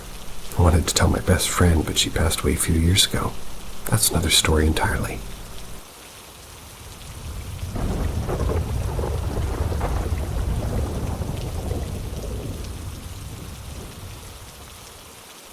Follow-up. My workplaces are haunted. First of all, I cover work in 2 buildings. These include night shifts alone. One building is known to give people experiences, the other not so much. Till about a few years back. The first building was opened in the 1930s, pre-World War II. During the war, it was bombed pretty bad. It was a main dock supply in the Navy to supply the Army, etc., so the building was used as a mortuary for locals who perished. The place had a grand old hall and a crown court that's no longer in use. My first experience was seeing an orb in the CCTV. Thought it was just dust, but when it started prancing around, I knew it wasn't just dirt. A fly, maybe. Who knows? The next one was a while later. Right here, bangs in the building. I know it's old, but these were the heating systems kicking noises. These were doors slamming noises. One night on patrol, I went through a key code door. Beep, beep, beep, beep, beep, beep. I go through the door. Closes. I take no more than 5 or 6 steps, and all of a sudden, beep, beep, beep, beep, beep, beep. Something has entered the exact code to release the door. The door doesn't swing open. Just the code has released the magnetic lock. I'm frozen to the spot with my torch. I carry on my patrol, because I know I have to. Now I'm in the old courts area and I have to go through the old courtroom, past the dock area. Then I hear an almighty banging from down in the cell area. No, I absolutely did not go check. My return back to the office resulted in a phone call to be told I'm suffering sleep deprivation. Another experience. Looking up at the central block of the building at around 3 a.m. mark, I noticed the lights coming on. These lights are on a sensor system. Could have been a fly or something falling, but I saw somebody up there. There's definitely somebody up there. Someone working late I didn't know about. So, Announcement, nothing. I go to check and no one, zilch. I log it and carry on the shift.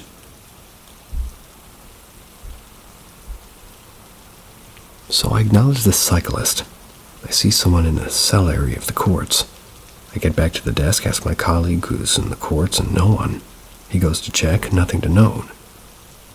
Around 10 a.m., some guy comes in to do some work, and ironically in the courts. We give him keys, and I badge in the codes.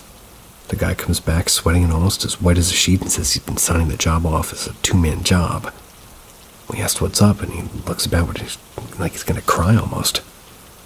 He says that he's going to go to one of the courtrooms where he was doing some work. That's when he heard a shout from the cell area, so I went down to see if there was another contractor there. He then heard another shout going to the cell area where he'd seen the shadow. So he follows the noise, then a horrific chest tightness and anxiety attack. What he said then really shook us both. He said the first cell door was slightly ajar. Standing in the gap was a wide-eyed person staring him down.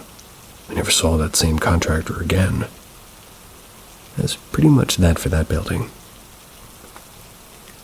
The other was built on the site of an 1800s monastery. This building is very quiet, but each time I go through this certain part I get a tightness and mild anxiety. Nothing nasty. Doesn't feel dark, but it's something. I spoke to a medium friend who doesn't know me well enough to know where I work, let alone, well, what it looks like in this particular area. But when he reels off the decoration of the area, the particular part of the building, even the color of the carpet, he then says a little girl follows me around that area because I make her feel safe from the others. He didn't elaborate on the others, but he said my aura was too strong for them to make me notice them. I'm shitting my pants. So this little girl's following me around where I work at night. That explains the corner of the eye tiredness shadows of a kid running past. Anyways, I ask him to help her move on. As he does, I get the most amazing smell of flowers around me. Even my friend noticed this. Apparently it's a thank you from her from looking after her and then helping her on. Not long back, some out-of-hours staff workers on the third floor rang down in a panic. They was traveling in twos of the toilet because they're scared of the building. They rung and said there's a little girl on the third floor hiding around a corner. She keeps looking at them. I normally dismiss this, but I go check this out with them. I see nothing and go back to my office. Another night. They report they saw somebody and, well,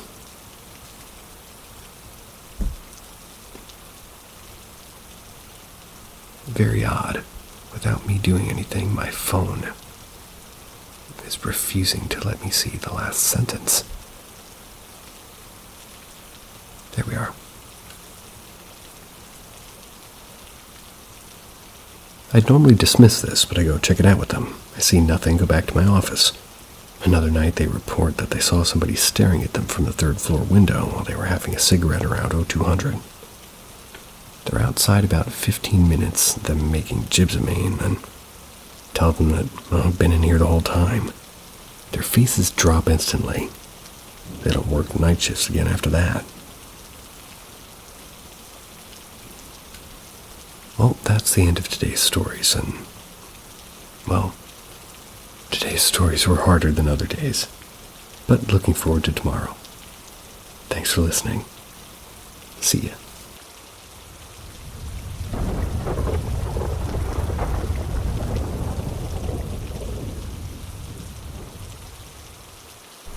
Ghost, clone of coworker.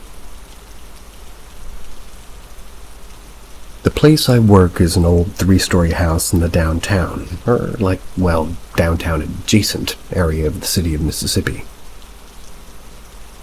I'm guessing a city in because Mississippi's a state, but I'm not sure when it was built, but it was added onto over multiple occasions through the years. It was a private home, a restaurant, a law office, and possibly other businesses that I'm not aware of as well. Since 2014, it's been the main office for my job. In general, it's an old building that makes old building sounds from time to time.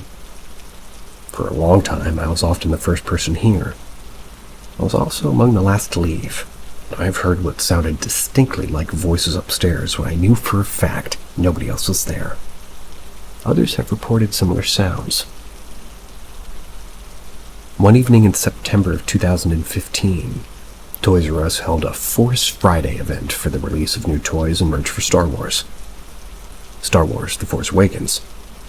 Two coworkers, I'll call them David and Ronnie, decided to meet at the office after work and ride together to the event. I forgot exactly what time the event started, but it was late enough that we all went our separate ways and we ate dinner before meeting back at the office. I was the first to arrive back at the office. Pulled up, parked it, and went into the parking lot, and I noticed Ronnie. He lived close enough at the time that he walked to and from the office rather than driving, so the lack of his vehicle there wasn't really unusual. They were walking up to the front steps, and he, I assumed, went into the office. I did notice that he was wearing different clothes than he'd worn at work that day. I didn't really think much of it. I got out of my car and headed to wait for him. David and his wife got to the door, threw it, and it was locked. I thought Ronnie had just locked it behind him as like a joke or a prank or something on me, and didn't have a key to the front door. I parked in the back a lot during work hours. I knocked. Ronnie never appeared. I decided I'd return to my car, and when I did, I looked and saw Ronnie walking up the sidewalk from his apartment. He's wearing the clothes that he'd been wearing at work that day. Well, I decided not to say anything. I guess you could say I was noticeably uneasy because he asked me what was up. I was explaining what I saw. David and his wife arrived, and I told them as well. We decided to search the area. Our office is fenced around two sides, so we split up thinking that if somebody was there, they had gone around the building. They wouldn't have anywhere to go if we headed them off from both sides. We went in the back, none of us having seen anyone else. We kind of wound up shrugging it off, or at least they did, since they didn't see anything themselves, but still bothered me. Months later, maybe even a year later, the event really wasn't fresh in my mind at all anymore. I got to work early on a Monday morning, as was usual at the time. Did my usual round of turning on the lights and unlocking the front door from the inside before heading back to make some coffee. I noticed Ronnie was standing over by the copier. He was facing away from me, assuming he must have come in while I was going around turning on the lights, because I turned the security system off when I entered, so nobody had beaten me there. I said, "Good morning," and continued walking to the kitchen. He didn't wind up replying. I assumed that he just didn't hear me. Later that day, not having really thought about it again, I asked Ronnie's wife. She also works with us. I asked where he was because I needed his input on this project. She said that he was at home, sick. I asked what was wrong with him. He had seemed fine when I saw him that morning. She said that he hadn't been there at all, and that he'd been gotten sick over the weekend. A year or two later, a similar incident happened. Got to work early, and after I'd made coffee, I saw Ronnie waking up in the steps, or not waking, but rather walking up the steps to the second floor. Well, that's good. But then a few minutes later, he and his wife arrived to work. He was wearing entirely different clothes. I had told a few people at work about the incidents, but they all just considered it a good spooky story to share around Halloween time. That was until earlier this year. Until then, I was the only one who had seen the being that we've dubbed Other Ronnie. Or at least, the only one to share the story of it. But then one day our project manager, I'll call him Wade, he saw it. Wade isn't necessarily a no-nonsense type of person, but he's not really the type to just make stuff up either. He left something upstairs when he left to go home, so he came back, and when he got to the office, it was after everybody else had gone up and locked up. He went to grab whatever it was that he had left. He noticed Ronnie was sitting at a desk upstairs, facing a computer. He said, "Hey." He didn't get a reply, but went to the restroom. When he went to head back out, he noticed Ronnie was gone, though the door had never made the ding sound it always makes when it opens. I haven't seen Other Ronnie since then, yet, but I do occasionally think about it and kind of keep an eye out for it. A few things of note. It's always wearing jeans, which Ronnie often, but not always wears. It's always been facing away, and neither Wade nor I saw the face, but overall just looks like the exact same build and size and hairstyle of Ronnie. He never speaks or seems to really do anything. The only time that's ever been in any motion from Other Ronnie was when I saw it walking up from the front step the first time. Curious if anybody has any idea what this might be, or if you've experienced something similar.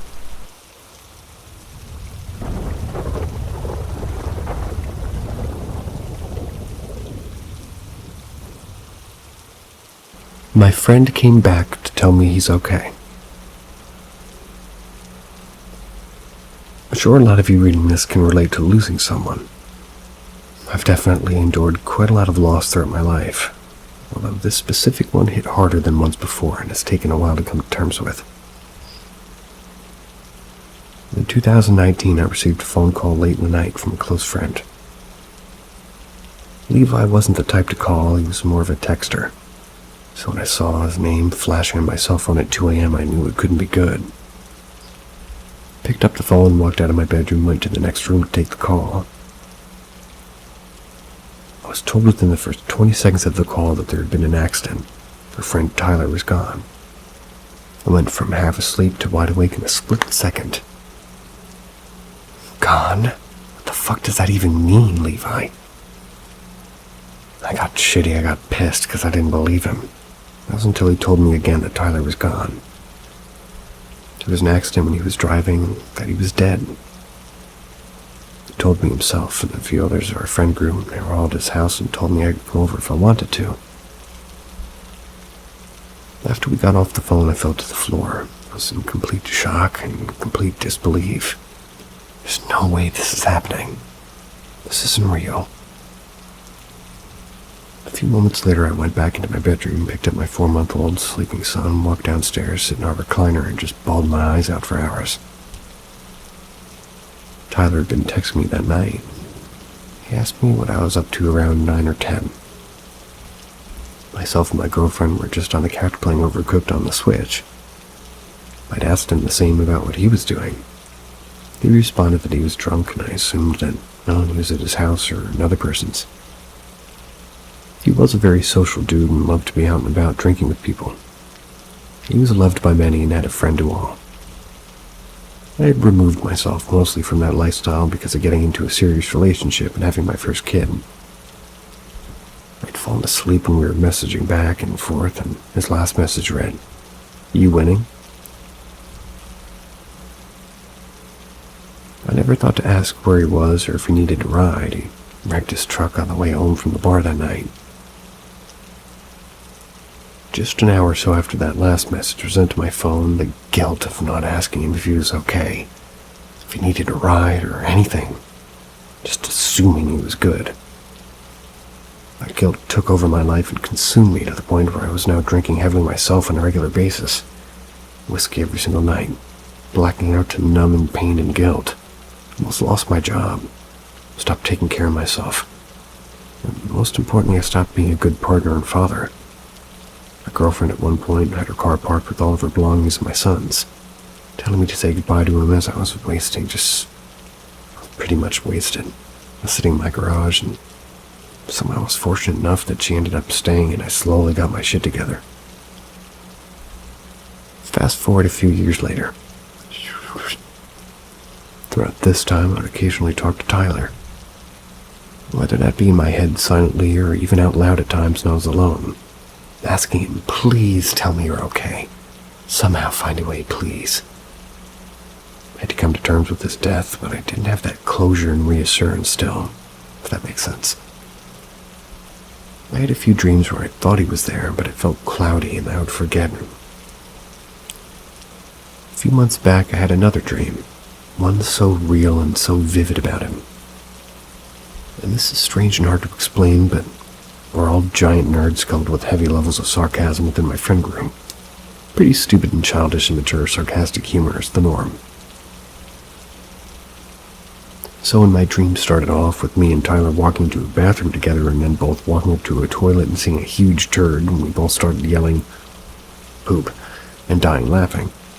Weird, I know, but it was just, it's just us. Then all of a sudden, the back of the wall behind the toilet opened up like a door. The bathroom completely disappeared in front of us. The most amazingly beautiful scenery lay before me. Huge mountains, lush green grass, and gorgeous blue sky. Picture that first time in Breath of the Wild when Link walks up to the edge of the mountain and you get that first look at how beautiful that world was. Tyler turned to me and didn't say a word, but just looked at me.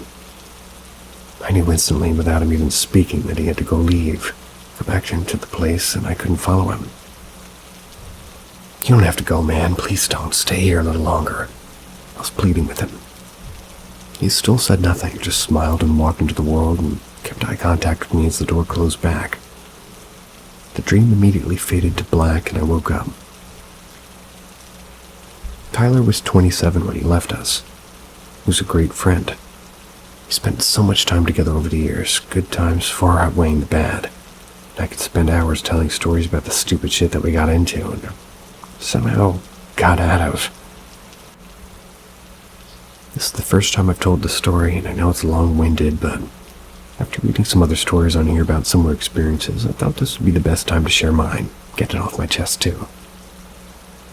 I believe he visited me that last time, to tell me he was okay. Tyler, I love you, man. Miss you every single fucking day. Can't wait till we meet again, my friend.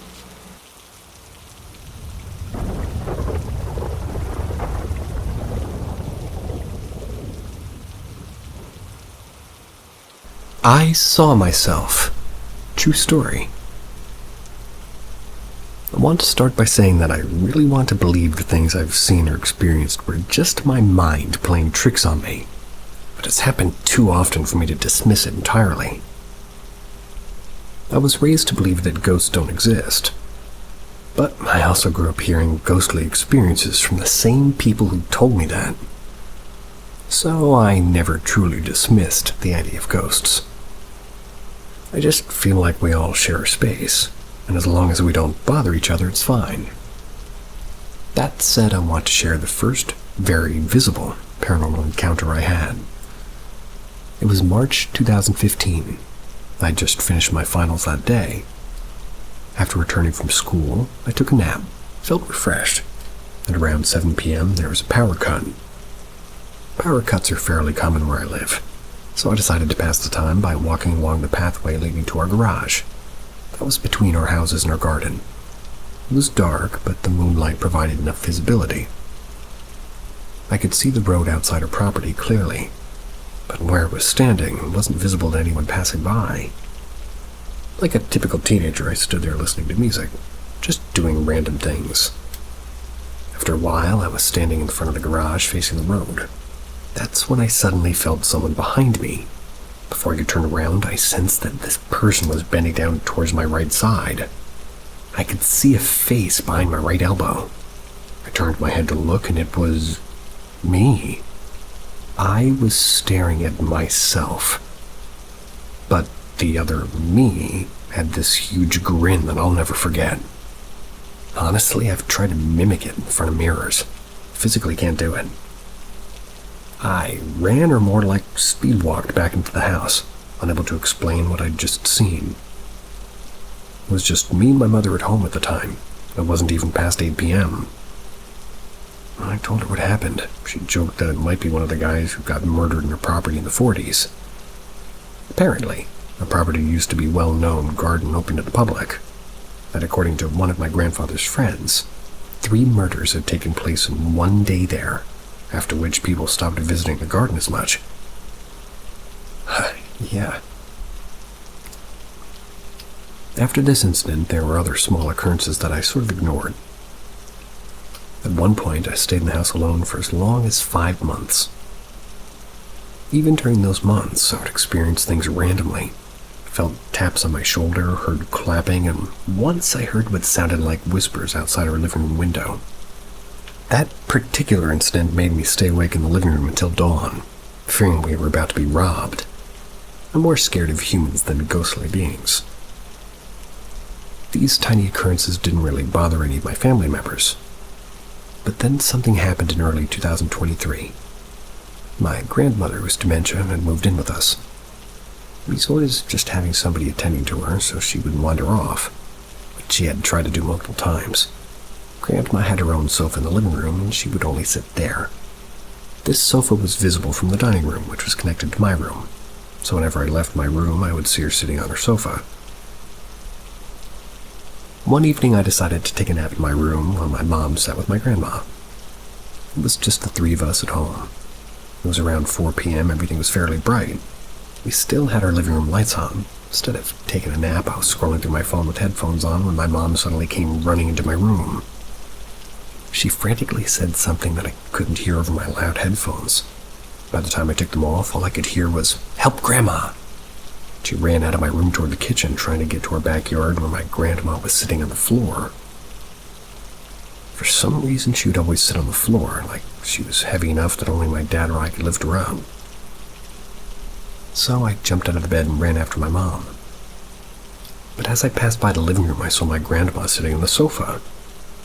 So while running, I tried to ask my mom why she was heading to the backyard when Grandma was in the living room. But before I could even finish my sentence, I stepped outside into the backyard and saw my grandma sitting on the floor. I stood still for a few seconds, confused. My mom was struggling to lift her up, and I eventually composed myself and helped her. That's when I realized that the grandma, who was sitting on the sofa, was wearing a different dress. I told my parents about this. That was the same very evening. Also brought up what I had experienced back in 2015. That's when my mom mentioned that she too had experienced some unexplainable things. Nothing as visible as what I had seen, but she had felt things and feelings. Since that day, the activities have become more common occurrences. The creepiest one for me is when I felt as if someone was climbing onto my bed while I was on it. It's like my bed was creaking the same way it does when somebody climbs onto it. Thought it could be my breathing, so I held my breath for a good 20 seconds and stayed still. Bed was still creaking. I freaked out, jumped out of bed, turned on the lights. But, as usual, there was nothing. When I got back into bed, the creaking stopped. My parents are usually very dismissive of the idea of ghosts, but even they have sensed things that they can't explain. All we know is that whatever or whoever that might be, it isn't harmful. Still, I'd like to believe that my mind is just making things up.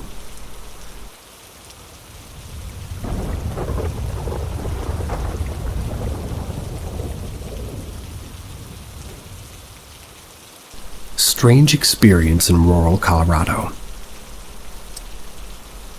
Okay, I'm going to try to go through every detail, so this may be a long one.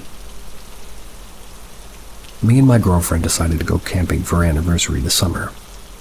We didn't have the money to book through a nicer campsite like a KOA or something like that, so we found a website where you can book campsites that people have created on their own private land. It's at a much cheaper price. Found a good one in Pine, Colorado. Checked the reviews and all of them had only good things to say. So we decided that that was the right choice. A couple of days before we left, I got a text from the campground host, just giving me directions because, well, apparently I would lose service pretty quickly as we got closer. On the drive up, I called the host to see if there was a check-in desk or if we just found our designated spot on our own. She told us once you get there that you just follow the direction right to your spot. Everything felt very normal. Once we got to the campground, there was a big swinging gate, like the type you see for an entrance to a farm, with flags decorating it. We entered the code that she'd given us and found our campsite. It was all the way up a really windy hill at the very top. We saw the porta potties, and if I remember correctly, 3 other families with children and 1 older man and like an airstream all the way up the top of the hill. Or rather on the way up to the top. Our site was at the very top, with all the other campers lower than us going down the hill, so we had a very beautiful view of the dense forest all around us. It had been raining on and off all day, so we decided to set up our tent immediately, just in case it started to rain again. We cooked dinner, we read, took a little nature walk, and then decided to sit by the fire and chat for a while. Around 11 p.m. we're both starting to get tired. We hear what to me sounded like a jet engine starting up, but I want to say maybe 200 feet away in the forest. For whatever reason, neither me or my girlfriend acknowledged it and didn't really think much of it and went to bed. In the morning we made breakfast and talked about what we had wanted to do today. Talked about going on a hike or a scenic drive of some kind. Got ready for the day when all of a sudden it started to rain again, but like really, really hard. Everything got drenched and covered in dirt and mud. Heard the same noise that we heard the night before. This time we both turned to each other and we said, "What the fuck is that?" I've had an anxiety disorder for most of my adolescence, but in recent years I've been able to get it under much better control. I haven't had a panic attack in a long time, actually. For whatever reason, I had a terrible one right before then. rather right then.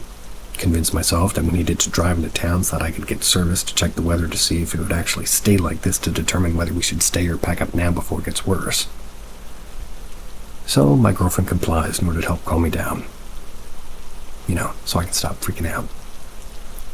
So the town is a 45 to 1 hour drive along a windy roll road with a few properties and 2 big-ass churches. I'm not really sure the denomination. Both painted with unconventional colors. It was maybe a 5-minute drive between the two. Not sure if this has anything to do with what we experienced, but both me and my girlfriend thought it was pretty creepy. Anyway, I know this is a snooze fest. I'm sorry, I'll get to what really happened in a second. So, we check the weather and it says it'll be fine the rest of the day. We get a slushie of some kind and some cooking oil for dinner. We drive the 45 minutes back to the campsite. As soon as we get back, we notice that all the other campers were gone. And I mean gone. No tents, no trailers, no trash, like they'd all packed up and left. I also noticed that I never saw a host cabin with ice and firewood like it said on the website. We were a little bit weirded out, but figured it was just because of the rain. Finally relaxed, and I start to cook dinner. While I'm cooking, we hear the noise again, and a little louder this time. We both look at each other with open mouths, baffled, but also not really taking it too seriously. About 30 minutes later, my girlfriend says she's starting not to feel so good. This is not an abnormal thing. My girlfriend has a pain disorder, and at night it can get pretty bad. So I help her take her meds and tell her that I'm just going to clean up outside and I'll come in and get some sleep. In that moment while I'm packing things in the car, my vision gets really weird. Everything is moving like ever so slightly and has a pink and green fluorescent hue to it. I brush it off thinking I'm probably just tired. I get in the tent and my girlfriend looks very scared and frozen. And all of a sudden I feel the same way. She asked if we can go home right now, to which of course I said yeah. She said that she had the same vision experience I had 5 minutes ago, and we both felt like something was watching us. The sun was about 30 minutes from setting. We started taking everything down immediately. We were doing all that and the feeling got worse, and we both progressively got more and more freaked out. We shoved everything in the car and got back into the city around midnight. Does anybody have any possible idea of what could have happened? Or the only way I've been able to somewhat rationalize it to myself would be either a skinwalker, aliens, or some type of clandestine radiation plant. Or something insane like that. I'll also add that we had a couple of beers the first night, but neither of us had drank or smoked anything at all the second night. We were both completely sober. Any thoughts would be appreciated.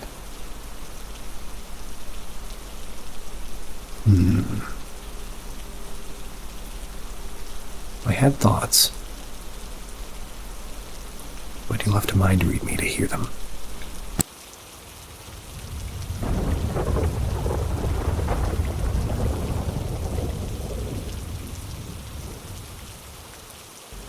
The dog on the picnic table. I was going to use a throwaway just to post this, but unfortunately the minimum comment required on this sub kind of prohibited me from doing that. So if you know me in this story, please keep scrolling. I'm literally begging you. So this experience occurred about 6 years ago.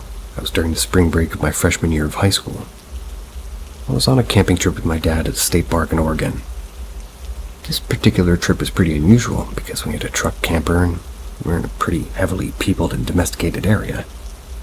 Our usual sites of choice lay deep in the woods, oft-disguised logging rows and game trails. We liked and continued to like camping where other people don't tread. It feels more wild. Anyway, we're at this super busy state park. It's got horse riding trails, good fishing, good proximity to the nearest town. You could get to the town within about 30 minutes of walking. The park was on a river.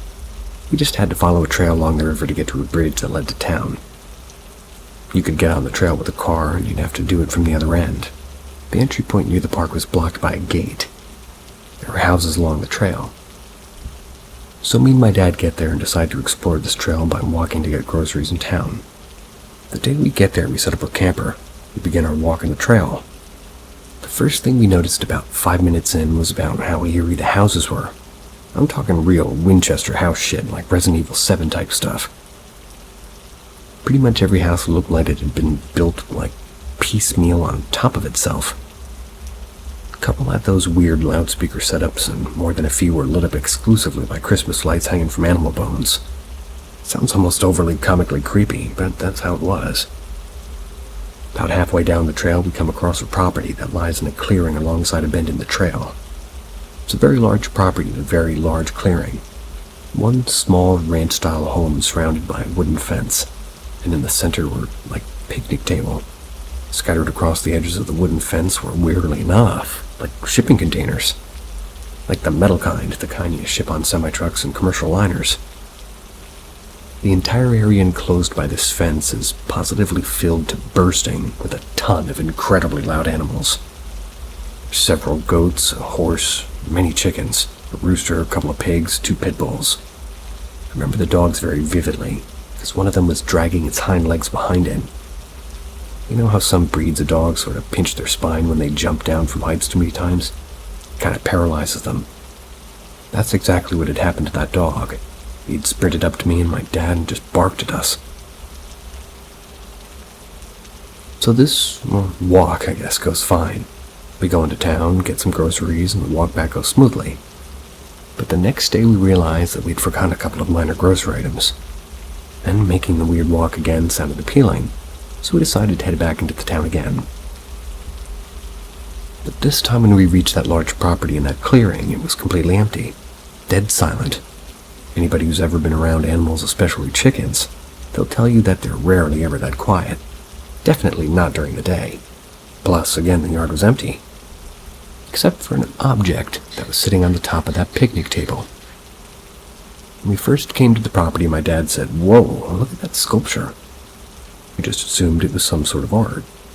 It appeared to be a very large dog, black and shiny like obsidian, but oddly polygonal. Like one of the characters in Superhot. It had a long, skinny pyramid for a snout and large, pointy ears. There are no eyes to speak of. But as we kept walking, we realized that its head was following us, like it was looking at us and tracking our movement. And that realization that it, had us in its sights was the scariest moment of my life. I'm genuinely unable to convey how scary that moment was. It felt like if this thing wanted to kill me, my dad could have done it in an instant. It felt like I was being watched and assessed by something so definitely and infinitely more lethal than me that my only recourse was to run as fast as I could. There is absolutely no fight in this fight-or-flight scenario. I felt like a deer that had just realized I was looking at a cougar. So we keep walking, try to make conversation, but at this point we're both so scared that we just kind of side-eyed this thing while walking and mumbling to each other. We felt like if we looked at it too long, it would get wise and just kill us. But it didn't. We made it safely to the store. We were in this stupor while we were walking, almost like a trance.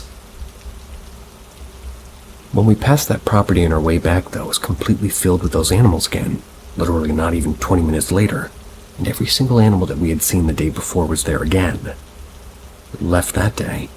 Neither of us could stomach the idea of sleeping in that place for another night. I have no idea what I saw, and I've been told it could have been a demon, an evil spirit, or an alien, or even much more mundane things like a black bear or a garden variety dog. But nothing matches the description of what I saw or the fear I felt when I saw it. I didn't sleep for weeks. I apologize for how long-winded and undigestible the story is, but putting it into writing already feels wrong, and trying to streamline it would be like pulling teeth. If anybody's had any experiences that resemble this, please leave a comment. Never met anybody with an experience like this. Kinda drives me crazy.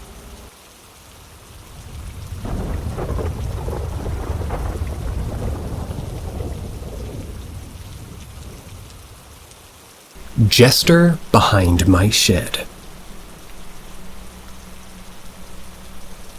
When I was 4 years old, I had cancer. When I was 5, the Make-A-Wish Foundation built me a cubby house next to our shed. I'd go down there nearly every day and play. One day, however, I noticed what looked like a man standing in the trees behind the shed. Naturally, I stayed away from it. At least, when I had friends over, though, my friend, who was 2 at the time, would scream and cry about not going near the trees. Everybody made fun of her. Would never appear when adults were around, though, sometimes vanishing when we tried to point it out to our older siblings and parents. One day I decided to check the area out on my own, without supervision. I came across the man. He had 4 arms, a green coat, and a jester's cap on. He had red eyes, pasty skin, and red polka dots. He looked at me and sighed a big sigh, as if he'd found me after looking for me for so long. I noticed that he started inching closer. I decided to run away. Eventually told my grandparents, who thought I was like, maybe I just watched the movie Clowns. My friend says that she saw a jester under the trees. It was wearing red and white and having a pin on its chest. Apparently it used to reach out to her and watch her through a window at night. When I first saw it, its face terrified me and I ran away. Second time I ran away again, but noticed it was trying to calm me down. Finally, on the last try, I forced myself not to run away, to see what it wanted. Its face was terrifying. Slits for pupils, red irises, and whites of the eyes, mostly black. A mouth that was too large with teeth that were too long. It told me, without moving its mouth, to not be afraid. Otherwise, it would just make it worse. I forced myself to calm down, and its face morphed into a less scary version of itself. The eyes and mouth were still the same, but less exaggerated. Now that I was calm, it asked me if I wanted to play a game. I said yes, I wanted to play on my swing set. It said that we couldn't go out that way, in the front of the house. Its idea of a game was a lot more, fucked. I managed to get away, but it told me to tell my friend about it. I told my mom about it when I stayed over, told my grandparents about it. They helped me do some research, and we turned up with nothing except memes and popular movies. Looking at you, killer clowns. But what happened next, I wouldn't have been able to remember without remote viewing help from a friend and my online friend. Opalescent chain. My grandparents and I heard footsteps in the hallway, and the person that emerged was not who we were expecting. A man in a black trench coat, black pants, black boots, black gloves again, black glasses, and a black fedora. Had like this ashen-looking skin, who I'm going to refer to as TCG, trenchcoat guy. He told me that me and my grandparents, I wasn't crazy. That there really are alien clowns. I felt relieved. He told me to talk to him in the back patio, but I didn't remember what we talked about. Afterwards, he told me to wait in the guest bathroom while he spoke to my grandparents. I waited for a while, and then I was told to come out. Apparently, my mom was picking us up. After my mom came and picked us up, there was a girl waiting for us at her house. A girl I referred to as Kingston. Trenchcoat guy took off his gloves, and one of his arms was like a metal prosthetic. He told me to go play video games with the girl while speaking to my mom. I tried to listen in, but they would stop talking and just say that I wasn't old enough to hear what was said. After playing video games for a while, I was invited to speak to this trenchcoat guy. Trenchcoat guy told me to stand at the table, to match his height, which is about 6 foot. I asked his name, and I think he responded with Nathan, although I don't really remember and will continue to use trenchcoat guy. He told me that he would get rid of the clowns, apparently. He also told me that the clowns were psychic and that their appearance got scarier, based on the victim's fear and psyche, and that 2 people could see one clown and see 2 different things. Eventually he said he would be back to see me. That was, I guess, when I'd be much older. Apparently because he finds working with children annoying. He sent me back to play with Kingston. Eventually a 3rd person joined the group, Tang, a furry child that resembles a realistic depiction of Tails. He and Kingston were great friends and eventually teamed up on me after I tried to steal their candy. I had already finished mine, and they played Tony Hawk American Wasteland and argued over combos and tricks. Kingston told my mom to change over the song to Mockingbird, as it was triggered bad memories or PTSD after a few hours, and then I had to go to bed. Over the next few days, everybody gradually forgot about that day, even myself. Though my grandparents still remember me talking about being chased by clowns. I'm 15 years older now. I'm turning 21 in 5 days. So hopefully something happens soon. What do you all think I should do, if anything? Be very happy to have some insight. I don't know, but I like your nickname.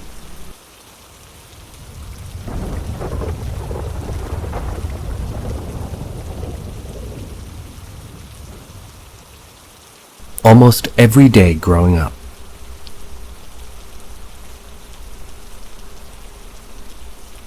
For about 10 years of my life, I would experience something almost every day, from sleep paralysis to hearing things, seeing things, or getting possessed.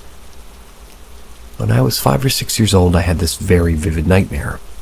I was in my room and the devil was standing in front of me, pointing into this black hole. It scared me, of course, but after that, so many things would happen. There's been so many little things, like our kitchen fan being thrown across the kitchen from the window and shattering. We had a big kitchen. Or like a random pile of leaves perfectly placed in the middle of the carpet after my mom just cleaned.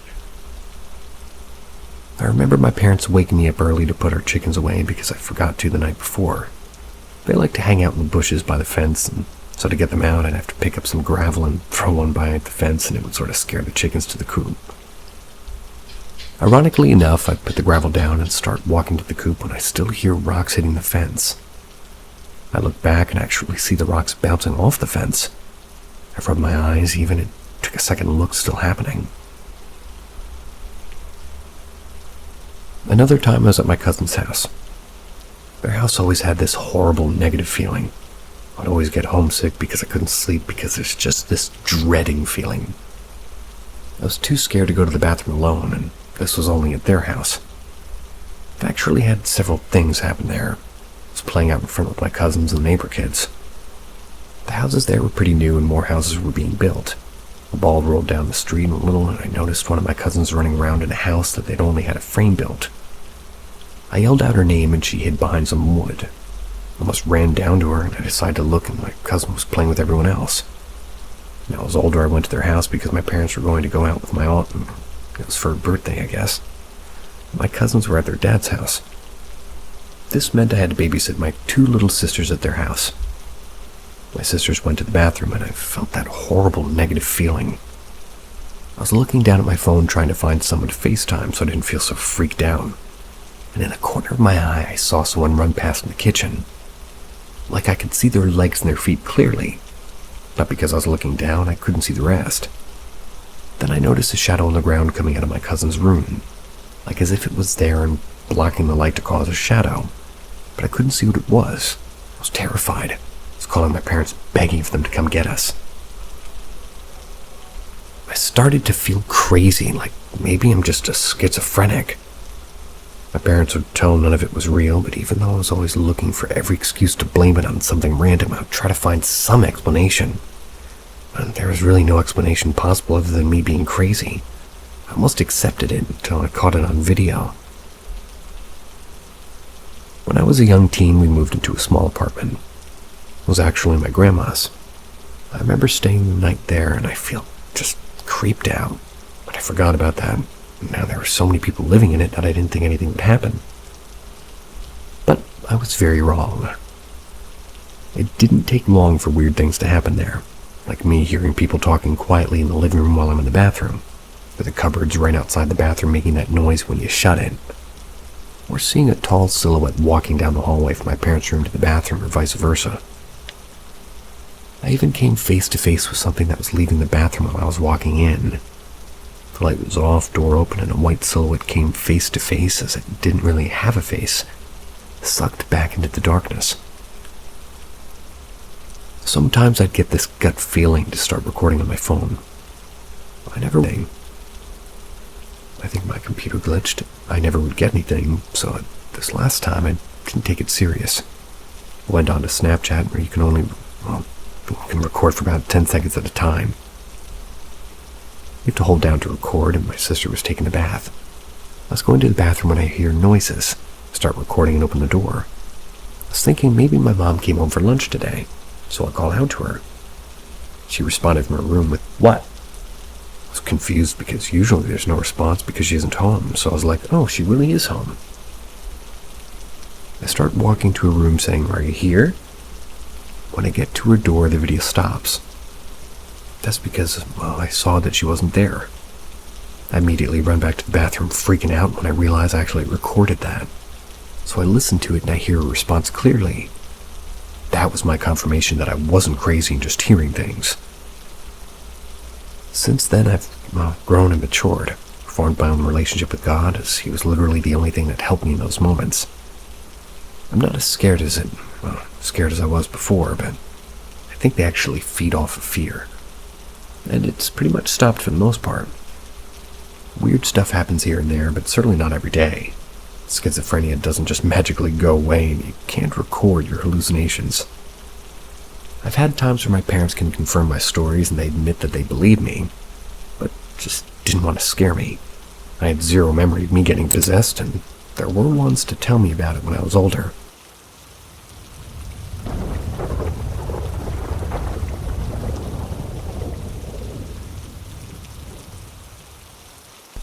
Serious. I've had undeniable paranormal experiences, but I'm an atheist. Encounter 1. I used to live in Colonial Heights, specifically in Conjurer's Neck. The area is home to an old brick house, which I lived very, very close to. It was a battleground for both the Civil War and the Revolutionary War. The entire area had always given me the creeps as a kid, and the old brick house itself always had local lore with the neighborhood kids. There's 1 million dead bodies in that house, or if you go in, you'll fall through the floor and become a ghost, etc. So one day I was riding my bike alone. I must have been about 6 or 7 years old. I saw the neighborhood cat, just Moonlight. I guess that was the cat's name. They were sitting at the edge of her owner's driveway. She was the prettiest little black cat with white markings and would always allow me to give her a quick pet. This day she was spooked by me, ran to the back of the owner's house. Me being a stubborn kid, I wanted to catch her and give her a pet. Got off my bike and let it up the driveway, not letting my sight go of Moonlight. Once I get to the back porch area, I see the cat right underneath the porch and try reaching for her. I give up after realizing it isn't worth scaring her more, and with unwanted affection, and, decide to head back to biking. When I stand up and turn to look toward my bike, this giant black figure was looming over me. It was pitch black and the silhouette of a man. It didn't have features. Just imagined a blackened out thing, and that's what it was. The edges were clean lines. I stared straight at it for an eternity in my mind. Immediately started crying, sprinting as quickly as I could to my mother, immediately telling her what I just experienced. I realized I left my bike there and started crying out of fear that I'd have to get it and that thing stole my bike. But my mom had sent my brother to go get it. This was during the day, and I've never seen something like that since.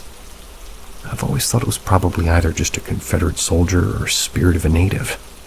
There was a burial right next to my brick house, but I don't know. It really scared me nearly to death. Encounter 2. I was living in Massachusetts with my mother and brother. Ever since the first day we moved in, I hated the house. It was a classic scary-looking house and had all the hallmark haunted house tropes. My mom had her share of experiences in the house. I didn't have many that I could remember. But on our last night living there, the three of us were in the kitchen. We were kind of just reminiscing on the time that we had at the house. The kitchen connected to the living room through a hallway on one side and a doorway on the other. That's where we stood. We could see pretty much into it. We were going to sleep in the couches, since that was the only thing not packed, and my mother reminded my brother to close and lower the blinds so that nobody could see us sleeping. He brushed it off and said he'd get to it later. A few minutes go by of us talking, and this loud bang comes from the living room. My mom freaks, and my brother runs into the living room prepared to fight. He goes in, guns blazing, goes completely silent once he's in the living room. We're both curious as to what's going on and go in. He's standing about a foot away from the doorway to the kitchen, staring at the three windows over the couches. All the blinds were down. They were previously pulled all the way up, which was the way that we had them for the majority of our days there. It never happened before, and none of us talked about it. Simply went back to the kitchen, tried carrying on normal conversation. I didn't get much sleep after that. Encounter 3. I was living in my home in Florida. I moved a lot, as you can tell, but I was swimming in the pool in our backyard. I was home alone and had just taken off my goggles, and I sat them on the pool, just sort of facing the fencing and the railing. They were to my right side. I hopped back into the pool. This was also during the day. I was swimming underwater and went back to the spot near where I put my goggles. My goggles suddenly fly to me and land right in front of me, coming from the complete opposite direction from where I put them. I got so scared, but I thought maybe my parents got home. No one was there. Back door leading to the house was never open, nor did it here close. I later looked around the house and no one was home. I had many more stories from that home, but that's what started my episode of sleep paralysis. But I won't get to it now. With all of these experiences, I don't understand how I could now simply not believe in God. I feel I have a pretty good idea of what happens after death, but none involve heaven or hell. Just a remembrance of the best and worst memories in life. I also don't like the idea that somebody truly good can be sent to hell simply for not believing. If anybody can relate, please sound off. Yeah, I get both sides.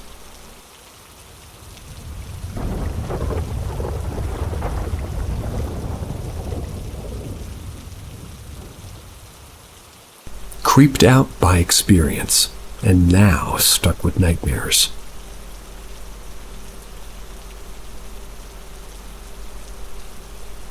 So this is a bit of a strange one and a bit long. But when I was 9, my grandmother passed away. I remember asking to see her grave, and eventually my parents took me. We were going for a day trip to the beach. My parents took me and my sisters to go see it. We took a very different way to the beach so we could pass the cemetery and pop in. I remember every single detail from the teddy bear in the grave my mom said was left by her sister. What my mom said, the lettering on the grave, my dad saying that he would turn the car around at the turning at the bottom. Every single detail. The only strange thing was that the drive back out of the cemetery seemed so much longer than going in. I mean, like a lot longer. Everyone in the car was so quiet. My 9-year-old brain just thought it was a big graveyard and everybody was sad. Then for a while after, I'd ask my mom to visit the grave and she'd say, yeah, soon. Then it was a mix of, like, sometimes it would be, yeah, soon, and she doesn't have a grave till, like, is it soon or does she not have a grave? I was confused and stopped asking. But I always held the memory so close. 23 years later, I'm doing a lot of ancestral research and asked my mom about Nan's grave. She said she doesn't have one, and she was cremated and her ashes were spread in the Garden of April in the cemetery. There was not even a marker. Confused, I told her what I remembered, and she said that it was impossible. Spoke to my dad, he said the same. Spoke to my older sister, she said the same. Finally, my younger sister, she couldn't remember properly, but remembered visiting a grave that could have been Grant's. I spoke to my husband about it, and we decided to go take a look.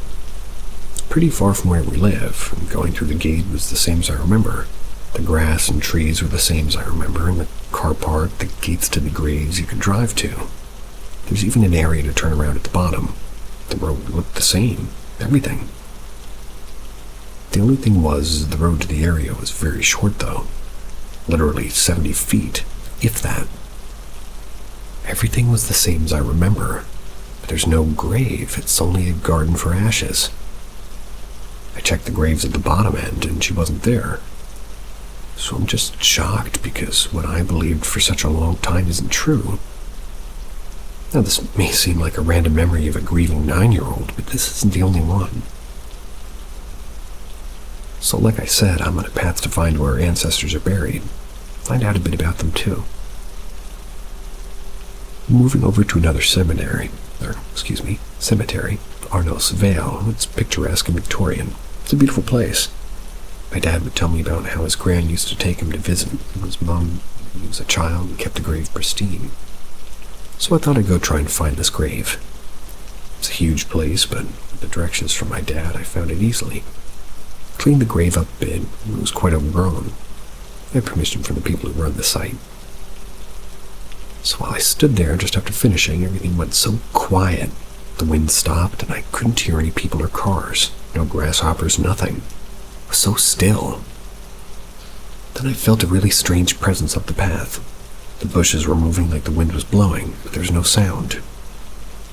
I was creeped out by the feeling and I went home, and all night I knew I had to go back. Something was missing and I needed to find it. So the next day, I did go back, past my great-great-grandmother's grave and up the path. I walked for what felt like ages. Quite healthy, but quite tired, and stopped to take a break. This path was uphill and winding. When I stopped, I looked at the grave and I was standing next to, and well, I recognized the name. Pulled my phone out, looked at my family tree, and found it. It was my great-great-grandmother's brother. I was shocked, but I was excited. I knew there was something there, and I was right. The path back seemed so long I continued walking up the hill and round, eventually looping back around to where I started. I didn't go back for a few weeks, and I decided to go tend to my great-great-grandmother's grave again, then on to her brother's grave. It was a walk, but I thought exercise is exercise. Now the path I walked before that took such a long time was only 40 feet down the path. It took no time at all. Now I'm confused. Twice in 2 different cemetery paths have been a lot longer than what they are. I now have reoccurring nightmares that I'm stuck walking down long paths in cemeteries. I can't get out. Well, I certainly know why you're having those dreams. So would I.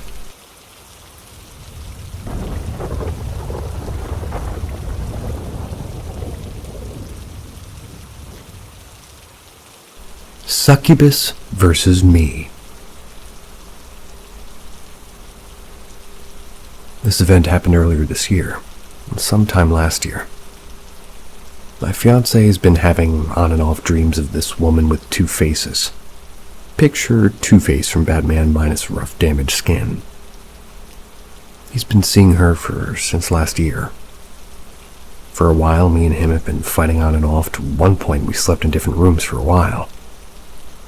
This is when events with the succubus begins. Now, I said he's already been seeing her, and even when we fight, we tell each other our dreams. While he was sleeping in the other room, this woman came into his dreams more and more, sort of coaxing him into doing things while distracting me or getting me upset at him in his dream. Which, before he would tell me in his dreams, like in real life, I would be mad at him over something. We had different sleep schedules at this time, too. It almost became a pattern. His dream would align with my feelings, and this two-faced woman would always be there. Fast forward to the visit.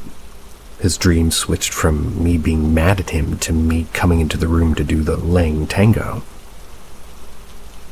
Now each time, quote-unquote, I would come into the room and wake him in his dream, he would always, use my voice outside the room, and then that would sort of turn into a shadow, and then it would just stand in the corner. A bird would basically fly into your house and scream at you.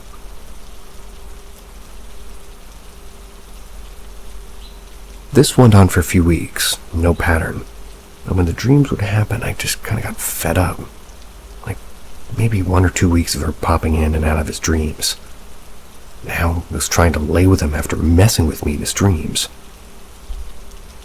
I think this dream 3 he's had, her trying to do the laying tango with him in his dreams.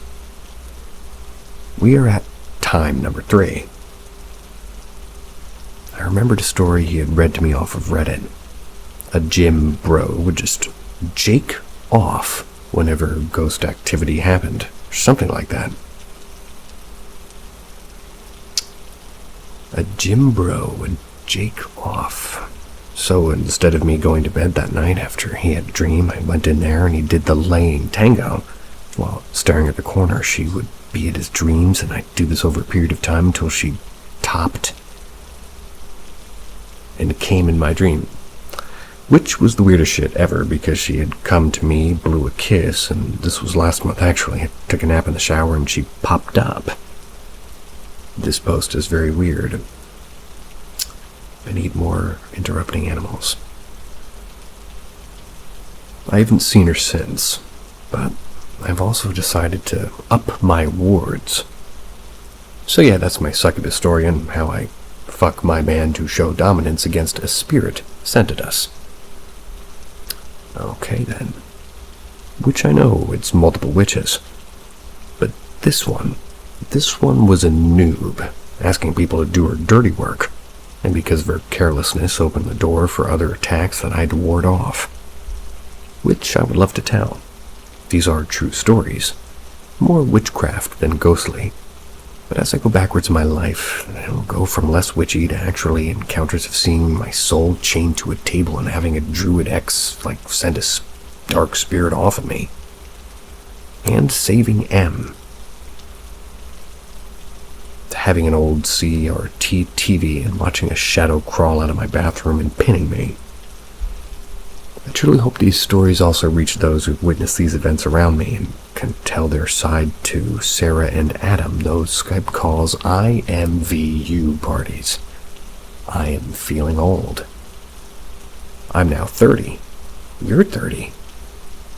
What are these things?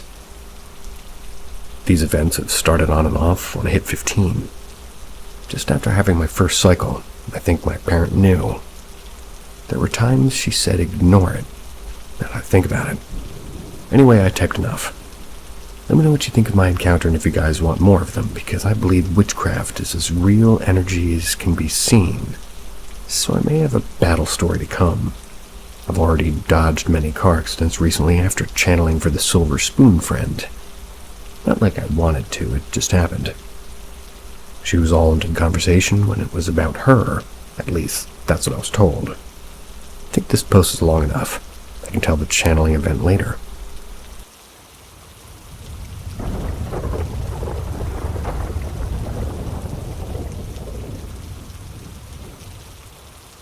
Haunted apartment. So when I turned 18, I just graduated high school. This was 2017. After the summer, I found a BRAND new apartment. Literally, not one building was up. There was only a trailer for the office. I got a new 2-bedroom, 2-bath apartment and moved in shortly after the first half of my building was finished. Anyways, just a little bit of an intro. Nothing happened in the beginning. Everything was cool and the apartment was usually quiet. Right around before summer 2018, my roommate, we can call her Jessica, moved out, right? So I found that my good friend was looking for a roommate, but didn't have her own apartment yet. So, we picked each other up and she ended up moving in. All was fun and games until about 2 to 3 week mark of her moving in. Things super low-key started happening. It wasn't serious. They were, I would say, scientifically explainable things. The drawer would be open, or bedroom doors would be open, or sometimes we would leave them open to let our house heat up at nights. The doors would be closed when we came back. Our bedrooms were carpeted, and the door had a hard time itself opening and closing because of the carpet. A couple more weeks go by, and it tenses a little bit. We started to hear the doors close. You would see black shadows from my room. My room was straight back and I had red lights hanging in my room that were on all the time. Thought it was just dark, but it's dark and our eyes played trick on us, but no big deal. Things were also misplaced all the time. Things would randomly be tipped over. And okay now. It was maybe 2 or 3 month mark of her living there. The roommate came home and was taking a bath in their bathroom. She heard footsteps in the hallway. She said that she 100% swore it was me. She said my name, but nothing came. She messaged me and I was still at work. She recalls even hearing the skin to floors if the feet were sweaty. We can't even hear anything from our downstairs neighbors. We were on the top floor. I started hearing it a few weeks later. She only signed a 6-month lease because she wanted to get her own place near college. So I met a girl at work and she'll be Grace and her boyfriend Kyle. Grace immediately caught on to the activity in the house, and it was very frequent. It was like whatever it was wanted to be known. My friend Hannah likes to come and stay a couple of days, and the one time she was staying. Grace and I left for work that morning. Kyle was staying the night before, but he had a convention at the place Grace and I worked at. So he and Grace rode together for work while I took my own rig. About halfway through my shift, I noticed that Hannah was online. therefore must have finally woken up. Almost instantly, she messaged me and said, "Is Grace's boyfriend still here?" I forgot that he came to work for the convention, so I said, "Yeah." She replied, "Oh, okay, good. Kind of scared me. Heard somebody coming from Grace's room." I started to remember that Kyle did have to come here. So I asked Grace if he was, he for sure was here, and she said yes, because they rode together. I called Hannah and told her, and she freaked out. I got home later with her with all the lights on and the curtains pulled back. She explained to me that she kept hearing something coming from Grace's room while she was sleeping. She thought it was snoring, so she assumed it was Kyle. Finally got so loud that Hannah just woke up and got on her phone.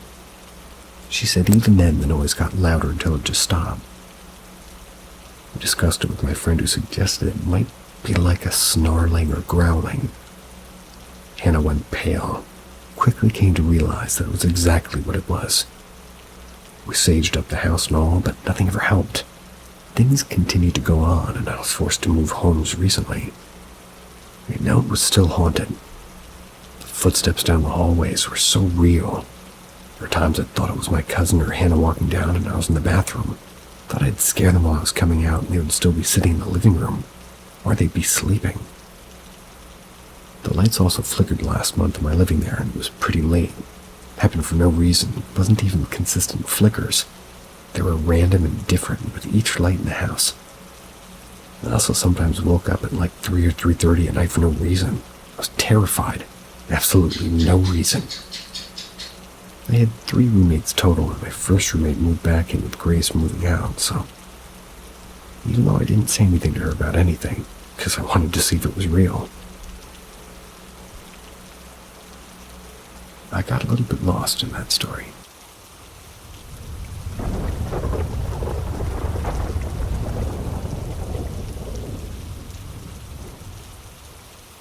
My first possible haunting experience in a psychiatric ward. I work as a nurse in a psychiatric unit. It's conveniently tucked away around the back of an old hospital. I'm on night shift.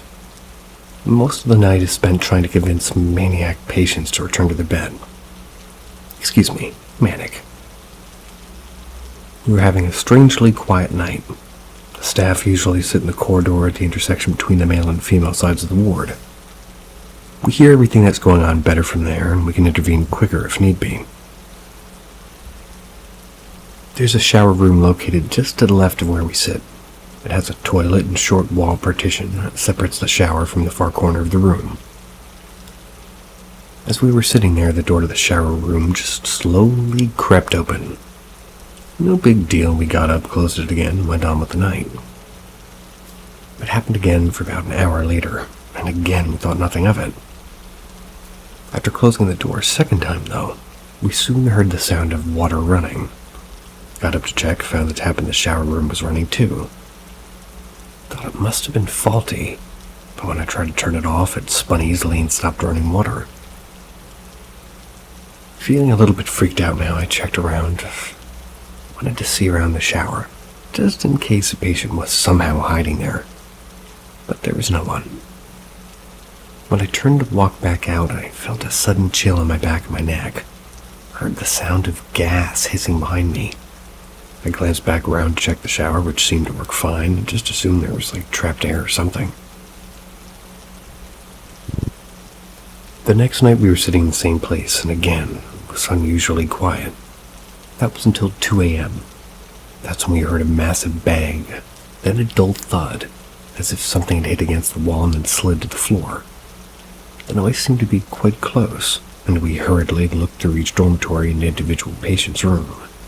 We were expecting that one of the patients had fallen, but everything was still sound asleep, apart from one patient who told us that she had trouble sleeping the last few nights. We continued with our search, but we couldn't seem to find anything to explain the sound. We sat back down in the corridor and we started to talk about ghosts and just joking about being haunted. The patient who couldn't sleep asked if they could smoke in the toilet. We occasionally let people do this at night, and they weren't really allowed to let them out of the unit after 10 p.m. Trying to tell an avid smoker they can't have a cigarette is a sure way to start a fight. We said that she could have a quick one in the shower room before going back to bed. Asked one of us if they could come with her. When we asked why, she explained, "Because that room freaks me out. There's spirits in there that are trying to come through the mirrors." We heard stuff like this from patients on a regular basis. We didn't really think much of it. Offered her some reassurance and, well, agreed to come into the bathroom with her.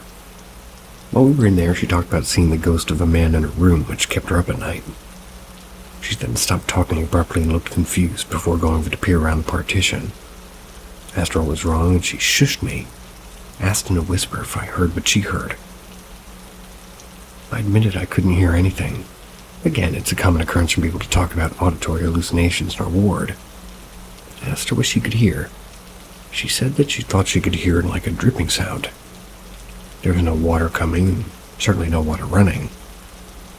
When she checked behind the partition, she heard a hissing sound.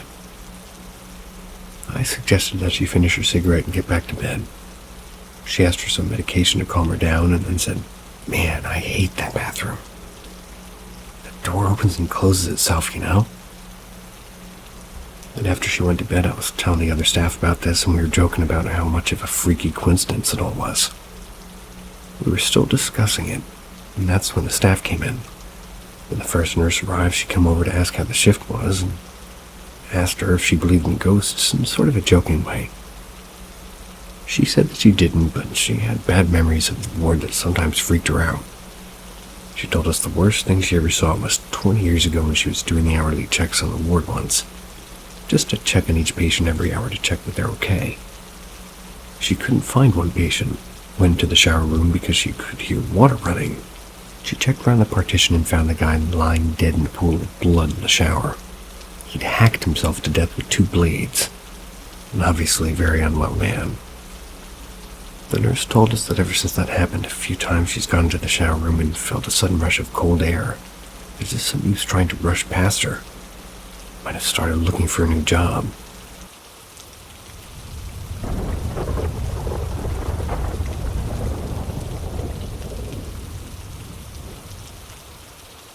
I was a skeptic that changed last night.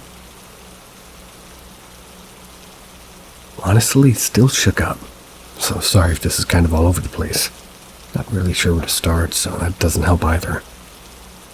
I guess I'll just say everything. Meaning this may be a very, very long post. When I was a child, I absolutely believed in ghosts, and the idea of them fascinated me. But as I got older, seeing shows on TV or videos on the internet that were clearly fake or extremely suspicious turned me into a non-believer and most very skeptical.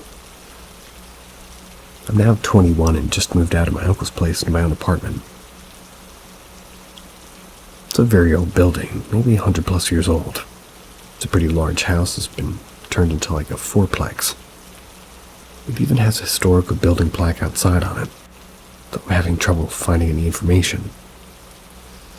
I believe the 4 apartments were just remodeled this year. The one that wasn't is because it was occupied at the time. At the moment, it's just me and him in the building. I'm on the top floor on one side, he's on the other side, ground floor. Been here about almost a week now. Of course, I've heard your generic old building noises, creaks and snaps of the cooling fall temperatures, that sort of thing. There was a couple of times in the first 2 days that I thought I saw movement at the corner of my eye. Didn't really think anything of it. All seemed fairly well until last night, or rather the night before last. I was in bed watching YouTube on my phone, lying down, not quite on my back. Not really quite on my side either. I was holding up my phone, my arms eventually got tired. As I was setting down my phone on my bed, I could have sworn from behind where I was, just holding up my phone, a very, very faint shadow, like a head or a face was there and quickly ducked out of my view. Now, I realize that sounds absolutely terrifying, and I was very tired and was just staring directly at the bright screen of my phone. And what I saw was very, very faint. I figured if I had really saw something, it was a minor hallucination. Slept well, got up, went to work. Came home and relaxed for a few hours in a very good mood. took a shower, got into bed. Fell asleep between 2 or maybe 2:30. And woke up at some point between 3 and 4. It's unusual for me to wake up many times at night. I turned to lie on my right side and I stretched a bit and just lie for about 5-10 minutes. At this point, I'm absolutely wide awake. The night is absolutely still and absolutely silent. Gets to the point where it's time to flip over, and as I do, the unthinkable happens. As clear as day from the side that I'm flipping over to, not any more than 7 feet away from me, a female voice at normal conversation volume says something. In my absolute shock and disbelief, I didn't fully catch what she said. Pretty sure it was 3 syllables or words, the first of which I'm fairly certain was he's. At this point, I'm absolutely horrified. Just started shaking and sweating on the verge of crying. This voice was so incredibly clear and real that I can tell you with absolute certainty she was in her mid-20s. It originated from 5.5 feet off the floor. Also, in all honesty, it did feel like what she said was directed at me. Couldn't tell you why, but it really seemed to me like she was answering somebody else's question about me. Perhaps it wasn't about me at all. Once I got my courage back, I tried as hard as I possibly could to recreate what I heard. Thought that my bed had just made a noise that my brain had somehow recognized as a female human speech pattern. Couldn't for the life of me get my bed to make a noise that sounded even remotely similar to it, let alone even close to as loud as she spoke. I've had sleep paralysis many times, and this was not it. Like I said, I was completely 100% awake. I didn't really think about it at first, but the side of the room the voice came from was the same side of the room that I thought I may have seen that slight shadowy head figure the night before. Still in shock. Not sure if I'm crazy or what. All I know is that I've never ever had anything like that happen in my life before. If you honestly read this far, I applaud you. Very much appreciate it. If you've ever experienced something like this, I'd love to hear about it. I want to know that I'm not going insane. Also, my mom gave me a voice recorder. I don't really know how long I can record at a time, but I might just see if I can have it record as I sleep all night.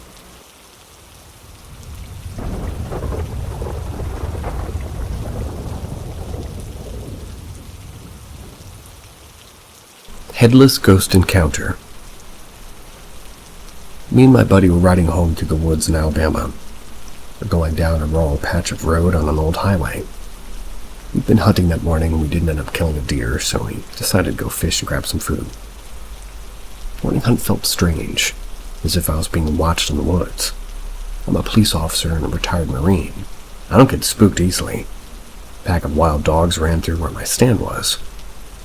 I kept feeling that burning feeling of being watched, prompted me to leave early. The dark woods of Alabama is a scary place. After the hunt, we fished at the pond, and in a while we returned home. On the way home, we ran into something I've struggled with since that day. It was exactly 12 noon when we saw it. Before I get into the incident, you need to know some history about Baldwin, Alabama. The Battle of Blakely was fought along this particular highway. This battle was a bloody onslaught that occurred at the end of the Civil War. It resulted in immense casualties. Now on to what happened. We were around mile marker 18, and to the right there it was. On a grassy embankment and a curve in the road, just past an old bridge that we passed, stood a tall black horse. It had a rider wearing black armor. It had black gloves gripping his horn on the saddle with a sword sheathed. This dark rider was massive in figure and missing its head. You heard me right, a headless horseman. The horse was abnormally large and was darker than night.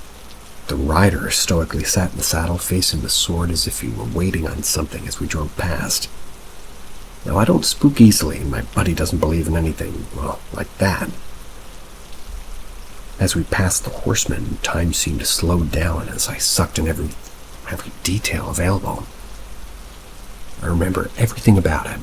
My buddy also stared in disbelief as we seemed to glide past the safety with the truck, like some sort of safari from hell. Now here's where it gets weird, if it wasn't weird enough already. So when we passed it, it looked back in the mirrors and just poof, it was gone. And this area was rural. The horseman couldn't have come from anywhere or be headed anywhere that fast. My friend told me shortly after that he didn't want to speak about it ever again. He was shook up. It wasn't until later that he recounted his story. Well, we saw the same thing, all up until we passed the horseman. His account was that the horseman was on the left side of the road and slowly walked into the center of the road and disappeared. I saw him clear as day on the right side of the road. Anybody else seen him? Let me know. An experience I still think about. Anybody who comes across this is going to be long. When I was younger, like 3 to 5, I had massive stomach surgery. I almost died because of a tumor in my stomach. When I was finally healed, we had moved into my grandparents' old house. I'd never sleepwalked before, but when we moved, I would sleepwalk to the basement and pee down the stairs. Weird, right? Not paranormal. Maybe the introduction of a new home caused it. Maybe it was because I was so young. My family has native heritage, but I was and still am the whitest kid in the block. We have a chest down there for my fully native great-great-grandfather. We believe that it's haunted with something bad, but I'll start the story now.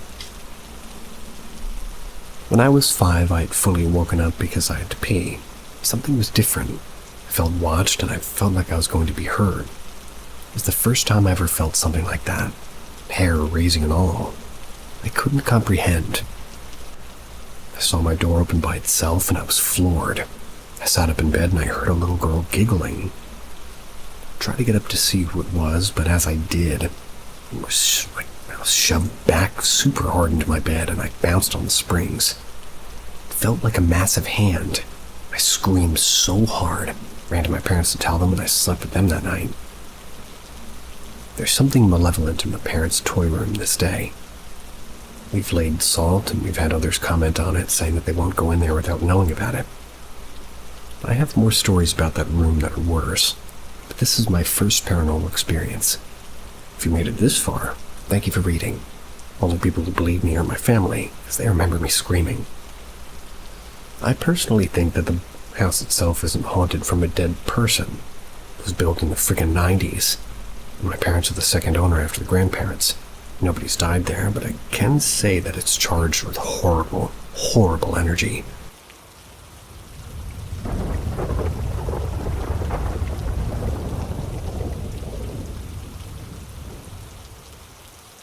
Encounter with a black hooded figure, 1994. This happened to me in 1994, so I've had a lot of time to resonate with what really happened this night. I'm going to preface the event by saying that prior to it, I had a lot of angry emotions. Basically, I was mad at the world, which is something that entities seem to feed off of. I was breaking up with a girlfriend and moving out with a roommate under less than ideal circumstances. Needed to find a place to live quick. So, I was sound asleep. I'd gone to sleep early. My roommate and I weren't really talking, so I hung up in my room pretty much just stayed here pretty much anyway till I was moving out except to go to work, so I'd kind of just stay locked up in there. The way it started is I was awoken with a thud through my body. When I woke up, I'm on the floor, not in the bed where I'd been sleeping. On top of that, I was facing the opposite direction that I'd been sleeping on the floor. My head was now where my feet would be on the bed, but again, I was on the floor. So as I woke up, I look around, and in front of the closed door to my room, I see a black hooded figure floating in the air, seemingly looking at me. I say seemingly because, well, there's no face at all inside of the hood, just darkness. The whole mass of this black hooded figure was incredibly black, blacker than the night around it. I could literally feel evil on it, and the fear coming out of me was immense. Couldn't talk, but maybe this was out of fear. I'm not saying I was paralyzed here. It all happened so incredibly quick, like in less than a minute. I'm not sure how it was gone, or I forget that part. Probably a blink, but honestly, I just don't remember how that part happened. And for years, I just put this event out of my mind. There's no internet then to ask questions to folks or even look up what had happened to me. I've even questioned in my mind if this really did happen, but I know that it did. Clearly remember hearing my roommate and his friends talking down the hall while this was going on. No one came, so I guess they didn't hear me hit the ground. Speaking of that part, for years I just thought I was thrown into the ground. But with more contemplation, I think I understood, to get into that position facing the opposite direction that I'd been sleeping in. I was most likely levitated off of the bed in the air, turned around, then dropped on the ground with that thud when, I woke up. When I got married, I told my wife this story. First, I think she thought I was nuts. Didn't believe the story. Well, yeah. She was the first person I told this story to, and that took about 15 years. I've now told many folks, including my family. I find the more people you tell your story to, the more other folks are likely to tell you a ghost story of their own. One that you wouldn't have heard any other way. One night about 10 years ago, I'm trying to find some information on this encounter, and lo and behold, if you Google the term black hooded figure, well, it seems that this entity had made quite a few appearances. Suddenly, I didn't feel so alone. Something else happened that night. So with this information in front of her after I showed it to her, my wife now believed that this might have happened after all. It was nice to have some validation of the story I stood by for years in the words of other folks, and, it was better if I had just told my story the first few years and then found theirs. I know this form of figure is referred to as death in some stories and movies. I contend that these beings have always existed and that movies and books didn't really make them up. I feel that somebody had an encounter and instead of telling it to the world as nobody would believe them, they just started putting them into popular culture. It just sort of wound up being appropriated to this. I could be wrong, but that's what I feel. There's no death that night of anybody I knew, and nobody died soon afterward that would be assigned to, so I just really feel like I had a lot of negative feelings flowing out of me and it just stopped by to feed. Never saw a ghost in that house before, never encountered another in that house before I left. And as a matter of fact, I've never encountered another ghost in my life. But this one really knew how to make an impression. You can believe this or not, but it happened. I got no proof, just my story, and just my memory.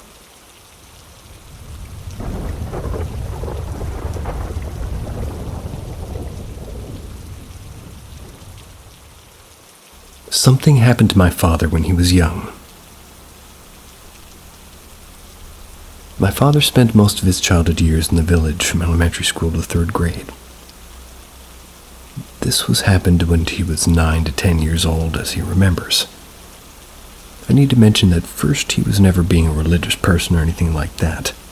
He was a normal person, but he has a very realistic perspective on life.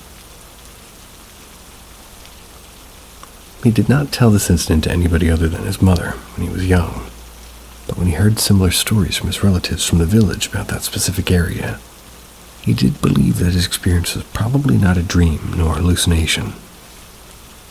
My father's house was outside of the village, also on top of a hill. It was difficult to reach their house on foot, but there is a shortcut that goes around that hill, and people who know about that shortcut would sometimes prefer to use this path. It was a pathway rather than a road, narrow but less rough than the other road. Those who knew this road also knows that this path is an uncanny place. It's not very clean in terms of its past. There is a story about that road my father heard from his father. 4 more centuries ago, when around the Mongol invasion of Anatolia, Mongolians attacked this village and killed every living being in the village in this place, put their heads to the spikes along the path. People used to call this place Kabatas, because it was also full of steep and sharp little stones. It means rough stones in Turkish. The thing is, nobody would love to use this path as if it's really necessary. As I said, because this place is not really pleasant past. In one summer afternoon, my father started walking towards his house. He used this way because he needs to hurry. The road was not that long. There's not even neighbors living in their own houses, just beyond the bifurcation at the end of the road. He walked a little more on the stony road and stopped. More precisely, he had to stop. A stone protruded wall appeared right in front of him, a wall he had never seen there before. Why would anybody build a wall on that narrow pathway? Anyway, he asked himself. The path was continuing just behind the wall after all. It was like newly knitted. A stone wall, his first thoughts was. Whether the neighbors knitted it. It was odd, but the wall was not so long. The height of the wall was maybe 150, 160 centimeters. The length of the wall was maybe 200 plus. But of course, it's beyond the height of my father, who was still a small child. It was still a simple wall that he can overcome in 2 moves. No passing from the right to the left of the wall. As the weather started to get dark, he wanted to climb the wall and continue on his way in order to return home. When he climbed to the wall and gave his hand to where he thought the stones were, he realized that the wall was actually not finished. However, how hard he tries to climb, he couldn't reach the top of the wall. It seemed ridiculous. Probably thought the reason why he couldn't reach the top is his plastic shoes. But he was sure that he had his feet firmly touched on the top. He asked to himself, "Oh my God, how's this possible? Why is it not ending?" Now he's tired of climbing.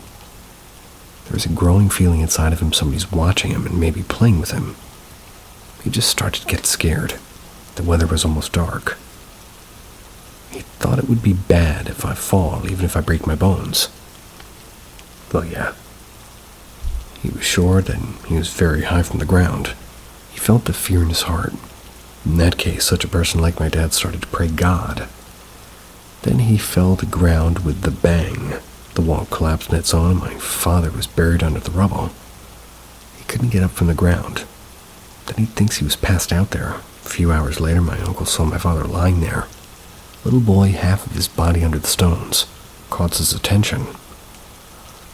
He saw this child as my father. He was fainted.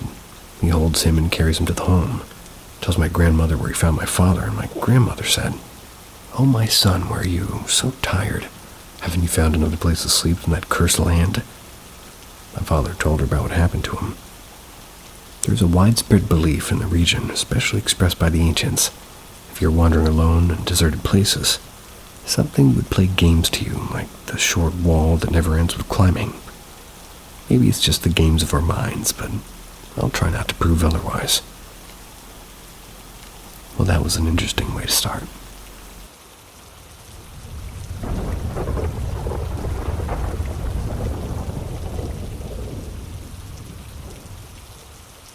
Glowing faceless heads. When I was somewhere around 4 years old, I had an experience that's become one of the most vivid memories from childhood. My mom had put me to bed and went to my sister's room to get her situated for the night. I could hear them talking clearly as I wrestled with the monstrously heavy quilt to get myself ready to go to sleep. My mom had decorated this room. She had for all the rooms in the house. Antiques, various oddball decorative and, embellishments. My room was painted in an odd cross between a light beige and a light green that always reminded me of watered-down goose poop. The bed was an old rope bed that had been converted to sort of be able to accommodate a regular double mattress. During the winter, it was draped with the most beautiful and heaviest crazy quilt I've ever seen. At the foot of the bed was an old rectangular sort of steamer trunk. Ironically enough, it's against the floor of my office, about 2 feet from where I'm typing this. It's one of the few objects that I've been able to keep a hold of during my more than chaotic lifetime.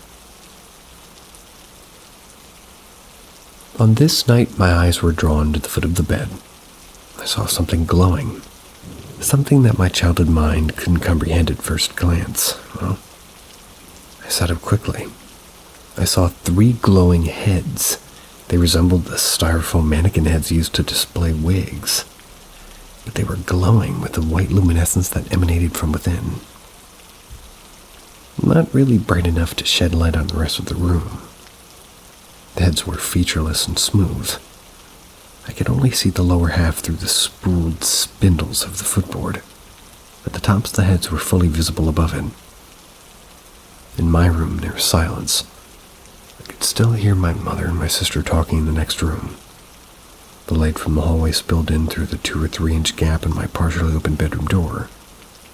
I tried to scream for my mom, but a high-pitched whistle was the only sound that escaped. I could barely breathe, let alone scream. The heads were still there, still glowing and still silent. I finally inhaled deeply and let loose a scream that caused my sister to scream. My mom wound up dropping whatever she was holding onto the white shag carpeted floor with a muffled thump. She ran into the hallway and threw open my door, allowing the large wrought iron and milk glass pendant light that hung over the stairwell to flood my room with light. The luminous heads were gone. I finally let go, bawling my eyes out and trying to explain to my mom what I saw. She looked at the end of the bed and even went as far as opening the trunk. But I believe in hindsight that this was more to console me than anything else. She sat at the edge of the bed and told me that those were probably my guardian angels watching over me. There was probably nothing to worry about. I was finally able to go to sleep partially from my mother calming me, but mostly from the resilient temporary amnesia that all children seem to possess in the face of fear. This, however, stuck with me, obviously. It's one of the first memories that I can recall with utter clarity. I know that memories are malleable things, but this one stands out with the level of detail that I remembered. I was actually talking with my mother about some years back. She didn't recall any of it. She also said she believed that the light fixture I was talking about wasn't even purchased until the late 70s. But this was proven to be untrue. I was going through a photo album with my kids, and there was a picture of me sitting at the top of the stairs with this massive light fixture. It was visibly hanging down. It was dated September 1970, which would have been right before the incident I just recounted. Well, this incident could just be, put off as a childhood boogeyman encounter that resolved itself as nothing more than the overactive imagination of a child projecting their fears into the darkness. I could have even left it at that if it wasn't for incidents that occurred in 1983. I was in the middle of my teenage years. Incidents that I remained, rather not I, but that have remained unexplainable to this day. I'm trying to write all these memories down as I'm getting older, and I want to get them out while I still remain clear in my head.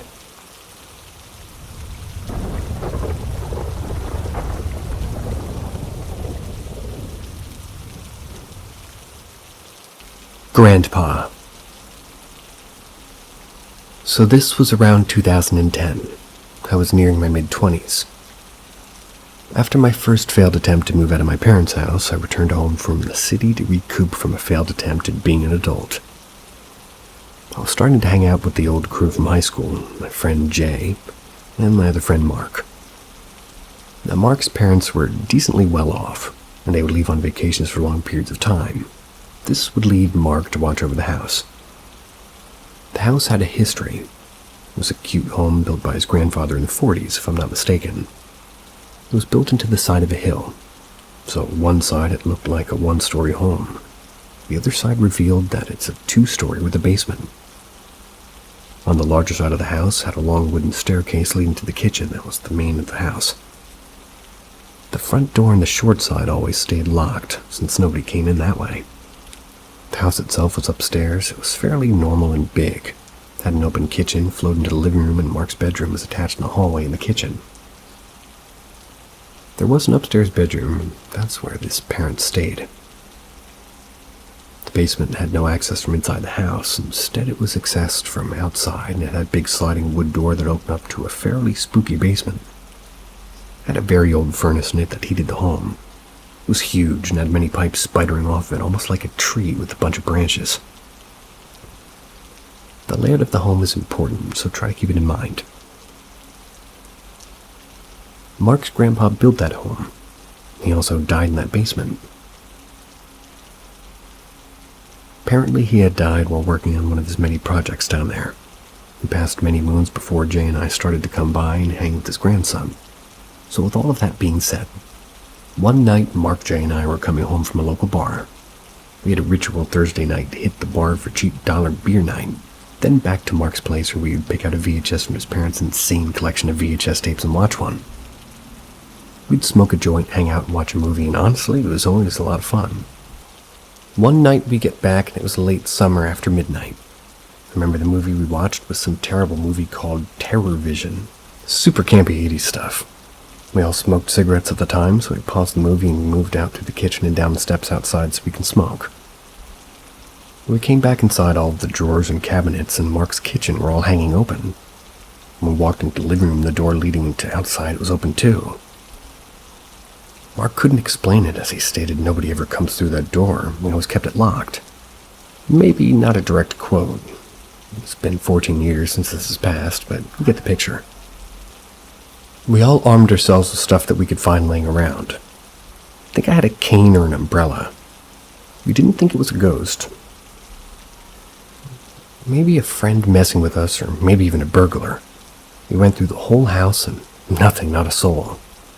We joked that Mark maybe is a ghost, and that's when he told us about Grandpa. So from then out, mostly just joking, we said that it was just Grandpa coming to visit. Nothing else happened that evening. Talked about it a few times, but nothing major. Then in the early fall, late September, maybe early October, Mark and I were hanging out, and Jay was on his way over, and we were going to go to our local drive-in a movie theater. Wanted to see what was playing that night. So it was golden hour, the sun was starting to fade, but not before pouring gold all across the land. Mark and I were inside watching The Simpsons. That's when we heard a familiar noise. Heard somebody coming up the big wooden steps from outside. Got up to greet Jay in the kitchen getting her cigarettes ready. We got there and there's nothing. Jay's truck wasn't out there, just her cars, and nobody's at the door or on the steps. We decided, okay, that's pretty weird. We went back to the living room, Simpsons still playing. Pretty much as soon as we sat down, we heard the steps again, this time heading back down. Thinking about it still gives me the chills. Mark and I looked at each other this time, and he said, "Let's get out of here." I said, "Yup." We got up and left from the front door because didn't want to even entertain the thought of leaving through the kitchen. And nothing like that ever happened again. Now, I'm not super believer in anything. Most things can be explained with some rational thought. I've been through them all before, and this was one thing in my life that I just can't really make any logical sense out of. Maybe it was just Grandpa coming to visit.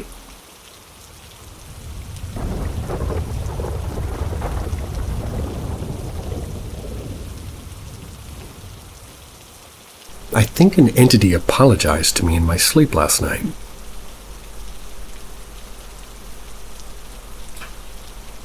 Growing up, we lived in what used to be an old Victorian boarding house in London. The street used to be an old carriageway, so the house had a lot of people passing by it. My family moved into it when I was 4. From what I've been told, the house was pretty much sitting vacant for 7 years before we moved in. The previous owners never wanted to sell it, but didn't reside in it either. We never got a reason why this happened, and we hardly knew anything about them. And from the day we moved in, I felt like there were eyes on me.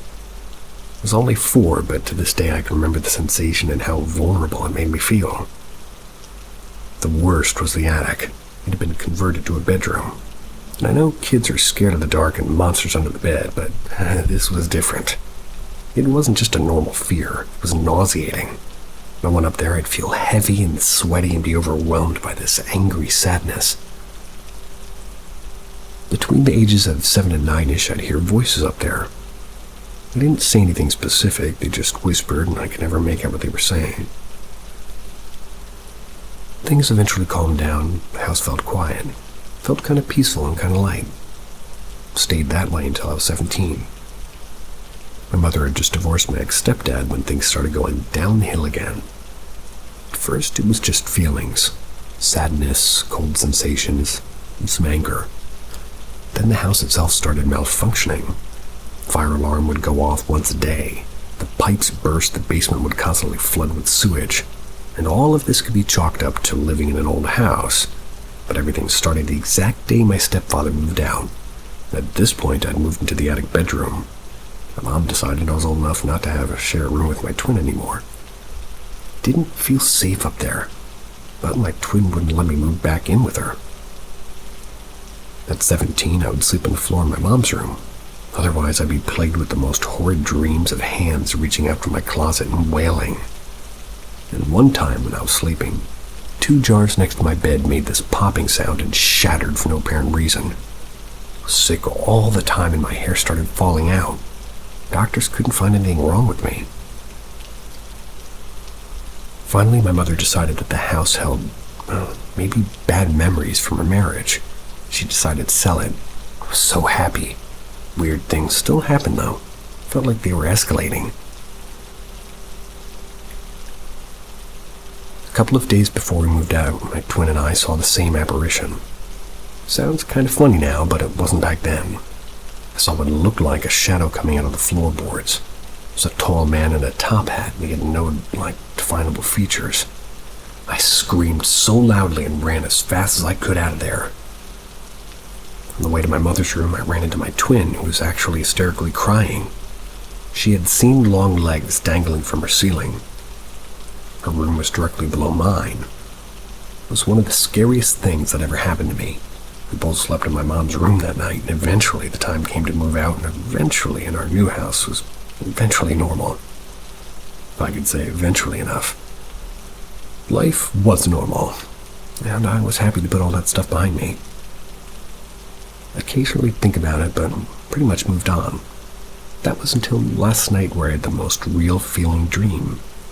In my dream, I saw a white light and glowing hands. It felt like it was saying sorry for not keeping me safe. I didn't speak, but I know that's what it was trying to say. I don't know why, but I know in my gut that this has to do with my childhood home. I know my story can be easily dismissed as like an overactive childhood imagination and living in an old house, but I know I'm not crazy. Whatever happened in my dream last night has made me feel that everything's come to a close. If you already read this, thank you. I just have to get this off my chest. And you are indeed correct. Everything has come to a close. See ya.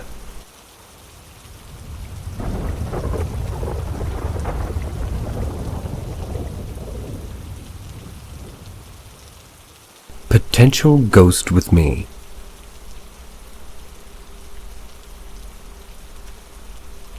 I live in a 2-story house just outside of a small village. My parents are far away for a few days. It's just me and my brother at home. I got home from work, put my feet up and started some Call of Duty. That's when I thought I heard some sort of mumbling or talking coming from my parents' room beneath me. It took me a minute or two of listening and playing the game to actually realize it wasn't me making the sounds, like by creaking the floor. I exited the game to listen closely. I could indeed hear it sounded like mumbling, which then stopped. Then I heard a loud gunshot outside. Could have been in the garden, but most likely the field next door. Maybe hunters. The sound of the gunshot scared the shit out of me for obvious reasons, but also made me think that the mumbling was most likely coming from the field next door. I could feel my whole body rush with adrenaline. I knew I couldn't just sit there and listen. I did what I knew had to be done. Went downstairs with my nunchucks and a BB pistol. The nunchucks were my only real option because the BB pistol didn't even work. It was sort of a hope to scare them off. So I went downstairs, looking all the rooms with my nunchucks at the ready. Nobody there. Step outside, a bit quieter now, half hoping to hear or to see something. As I walk around the corner of the house, I see nothing.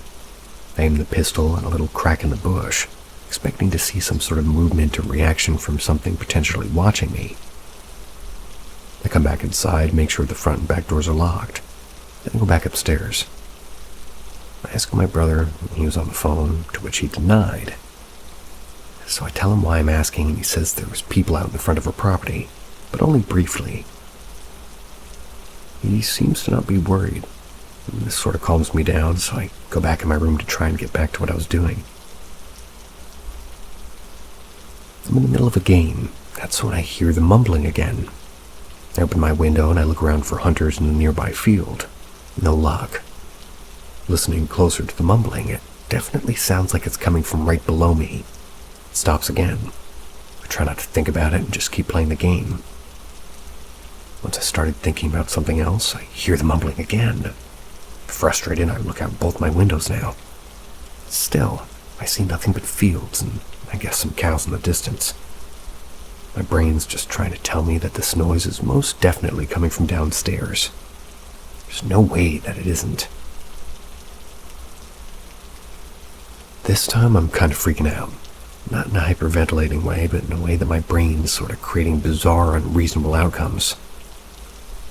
I'm now considering the possibility that maybe somebody's in the attic, which is about 1 meter tall, has no entrance. Completely unrealistic. I'm also heavily considering the idea that it could be a supernatural being trying to contact me, like a dead relative.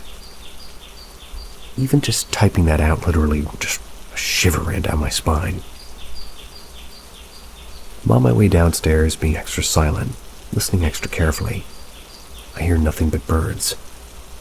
I build up the courage to go into my parents' room, and there's nobody there, so I look over towards the door in the closet. At this point, I know that there's something or someone in there. Has to be. I can think of another explanation. Can't. I open the door into the closet practically trembling, expecting to be grabbed by an intruder. Nunchucks at the ready, I jump in, but nothing. I stood there looking back into my parents' room, trying to listen again. But while I stood there, I got this feeling like something was watching me and playing some sort of joke on me. Go about the rest of the house in the same manner. Double check that the doors are locked, and eventually deciding I'm just going to go to bed. And since I went to bed, I've only heard the mumbling once. I don't know what it is or what it was, and I sincerely, truly hope that nothing will come out of this. Intruder, ghost, whatever. Worst part is, I can't even say that I was high on weed as an excuse.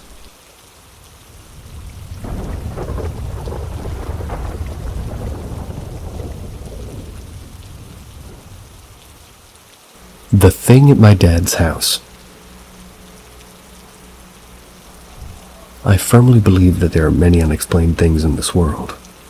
You know, the things that we have a hard time discussing with others because you don't want to be labeled as crazy. But you know, well, they're all the same. My dad's house, I believe, contains such an entity. There really isn't one big story to tell, but rather a bunch of small ones that combine into something really hard to write off as sheer coincidence. Most of these are told from my dad's perspective, although I was able to experience one for myself. I was spending the night at Dad's house one time, and we were on the living room watching TV. My little sister was sitting on the couch with my dad and stepmom. I was sitting in the recliner with one of the dogs. The other dog was laying in front of the couch. There was a gecko screaming at me. In between the couch and the recliner was an end table, and sitting on the table was a glass box and my stepmom, well, I guess got for her mom. Or rather, from. We were paying it no mind when we heard a crash. We weren't expecting it, so we all jumped. The glass box on the table had fallen off the backside of the table and broke. The glass box had been sitting a good distance away from the edge, so it couldn't have fallen on its own. No one was close enough to bump the table either. It was like somebody lightly pushed the box off the edge, like a cat would do. We investigated for several minutes before chalking it up to another one of quote-unquote those incidents. My dad was standing in the middle of the living room watching the TV. It was in the middle of the day and he was the only one home. And suddenly from the direction of his and my stepmom's bedroom, he heard a loud and deep, "Ha-ha!" His first thought was somebody had broken into his house, so he ran in there ready to beat the daylights out of the intruder, only to find an empty room. He looked around for a while and didn't find anyone there. Another time my dad was in the living room again, and it was just him and the dogs. He got up to grab the remote and he made a comment. You know, the kind you make when you think out loud. Then he heard somebody hiss, "Silence!" into his ear. My dad, the king of underreactions, simply grabbed the remote on his way back to the chair and said, "How about you shut the fuck up?" He didn't hear anything else for the rest of the day. One night when my dad and stepmom had just gotten in bed, they just pulled the sheets over them, the door that leads to the bathroom shook. I'm not talking about some mild shaking that may come from an old house. I mean, it was like somebody took hold of the door itself and was violently trying to shake it off its hinges. Needless to say, my stepmom was glad that my dad wasn't working nights that night. Along with these things, there's some shadow people, like sightings, I guess you could say. They're made by both my dad and my little sister. One time in the middle of the day again, my dad was in the kitchen watching one of his football shows. Something compelled him to look toward the entrance of the kitchen. He saw shadowy, disembodied feet walk across the entrance. My dad, once again the king of underreactions, looked out of the kitchen. When he saw nothing, he shrugged his shoulders, went back to his football. This sighting is something that both my dad and my little sister swore up and down that they saw. On the right back corner of the living room, there's a very short hallway with 3 doors. A door to the bathroom, a door to my room, and a door to what used to be my sister's room, but is now used for storage. The 2 bedroom doors are on the right side with the bathroom door right in front of them. You can see the bedroom doors from the living room. They saw a shadow figure leave the bathroom and head into the storage room. That being said, the storage room seems to be where this thing dwells when it isn't bothering my family. It's to the point that my sister refuses to ever go into that room again. Even just walking past that room is enough to cause your hairs to stand on end. I could go on for hours, but I'm going to stop here. And if you have any idea what we're dealing with, please let me know.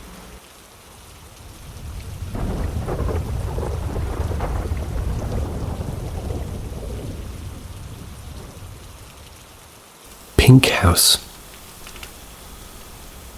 Me and my mom moved to this innocent-looking small and weirdly pink house. It was a duplex and the whole neighborhood was really nice and quiet. The house was probably built before World War II. Strange things started to happen about 5 months after we moved in, at least to me. First, pipes, radiators, sinks started leaking. Water was literally coming from the floor of the basement, from underneath the bathtub, from the roof, and even from walls in some parts. It was a newly renovated home, but since some mistakes can happen, we called my father. He's a plumber, so we could evaluate the situation. We couldn't explain what was wrong, but try to fix the radiator, sink, and bathtub. At this point, we were thinking that there's some construction problems in the basement, maybe because the home was old and we should call some other specialist. We did. At this point, I started to experience this foul smell waking me up in the middle of the night. A smell that remained of an animal of some sort. I was feeling watched in these instances, and after a while I was even experiencing this feeling of something sitting on top of me. I was studying psychology at that time, so I was almost 100% sure that this was some sleep paralysis. I tried to stay calm and not worry too much, and even if I was sure that this is not normal. There were many situations when I was hearing noises from the attic. I felt I was being touched, but I was always blaming it on my imagination. We were often fighting, and I'd leave the door to the porch open. You see, they had this tendency to stay open, even if I made sure to close them by a key and checking the handle to be super sure. My mom was a bit obsessed about those doors, and now I know why. 2 years had passed, and my grandmother and her man were visiting, and I was sleeping with my mom in the same room and the grandparents in her bedroom on the first floor. I was awoken by noise from the kitchen and decided that I need to go to the bathroom since I was awake. Passing the stairway, I saw the light and heard noises of somebody making tea or something in the kitchen. When I came back to my room, Mom asked me, "They can't sleep or what?" I said that probably and went to bed. In the morning when we were eating breakfast, Mom asked them why they were so loud at night, and obviously they said, "We thought it was you." At that point, my mom said, "Oh, so ghosts again." This was so random because we haven't spoken about it ever. She said that she experienced some messed up stuff here, that she even called 2 exorcists. The first one helped for about a week and the second about maybe half a year. I was shocked since my mom was always so skeptical, almost making fun of paranormal stuff, but that changed. I was upstairs having my fun with attic dweller, and she had her burglar coming from the basement. She was even sleeping with a knife for a while. Besides the door opening randomly, we had this intercom that wasn't working. We were sure that it was out because the cable was cut invisible. so we had to go to the garden gate and open it for the guests by hand. Despite this, some guests were hearing the sound at the intercom. The gate was opening for them without our knowledge. There were many more strange things happening, but I don't want to bore you. One thing I can say is the longer we stayed and ignored it, the calmer the house was. When we were moving out, my mom asked the old neighbor if he would like to take her garden table and chairs. He came to pick them, to give us some backstory to the house. He asked why we're moving out, and my mom said the house was not that great for us, and he answered, "Yep, I know that you won't last for that long." He said that none of the previous families stayed in it very long, and they almost all had some family problems after a while. After a hesitation, he said that there was a murder in our pink home. Some 2 guys were holding hostage this girl. It was like they had some bad things to her, and I prefer not to mention. After hearing that, we were really glad that we were leaving it behind, but not really. I think something has moved with me. I don't want to make the story longer since it's already too long as it is.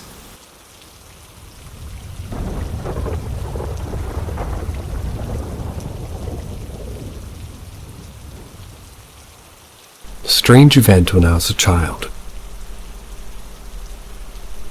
So, when I was a kid, I used to be terribly afraid of the dark. I would have to sleep with the closet light on and the bedroom door open in the living room. That's where my mom would be watching TV late into the night. My bed was situated in the room where my head was on the wall in the back corner of the room, looking directly out of the door into the living room. One night I woke up in the middle of the night.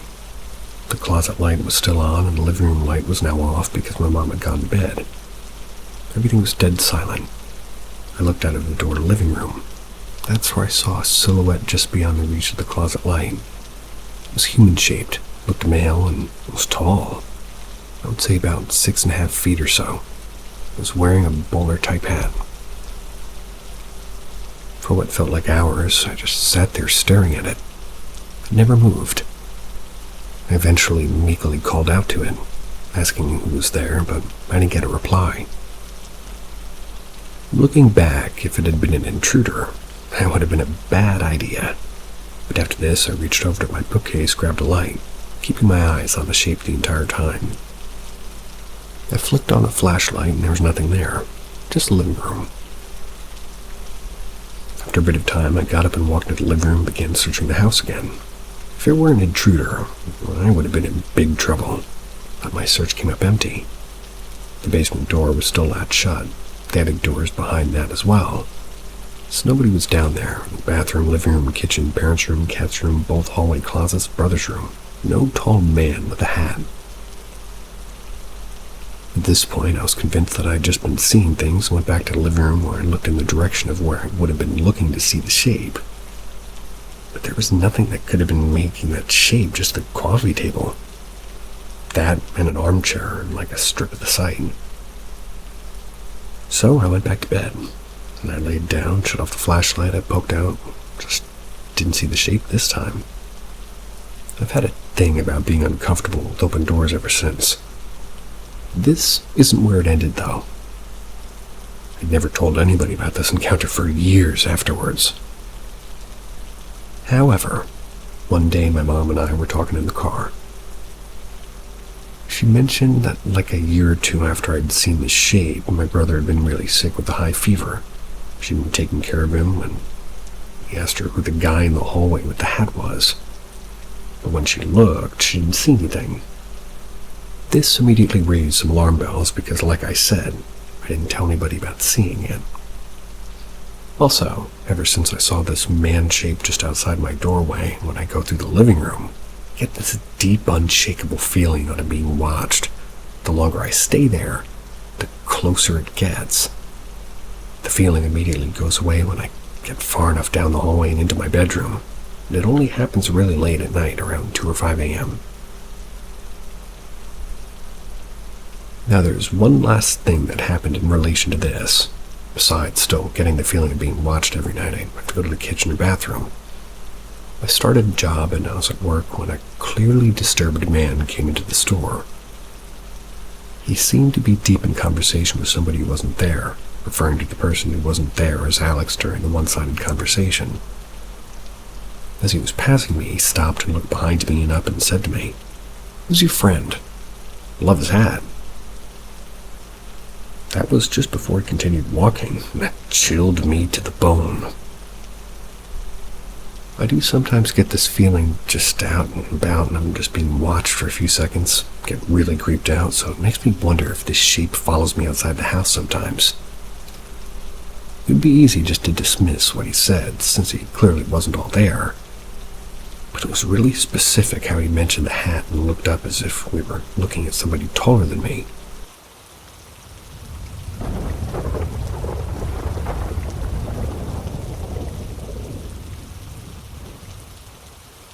A paranormal experience that creeps me out today.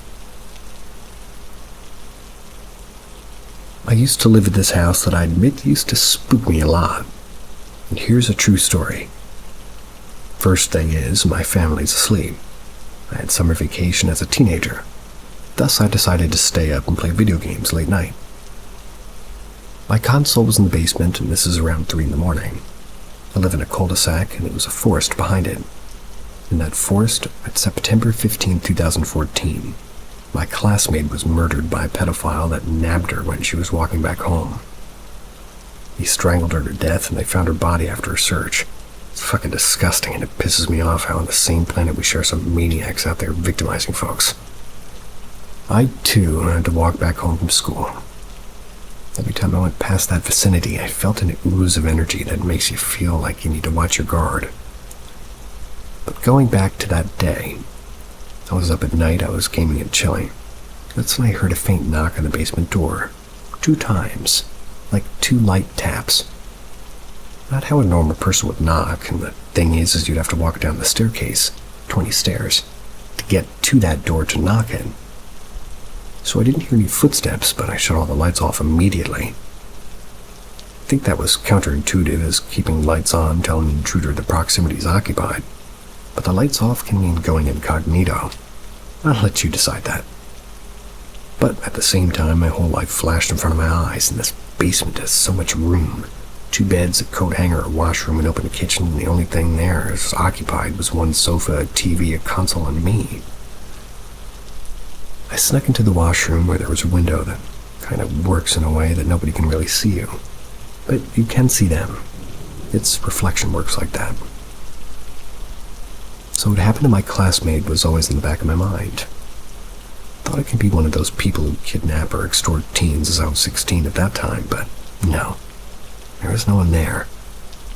Again, I don't have no videos, but what I saw was an entity like behind a coat hanger that bolted at me. Mind you, the lights were turned off, and the entity resembled a shadowy figure. I freaked out like any teen, shitting bricks, hamster-level heart rate, and then I shut the console off. I remember it so vividly, but I'm just going to continue writing it. I had to go out of that area, go all the way upstairs, which is like 40 stairs from my so-called, low-level man cave. It was covered in darkness. Then I go up more stairs to the 3rd story, and I run into my parents' room upstairs. I had my own room, but for the time being, as I was afraid, I laid on the mattress in my parents' room. I was thinking about, what the fuck was that? But I felt safe around my mom and dad, and it was 3:40 a.m., and I then got my nerves together, closed my eyes for 15 minutes, only to open my eyes and see the same fucking shadow figure staring directly at me in front of me whilst my mom and dad are sleeping. I started praying to Jesus. I kept saying, "I rebuke all dark energy in the name of the Holy Spirit." I never prayed so much in my life.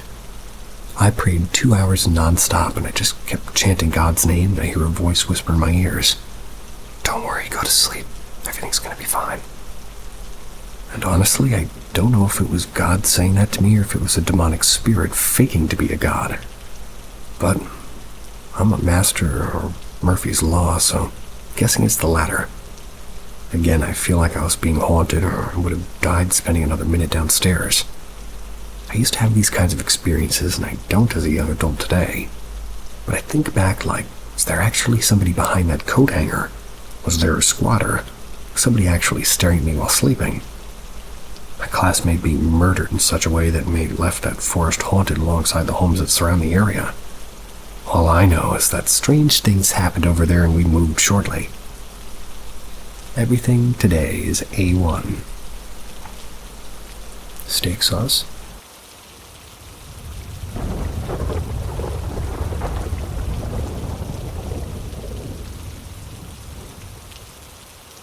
Unexplainable incident about 10 years ago.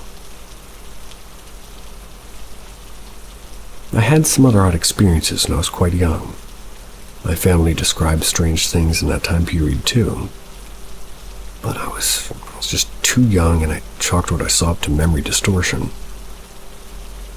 This incident occurred when I was about 18. I remember it all vividly. This occurred in Sapulpa, Oklahoma, a town a little outside Tulsa. Staying at my grandparents' house, and my cousins were visiting. It was storming in the distance, but not raining where we were, so my cousin, brother, and I went outside to watch lightning. My cousin had described numerous strange paranormal occurrences that he had seen, and during this visit, he was describing seeing ghosts in, like, the peripheral of his vision. He claimed that other people who spent time with him were also seeing them, and that some of these people were being pussies about it. End quote. He wasn't a very nice person back then. As we sat on a brick wall watching the lighting in the distance, he was saying that he was seeing them here and there and describing what they looked like. Honestly, I really didn't believe him. Still not really sure I do. But at one point he freaked out and said that he saw what appeared to be a little girl. He said it was the freakiest one he'd seen yet. Began to feel a little bit unnerved, and not really sure why. I remember that I still didn't believe him at this point, but the unease was growing pretty strong. I was starting to nervously glance around over my shoulder. Here's where the incident started.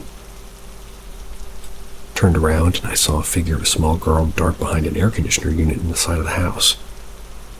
I'm not sure what prompted this, but we all felt the urgency to get up and run at once. We didn't discuss anything. Thought in the back of my mind that it was my younger cousin.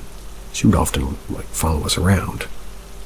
But the urge to run still persisted. It gets a little bit weirder. My brother stopped next to the air conditioning unit, looked where I'd seen the figure dart, and screamed. Again, quick mental processing, I thought maybe he was messing with her younger cousin who might have come out and followed us. But no, as I ran by, there's nobody there. We all three ran into the house. My brother and cousin went to a bedroom in the back of the house. I stayed in the front of the house trying to process what I'd seen. Eventually I went back to talk to them about it. They were both sitting there in a bed, and my cousin was like, "Oh yeah, look, he's scared," and laughed at me. He was a bit of a bully to me at this point. Tried asking them about it, and they denied seeing anything, and didn't explain why we all ran. It's almost as though none of this even happened. In the years following, I brought this up with my brother on multiple occasions. He doesn't recall screaming, or even really remember the actual incident aside from us watching the storm and my cousin describing seeing the ghosts. I brought it up with my brother again a few days ago. Still doesn't recall any of the creepiness I felt in that situation. He has no recollection of stopping or screaming behind the air conditioning unit. Unfortunately, my cousin passed away about 8 years ago. He never did bring it up with him despite growing close to him in a few years before he died. That's my one unexplainable story I've encountered. It still creeps me out when I think about it. My cousin seems to be a sort of lightning rod for strange happenings. He had many paranormal stories, and I've confirmed some of the other people who were with him during these events. Moved around a lot, and some of the houses he moved to were straight up creepy. I think in that area alone he lived in 6 different houses. Anyway, I'm still not really sure what the hell happened there. I know this isn't as spectacular as a lot of the stories on the subreddit, but it still creeps me out, and I hope somebody enjoys reading about it. I sorta did.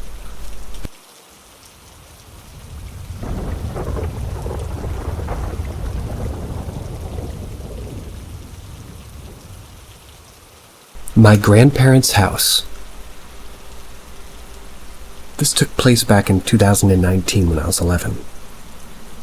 My grandparents live in a large Victorian-styled home on the outskirts of Portland, Oregon.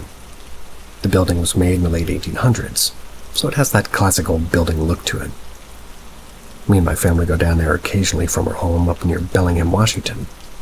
And in early September of that year, my family decided that we wanted to pay my grandparents a visit. I was excited to see my grandparents, but not so much to go to that house. Up until that point, nothing out of the ordinary had happened in that house. The only thing it did was sort of creep me out, especially if I was alone. The first day we were there, nothing out of the ordinary happened.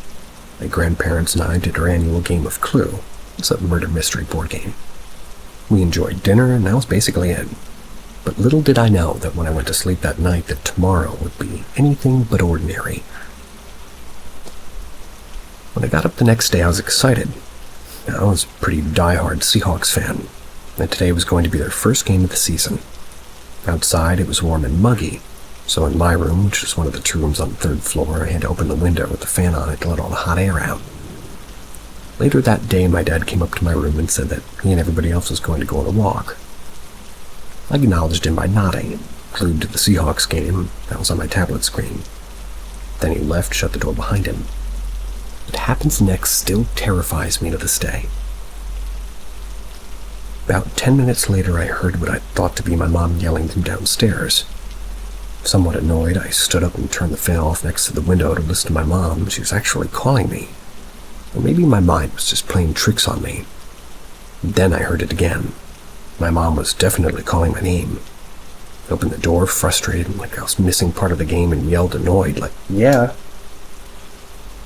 When there was no response, I yelled down the third floor stairs again, "Yeah." Then my mom called back and said something like, "Want to show you this," or something like that. Couldn't really make out what she was saying. Annoyed, but not wanting to ignore my mom, I hurried down the stairs on the second floor. "Where are you?" I genuinely didn't know where she was. "Here," she said. It sounded like it was coming from the first floor. Something was off. Her voice sounded very muffled and very weird.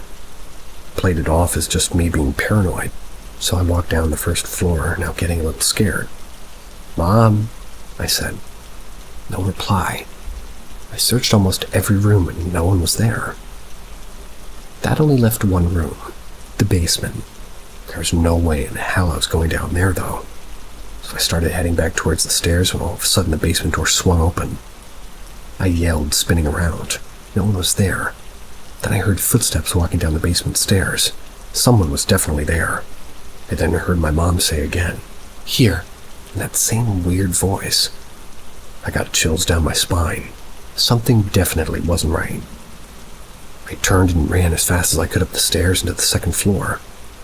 I ran across the kitchen to the narrow staircase that led up to the third floor. Then I stopped dead in my tracks, paralyzed. At the top of the staircase was a shadow-like person without a face. They were saying something in my mother's voice. "Here." I screamed at the top of my lungs and practically threw myself down the stairs and out the front door. I then waited outside near the trees, glancing over my shoulder every 2 seconds before my family finally came back from their walk. When I told them what had happened, they didn't believe me at first. But seeing as I was crying, they looked pretty genuinely freaked out. They told me that they believed me. I don't know if they were telling the truth or if they just wanted me to feel comforted, but either way, there's no way I was sleeping in that building.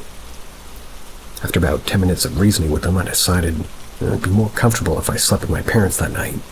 And this incident still haunts me to this day. I rarely ever sleep in a room alone in that house anymore.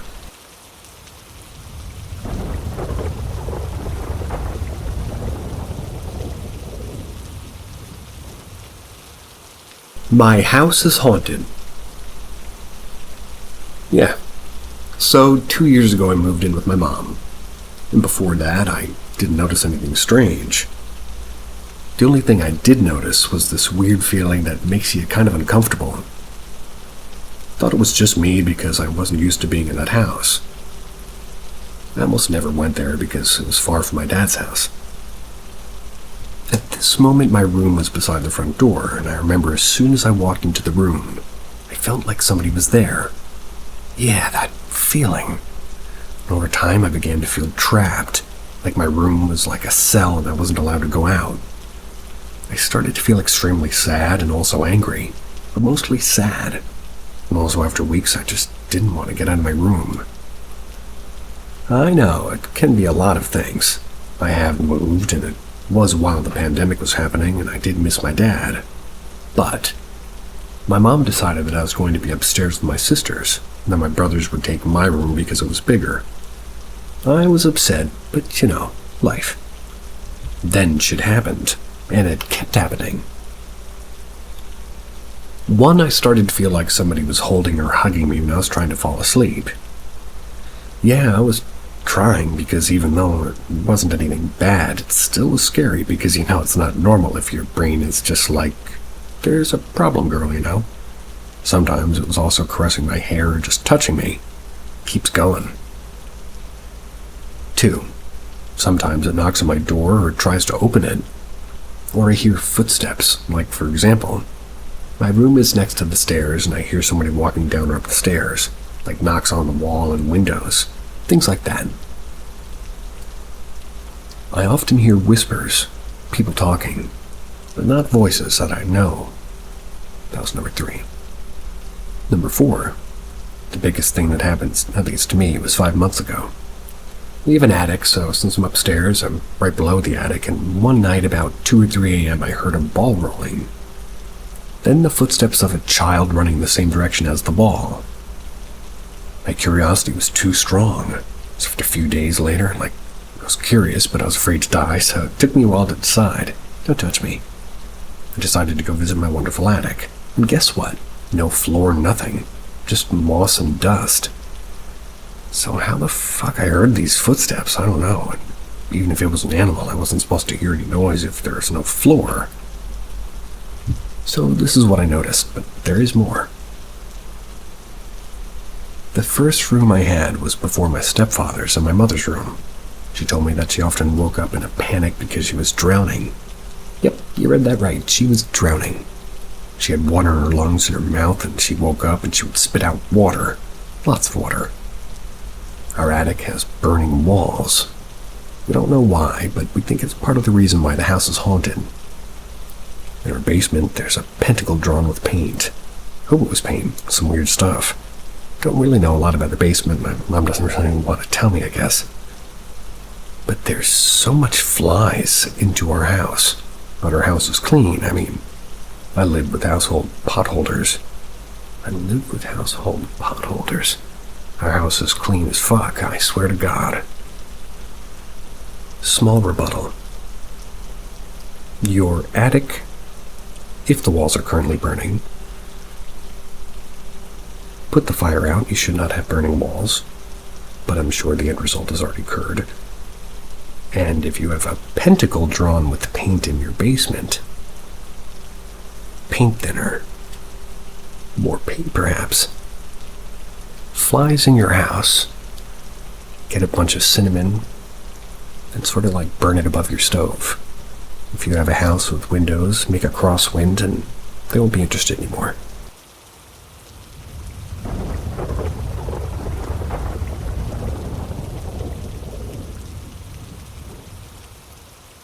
My sister has a connection with the dead.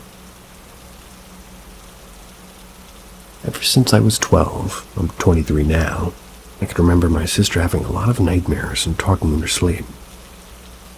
My sister's room is only accessible through my room.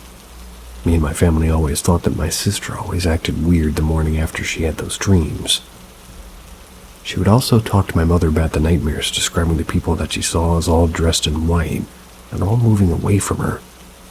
I should also mention that we come from Egypt, and my family is Muslim. My family is superstitious, and they believe in Islamic afterlife with, grave questions. They believe in Islamic afterlife. Grave questions. You heard that right. And to give you a little bit about the questions, 2 dreadfully looking angels ask you 3 questions. 1. Who is your Lord? Allah. 2. What is your religion? Islam. 3. Who is your prophet? Muhammad. Your answers are based on only your faith and good doings in life. It's not based on personal knowledge. If you answered correct, you're entitled to a good life in heaven. And if you answer wrong, you're going to hell, and your punishment starts in the grave. You can read more about this by Googling Munkar and Nakir. Get to my story now, folks. Sorry for spending so much time on this. So basically, I recently moved out with my apartment 3 weeks ago. That's where I was living with my mother and sister in a one-bedroom apartment. A week ago, my uncle, who was in Egypt, died. The same night that my uncle died, at around 10:30 p.m., my mom was sitting on the couch in the living room when her phone rang. It was my dad, who doesn't live with them, calling my mom to tell her that my uncle had died. At that same exact moment, my sister was sleeping in the bedroom, walks out, stares at my mom, and says, "Did Uncle Shady die?" My mom looks at her in shock and says, "Yes." Shady's not my uncle's real name. My sister then turned around, walked back to her room, and fell asleep. My mom was so shocked that she went to my sister, woke her up, and asked her how she did. Or rather, how she knew, I guess. My sister told my mom, and she had a dream where my uncle was sitting in his grave trying to talk to my sister about the secrets of death, listing some of the bad things that he had done in his life. Didn't have time to repent for, and now he's being tortured in his grave. He's trying to repent, but he can't. And that his bad doings outweigh his good doings in life. He made my sister swear in a book that she thinks the Quran is to never tell anybody those things in detail. By that time, my sister and my mom had moved to the living room to relax a big. Have some tea. They went into the living room to, relax a bit, I'm sure. When my sister got up to go back to the room, she started screaming. That's when she looked into the room. She told my mom that it was an apparition of my uncle in the room. My mom told her that it was my uncle reminding her of the pact that they'd made. Okay, I should mention that we haven't talked to my uncle or any of my dad's family in over 10 years. We moved to the USA in 2010. Haven't talked to them since. We also don't have good relationships that we have with them, like hated my mother and we had bad blood with them. This is not my sister's first encounter with the paranormal or the first time that she had dreams of dead family members telling her secrets or stories. It's just the most recent. I just came back this weekend to visit them. I'm really confused and quite flustered by my sister's weird connection, and honestly a little bit scared of that connection. I also have a hard time believing this, considering I don't believe in any of it. But to hear it from my sister is quite scary.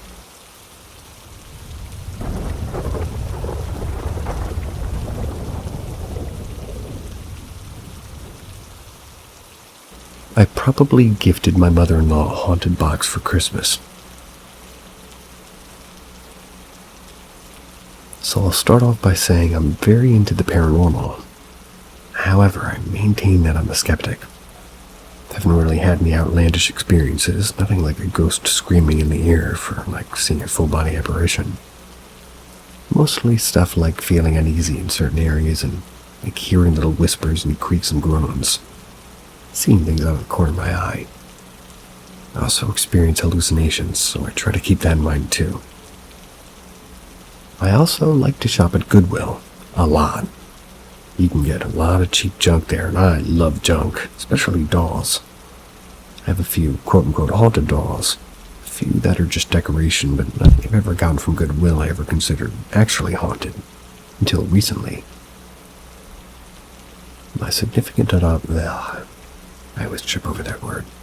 My significant other and I went to the Goodwill a day or so ago to pick up some last-minute gifts. And as we were looking around, I see this large wooden box that's mostly black. Has some hand-painted birds and things. It's pretty old, maybe 25, maybe even 50. I don't really know, but I knew my mother-in-law would love it. She's got kind of an affinity for boxes. So we pick it up and head out of there. No uneasy feeling for it, no feeling at all, really. Maybe I was too scatterbrained at the time, not really listening to my sixth sense that I might have. That night I get to bed relatively early, which is kind of unusual for me, as I really have a hard time falling asleep and usually don't go to bed till like 4 in the morning. Maybe an hour after I fall asleep, I suddenly wake up, experience what I'm assuming was sleep paralysis. My head's tucked under my significant other's shoulder and between pillows, so I can't see anything. but I could feel there was someone else. I told myself to relax and it'll pass. Like I'll be able to sleep soon. This isn't the first time I've had paralysis, and it's probably not going to be the last. Granted, it hasn't happened for at least 3 years. Suddenly, I get the urge to turn my head and look at the door leading to the bedroom to my attic, which in itself is a terrible, terrible place and another haunted story for another day. But I know I shouldn't look because I'll probably see something I don't want to. I can't exactly move away. For some ungodly reason, the urge to turn my head and look was so strong I felt like, holy shit, I'm breaking out of sleep paralysis. Isn't that a first? I didn't look though, thank God. But the presence that I felt earlier was stronger, and I was getting that scary little demon girl in a horror movie vibe. Eventually I fell back asleep without realizing it. When I woke up, I had the worst pain in my chest and my neck was all tied in one side. I'm talking, it felt like I had somebody punching my chest every time I took a breath or moved. Like if I tried to turn my head, just felt like my neck would explode. This happened the next night as well, but I have no idea whether or not it happened a third because it was Christmas Eve. So it's my time to wrap it up and send it off to my mother-in-law. I didn't say anything to her because I honestly didn't attribute what was going on to the box. Actually, completely forgot all about it until I had to wrap it. Since I've given it to her, however, I've been sleeping like a baby and woke up feeling refreshed and without any aches or pains. I'm interested in sort of talking to her a little bit down the road, seeing if she's experienced any of the same things. Maybe if that box really is a spooky demon box, she'll say something before I get the chance to bring it up. I don't want to be that guy, but you kinda should do something about it before something bad happens. You should probably do that. Do you guys agree? Let her find out, I guess.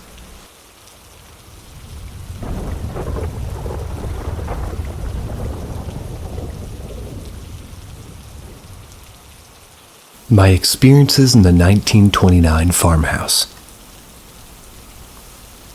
So I rent this house, but it's been in the family of my landlord Nancy since it was built in 1929. She lives 1.5 acres behind me on her own home. She also owns the house next to mine on the corner. Her house was built on family land in the 1980s. There's approximately 35 acres of bean farm. It's also part of this large plot I live on. So the home I live in is originally a farmhouse for the Miller family. This is in northwestern Ohio. Now we, being my husband, our 2 kids, and our dog and I, moved in here on the 1st of April this year. It's a quaint little farmhouse with 2 bedrooms. Original shiplap along with the mudroom walk and original millwork along the window casings and floorboards. The newest part of the home is the garage, which is completely made of cinder block and no frills. I absolutely love old homes and the original details, and we've been fixing it up, for Nancy, our landlord. They suffer from esophageal cancer, and I want to make sure she's, looking after herself, not worrying about us or some peeling latex paint on the doors. Everything was normal about this place aside from some well water issues that were quickly fixed with the installation of a water softener. We really enjoyed being here. It's a quaint little house that's just big enough for us, and I love living here. Until one morning while I was getting ready for school. I'm going back to school for a degree in physical therapy after not being able to find a job in my original major, early childhood ed. I get up every morning at the same time at 6, and this particular morning my husband, who's a police officer, had the day off. He's going to let our kids sleep in with him instead of making me haul them off in the dark in the sitter's house. I was getting dressed in our living room as to not wake my husband or my son. They like to co-sleep with the lights on in her room when we saw it. The door to my children's room was open. Someone was standing there staring at me, half hiding behind the door frame. That someone was about a head taller than either of my children, with a full head of dirty blonde curls. In a second, it slowly pulled its head back and vanished. And now for reference, my daughter's bed's up against the wall, and the foot of her bed's right up against the door frame to accommodate both twin-sized beds and their dressers in the same room. So there's, in fact, no way anybody could stand at the end of her bed and hide behind the doorframe at the same time. I raced into their room, and not only was my daughter asleep on top of her bed, but she was holding her giant cow stuffed animal. They were both tucked in. I woke my husband up, and he saw that I was visibly shook up. He said my pupils were huge and I was shaking. After explaining what I saw, he went and checked for himself. When he came back, I wasn't in any better shape. He asked if he should treat me for shock, and I said no. But I know what I saw. This was about 2 months ago, and the reason I'm sharing this now is because another incident happened tonight. To my husband. He was brushing my daughter's hair after a bath. He said a black shadow crossed the threshold into my children's room, and he yelled for me. Goosebumps were all over his arms and legs, and my daughter was asking, "Who's in there, Dad?" She's 3. Then as we're putting them to sleep, a little Tyke's Toy Circus goes off on top of their toy box several times. My husband calls for me from the bathroom to come and see what's happening, and it goes off. It does this one last time while I'm approaching it. None of their toys have ever gone off by themselves since moving here, especially not this one. It's a tiny circus that only makes music when the little acrobat on the tightrope that you lift up to one side and you make him slide across. We plan on installing cameras to their room in the toy area to keep monitoring the situation. And if possible, I'd like to post the findings here. But the 1929 farmhouse seems to come with a lot more than was listed in the rental agreement.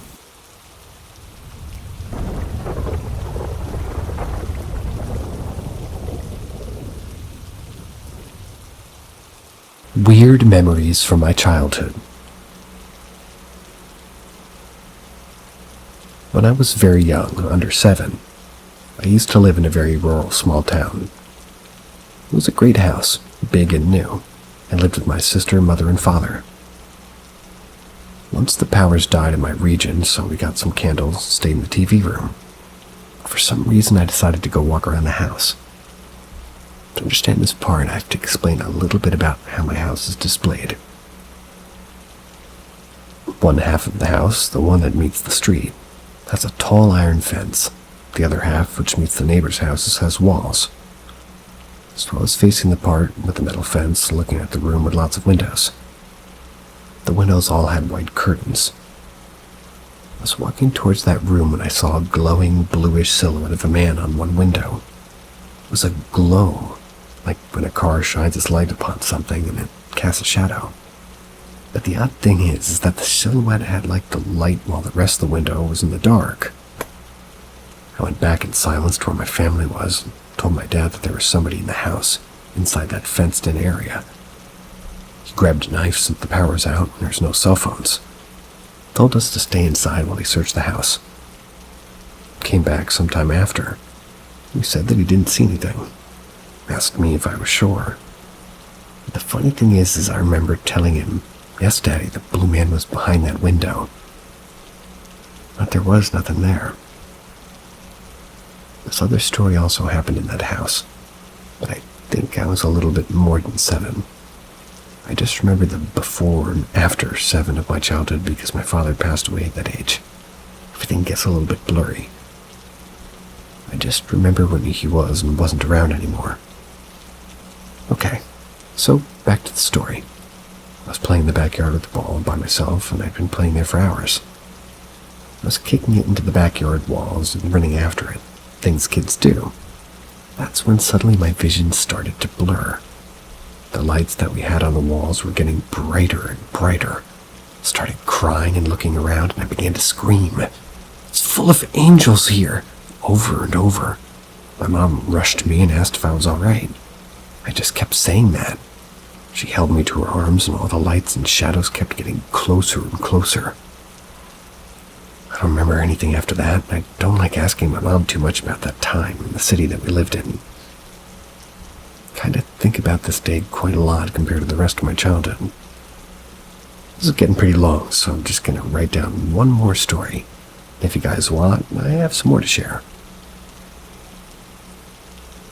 We were still living at that house. I was still under 7.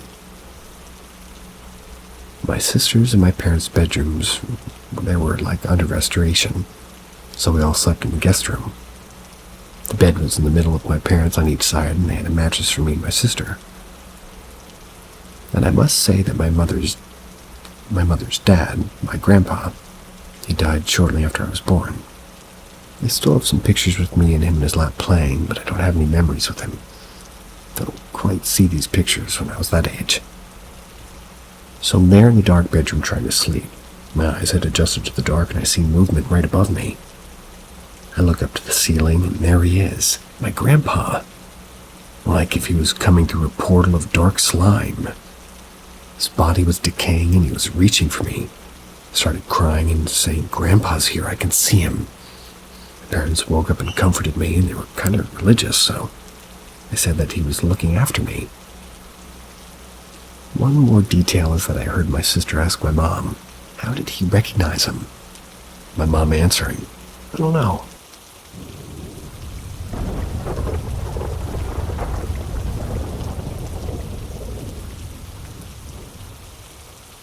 There was knocking on the door.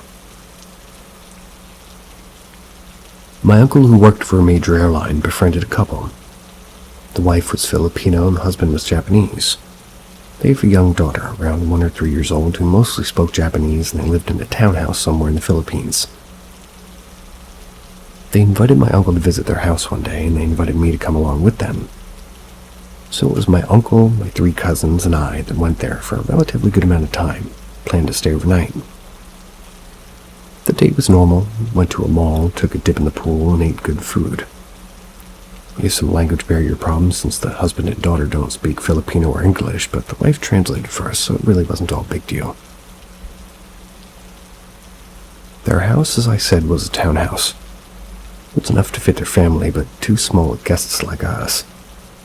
They had 3 floors. The first floor was turned into a storage or something, where it's not really suited to be occupied, with a dirty kitchen at the back. The front door of their house was pretty much non-existent. The main entrance to their house was a gate that was around a foot from the door. But other than that, the doorway was wide open. The stairs have 2 doors, one on the bottom, one on the second floor. The second floor was their living room and a small kitchen. This is where we planned to sleep. Then there was the 3rd floor where the family's bedroom was, but their stairs didn't have any door. We settled in for the night on the floor with blankets and pillows. I don't recall what arrangements that we had, but... well, it happened back in 2011, so anyway, we just went to bed, but after some time I was woken up by my cousin, who I'll call Rose. She was the second daughter out of the 3, and I know that they were somewhat sensitive to the paranormal since they did something in the past to talk to her best friend who died early. Rose was probably beside me as I was the one that, who she woke up first. She shook me awake and asked me to listen if I heard something. Groggily, I tried to listen for anything, and after a few minutes, I heard knocks on the door. That woke me up fully. She explained that she hasn't gone to sleep and was on the phone. It was past midnight and the knocking on the second floor door started, and that's when she freaked out and woke me up. The knocking was in 4 successions, with at least 2 or 3 seconds in between those 4. Then it would stop, and after a minute or 2, it would knock 4 times again. The knocking didn't stop at all since she woke me up, and it wasn't so loud, but it was solid and continuous. It was like a human was programmed to knock that way exactly the same. We were both scared, but didn't move to answer the door or ask who was behind the door, since we both knew nobody could get in and it wasn't downstairs. It wasn't somebody from outside, as there was no main door to the house, and the knocking came from the second door of the staircase. Well, we woke up her older sister and asked her just to listen when she did. She stayed silent for a few seconds, tried to listen, to which the knocks came. But she said that she didn't hear it, went back to sleep pissed off, thinking that we were playing with her. We also woke up a younger sister. She told us the same. Rose and I looked at each other in fear. We just tried our hardest to go back to sleep, covering our ears. The only reason why I can't hear it is because I already established that my hearing is also sensitive to these types of experiences rather than seeing entities from a young age. Though I can still see glimpses, but not that clear. In the morning during breakfast, we told everybody what we experienced. The wife told her husband that she thinks it was a mononoke, or yorai, which was monster or spirit in Japanese. It was scarier for them because the number 4, shi, in Japanese, which means death, was considered to be bad, sort of like how the number 13 is. to the Western culture. I got deja vu on that story.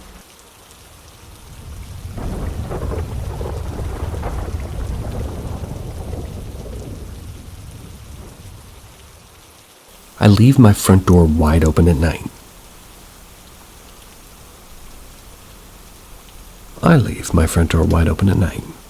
I also make sure that the sliding door in my kitchen is, too, wide open, screen door removed. I check every night for any closed windows in my house and open them. I also put my valuables, the priceless heirlooms, ancient ornaments, nerves, etc. on the dining table. My most prized trophies on an easily accessible shelf in my living room. I always try to remind myself to make sure that my 2-bedroom doors, my bathroom door, my garage, and my gun rack are all unlocked and open. All my floors are carpet, yes, even in my bathroom, to help dampen the sounds of footsteps. I make sure the hinges on my house doors and knobs are all extra oiled so they won't make a single sound when they're being pushed open. I put on earbuds and a blindfold and snore loudly to signal that I'm asleep. I also make sure that I get 2 of the latest 40 to 50-inch flat-screen TVs with 4K, and I chose the ones that are specifically easy to install, uninstall, and reinstall, and put the second TV in my guest room. I also have the latest generation of gaming consoles and a $5,000 computer that I meticulously built from the ground up. I also have more than 500 of the greatest games in total, both in PC and in console. When I first got this house, the first thing I did was reinstall my power box on the outside of the house, so that way it can be easily disarmed from the outside. Speaking of, I have no outside lamp, no camera, no pets or animals of any kind. Coincidentally, this house is the farthest from any cell towers or police station. I basically live in an abandoned neighborhood with no neighbors. I have no fence.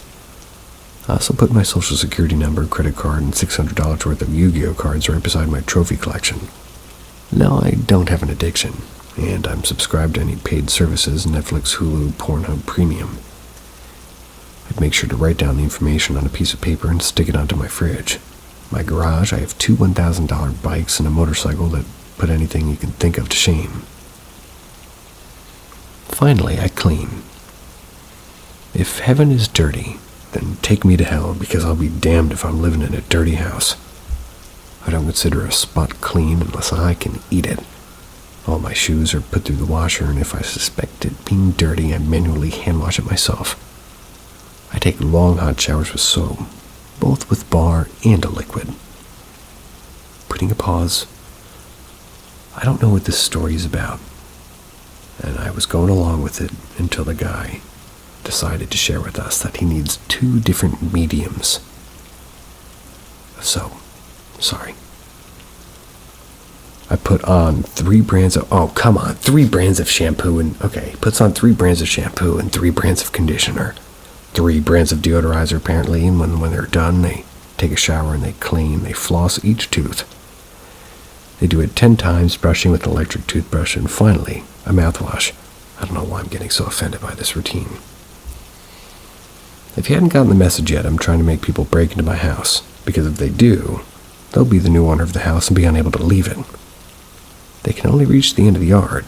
They'll own everything inside it, including my hunger, A gnawing sensation as though a black hole is taking residence in your intestines. Never will they be able to satisfy this one need. Never will they be able to die from it, or from anything so long as they own the place. They'll live in a clean house as a husk, and they too would want to clean it to increase the temptation of taking something from it. Somebody's going to take the bait. After all, it worked for me.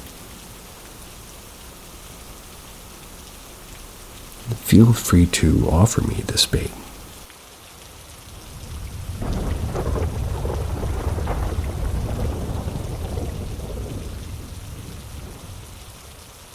House haunting. This happened some time ago in the early 2000s. It's not made up. I really experienced these events, even if they sound crazy. My parents were in a rough patch. My dad moved out of the house.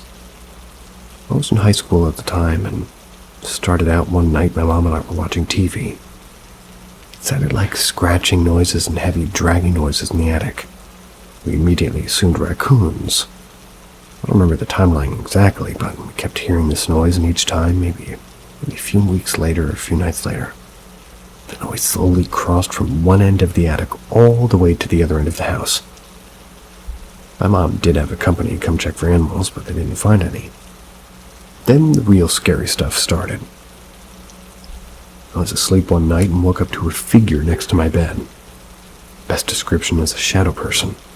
I slowly grabbed my blanket and covered myself up with just a peephole to watch it. It was entirely black, even darker than the dark room around it. It looked like the darkness was slowly steaming off of it. I was both amazed and terrified. I watched it for what felt like hours until it slowly backed out of my room. I was afraid to leave my bed eventually. I fell asleep though. The next morning at breakfast, my mom said that she saw something standing at the foot of her bed. Then I told her what I had seen. There was a heaviness in the house after that. Other times, I remember waking up at night and hearing voices and whispering. Sometimes I could hear music playing, like it was an old theater or something. When I peeked outside my room, the noises would cease. One night, the dresser drawer at the foot of my bed slammed open and shut. Another night, Mom started screaming in the middle of the night, and I grabbed my baseball bat and ran into her room. Just outside of her bedroom door was a chair. I swear I saw this shadow figure sitting in it as I ran in. She told me somebody had laid down on the bed next to her. As the events and encounters progressively got more frightening, we were afraid to stay in the house, especially at night. I would sleep with all the lights on if I could sleep at all. I started spending the night in a hotel. Even in the daytime, you would hear things like somebody calling her name. I can't remember how long the haunting lasted. Guessing at least 3 or 4 months had passed and my mother was tired of being afraid in her own house. She had the house blessed. Sometime in the next few days, my mom was heating up a cup of water for tea in the microwave. It exploded inside. I asked her how long she'd put the microwave, and then boom, these loud scratching sounds ran down the wall around and a dark mist filled the house. The voices and whispers all around us just grabbed each other and just in horror. All these sounds are happening simultaneously. Then this very deep and natural voice began talking over all the other noise. It was deep and unnatural. Some sort of language I'd never heard anything like it.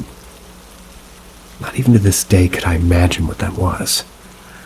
As my mother and I stood there and we looked down the hall toward the voice, something was there, like a fucking horror movie. It was quadrupedal and made of darkness, like drawing a Sharpie in the air. It had what looked like several rows of spines down its back, and then my mother started to pray, and so did I. The creature slowly backed down the hall and into the bedroom, and slowly, all the noises and voices faded away. The mist and haze seemed to follow it down the hallway. That was until everything returned to normal. Never saw or experienced anything again in that house. If anybody was curious, yep, when friends came over, they would have experiences also. I've had other experiences since then, but nothing like back then.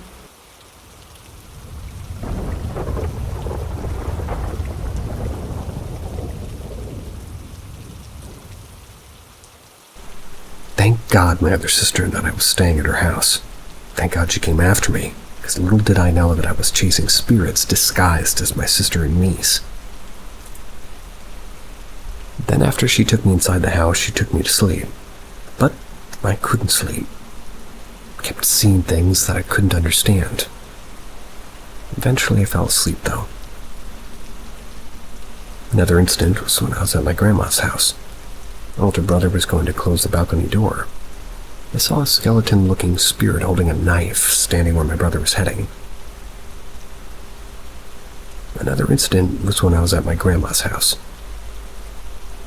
My older brother was going to close the balcony door. I saw a skeleton-looking spirit holding a knife standing where my brother was heading. Again. Tell me why my 4-year-old ass ran and tried to take the knife away from the spirit. I literally started fighting with the spirit, but I couldn't hold it. It was staring at me. I tried my best to hold it, to punch it, kick it. Nothing worked, and then it just disappeared. Then after some months, I was at my grandma's place. I heard my grandma and older sister talk about a jinn or a demon figure that used to appear in people's houses in our community.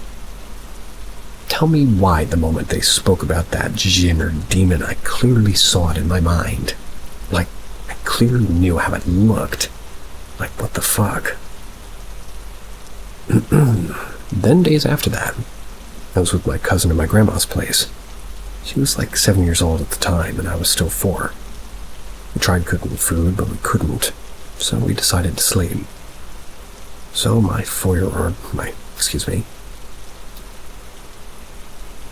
for a guy from Sudan, this guy's good at curse words, or, liberal with curse words. So my 4-year-old ass, before sleeping, decides to let fire consume the kitchen. Then I instantly fell asleep. I woke up to a very bright light in the kitchen. When I rushed to see what it was, the bright light was the kitchen getting consumed by fire. Like literally the whole house was about to get burnt and destroyed. When I was 9, I watched The Legend of Korra. I was very excited, so I decided to practice with Aang taught Korra. He taught her wind binding, so I did everything that I saw in the cartoon. Tell me why I ended up controlling wind and pushing by little sister so hard that she flew and fell on her back and ran scared. Then months later, when I think I was 11 or something, I was in the balcony alone. I see a baby holding on the door of the balcony and trying to walk, and then the baby just disappeared. Then 2 years from that moment, my older sister and I was just staying with gave birth to a child.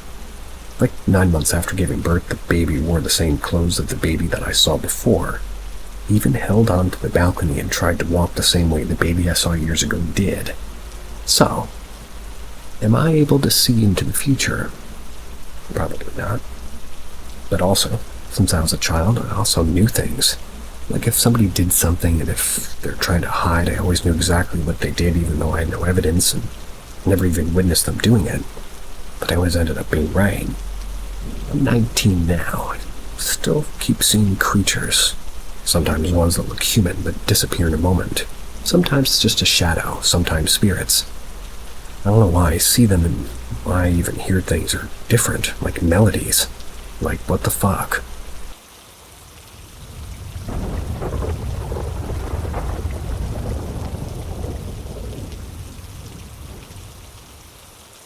Hearing, seeing doppelgangers.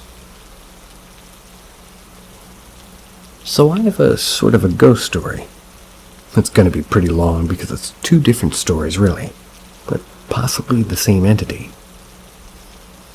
These 2 incidents actually happened, and I to this day have no damn clue what it is that I heard and saw. We've had tons of other occurrences in between, but none so terrifying as these 2. Other than one of my kids being hit in their sleep and a handprint being left on them. Anywho, I live in Louisiana. Sort of like the breeding ground for this kind of stuff, right? The block I live on is just wrong. I could go on about it, but I won't. We've joked that it may be on its own little hellmouth. Incident number 1. I'm basically the hood cat lady. I leave food out and toys and even a cute little bed for my little friends. There's one that especially took a liking to me, that I used to just sort of sit outside at night and early morning and just cuddle with for a bit. It was around 2 a.m. as usual as I go to refresh bowls, and I noticed how cold it was. It was in the middle of the summer in Louisiana. My door was shut, so it's not at the AC, and I got this odd feeling. I began hearing whispers. And this voice, I kid you not, was an octave lower than Voldemort's. Look up at me. Stupid me, I look up, and in the backseat of my car, where obviously no one was at 2 a.m., was my son. My 2-year-old son was in the house. Asleep. Only the features were off, as if he was only a bad drawn memory from somebody who'd only seen him once. The eyes were too narrow, the smile was too wide, and only half of his body was showing. I looked down, finished my task trying to look as calm as possible, noped back into the house, locked, chained the door, salted all the windows and doors. Incident 2. My husband works evening and closing shifts. What brings him home usually after 2 a.m. One night in our room, with my toddler in the bed with me, I began hearing knocking sounds and muffled voices. This is at about 10 p.m. Assuming it's neighbors, I ignored it. As the night went on, knocking sounds began to sound as if they were coming from closets and actually walls, even the ceiling. The voices got closer and they began to sound more male. At 1 a.m. there was a bang at her back door. It's in the bedroom leading to a fenced-in backyard with a chain lock that only husband has the key to, because, it's the hood and we have small kids. The voice I heard was literally my husband. "It's me. Let me in, please, love." His exact tone, using the name that he calls me. Even my son jumped up yelling, "Daddy's home." Something was off. He never comes to the back door. He calls me or presses the doorbell. Leave a ring. So what the fuck?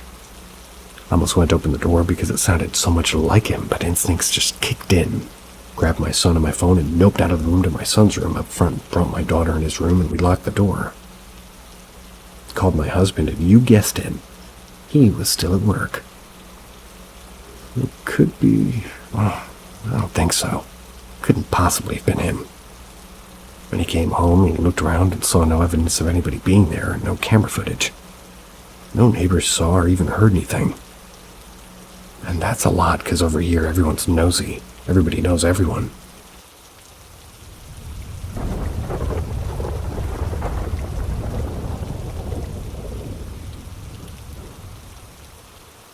Be wary of any wells on your property.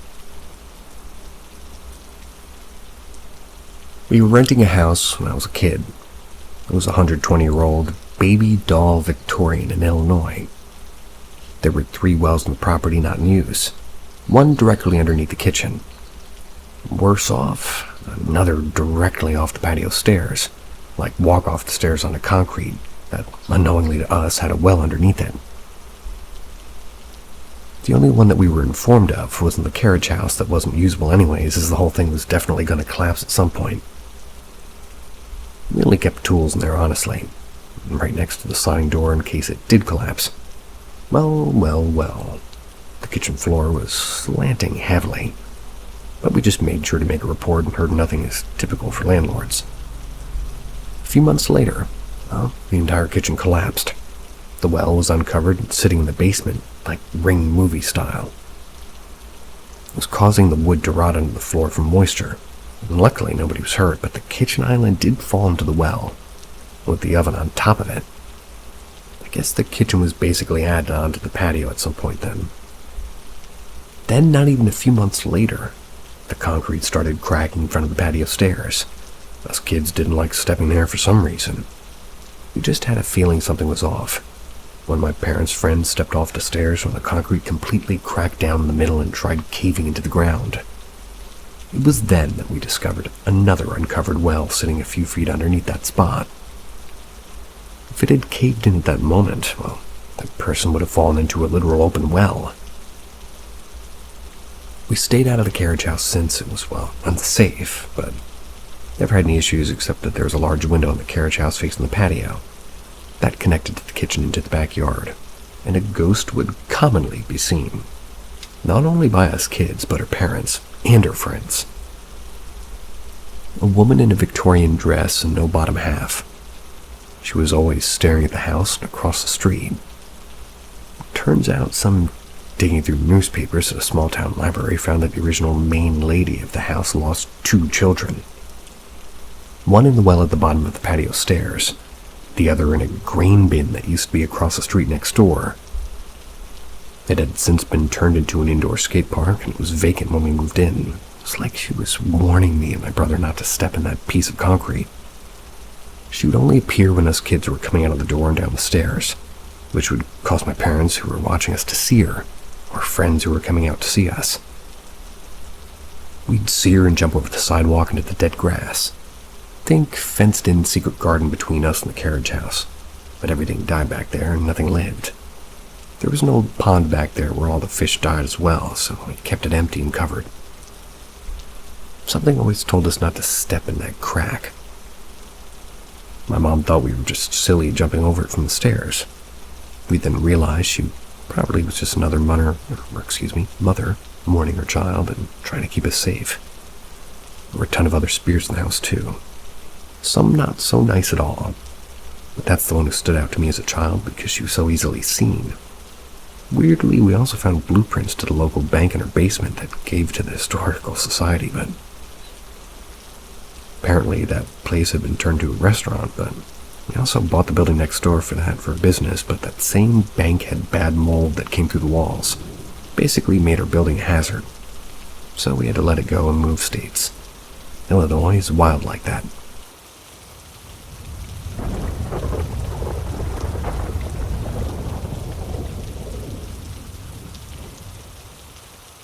Dead Dad Visits.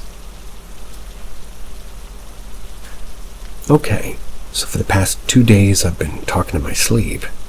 I've been cussing my fiancé out. Last night my fiancé seen my dad as an angel.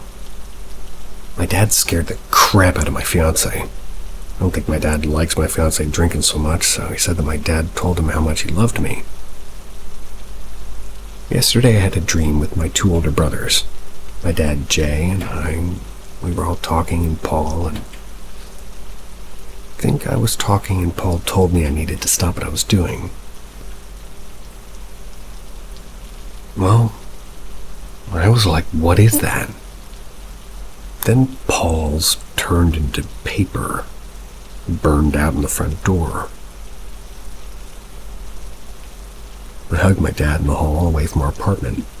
My dad scared my fiancé really badly to go to an urgent care because he didn't feel right. And also my dad kept saying things about a baby. I don't think I'm late and I don't have any signs of pregnancy. I've had dreams about my dad before, but my fiancé said that he'd seen my dad by the window in our room with this walking stick.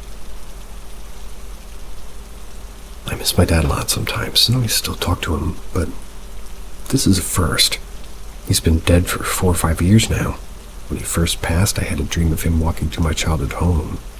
Before he got to my room, he floated up and a really bright light and white feather floated down. I've always remembered the dreams vividly about my dad. I believe that your dreams try to tell you something when you remember them. My dad has, I guess, always given me a heads up on what might happen, like deja vu. I don't really know what my dad's gotten into an uproar about, but yeah, this thing has been stressful in a few aspects of life. But I and my fiancé have always worked things out. I believe my dad's my guardian angel, looks after his kids still. But I'm at a loss of words. I know, like in my heart, it was my dad. But Will was the only one that's seen it by the window. I'm hoping tonight if we get a visit, it'll be, nicer.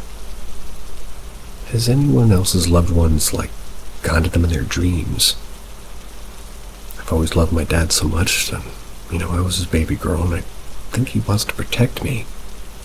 But does this mean my fiancé's actions or intentions aren't the same as they were 4 or 5 years ago? We've been together 4 years September. The 3rd will make another 4 years together. We'll make a solid 4 years together.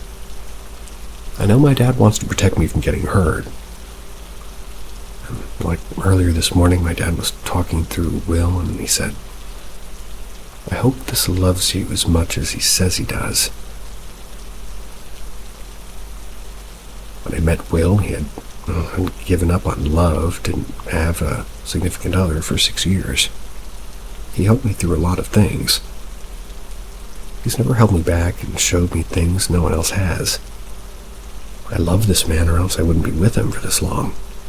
It's the longest relationship I've ever been in. It's my dad trying to tell me. Not speaking on your dad's behalf, but I will say, things can always change, especially people. Things just age. People age and change. That's how I look at it.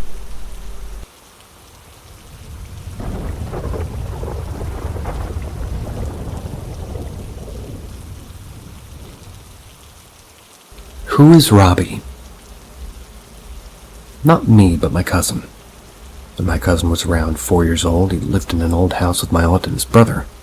They were 2 years older than him. My aunt had gone through a rough divorce and was a single mom at the time, as she didn't have a consistent boyfriend. Her ex-boyfriend had no custody of the kids. Raising 2 little kids with her income at the time wasn't easy. They often struggled to make ends meet. That being said, she had a busy work schedule, and my grandmother would pick up the older cousin up from school in the afternoon and watch the younger one. That's who this story's about, and that's during the day. On the weekends, my aunt was home with my cousins. She wanted to spend as much time with her kids as she could. My younger cousin Matthew, who was usually very active, didn't seem interested in playing with his brother or her. Instead, he would spend hours in his room or in the yard just talking to himself. At first, my aunt thought nothing of it, as a lot of kids talk to themselves when they play. But his was somehow different. It sounded like he was having a full-on conversation with someone for hours every day. A few times my aunt asked him who he was talking to. He didn't really give her an answer, just ignoring her or shrugging. And one day, as a special treat, my aunt took my cousins to the public pool, which, mind you, they both usually loved. But when they got through the gates, Matthew's brother jumped right in. Matthew was slow to get ready and was avoiding the water. Eventually, my aunt said, "Matthew, don't you want to go in the pool?" And when he said no, she got frustrated with him.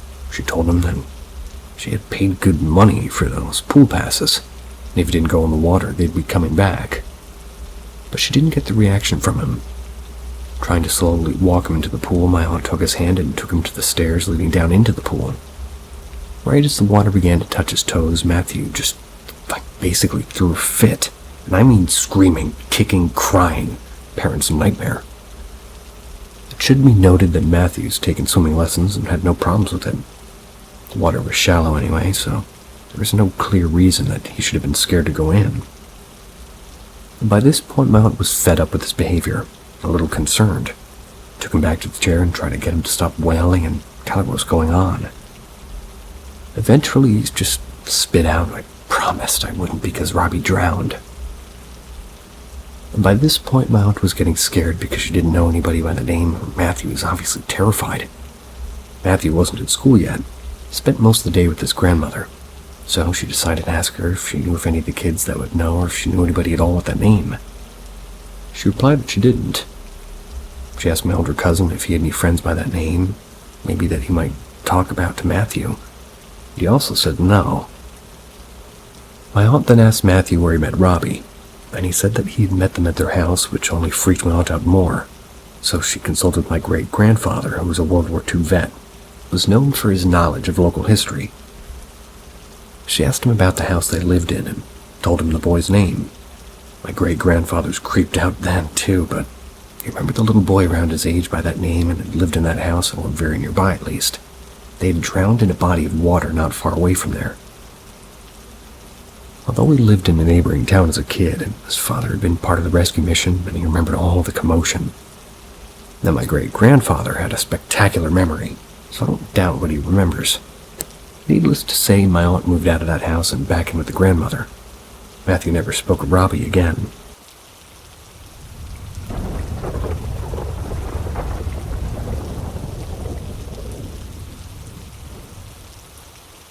Disturbed something in an old cemetery. I've developed an admittedly odd hobby of scouring old offline maps, weird findagrave.com entries, and local history books to locate forgotten or abandoned cemeteries and counties that I live in. When I'm lucky enough to find one, I'll go out to it, take photos to upload into findagrave.com. At the place on Google Maps so it doesn't get lost again. Too morbid to many, but for me, it's pretty good reason enough to go out and have an outdoors adventure with my kid. That's pretty cool. Earlier this year, I visited a pioneer cemetery dating back to the mid-1850s. Most of them in this part of Texas do. I went out, took my pictures, and I left. I was the only one there, and it was small, with only one family buried in it. Some research indicated that the family patriarch founded the first ever pharmacy in town. No weird feelings, no seeing ghosts, nothing like that. Just a peaceful, short visit. As I was trying to fall asleep that night, I was trying to think about the day's activities. My thoughts went to the cemetery, then to a little bench that I remember from the middle of the cemetery, then to a man sitting on the bench, a man with no face. In my memory, this man was sitting there facing me. They were dressed in old-timey dark clothes and wearing a dark top hat. He was tall and thin, a white guy, tanned. When I tried to picture his face, all I could see is a blank slate. No features, like a mouth from a portrait. Still a head there with hair and a hat, but nothing else. This memory was accompanied by a very strong feeling of presence, like more than just a hollow memory.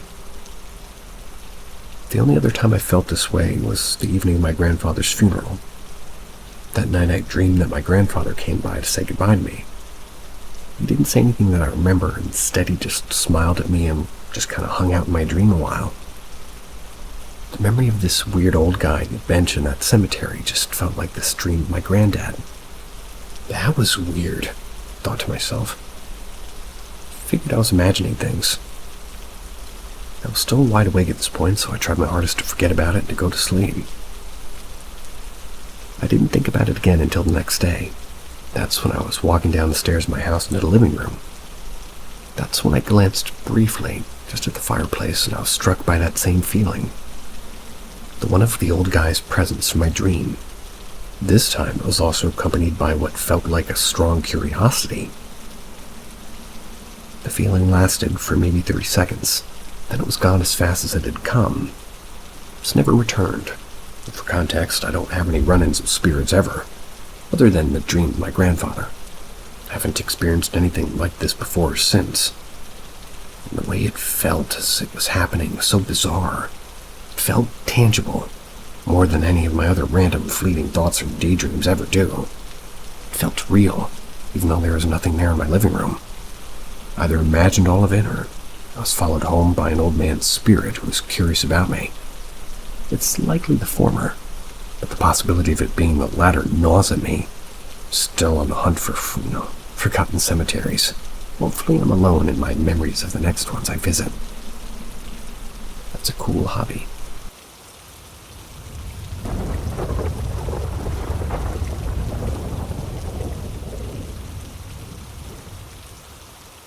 They are everywhere.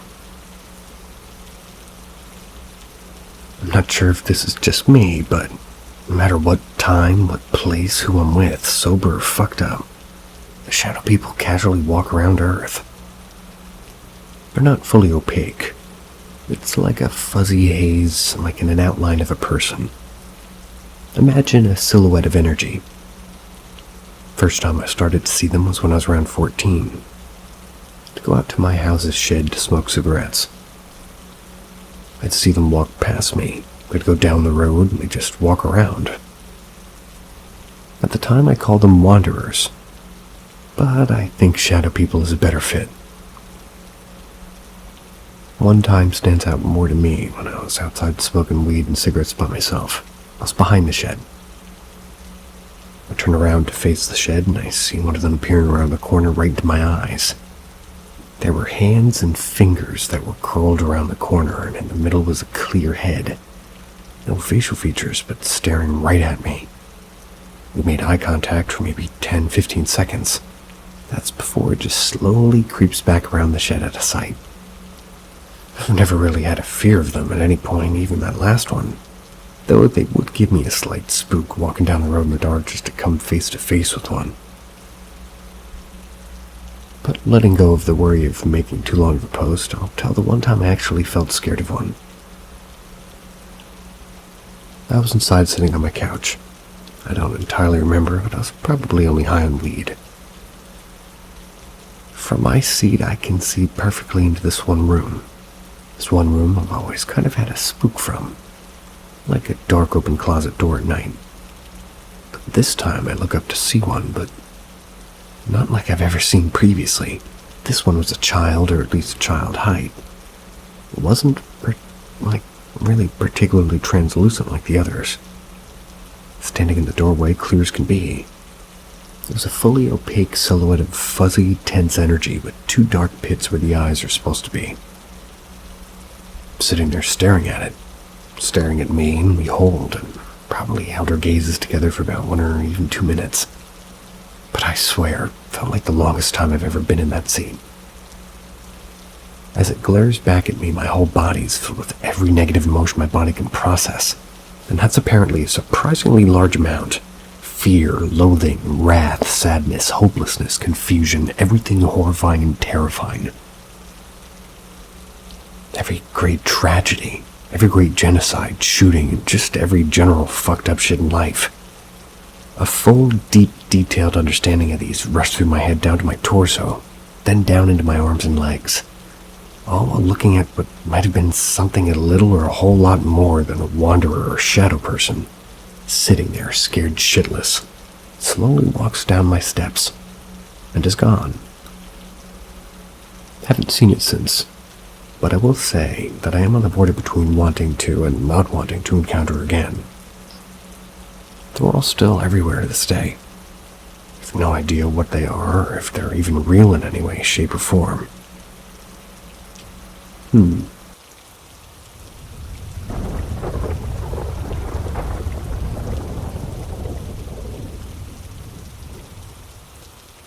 What the fuck happened?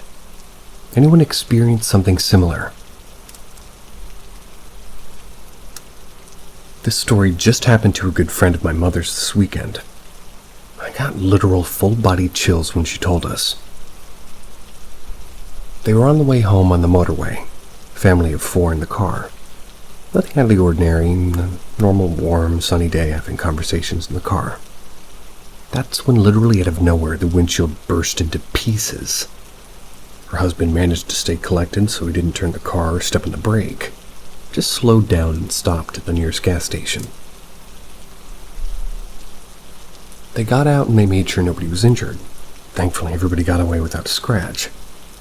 They cleaned the glass pieces from their clothes, hair, and just tried to clean the glass from their car as much as they could and inspected the damage. Her husband made calls to the insurance company and let their families know what happened and that they'll get home late. Suddenly, out of nowhere, 2 strange men approached them. They described them as looking very out of place.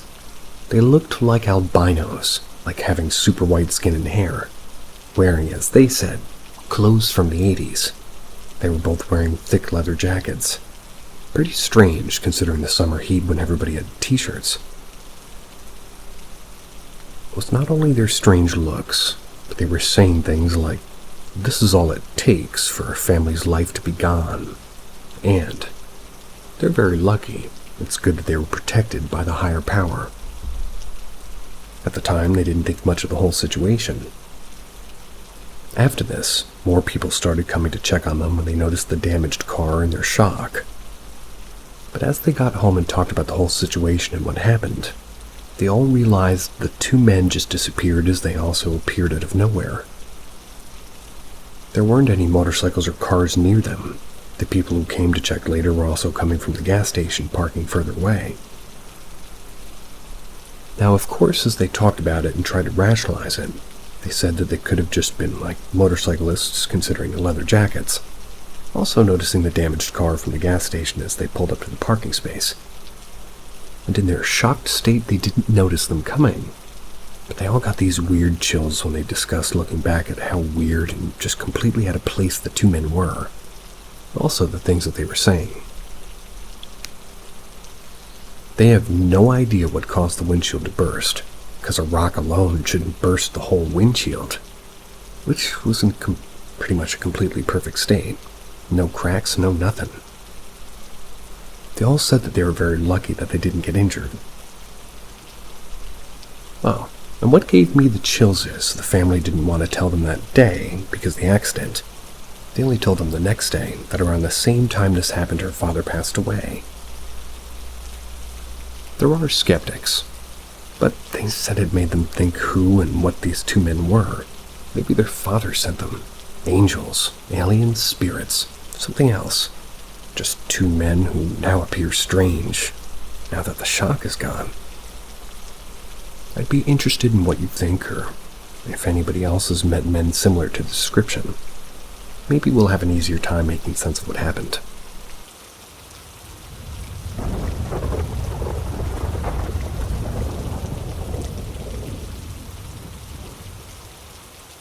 Kids and animals.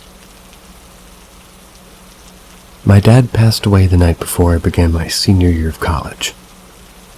I obviously missed the first week. I was never the same. I lost a friend, confidant, and advisor. It was so sudden and unexpected.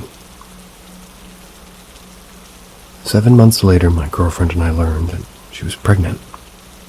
One of the first things that she said to me was, "We're going to be okay. We're just bringing back a part of you that was lost." And this was wildly helpful and comforting since I was 22 and I never held a baby before. I was an only child with an uncle that never had kids and cousins that lived 8 hours away. Yes, Gecko. Shortly after we found out at school, a puppy started to bark softly at my desk. That desk happened to be the last thing my dad and I put together. That's the day he died before we got dinner. Suddenly there was a crash. Something falling in the corner which sent the dog into a state of constant barking. Not just that, I think I heard something bark. Like waking up in the morning, I saw a box of binder clips on the floor. There's no way that they moved.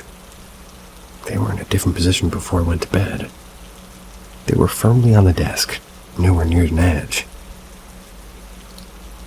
Several years went by and my daughter was about 2, playing in my mom's house in a visit. I was talking to her mom and all of a sudden my daughter poked her head around the kitchen, waved and said, "Hi, Joey."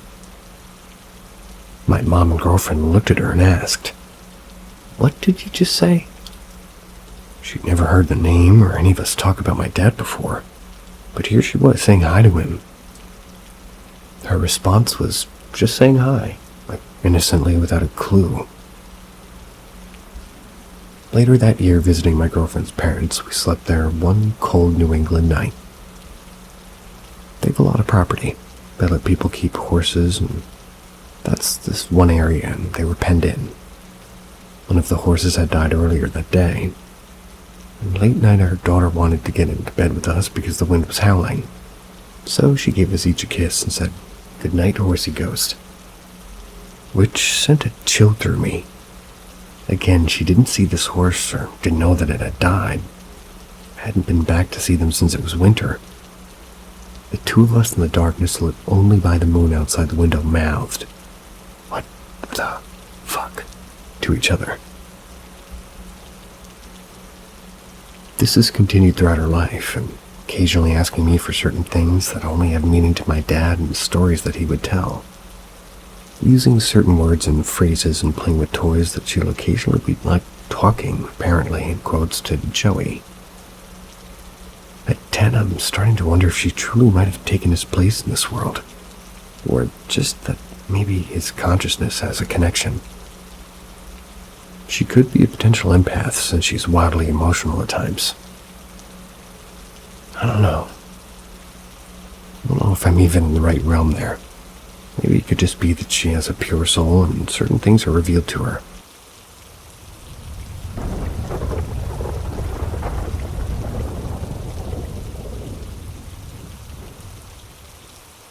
I think my boyfriend and I live with ghosts.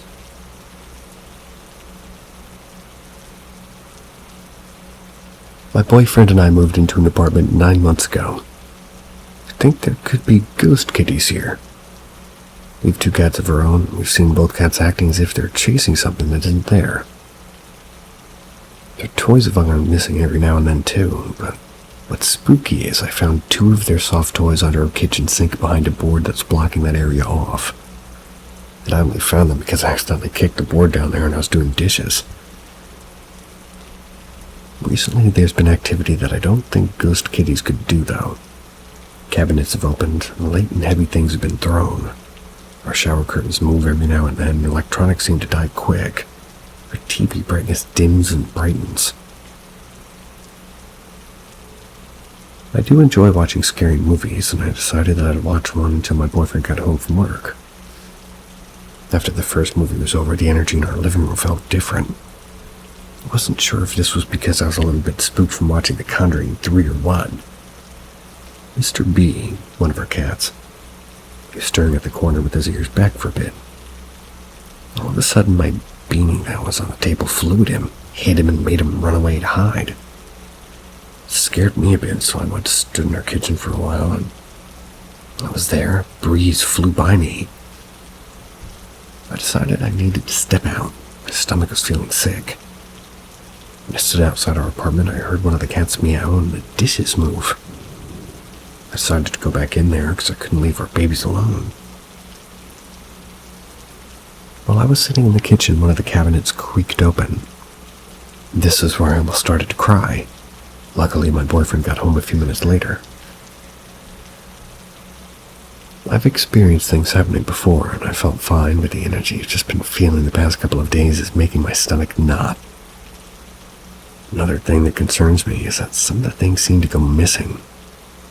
Back in October, I put my earrings on our bedside table and went to bed.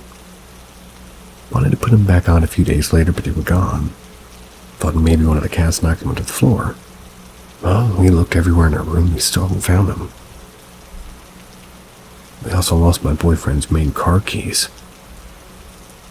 We have a big jar on one of the tables in our living room, so we put our keys, our wallets, and coins in it. My boyfriend places things down. I always end up picking them up and putting them in the jar before bed. Well, he came home late at night, and I was already asleep, put all the things down on the coffee table, keys, wallet, etc. I woke up in the morning and everything but his keys were still there. I deep cleaned our whole apartment and still haven't found the things that have gone missing. I've also noticed red marks show up on my skin that weren't there minutes before. By the way, these are just a few experiences I've witnessed. There have been a lot more. They only seem to be the most active around me. My boyfriend has only witnessed a few things happening to him, and most of the time it's the little things while I'm in the room with him. I feel like the energy in our apartment has shifted. Now I start to feel sick almost every time I witness something happen. Is there a way to cleanse the negative energy I keep feeling?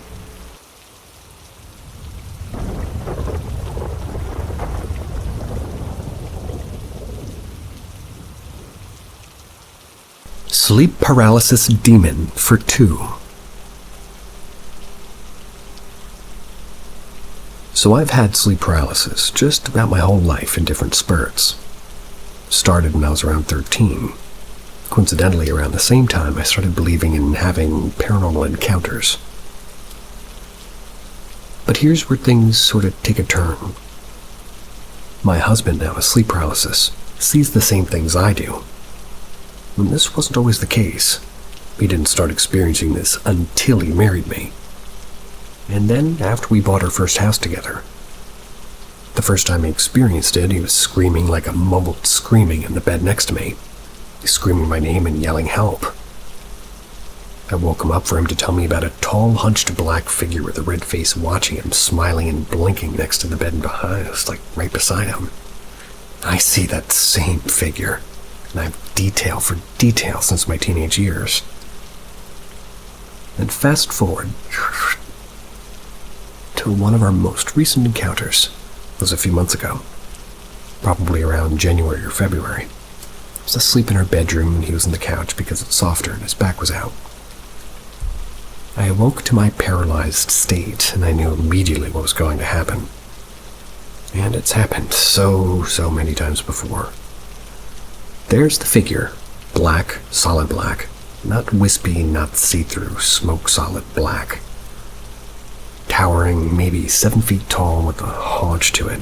It's bent slightly, head sort of cocked to the right, and this awful brick red face with these huge black eyes that are like an abyss. It's always got this Joker-esque-like smile. It's just way too wide to be human. Sometimes I can see its pointy, sharp rows of teeth. Sometimes not. Tonight I couldn't. I'm panicking in my paralyzed state, feeling that it might finally get me. Then I'm woken by my husband, who says I was screaming his name, but it sounded muffled, like I had a mouthful of food or I was drunk.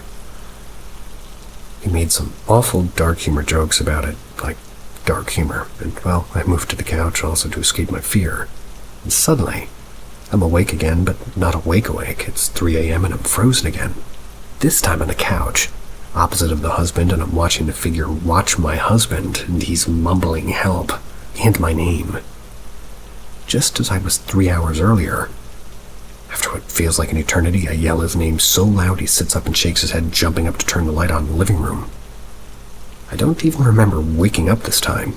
I was just magically up, watching him flip lights on everywhere. This encounter shook my husband so hard that he now currently takes 3 different sleep medications and 1 sleep medication to cease his ability to dream, end quote. I wish I knew what this damn thing was, or what it wanted, how I could make it leave. The last episode I had usually was about 1 or maybe 2 weeks, sitting on my chest, just grinning that awful grin. I'm so tired. Literally. Psychically and mentally.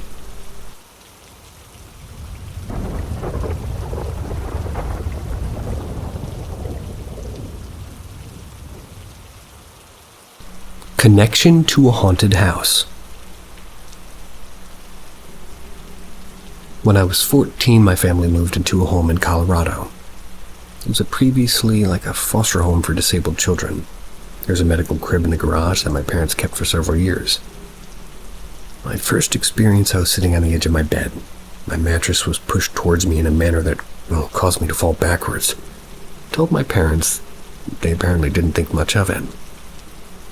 My next experience, my sister's in the bathtub. I was complaining about how she was taking too long, and I watched the doorknob turn on its own.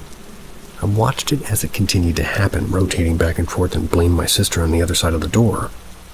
Apparently, she exclaimed, "It's not me." I could hear that she was far away. We had a cousin that came to visit, and they slept in the basement. She was woken up by the sound of footsteps in the carpet. She opened her eyes to see a woman standing, looking out the window. The woman walked into the bathroom, and her dog got off the bed and followed the woman into the bathroom. My cousin said the woman appeared to have what looked like chopsticks in her hair and her arms crossed around her chest. There were instances where my mom and I could hear a man and woman conversing in her bedroom. We sat in the living room. My most vivid memory is when I created a Ouija board out of wood that I found in my dad's workshop. I googled what material would be most effective. I wrote out a Ouija board with a Sharpie. My friend and I played until we heard a demonic voice in my parents' bedroom, which I can still hear in my mind, but I guess I can't not complain. It was terrifying. It sounded like the demon voice that you would hear in a scary movie, but I couldn't make out the words. We played it in the room in the basement, the same room where my cousin had seen the woman. We had it balanced on our knees and threw a blanket over top both of us. We used a shot glass to play and continued to slide it around in circles as we asked the spirit to make itself known. At one point, there was a vibration in the board that felt like it was coming from underneath it. It's kind of impossible to explain, kind of sounds crazy, but it was real. I ended up throwing the board into the fireplace and never played again because it was such a scary experience.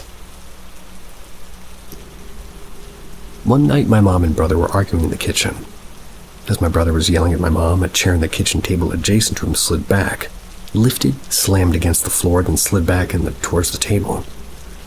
There were many other small occurrences, such as lights turning on and the coffee maker turning on in the dead of night. Footsteps, the sounds of somebody running down the hallway in the middle of the night. It was just scary while I was growing up.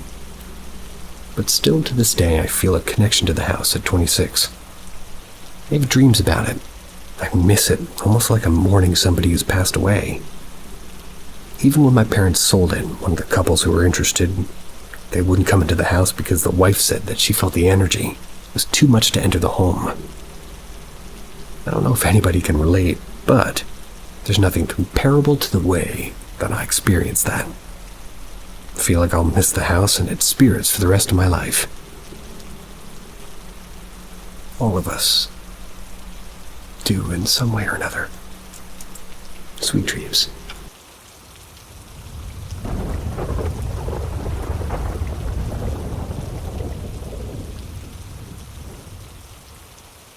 In the latest of nightmare loops and awful sleep paralysis episodes.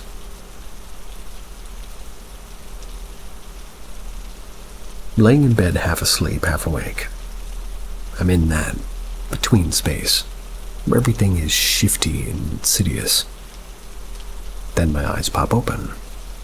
The room is dark, pitch black, except that tiny bit of light seeping over the top of my door from the adjacent bathroom. I sigh. Here we go again.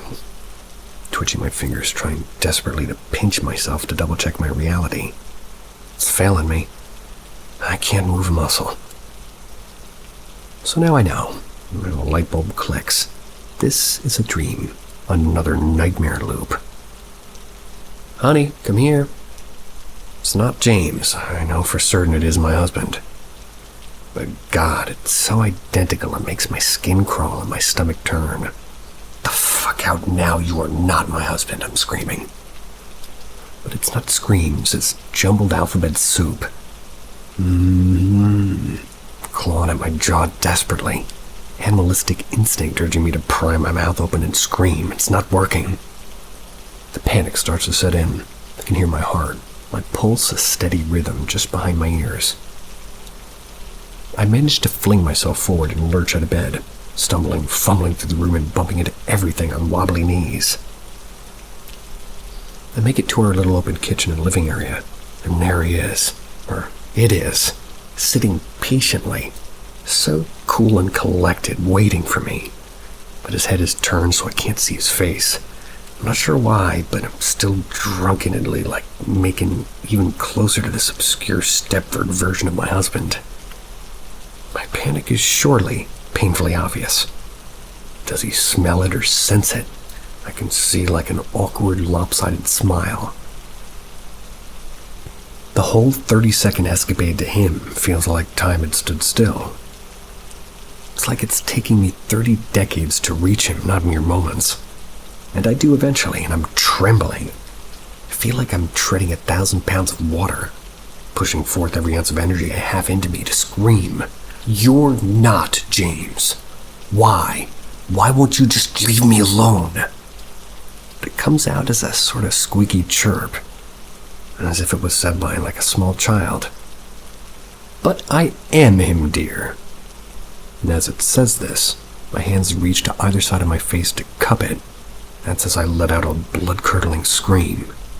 It's James, but his face is dark and hollow and sunken in. His eyes are missing. Just hollow black abyss staring back into me so deep I can feel myself being lost in them.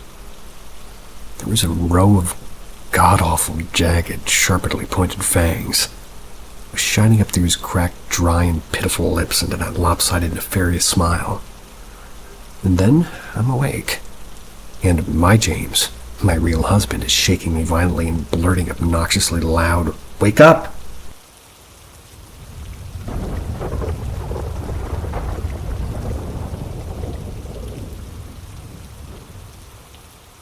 I met an evil ghost.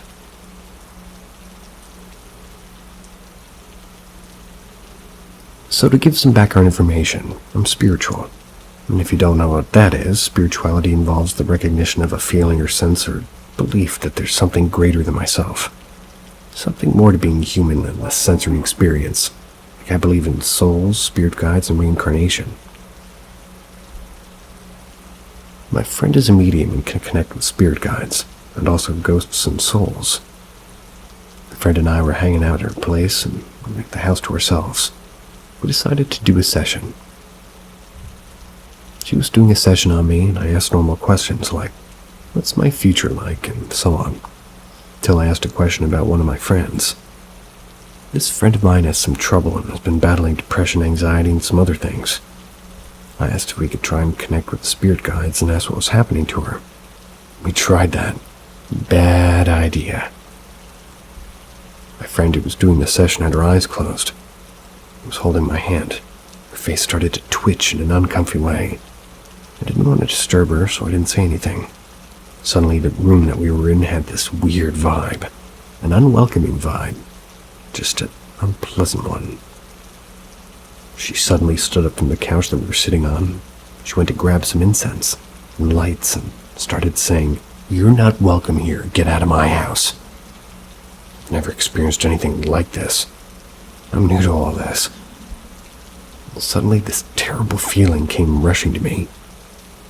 I don't know how to describe it. I think anybody that met a ghost or soul knows what I'm talking about. Best way I can put it is trapped. I felt trapped. No matter where I went in the room, I felt trapped and small, like I was something's prey, like I was being watched. Thankfully, my friend got this ghost and soul out of the house, and we sat down to talk about what just happened. My friend told me that this is what is called a clinging spirit. It's a spirit that feeds on negativity and sadness, or in my friend's case, her depression and anxiety. My friend told me what she saw afterward. To understand this, you need to understand the floor plan, though. So right as you enter the house, there's a staircase that goes upstairs. On the right is the kitchen. On the left is the living room. That's where we were. Neither of these rooms has doors. It's just the wall and the hole in it. The living room couch is on the opposite end of the entryway, so you have a full view from there. My friend said in the doorway that she saw this tall and skinny black goo. It had no face, but it had the shape of a woman's body. The moment it appeared in the doorway, it started screaming at my friend like a very loud, painful screaming. A horror movie scream. The moment she opened her eyes, the ghost wasn't there, but the feeling of its presence was. That's also what I felt. And after all this happened, we called my friend's mom and sister and we slept in the guest room. We were just too afraid to go upstairs to my friend's bedroom, and we were 15 when this happened. That sounds fair.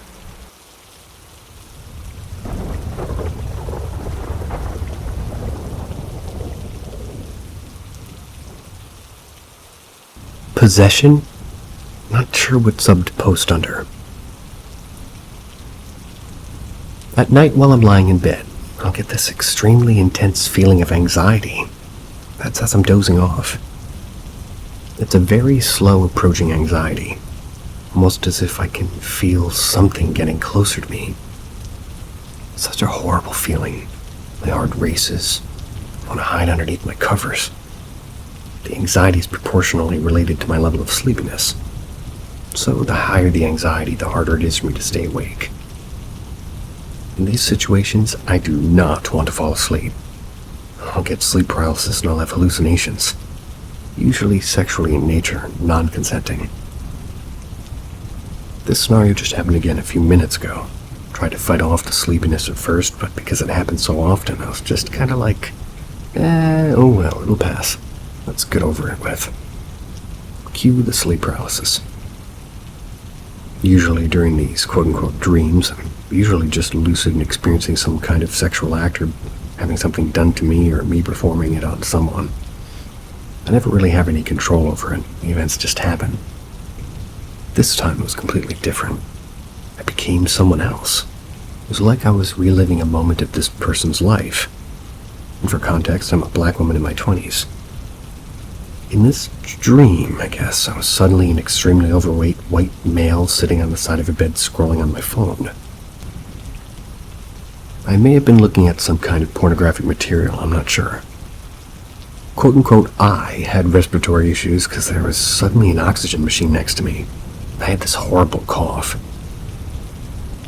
I really hate to have to explain this next part, but there was a young girl, a child like 8 or 9, sleeping in the bed next to me. I believe she was this guy's sister. It was bleh. Okay, they didn't give a warning. I'm going to go ahead and give a warning to skip forward another 30 seconds or so. But my editor will get mad at me if I don't read everything, so I'm going to read it.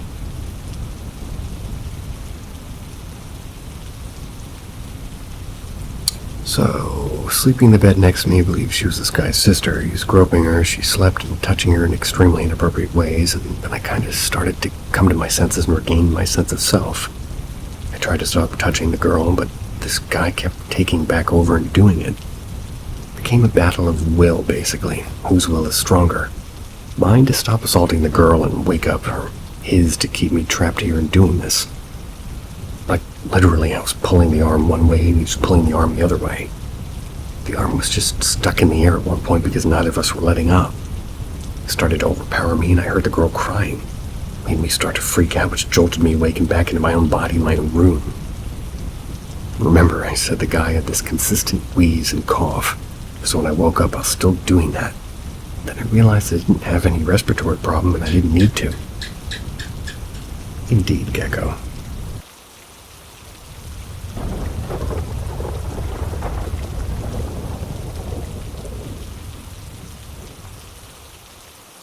I'm sure it just follows me. First experience, I was about 10, laying on the top bunk back against the bars. Felt a heavy poke in my back. Then the room went icy cold. I just lay there terrified and awake. Nothing came after that, really. We moved then to a flat once my parents divorced.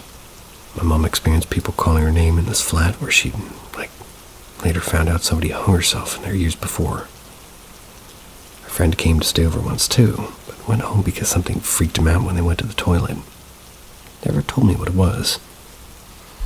Again, when I was about 14 to 16 years of age, we lived in, Am End Terrace Council House.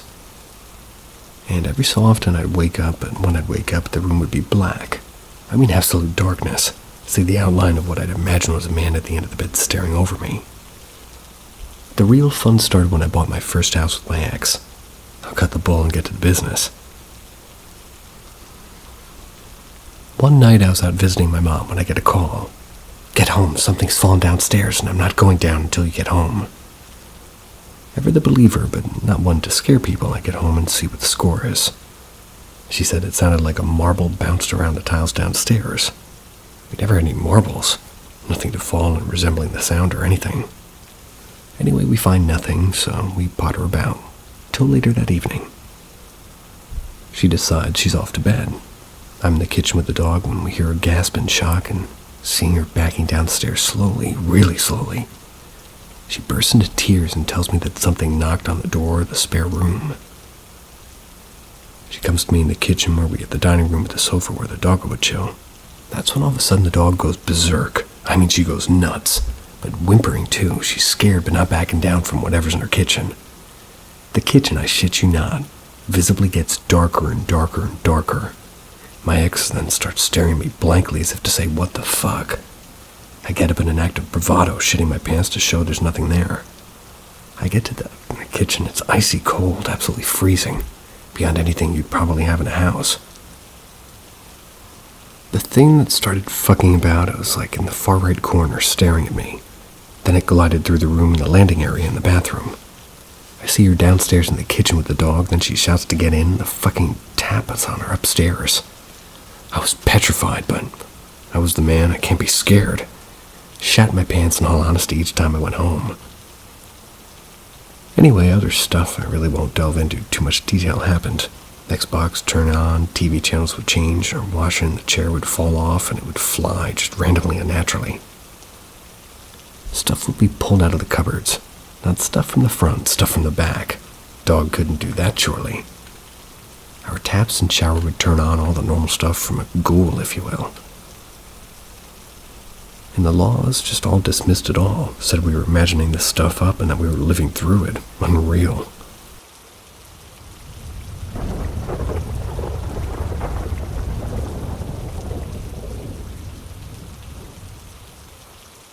How to fix this?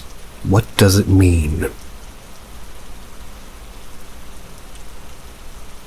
My friend and I found a broken mirror in the middle of the woods. I took a shard of it home with me. That was like 2 years ago. Since then, really strange things have happened to both of us. One of them was last year on Halloween. We were walking along in the woods at night. That's when suddenly my friend said that she saw something behind us. All you could see was a dark shadow, maybe as big as a dog. But when I put my flashlight on it, it started growing taller and became a man. He then started walking towards us and he was about to pass by us. I wanted to apologize for pointing the light directly at his face, so I said, I'm sorry. The moment those words left my mouth, he abruptly halted and really, really slowly turned around. Never in my life have I felt so much danger emanating off of one person. While turning around, he had a huge grin on his pale face, made my heart drop. He then stood in front of us grinning, eyes wide. After some time, he turned around and walked back away into the woods. I don't want to sound weird, but he didn't seem human. Something was just so off about him. And also, we live in a small town, and you usually know the people you pass in the street, at least by sight. We've never seen that man before. So let me explain how I think that connects to the mirror. Both of us always felt a sort of draw to that place in the woods, so we frequently went there. Each time we'd go a bit farther. One day we found this path, but when walking along it, noticed that it didn't lead to anywhere. When we walked back, we found the mirror leaning against a tree. After taking the shard, while walking back, my friend heard a small voice say, "Help me," out of the underbrush. We were both freaked out by it, so we sped up our walking and continued. That wasn't the last time that we'd been to that place. But recently, whenever we plan on going there, something happens to stop us, like a thunderstorm or us feeling incredibly tired all of a sudden. Long story short, we think that maybe we unleashed something by touching that mirror, and especially by me taking that shard home with me. Maybe something else along with it. Or maybe those strange things aren't happening because of that mirror. I feel I should mention that my friend has visions from time to time that more often than not come true. We both feel haunted to some extent. It feels like there's a presence in my house. I hear noises or see shadows which often cause me to believe that there's an intruder in the house. Additionally, I have really disturbing dreams. A week ago, my brother heard me screaming in the middle of the night saying that I was being watched. When he told me in the morning, I couldn't remember anything about it. Does anybody know what this could mean or know any rituals? Not sure I believe in that sort of thing, but I want to find out what's been happening to me. What do you think about the mirror?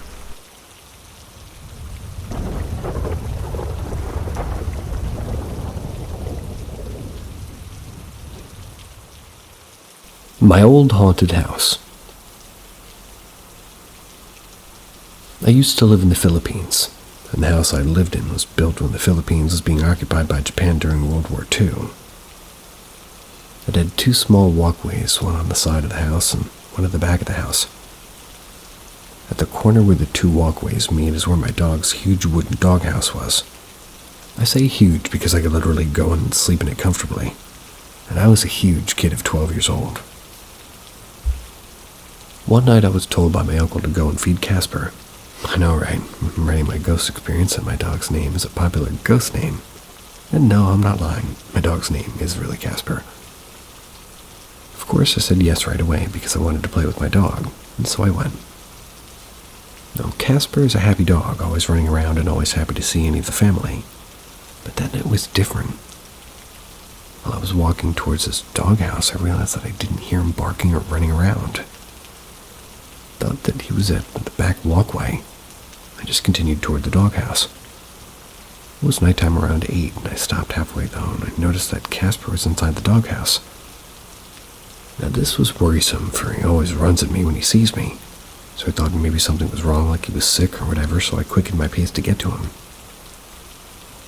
Once I got there, though, he seemed fine. Put down the food next to him and filled up his water bowl, and no reaction whatsoever. Casper was just staring towards the back walkway. I got curious, so I looked towards where he was looking at. What I saw still gives me the chills, and I remember that day. I saw a man standing there just staring at me with a blank expression. He was wearing some type of military uniform and was holding a rifle. I'm not a gun expert, so I can't tell you, what kind it was. At the tip of the gun rested a bayonet. What got me focused on it was that it was a bloody bayonet. At that point, I was just frozen. I remember the fear and thinking, this is it. Someone is here and he's going to kill me. I don't quite remember what made me look away from the bayonet, but when I did, the first thing I noticed was how the man was now missing half of his face. Seeing him only have half of a face jolted me out of the frozen state, and I ran for it.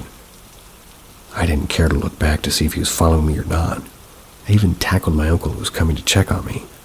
Cried so hard, and I realized that, I was on top of my uncle. He took me inside, waited me to stop crying, and I fell asleep then from crying. The next morning, my uncle talked to me about what happened, and I told him everything. He was genuinely worried when I finished because he told me that I was out there on the walkway for an hour. That was the reason why he was coming to check on me. He also told me that I wasn't the only one to experience such things in the house. I later found out that the uniform the man was wearing was the standard Japanese military uniform at the time of World War II.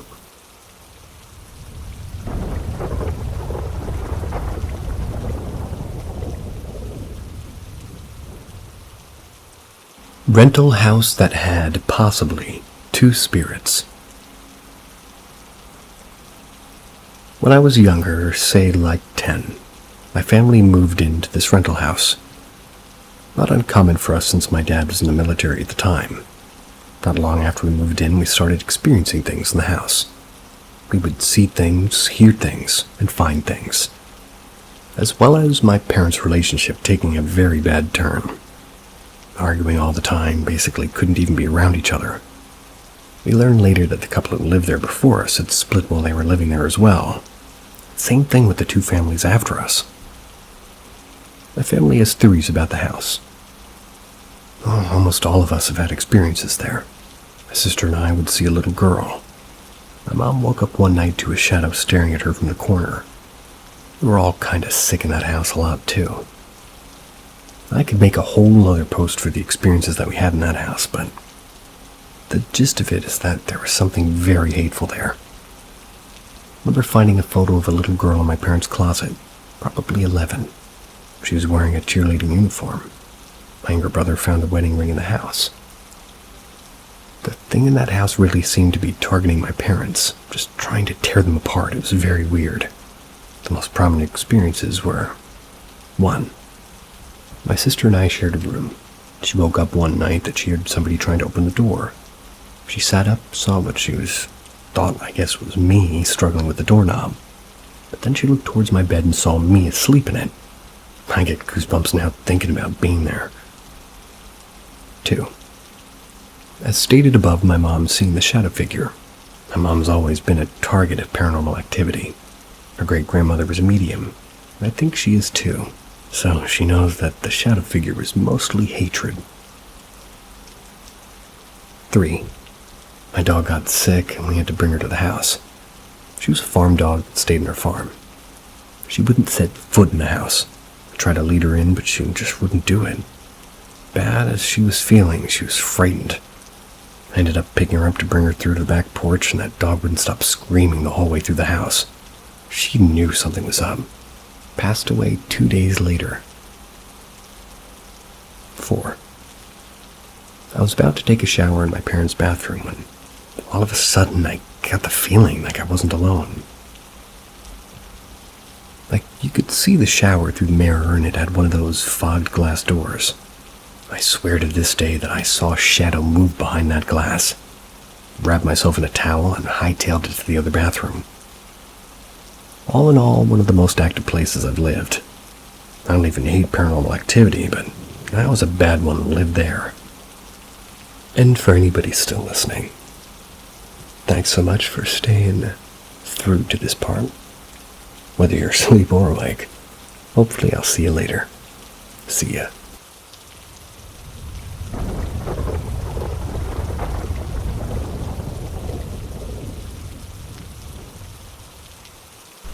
My daughter is seeing something. My 26-month daughter, who's 3 years old, is finally talking to her, and we can finally understand most of what she says. I recently bought a house and finished moving in. It's a nice, quiet neighborhood outside of our next door, Karen. My sister and my wife said that they heard my daughter talking with somebody in her room. They heard somebody responding to her as well. Upon investigating, there's nobody there. Told them they must have been hearing things, and she just started playing and practicing her speech. 2 days later, I had my first ever case of sleep paralysis. It was 3 a.m. and I was drifting off to sleep. Shortly after I fell asleep, I locked up and felt like I was being laid on. I heard a creepy exhale in my left ear that was really quiet at first and got really loud. I broke myself out of it by screaming, "Babe!" I guess I didn't scream because my wife was still asleep. Never had that happen in houses that were confirmed to be haunted. following morning, I walked into my daughter's room and not sure if it was the same thing that she'd been talking to, because the presence was definitely an angry female. It started speaking to us, addressed the thing. I said that this is my house now and that they aren't welcome. I said that I will not be held down in my own bed and I will not terrify my daughter or talk to her at all. I said that I'm giving it the option to leave on its own, or I'd be calling a priest. This was mainly to give respect to it, since it was human at one point, and I wanted to give it like that human option. After I finished speaking, the air felt lighter. Nothing happened for a good while. Fast forward 5 months later to tonight. My daughter's been inconsolably crying in her new room. We moved her across the house. I'd been checking on her every hour, making sure that she had what she needed and nothing was working. My wife came in the room and started talking to her, and she uttered out how she was scared. When we asked what of, she pointed to the upper corner of her room above her bed and she said, "She's so up there." We said, "Who is she?" Without an answer, I told her to come to me. Faced the corner and she pointed it and tell it to go away. She happily did and turned back to me and was chatting with my wife about it. She turned around and said, "Where'd she go?" So I repeated the question that she asked me. She looked around and said, "She's right there," pointing at the ceiling in between 2 corners now directly above her bed. I spoke to what I believe now as somebody who might be attached to the house. I thought that we fixed this issue, but I guess I'm going to have to call the priest since you don't want to leave. I told my daughter that if she sees her again to say, "Go away." Left her bedroom light on and gave her some milk, and that seemed to have done the trick to get her to sleep. Anybody have any advice on what this could be? How would I go about explaining this to a priest, and does this even require a priest? So many unanswered questions, but something's scaring my daughter and I want it to stop.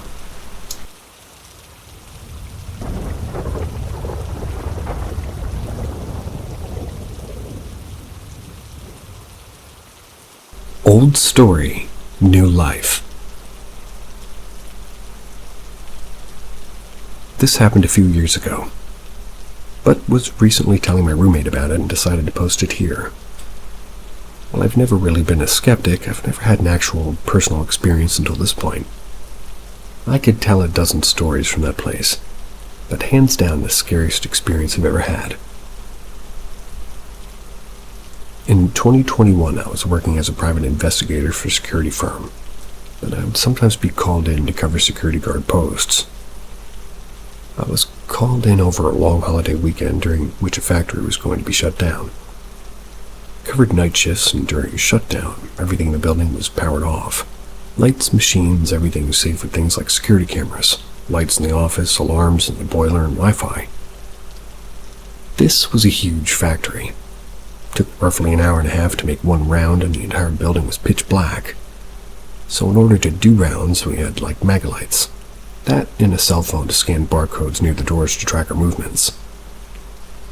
We also had to write down the readings from several pressure valves on certain water risers. 2 of the risers were 10 feet apart, and behind 2 large pieces of machinery along a back wall. To get the readings, we couldn't hold both the mag light and the cell phone, so we had to use just the cell phone to navigate.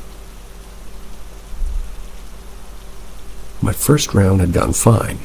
No issues, everything secure, all doors locked, everything accounted for. I had just started my second round and was getting the measurements from the risers. I got the first reading, turned to my left, and was getting ready to walk the 10 feet to the second. That's when a shadow appeared in front of me. It didn't really have a distinct shape, but was human height and so black I could distinguish it from the already pitch black of the factory. It flew directly at me, passing through my chest. It was the most horrid, soul-deep, ice-cold feeling I've ever experienced. I collapsed on the floor, and while I don't know how much time had passed, I managed to call my boss. Thankfully, he came and found me, called EMS, and while I obviously thought I was nuts, this building had a reputation for paranormal activity and negative energy. It had ended the career of more than one guard, so we knew something had happened. When EMS came, my vitals were all over the place. My heart rate was 180, while my blood pressure was only 74/40. I was in the hospital for a couple of days dealing with tachycardia. While I doubt he ever fully believed me, my boss had seen me handle first response after a tornado, an active shooter, and a hostage situation with relative sanity intact. Even he admitted that whatever happened rattled me to my core. But I don't know what it was. A demon, a reaper, or just one very pissed off spirit.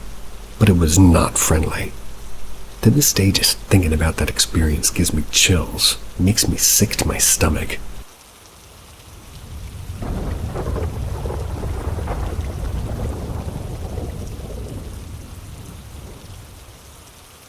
I think I'm living in a haunted house.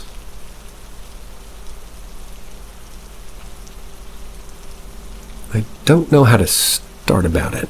So I and my friend live in a rented house for job purpose in another city from our hometown. We rented this 2 years ago. It was all good in the start, but a few months we suddenly started to get agitated at the smallest of things, getting ugly fights with each other, which never happened before. One night when I was not in the house, so my friend was alone in the house, he heard his mom calling his name from outside the house, and he saw, but nobody was outside. It was like 2 or 3 a.m. in the night. That matter was not discussed with me, and I was unaware of such happenings in the house. So one day I was cooking in the kitchen, suddenly felt a female standing behind me, a tall figure. I suddenly saw back, and there was nothing, and I continued my cooking, and I heard knocking on the door, and I went there, and there was no one again. I really felt strange. I didn't think of anything paranormal at the time, and after that, continuously, I feel like somebody peeking from the window and looking at me. So for basics, we've rented a house in which, on the ground and the first floor, the family and landlord live on the second floor. That's where we live. There's sort of a secondary terrace outside our house and the main terrace above our house. Well, I continuously hear footsteps on the secondary terrace and this really loud gecko. And when I see outside, there's no one. One afternoon, I was alone in the house. I was trying to sleep and my eyes were shut. I wasn't really able to sleep, so I opened my eyes and there was the same female entity just above my face, which I felt in the kitchen. In the blink of an eye, it vanished. I felt it standing at the door of the bedroom and staring at me. I shared it with my friend, and he said he's been having similar experiences. We tried to move out of the house multiple times, but literally, all the situations turned against us. We couldn't move out. One time, we firmly decided that we'll move out and decided one house. The landlord of that house was very sweet. We also moved there. We reached it in the evening when we were setting up the house, and suddenly the landlord came in a different avatar altogether. Started fighting with us in the worst way, I don't know. But we have to instantly move out of there, and it was very late in the night, so without any choice we had to come back to the old house where we were experiencing all these things. So again, we failed in moving out. After we came back, the experiences have risen to 10 times that we were experiencing before moving out. We don't know what to do. We're not able to move out, and we're not even able to stay in the house.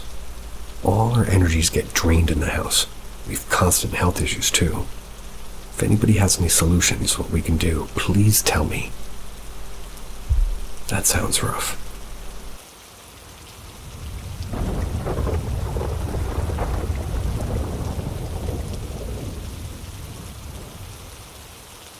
My husband's sleep paralysis in the 1929 farmhouse. Background. I've been married to my husband for 5 years. He's a Marine Corps veteran of 9 years, 2 tours to Afghanistan during the first push through, totaling 14 months. He's now a police officer who is in his 1 year in the street. He's seen more than I'd like to acknowledge. He jumps at loud noises and he hates watching the ends of military movies where they show memories of fallen service members. He always sits where he can see the door at a restaurant, but he's never had a nightmare, not in the 5 years that we've been married. Last night it's about maybe 1:15. We've been comfortably asleep for quite some time, and out of nowhere my husband starts making these sounds deep in his throat. First I thought it was our dog Nike. They sleep on the side of the bed. It took a minute and it happened again. Called out to her to shush, and she got up and put her head on the side of the bed, and while I'm reassuring her, he does it again. Finally realizing it's my husband, I shake him awake. His eyes fly open after a minute and he whispers, "I saw it." Instantly, my blood runs cold. He grabs my wrist in the dark and says a little louder, "I saw it." Trying to remain calm myself, I asked him what he saw, what he was talking about. I'm terrified there might be someone in the house, and I ask if I need to get the kids. He tells me everything. He thought it was real. My daughter had run into the bedroom crying, saying there's a woman in her room and she was scared of her. My husband picked her up and just comforted her, tucked her in between us. She settled in and he looked out the door into the living room before her son came in moments later screaming. This is a common real-life occurrence. They come in crying or not and want us to cuddle them back to sleep. He asked her son what was wrong, and then his speech isn't as good as his sister's. He said, "Saw Lady Daddy. Don't like Lady Daddy, you're scary." And at this point, my husband says a black shadow stands in the doorway and the kids start screaming. Apparently, through all this commotion, I didn't wake up. He pulls a gun not knowing what good it'll do, and that's when it happens. His whole body freezes up and he can't make a sound and he can't move. He's trying to scream and wake up and get the babies, but he can't. That's when I hear his sounds in his throat and he woke up. It was a nightmare. His first experience was sleep paralysis, and I could tell he was shaken up. I told him I was going to go check the kids and I'd bring him some water. Babies were fine, sleeping soundly. He was just upright in bed staring at his hands when I came back. It felt awful. I explained sleep paralysis to him and told him to Google it. The symptoms matched what he felt in the moment. I'm not sure sleep paralysis and spirit activity are associated, linked, or correlated, or nothing. But he seems to think it has to be. With activity gearing up in our home, he wants to know everything he can to how to deal with the effect of living in a home with ghosts.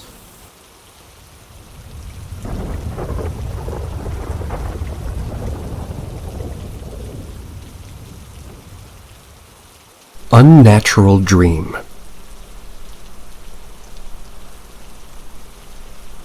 When I was a kid, probably 5 or 6 years old, I was at a family friend's house with their son, who was a little bit older than me. Our two families were very close. Both shared a deep fascination with mysticism, especially Native American folklore. I was laying in my friend's bunk bed, the lower level, and to find a small bag of rocks and gems in like a silk bed that were hidden. So naturally, as a kid, I dumped them all out and I was playing with them. My friend comes into the room and absolutely loses his mind. He told me those rocks were cleansed through a Native American ceremony that he was only allowed to touch. They were supposed to ward off spirits, negative energy, things like that. He told me that they were hidden on purpose, and I tainted the ceremony's magic, so to speak, rifling through them. I was young and just said whatever. That night I slept over at his house. I proceeded to have the most powerful dream I've ever had in my life. I was so young and I can still play it back to this day, and I'm 30 years old now. I'm laying on my back because I'm sleeping. I'm looking down at myself and I know I'm asleep, but I can move. The room is misty and dimly lit. A lot of shade of dark blue mixed with shifting shadows. There's nothing else in my friend's room except me laying down. In the corner appears this horrific-looking old-timey person, a guy. Very cliché, but it is what I saw. Had the fancy coat with the tails. Coattails. Nasty, stringy hair over a balding skull. And as fast as he entered my view, he flew over to my body on the ground and starts choking the life out of me, screaming in some ungodly, banshee-like way. And then all of a sudden I'm in my body staring into this horrific black eye. They say you can't feel pain in dreams, but I felt the breath in my lungs being squeezed out while I tried to scream, choking me harder and harder, laughing like it was bringing joy. Meanwhile, in the waking world, I'm stuck in a state of sleep paralysis, screaming at the top of my lungs while my friend frantically tried shaking me awake. I do eventually wake up throwing crazy haymakers. Tears are coming out like I've never felt being so young. My throat was actually in pain. It may have been some sort of placebo thing. Anyways, that's the story. I'm sure I was just young and watched too many scary shit. Never touch anybody's special rocks, though. Banshee might try to kill you in your sleep. Duly noted.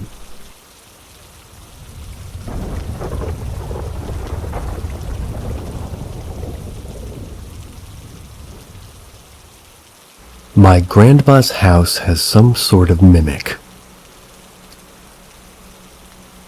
I think that's the right word for what it is. But I've also seen people call it similar things like doppelgangers. So maybe that's right. My grandma's house has weird goings on since I was born, pretty much.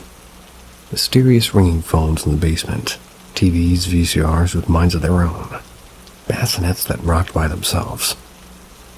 Anyway, it seems one of them may be a mimic. My grandfather had a job that would take him out of town at times. On at least 2 separate occasions while he was gone, my grandma and uncle saw him walk down a hallway and out of sight. I thought maybe he had come home without them noticing. His car wasn't in the driveway either. Oh, either time. He came home later and insisted that he had been home. My mother also claimed that she used to talk to her deceased grandmother at night sometimes. It scared her because she knew that logically it wasn't right. But it was her grandmother, so she felt safer about it. Knowing about mimics now, it probably wasn't her grandmother. And now my personal experience. My sister and I used to spend weekends at my grandmother's house when we were younger, especially through high school even. We all slept in her bed and my grandma would make us bacon and hot cocoa for breakfast in the mornings. I woke up one morning, but I was still in a state of half-awareness. I opened my eyes and I saw my grandmother leaning in her bedroom doorway looking at me. I figured she had just come up to see if I was awake yet, but then she leaned backwards out of the doorway and out of sight. Something about the way she moved just wasn't quite right. That's when I realized I smelled and heard bacon cooking downstairs. It struck me as odd that she would walk away from bacon while it was on the stove. She was in her 70s at this time, and, well, she got around well for her age. Taking the stairs was still a bit of a task and took some time. It didn't make sense that she would risk burning food on the stove just to come upstairs to look at me. She could have just yelled up at me to see if I was up. I called out to ask her if she was upstairs. From where I was, I could see out the bedroom door and down the stairs. She walked from the kitchen to the bottom of the stairs and said, "No." She was apparently just making bacon. I freaked out a little bit, got out of bed, booked it downstairs.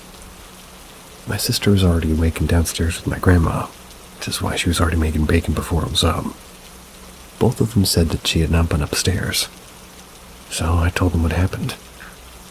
That's when my grandpa told us the stories I told above about seeing my grandpa when he couldn't have been there.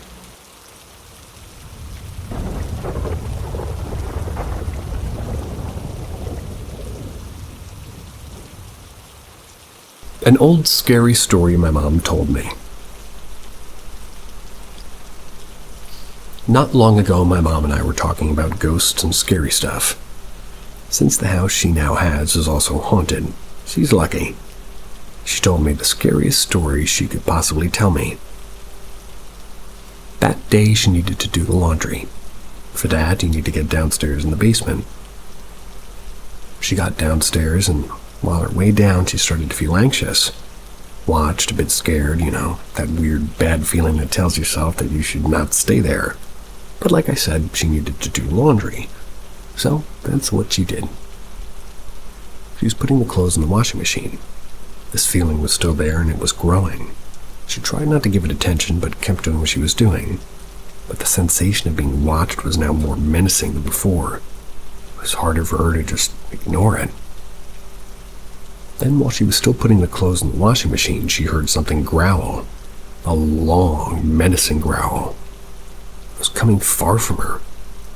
So my courageous mom decided to stay there, just going faster because now she was truly scared, understandably. A couple of seconds after, she heard it again, a bit more close to her, a lot more menacing. She finally started that washing machine, and now she needed to take the clean clothes and bring them upstairs. I was taking them to transfer them in the basket. She heard it again.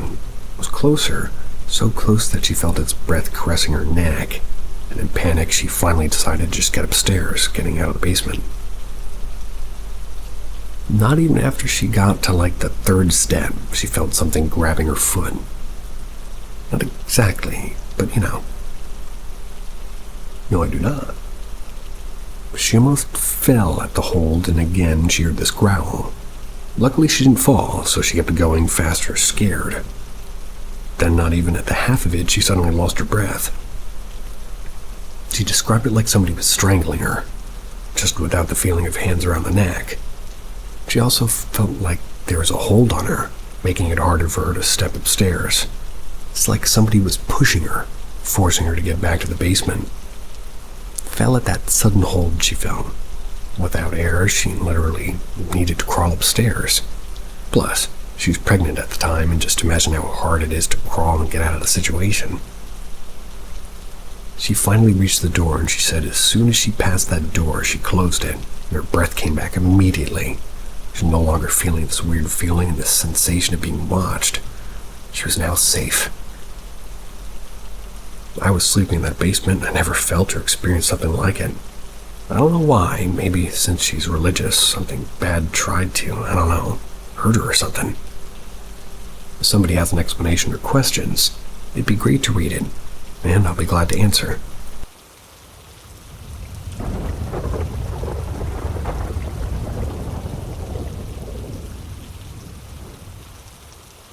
The Haunting Phone. Today I want to share a scary story that my father experienced a few years ago. It's one of those stories that gives you chills just thinking about it. I think this is the perfect time to tell it to you. So a few years ago, my father lived in a fairly isolated house in the outskirts of town.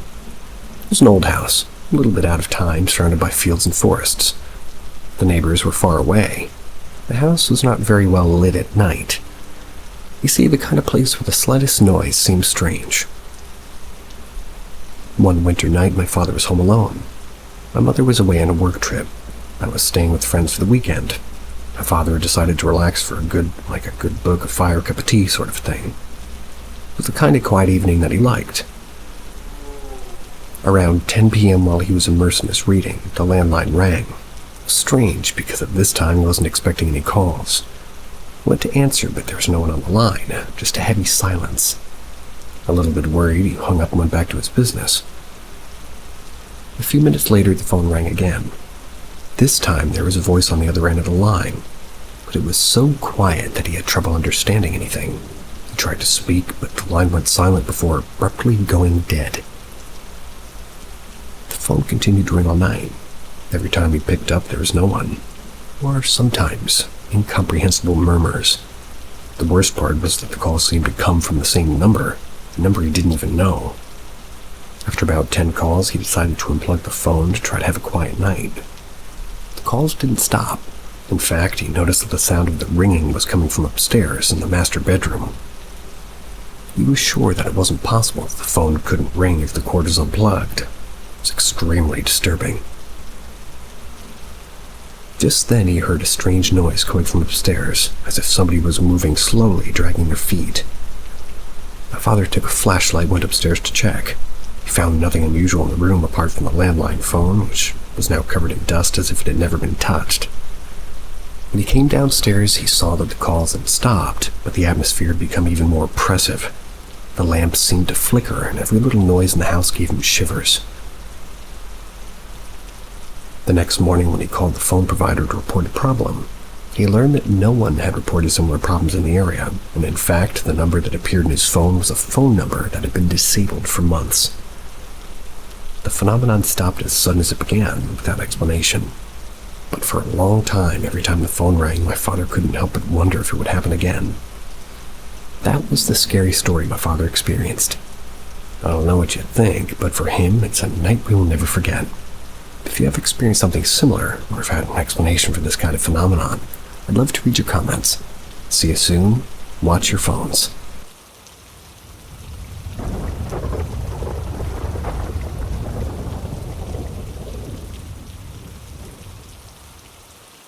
Eaton Canyon, California. Does anybody know if Eaton is haunted? I had a very weird, scary experience. Don't know how to explain it, but every time I go past beyond the first waterfall, it feels like somebody's watching me, like all the time. There's a cave between the second and third waterfall. That cave, I don't know. That cave, it always seemed like there was something lurking in there. Something bad. Something evil. I know when the last time I found a deer skull on top of a big rock across that cave. To be honest, I panicked a little. There and then I got goosebumps all over my body. My inner instinct told me to leave and get out of there and remain calm. There was also a rosary hanging at the cliff. It gave me chills, and out of nowhere, like a huge breeze hit me like it was telling me to get out. Not now. After I headed down as fast as I can before it got dark. Once I got down, the sun had set and it was pitch black. I swear to God himself, it sounded like somebody threw something in the water.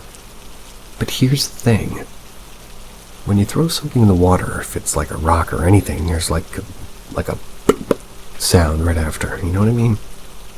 But nope, sounded like something like jumping in the water. And for a second it was dead silent. Bugs and birds went silent. The only thing I can hear was the river flow, and something just didn't seem right. I wanted to run, but it was so dark I couldn't really see. I remember somebody telling me, if you run, it will chase you. I took a deep breath, pretend that I didn't hear anything, and I started to walk down the stream. But I can feel somebody watching me behind me, and I can hear footsteps from far away behind me. I didn't want to look back. I just kept on moving forward.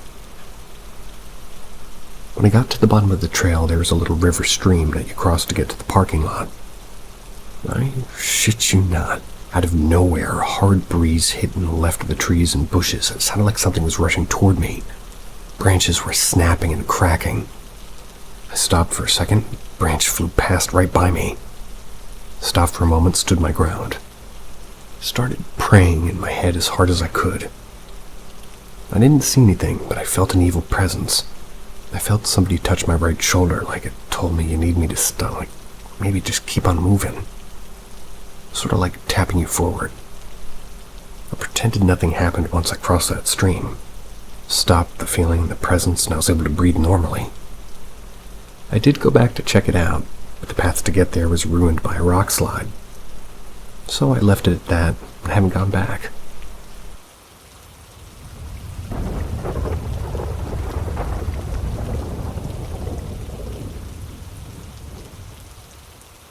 The Ghost Friend Mackie.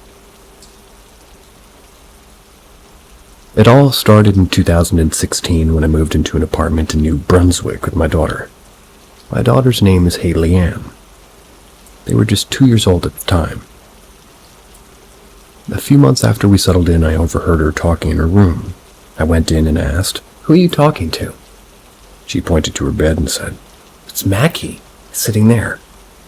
I froze, unsure of how to respond, and simply walked away trying to process what I just heard. A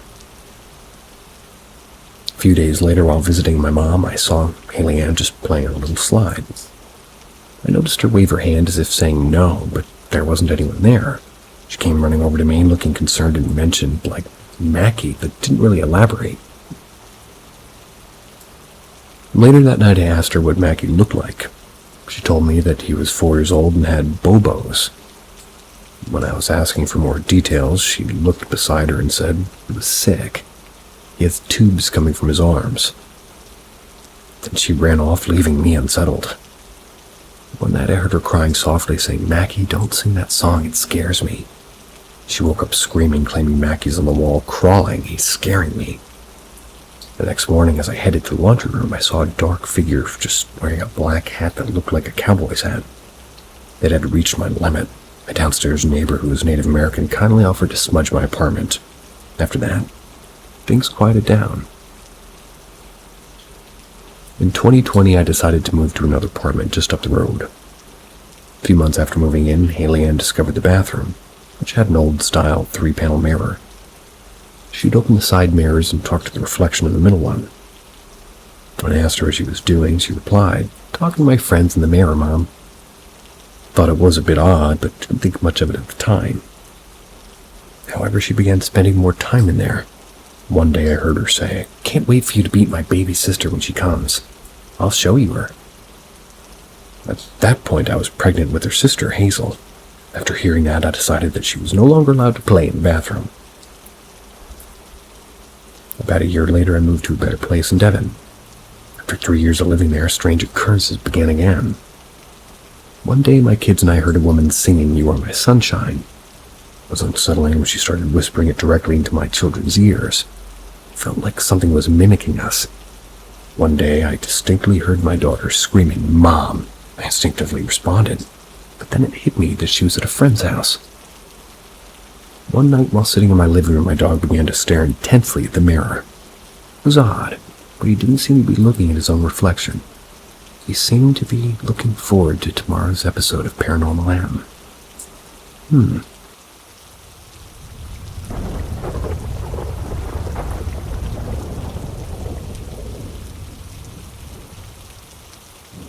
Our first haunting. I was around 17 when this happened, and I was a smoker. But my parents didn't like it when I would smoke in the house, so I'd always go to our pantry that has a tiny window and smoke in there. I often have trouble falling asleep, so I always got up for a smoke between midnight and 3 a.m. So everybody in the house is sleeping. Well, I'm kind of bored, so I'm on my way to smoke, and as soon as I get in front of the pantry door, I just stop. I had this awful feeling in my guts. I just couldn't get in there, even though I was craving a smoke really bad. I go back to bed and make another attempt later, but the same thing happens. And for some reason, I think nothing of it, and I just go to bed. Same thing happens the next night, but I do get in the pantry and I start smoking. A couple of minutes pass by and I hear a light knock on my pantry door. Thought it was my mom just making sure it was me in the pantry, so I just say, "It's me." I continue smoking my cigarette, and a couple of minutes later I hear 3 louder knocks. I have a bit of a short temper, so I immediately open the door and annoyingly say, "It's me!" I thought it was my mom, but to my shock, nobody was there. Just stand there for a second. Then I close the door and just try to convince myself that it was in fact my mom who somehow disappeared in a second. A minute later, I'm on my way to my room and I see my mom exiting the bathroom. I ask her if she knocked on the pantry door. She just tells me to go to bed because she was half asleep and couldn't be bothered. My family didn't believe me. They thought I was crazy. But in just a few hours, they will think otherwise. That night I went to a birthday party and was sleeping over at a friend's place. When I came back the following morning, my family had a complete change of heart. It was because my brother had a paranormal experience as well. While I was at the party, he was playing League of Legends. He had headphones on because he was talking to his friends. All of a sudden, he felt somebody grab his hoodie. Thought it was me or my mom telling him to keep quiet, but nope, no one was there. So the next day, we just lit the frankincense and did other Eastern European rituals. They worked for a while. I still to this day don't know what that was. May I add that this all happened around a big Christian Orthodox holiday. I've had a lot of paranormal experiences in my house, and they happen from time to time. Sometimes I'd have a paranormal experience like twice in a month. Sometimes it would happen once a year. I'm pretty used to them at this point because thank God none of those experiences were dangerous. Just creepy. Oh, and I live about 100 meters away from a cemetery.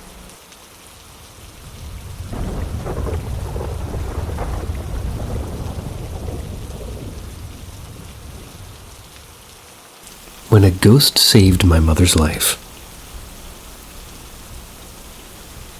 I I have no way to tangibly prove the story I'm about to tell outside of my own word. It was a one-time anomalous event that myself and my sister experienced almost 10 years ago. But it's nevertheless just remained stuck in the minds of my immediate family. Due to the amount of luck myself and my family experienced because of what occurs in the story, I refrained from lying about or exaggerating it. When I was about 10 years old and my sister 11, me and her were hanging out in her bedroom at about 11 p.m. Our bedrooms were right next to each other, so it was common for us to meet in her room late at night to talk and play her DS and such. After a while of sitting around and talking, me and my sister heard something very strange and startling. I've never been able to explain it. We heard what sounded like an incredibly automated, emotionless, disembodied voice speaking. I have no recollection of what specifically it said, but I remember its tone of voice like it was yesterday. It was vacant of emotion, almost robotic. It sounded deep and masculine. My sister had nothing in her bedroom, no radio, TV, computer, etc. Especially anything that could generate this noise naturally. This is 2009, so smartphones and the like weren't really available. We were obviously incredibly shaken by this, but decided not to act on it, especially out of fear or knowing her parents or the older brother, giving away that we were still, staying up. We rationalized that it might have been somebody outside her window on the street or a nearby car radio. However, minutes passed and we eventually heard it again. It sounded more hurried and apprehensive this time. At this point, me and my sister were scared out of our minds. We ran to alert her parents. We were in my parents' bedroom on the second floor of her house. I elected to run downstairs to tell her mother. She was awake folding laundry while my father was asleep in the bedroom. When we got downstairs, however, we found her mother collapsed on the couch unconscious and foaming at the mouth. We immediately woke up her father and brother, who promptly called 911 and got my mother help. We would later come to know that my mother was having a seizure caused by a brain tumor. This tumor would later be successfully removed, and my mother's still alive today. I personally don't believe that there's any correlation between the voice me and my sister heard in my mother's seizure. I do, however, believe wholeheartedly that had me and my sister not heard that voice, my mother may not be alive today. Had we not heard it, we never would have gone downstairs and found her having the seizure. Today, me and my sister regularly recollect this occurrence, and my mother, a believer in the paranormal, claims that it may have been a guardian angel of sorts. Regardless, I still owe a lot to that strange, disembodied voice that me and my sister heard.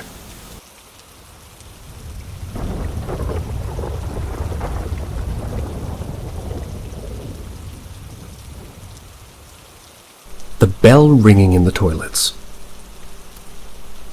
From the ages of 4 to 6, I had the chance to live in the sub-prefecture of Douai in northern France, in the residence connected to the administrative building.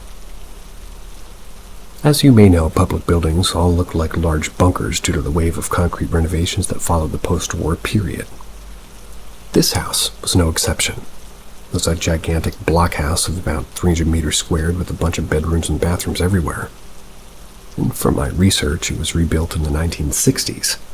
Before that, the prefecture was just a remodeled hotel dating back to the Napoleonic era.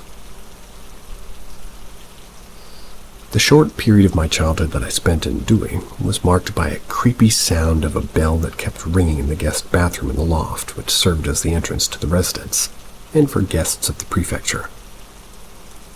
I still clearly remember the jingling of the bell, which seemed to be vigorously shaken at random times when I was alone in the house. Of course, nobody ever went to that bathroom, and the entrance only had a curtain instead of a door, so you could easily hear the sounds coming from it without being able to see directly inside from the loft.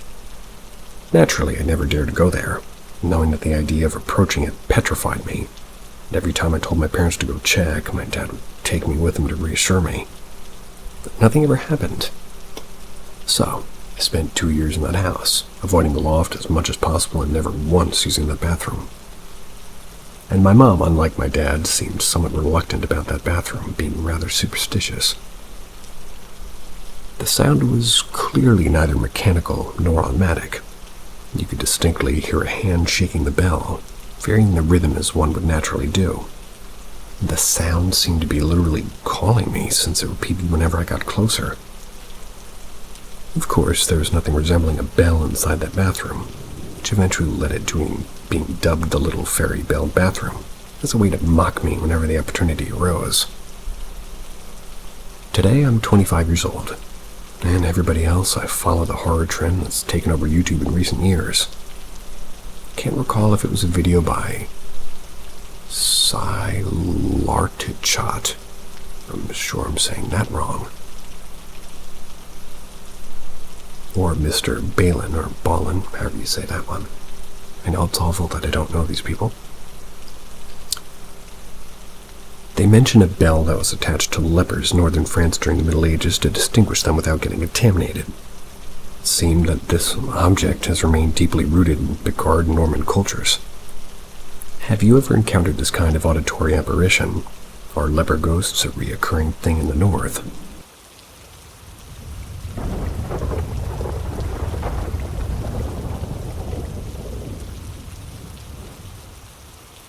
Blue-eyed young boy at my window in broad daylight.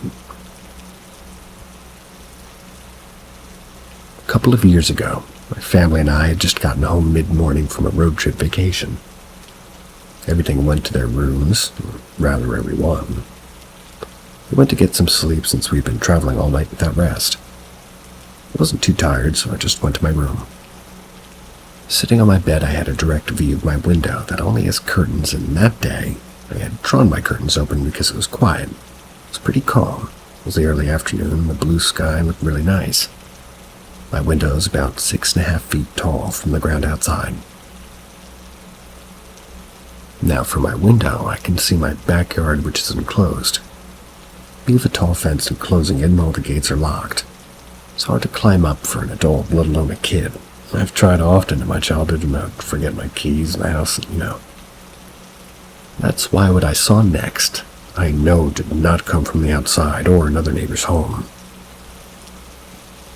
Reading on my bed when I glance up at the window, and there I see him. A young boy at the window staring at me. I don't even know how I reacted. Did we leave the gates unlocked or what? I just stared back at him dumbfounded. He stared back at me with a very silent and childlike gaze. Then I realized that I could see him from the chest up, but he was not holding onto anything, or seemingly holding onto anything his hands looked like they were at his side. Recall that the bottom side of the window from the outside is about 7 feet tall. I felt uncontrollably uncomfortable, wondering how in the world he was able to get up that high. Thinking I was hallucinating or something, I drove off my bed and I approached the window. I kept eye contact, and I noticed his eyes were so similar to the blue sky. I don't even know why, that's the only feature I can remember now. Kind of cliche that the only color of his eyes was the thing that I remembered, but that was it. Besides him being a young boy. Then when I was a foot close to the window, he just vanished into thin air. Blink of an eye. Shocking to say the least, but looking out the window, there was nothing he could stand on and nowhere he could have ran to. Well, at least without me seeing him. I felt really uneasy, left the room afterwards, and eventually fell asleep in the living room away from any windows. I have no idea what it is that I saw. Looking back on it now, I'm still very sure that I did see it because I can remember exactly how I felt and how the events took place. When I remember it, I don't feel fear. Rather, in its place, a sense of calmness.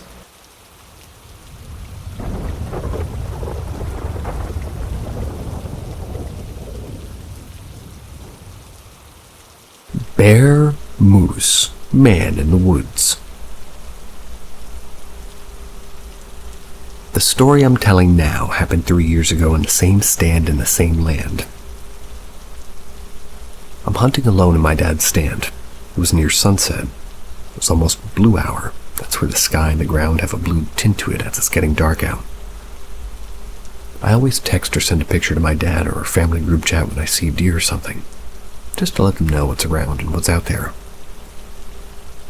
There was a half hour or so left shooting time, and I'm looking out the window on the trail going further back into the woods. I see what looks like a deer or something huge like a moose. Moose are extremely rare where I live, standing on its back legs. I could see this with my own eyes. It was pretty far away, so I couldn't see it super clear, but I knew I was looking at something 3 times the size of a deer on its own back legs up against a tree, almost like it was brushing its back or trying to eat branches. I texted my dad and I said, I think I see a deer, but I'm not 100% sure. My dad told me to just take the shot. I didn't feel comfortable because I was always told do not shoot unless you were 100% sure what you're looking at. The thing is, I don't know what the fuck I was looking at. I'm getting goosebumps as I write out all these stories. I kept telling my dad I can't shoot it. I genuinely don't know what it is. I didn't know if it was a man, a bear, a moose, or a deer. It looked supernatural, almost like you would picture a Wendigo to look like. My dad told me to shoot it as I was thinking I was watching it. I just couldn't tell what it was, even if I thought to myself, what the fuck, what if it's a person or something? I just can't shoot at it. I pointed my gun exactly where I was looking to try to zoom in on it. I couldn't see it all with this lens. When I put my gun down, I could still see it, minding its own business, standing 12 or 15 feet tall on 2 legs with its back against a birch tree. I didn't know if it was a man or a creature, but I know that if it was a deer, I would have known that it was a deer. This experience still makes me think heavily of what unknown things are out there. Still makes me not want to hunt alone anymore. Glad my dad hunted with me last year. We both somehow got locked inside of her stand. Just gonna say bear. Kind of fits your description. Or not. See you later, sweet dreams. Or good morning.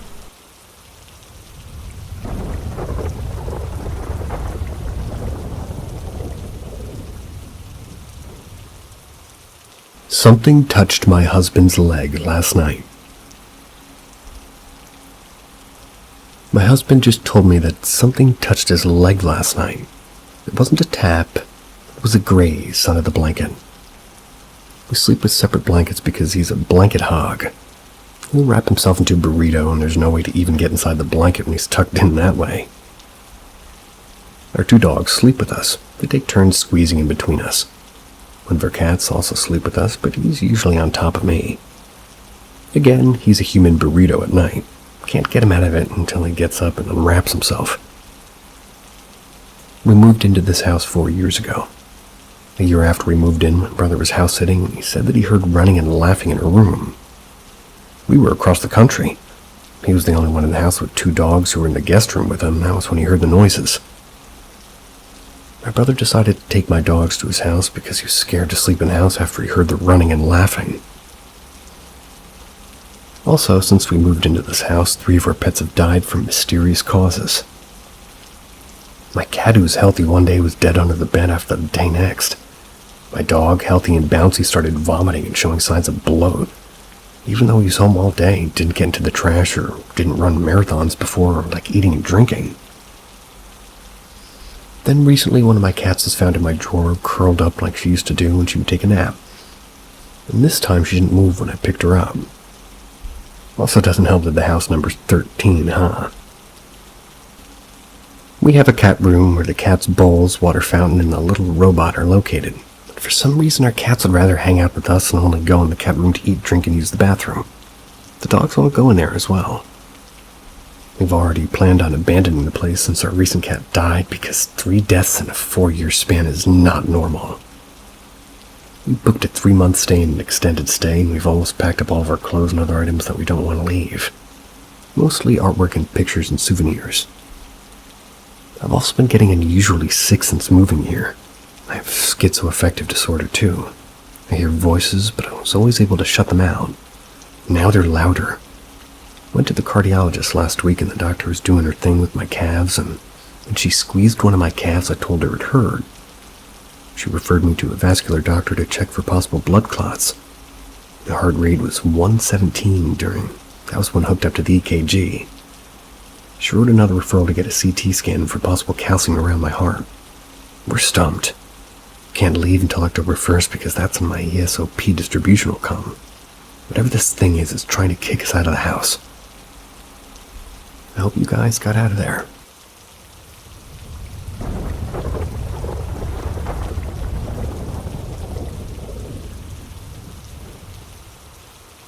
Men in Black, EOL visits.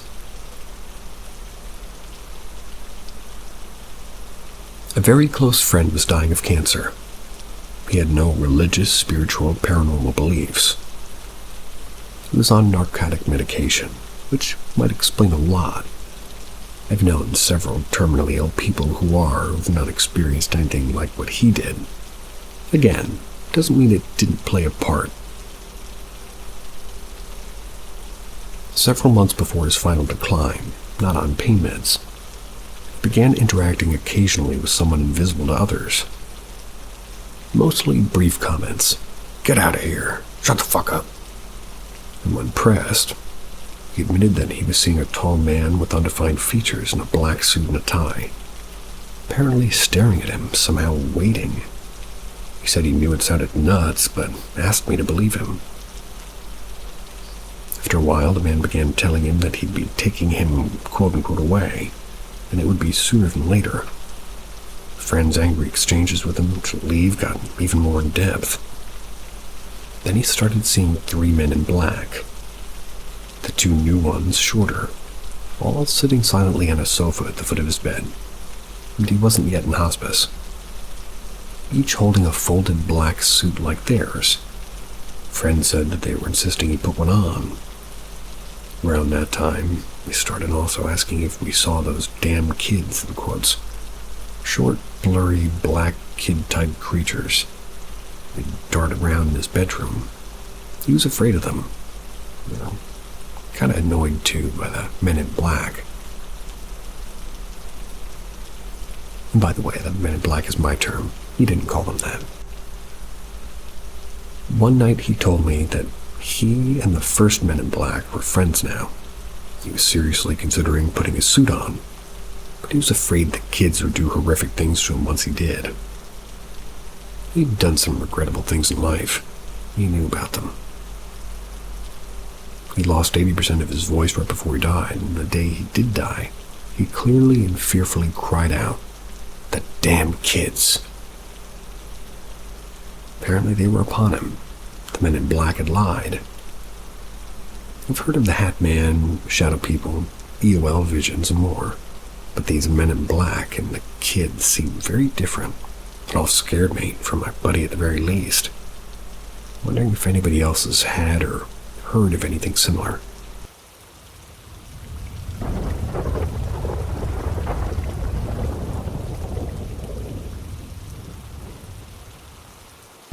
Ghost.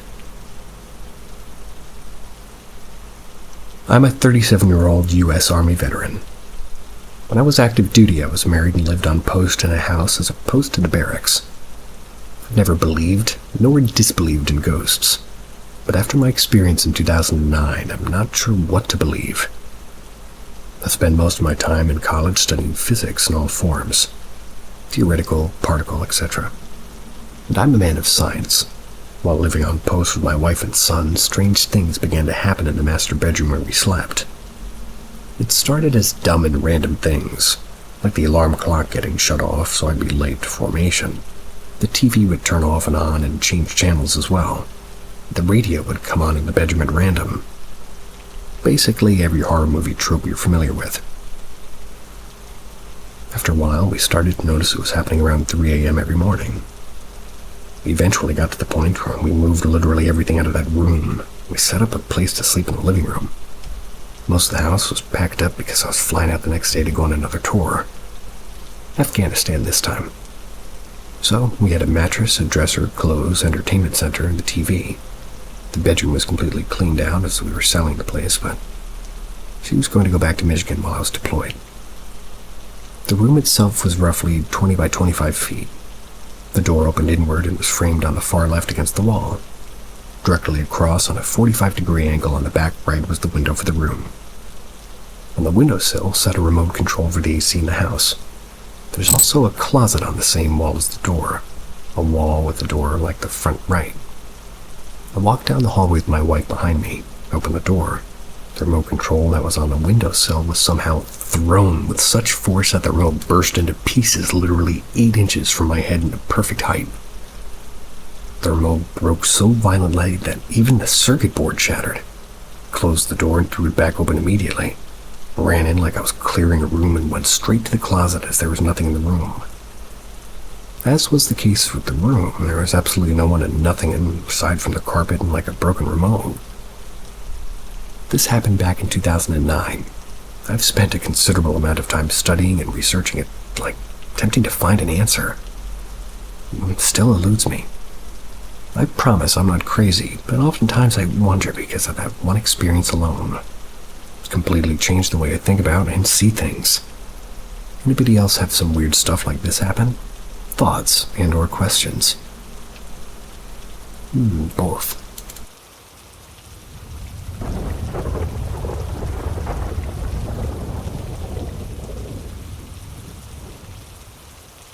Demonic entity in the house.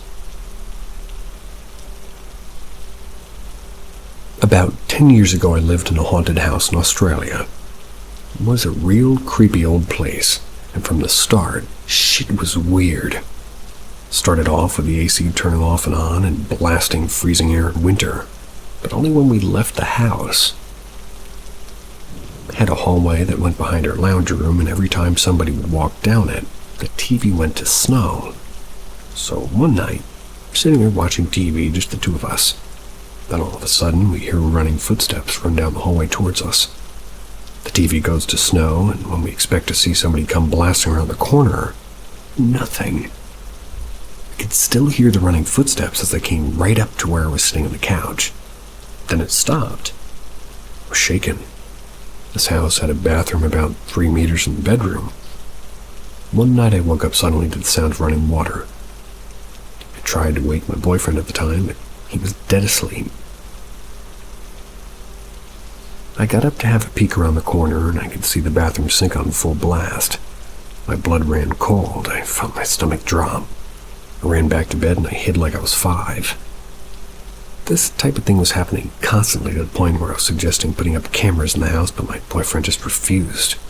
He was very scared of, what he would capture. One night we both fell asleep in the lounge room. I was woken up, but a thud happened to my left. Boyfriend was to my right. I immediately opened my eyes and looked to my left when I saw nothing. I then looked right to check to see if it was still there, and when I looked at his face, he had his eyes wide open, glaring at me with his mouth open like he was about to scream, but he was frozen. And that was terrifying. By the way, he remembered none of this. We had a kitten come stay with us for a while, and one day he left it in the house to go, and got home, couldn't find it anywhere until we heard its meowing coming from inside a key-locked room with absolutely no way it could have gotten in. This thing was physical with me also. I was watching TV by myself when I heard it run to the lounge room, and this time it didn't stop. Ran to the back of me and ripped my ponytail downways. Forced my head to jolt back. I was so scared I just started crying in disbelief. I had instances where I would be walking through the house and I could hear it walking behind me, even talking a couple of steps after it just stopped just to creep closer to me. I'm sure more happened in this house, but this is all I can remember, and to this day, the experience from that house still terrifies me.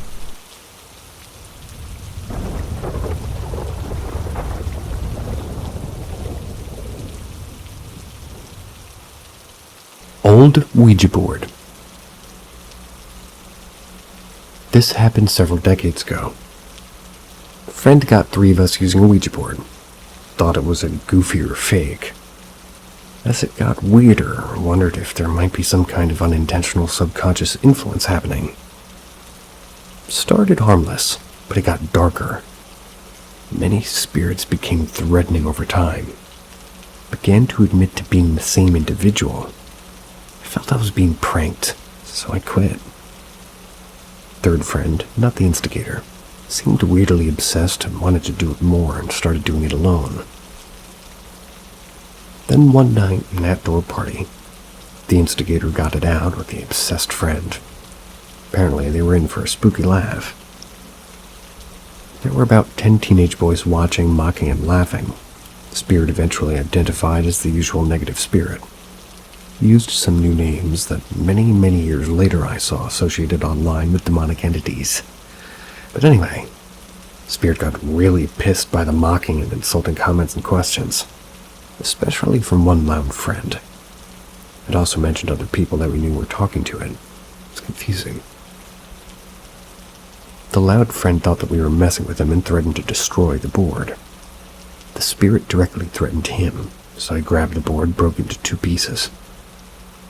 There was a bizarre sort of a now what pause. Then the group decided that, well, they should burn the board, being the best idea the group could, all drunk teenagers could really think of, and at this point, most felt that they were just going along with the joke, but some were actually getting pretty freaked out. So we tried to burn the board. Wouldn't light, had to go 7-Eleven, empty 2 entire containers of charcoal lighter fluid before it finally caught. As it burned, obsessed friend was visibly upset and mumbled that he knew how to make a new one anyways. I asked what the fuck, and he said, it told me how. Days later, we found out a group of kids from the same high school also was on a Ouija board that night. It also mentioned us to them, including that we had made it angry. This was before cell phones and we were at an outdoor party, so nobody knew that the other group in the party was happening that night. 7 more days later, a loud friend who was threatened was in a serious car accident being ejected from a pickup. He did survive. As far as I know, the story ends there.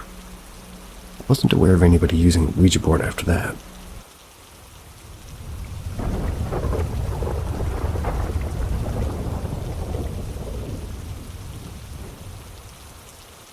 Never was a believer in the paranormal or ghosts.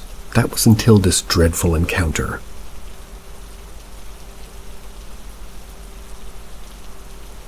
I never was a believer in the paranormal. That was till a damn near shocking encounter. After that, I'm a believer. Okay, how to start? My school would have a joint exercise with other schools. Each school would send 10 boys to camp with soldiers in a forest as a training exercise to learn basic survival techniques. On the first day we set up our tents, we went to sleep in the middle of the night and we heard laughing. The sounds of a girl crying. We all woke up, but we heard our commanding sergeant. He told us to lay low. Don't move. Just keep quiet till the sound stops. When we're laying down, sure as hell that we can hear where the sound's coming from. And basically, it's coming from above our tent. Well, I try to brush it away, thinking it's not possible. Might be a monkey or something. So the next day, it's as usual, nothing's going on, everything's going well. That's till the sergeant started punishing everybody who smokes and started asking them to do push-ups and jump, which I hated, so me and a couple of my buddies snuck out. Right beside our location, there's an abandoned swimming pool. It had toilet rooms, and for whatever reason, there's a dude in front of me within 1 foot, and he's walking the same direction with me heading to the toilet. I can specifically say that he was wearing a green t-shirt, jeans with slippers. Long-haired dude. We identically went into the toilet together with me behind him. With just a turn, he was fucking gone. I suddenly felt panicked, so I searched the whole toilet, which is maybe 500 square feet. There's no window, and there's no other door to escape. My friends arrived while I was searching around the cubicle. They asked me what's going on. I told them there was a fucking dude in front of me when I arrived, and he's gone. They started laughing. They thought I was joking or just trying to scare them. They brushed it off, starting to light their cigarette, and they helped me light mine too, because I felt something sort of suck out my energy till I can't even light my own cigarette. My whole body was trembling. I can't even smoke.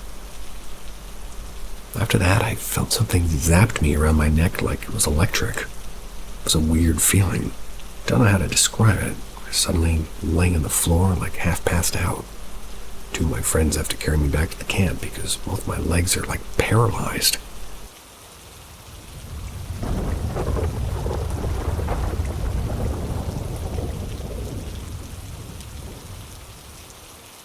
Generational imaginary friends. When my little sister was between the ages of 2 and 6, this was long ago, he's 27 now, she had 2 imaginary friends, Madden and Jacob. She was 2 and she started talking about them in serious detail, like nonstop.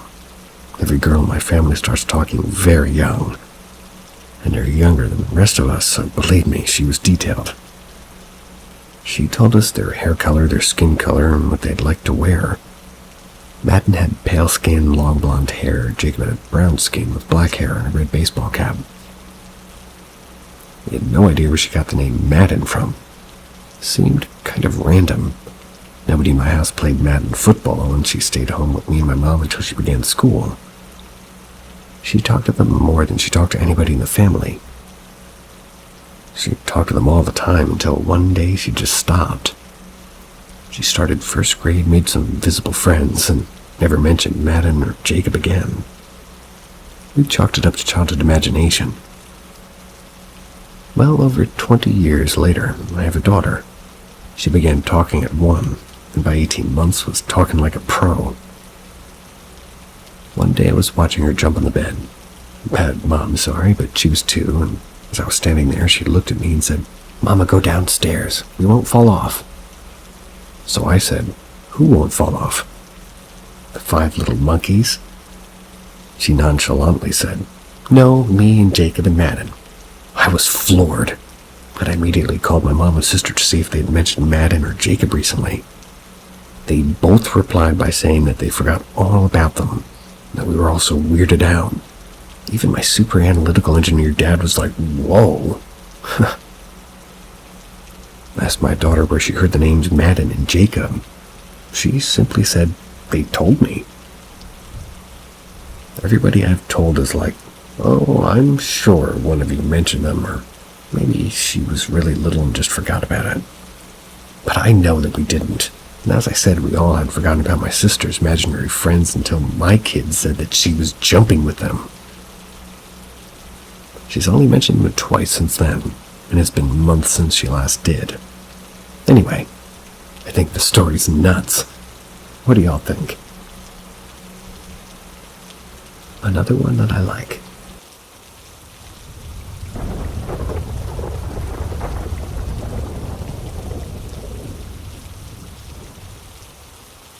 I would have kicked myself for posting here a year ago, but here goes nothing. My dog might have pulled a Lazarus. 2 weeks ago, my little dog Max died. He was diagnosed with an illness a few months ago with an uncertain prognosis, but I could tell the end was coming. My best friend was going to pick me up at 9 a.m. on Friday morning, and I was going to have him put to sleep as his illness was progressing and his quality of life had, declined severely. However, the night before we were going to take him, he passed in his sleep, which I thought was a blessing. He was right in his bed, right beside me. Me and my 2 best friends had a nice little funeral service in the backyard that evening. That's where we buried him and told silly stories about our little buddy. The whole thing was bittersweet. We shed a lot of tears, but we also had champagne and talked about his little sassy, yappy self. 2 nights after Max's death, me and my young daughter were in the kitchen. We were playing pretend lemonade stand. She was standing and I was sitting on the floor. When I pushed up off the floor and twisted around to get up, I saw a 3D gray, almost opaque, but just so slightly transparent version of Max. He walked from behind the kitchen island and walked right up to the kitchen door that leads to the back porch. Just kind of slowly faded through it. There were no defining features such as a nose, eyes, or mouth, but the body shape and the head shape and the ear shape and the gait were a complete giveaway that it was Max. He's been mine for 11 years, so I know his body and his walk as good as my own. I was pretty jarred, but I wrote it off quickly as my grieving brain playing tricks on me. Until my 3-year-old looked up at me and said, "Mama, was that Black Shadow Max? How did he go through the door?" I was gobsmacked. If I had seen it myself, I wouldn't have given much thought. But the fact that my toddler saw him too makes me think that my brain was not playing tricks on me. I still feel so weird about it. The toddler thinks it was the coolest thing ever and won't stop talking about it. Although now she's confused because I reiterated to her a dozen times, in an age-appropriate way, that Max was not coming back after we buried him. Now she keeps saying that I lied to her. I like that story.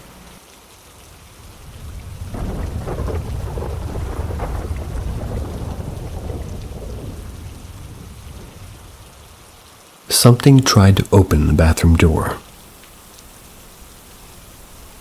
It was late in the evening and I was in the living room watching TV.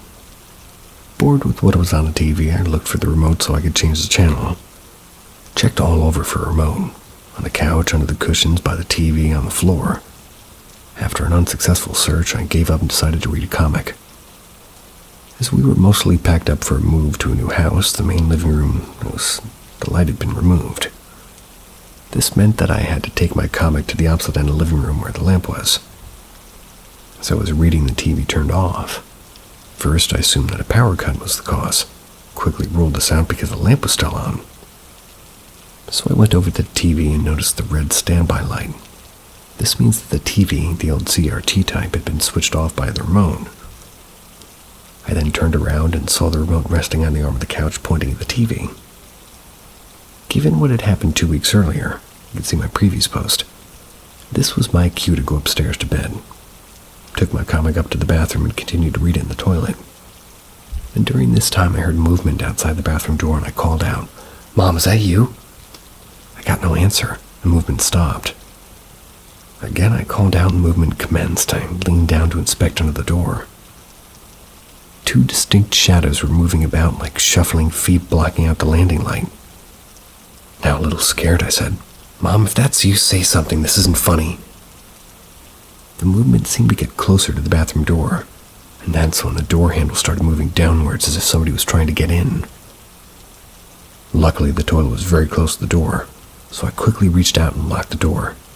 The door handle went back up and the movement became more distant before stopping altogether. I sat on the toilet for another 20 minutes before I had the courage to leave the bathroom. When I finally left, I checked my mother's bedroom door, which was still firmly shut. I didn't hear the door open or close during the incident. I then ran into my room and jumped into bed and under the covers. I've considered the possibility that my mother was sleepwalking and simply not hearing me calling out. She had no recollection of trying to get into the bathroom. Maybe I didn't notice the sound of her door opening or something. After the first noise, however, I was on high alert, listening out for every sound, so I'm certain that I would have heard her door close if she went back to her bedroom. I'm not claiming that a ghost was responsible, it's just another experience that I've never been able to explain. I'm just hinting at it.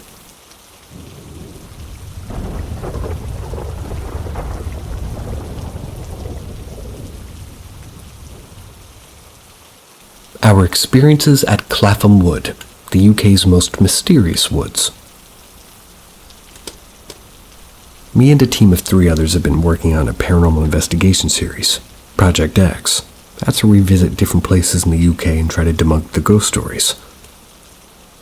We were made up of 2 skeptics and 2 half-believers, but with the wealth of evidence and experiences we encountered at Clapham Wood, it's changed everything for all of us. These woods are a very creepy place. We were warned before we went that we needed to be covert, as the locals do not take kindly to investigators. There's a long history of accusations that cult rituals take place in the woods, and that's exactly the vibe that we felt when we arrived. We first went in the early afternoon, immediately felt unwelcome. We felt nauseous and paranoid and also encountered some noises that we couldn't explain. We also collected an EVP that sounds like it's saying, "You're standing on my grave." The EVP collected at Clapham Wood. This was just the start of the weirdness. When we returned at night, somebody was bound to a crucifix or... Excuse you. Somebody had bound a crucifix from 2 pieces of wood and placed it by the entrance to ward us off, and it worked. We were followed back to our hotel, and that night the 2 of us had visions of cloaked figures lurking in our room. We returned the next morning, came across evidence that an amateur ritual had taken place the night before, also collected a second EVP. The cross was there when we returned, but had to be moved when we left despite it being 4:30 a.m., and us not even encountering anybody else in the wood. For weeks after we felt like the woods were calling back, we eventually decided to check it out again. When we headed back, the strangeness started again. As we walked back into the woods, a faint drumming began, almost mimicking a heartbeat. Our episodes are pretty long, but you can hear the drumming in this episode from around 10 minutes in. Drumming. Paranoia and nausea set in again, and we had to leave. Before we left, there was one piece of strangeness. The atmosphere went from dark to hella dark instantly, like somebody switching out a light in the sky. We managed to capture this on camera. Can't explain it. These little instances have been enough to convince us of something. We're not really sure what.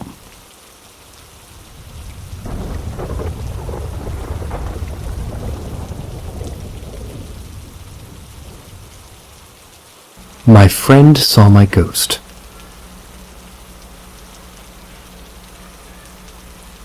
So when I was a junior in high school, I suffered from severe depression. My home life wasn't exactly rainbows and sunshine. It was near the end of October and my school was throwing a homecoming dance. I didn't really want to go, but my friends convinced me. I won't go into great detail, but the night ended horribly. It was the straw that broke the camel's back. Fast forward to the next morning. I woke up puffy-eyed and feeling absolutely hopeless. My mom and brother left the store, leaving me home alone.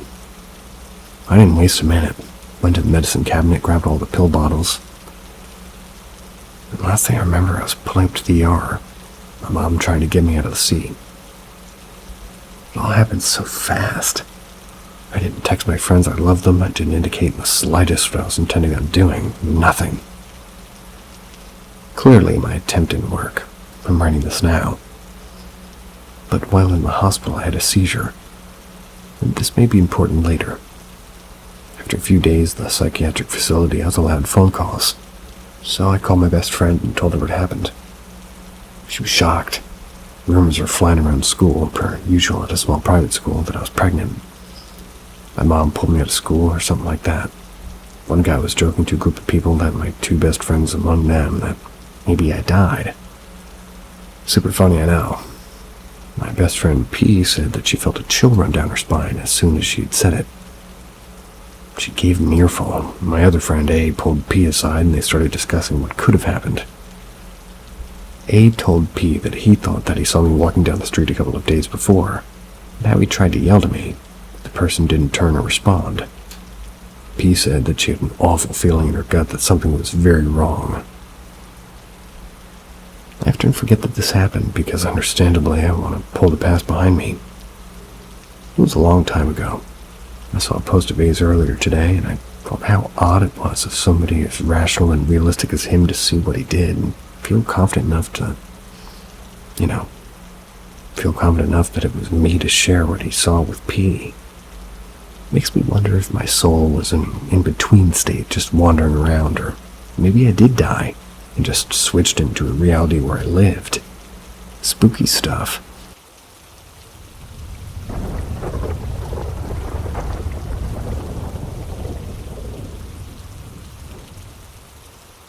A paranormal event.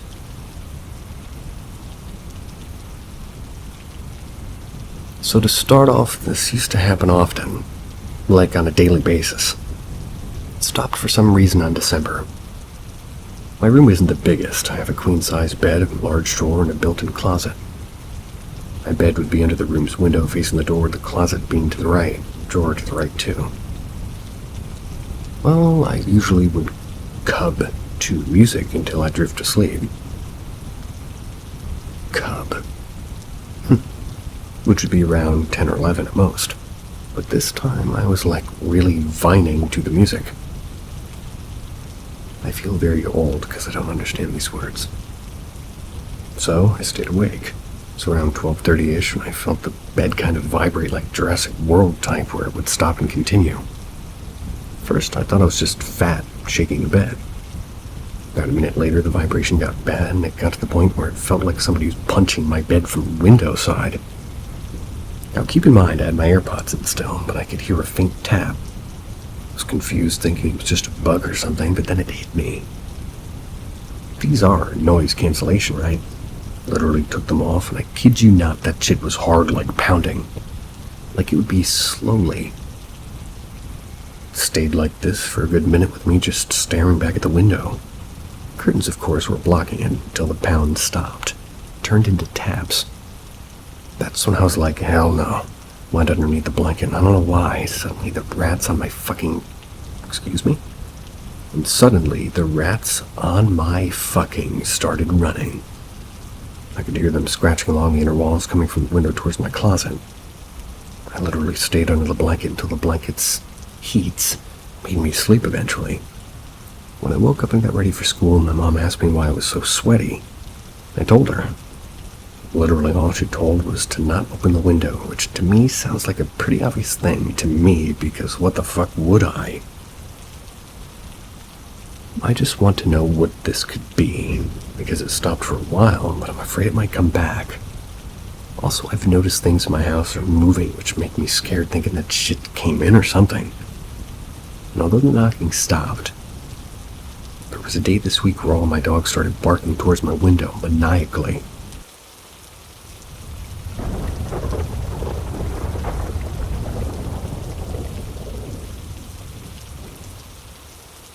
Pretty sure I saw some kind of portal as a kid. This happened to me as a kid, and I still think about it a lot. At the time, I was about 12 or 13, I think. I was doing a kayak trip down a river in a very rural part of France. This was an autonomous trip, as we were carrying tents and all of our stuff, slept in the wild or a campsite, and went down a significant portion of the river as a group with other kids and a couple of adults. For anybody who wants to go check out the kind of place it was, type HAUT-ALLIER, Google image. That's the region it was in. Very wild, with deep canyon-like gorges and lots of old deep nature everywhere. What I saw happened about 1 week into the trip. It was a 3-week trip. We were pretty far into the wild, and we stopped for the night in the riverbank and pulled my kayak into the beach and wandered a bit further. Wanted to check out where we would sleep. Just to explain the location, we stopped on a rocky riverbank that was slightly inclined toward a thick line of large trees with a clearing behind them. Suddenly, as I approached the trees, I felt extremely strange, kind of woozy, and felt compelled to look up toward the trees. I saw the clearing in between 2 trees with a very long open plain stretching out behind it, deep blue sky and a base of hill on the sides. This seemed so strange to me, as there really aren't any plains where we were, almost none to be honest. The view seemed very surreal, like it wasn't the same time and space we were supposed to be in. It felt like a fantasy landscape, even though it wasn't very far from some landscapes I've seen. In the background I heard some sort of musical piping, but it felt very ethereal and weird. I could hear it very distinctly, yet felt very far away, like an echo. The closest I've got to that sound since was hearing a high-pitched harmonica. It wasn't exactly the same, but it sounded a lot more crystalline and pure. I stared at the opening for what felt like hours. It must have been like a few seconds in reality until somebody called me and snapped out of it and looked away. Turned back and the opening wasn't there anymore. Just a regular clearing, no more plains or anything. I honestly don't know what happened. I don't think it could have been heat stroke or something, as I felt absolutely fine afterwards. We hadn't been that active that day. Weirdly, I felt a sense of longing every time I think about those plains, like I was supposed to go in or something.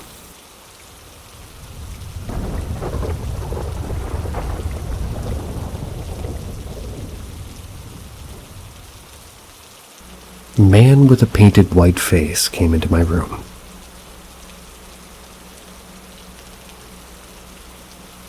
Last year, 2021, the Sunday after Thanksgiving, I was sleeping by my girlfriend in her apartment. It was probably 3, maybe 4 a.m.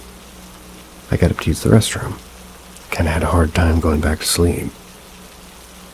So maybe 5 minutes or so after getting back into bed, I was lying on my back with my head facing left toward the wall. I had my left arm raised over my head, hanging off the edge of the bed. My girlfriend was sleeping with her back facing me, and my right arm was on her stomach. It was dead silent. My girlfriend had a little loud dog who barks at everyone that walks by the front door. I didn't hear no footsteps, no voice, no form of movement. All of a sudden I feel somebody grab my left hand that's hanging off the bed. At first I thought it was my girlfriend. I didn't think much at first, until I realized that my left hand's on the opposite side. Opened my eyes, but I could only see from my right eye because my left eye is blocked by my arm. Without turning my head, I saw a man through a mirror on the wall. His face was painted white, pasty white. He had shoulder-length hair that was curly and a light, dirty brown-colored hair. I could only see what the nightlight in the room illuminated. It was definitely a white man with a very strong build body type. He had no clothes on from what I could tell. He was holding something in his right hand. It was like a stick with something bushy at the end of it, and it was like hovering above my stomach. Man, I thought somebody broke into the apartment or something, I don't know, but still no noise at all. No movement, and the grip of his hand wasn't hard at all. I was looking at him for a good, 10 seconds. I finally worked up the courage to turn my head and get a visual of this man, but he vanished. When I looked back the other way, the mirror I saw him through vanished as well.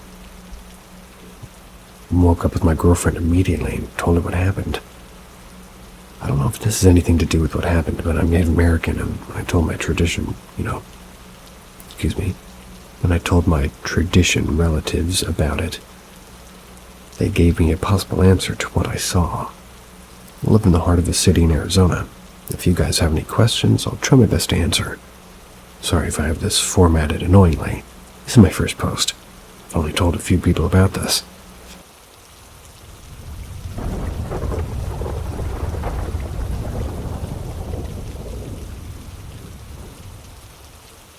My paranormal experience. This is my paranormal experience from back in 2017 or 2016. So it was the day of one of my brother's birthdays. It was in December, but it was sunny that day, and it was like a little party in our house. Well, the house was 2 stories, but pretty small, with only 3 bedrooms and 1 bathroom. They were arranged in a small L-shaped hallway with a bathroom at the end of the 2 bedrooms. Me, my mother, and my sister next to each other, and my 1 bedroom at the top of the steps, and my brother's. The room I'm about to talk about is my sister's, which is next to the bathroom. So during this party, we were served cake. I'm a huge loner, so I went upstairs while everybody stayed downstairs. Decided to eat my cake on the banister. It was a really thick banister, you could lay on it. It faced my mom and my sister's room. My sister's bedroom door was cracked, but it was open enough to where you'd see a part of her wall and her broken closet door. But the room was basically empty with just an airbed near the window. I was laying on the banister on my belly facing the bathroom eating.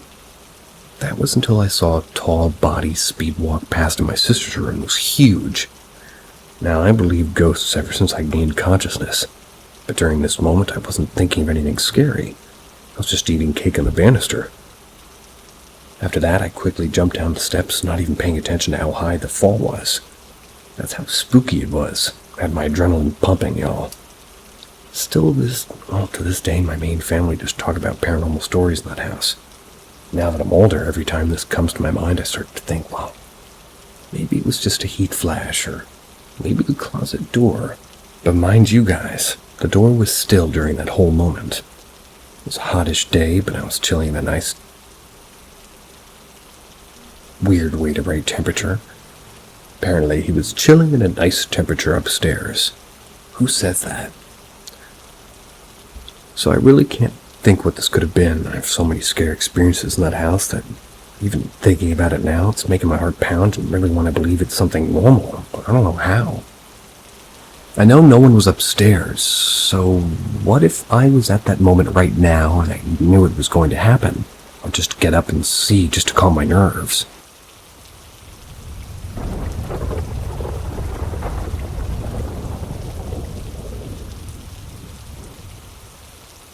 Don't know what to make of this. This story happened a little while ago, so I joined this community, but hoping to find someone with a similar experience to mine. Since my wife and I moved into this house about 10 years ago, I've had a number of small experiences, but it's recently changed. For years, something's been untying all my shoes every second or third day. Once or twice, my laces have even been removed. It's a tiny thing and a small annoyance. I know my wife doesn't do it because it happened more often when she's been away for work trips and such. I used to say out loud, "Oh no, my shoes. Good job, Ghost. This is a real problem for me." Sort of as a way to play it off as a joke and maybe have whatever was doing it maybe think this was enough to really get underneath my skin. Then about a year ago, while I was alone in the house, except for my enormous dog who was sleeping downstairs, something very clearly whispered my name into my ear from very close by. It sounded like it was inches from my left side. Right after my dog jumped up and ran up the stairs to the room I was in and started barking at something. Then about 3 months ago, whatever it was stopped messing with my shoes. Okay, fine. Then my wedding ring went missing, and I put it down to my side table to do dishes. Went back, gone. Well, fuck. So I spent days looking for it. 3 days later, I find it laying on the couch watching a movie. It was while my wife was at work. Something came flying up the basement stairs, hit a wall, and bounced into the dining room, just came to rest underneath the table. Hit the wall at an upward angle and hit hard. I went and checked it out, and it was my wedding ring. Then I heard something in the basement. There couldn't have been anyone down there. My wife was at work. There's no basement windows to come through. We had an alarm system installed and we moved in, and my large dog's very protective. Great Pyrenees are like that. That's when I decided that my dog needed a walk, and we noped out over to a friend's place for the day. It's been quiet since, kind of just waiting for something else to happen. That sounds actually scary to have your wedding ring fly up the stairs like that.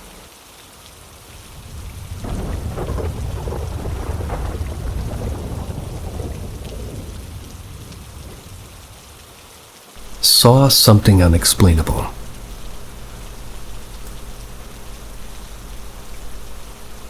So this story actually happened earlier this year in May. For some context, I do believe in the paranormal, but I've never had any of my own experiences. 2 of the girls I was with, Molly and Carrie, we'll call them, very much believe in paranormal. They've had multiple scary experiences. The last girl, who we'll call Moxie, is very in the middle. It's also important to note that everybody was sober, except Moxie. Well, and me. We were high. I smoke every day, so I wouldn't have considered myself sober. Anyways, the power had gone out at Carrie's apartment because of a really bad hurricane. It was going to be a few days. Carrie lives in a very sketchy area of Tallahassee, also doesn't have great roommates, so we decided we'd go see her sister Molly's apartment instead, where Moxie also lives.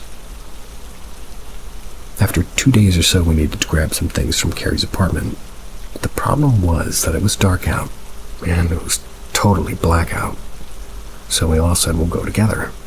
Me and Moxie piled in the back, and Carrie and Molly sat in the front, Molly driving. We get there and we park facing another row of cars about 3 car lengths away, otherwise known as close enough to tell what's in front of you with your headlights beaming out. Molly and Carrie came back out, and we turned on the car and the headlights shine. Mind you, they were only gone about a minute and a half, and there was nobody anywhere near us when we got there. But anyways, when the headlights turn on, we see what appears to be a man standing in between 2 cars, almost leaning over the other one. Except he was wearing bright blue jeans, a red shirt, and he was completely white. Not pale, white. He was also standing inhumanly still and almost looked like he was out of focus. Like you couldn't fully make him out, despite him being so close. He was just staring at us with no face. Literally not even depth. Just literal white space. Safe to say we got the fuck out of there. Carrie never ever slept there again, and actually ended up moving out shortly after because it always felt like there was something, like just something there. It was the freakiest thing I've ever seen. I'm somewhat skeptical, but this was truly unexplainable to me. You could say it's a guy in a morph suit, but that doesn't explain the extreme stillness, and the fact that he was blurry.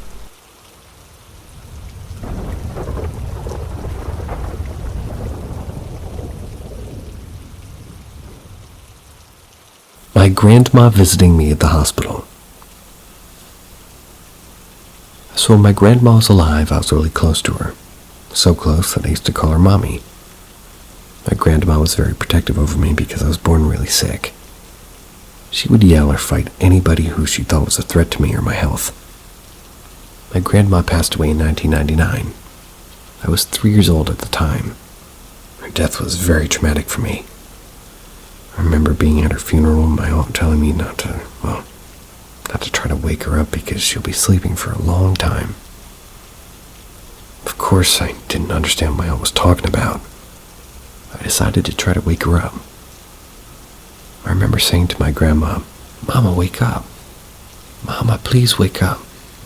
Put my toddler hand on her chest, shaking her to wake up. I remember my shock when feeling the coldness off her body. I told my aunt to get Mama a blanket so she wouldn't freeze.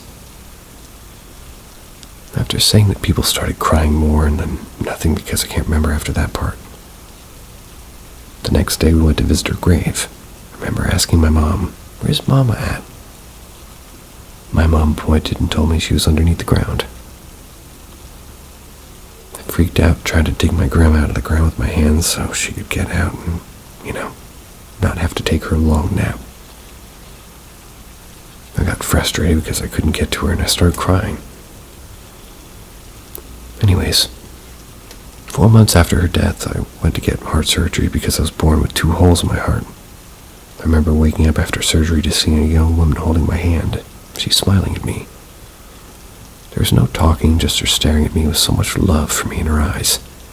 She started rubbing my head after she just tucked me in. It was so soothing after a while, and I started falling back asleep. I felt her give me a kiss on the forehead, and I heard her footsteps as she walked away from me. I don't know who she was, but I felt like I knew her. Years later, my mom showed me pictures of my grandma and she was younger. I was in shock at what I saw.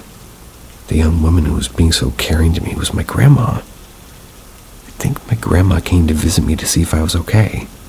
She knew I was getting the surgery before she died, so I think she just wanted to make sure she would be there for me.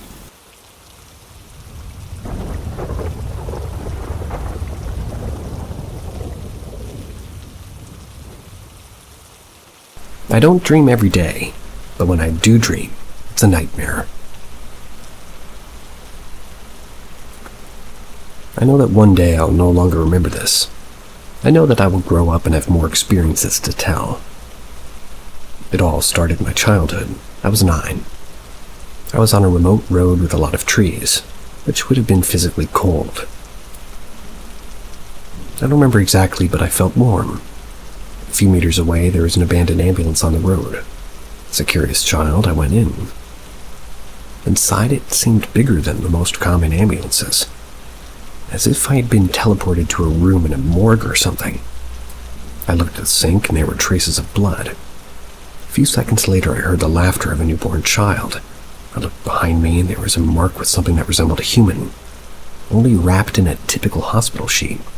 Underneath, there were 2 things wrapped in garbage bags. They moved from side to side. They were small, like newborn babies. Without thinking much, I went to the mark and removed the sheet that covered the thing. It was a rag doll that looked like Annabelle, the real one from the museum. I immediately went out the door and ended up in the same place I started. In front of me, I came across 2 faceless creatures, white as light. They looked like 2 boys.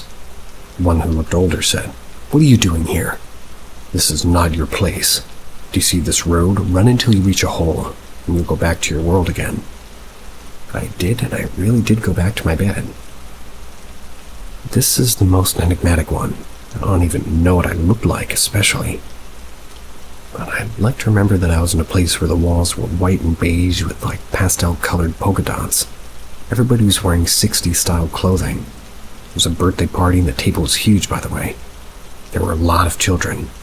But for some reason, I was invisible. I don't remember everything, but I remember a guy came in, curly hair, black, like a mask. It was covering only everything below his eyes. Navy blue coat, white collar, black jeans, black shoes. Couldn't explain it, but nobody noticed him. To me, he had red flags. For some reason, he took a sharp object and murdered through one of those in that room. When the last victim died, he looked at where I was. That's a weird one.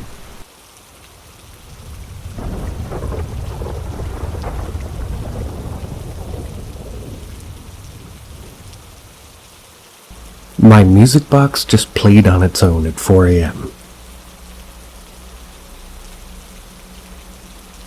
I just wanted to post this here since I'm up 30 minutes after this just happened and I don't see myself falling asleep anytime soon. To give some background, my boyfriend gifted me one of those mechanical movement music boxes a while ago. At first, we played it pretty often because it was a cute song from a movie that we both adore. But for at least a month now, it's been sitting on a shelf next to my bed unplayed. Recently, I've been feeling some weird energy next to my side of the bed. And I am an empath. I tend to be sensitive to energies. But in all honesty, when it's time to go to sleep, I try to dismiss it because who really wants to have ghost activity? Not me. Hard pass. Plus, I love horror films and I binged a series recently. Assumed I freaked myself out with it a little bit. But some nights it's been harder to ignore. I've been scared to get up and use the restroom during the night. And one night I even switched places in bed with my boyfriend because the gaze of it felt so strong. I've had moments where I think I see something in the dark but dismiss it because it's really just too frightening to acknowledge. My boyfriend even had a bout of sleep paralysis, and when she dreamt that I asked him what was behind me, that was as I faced him in bed. Tonight I struggled again with the fear and anxiety, but I eventually managed to drift in and out of sleep. That was until 4 a.m. That little mechanical movement music box started to play the tune entirely on its own. My boyfriend and I were startled awake, and at first I was disoriented and thought that it was an alarm going off. Anyways, we immediately turned the light on as we were both pretty freaked out. He's been able to go back to bed, but I burned some sage and did a blessing to try to ease my mind. It hasn't been particularly effective, so I'm writing this now. I looked at the little box and tried to see if there was any way that it could have done what it did on its own. I have no answer. You have to twist the little knob on the bottom twice to even play. I don't know, you guys. I want to be wrong because the idea of something in my home, despite all the protection charms, is really frightening. Hopefully the sun comes out soon so I can feel safe to sleep.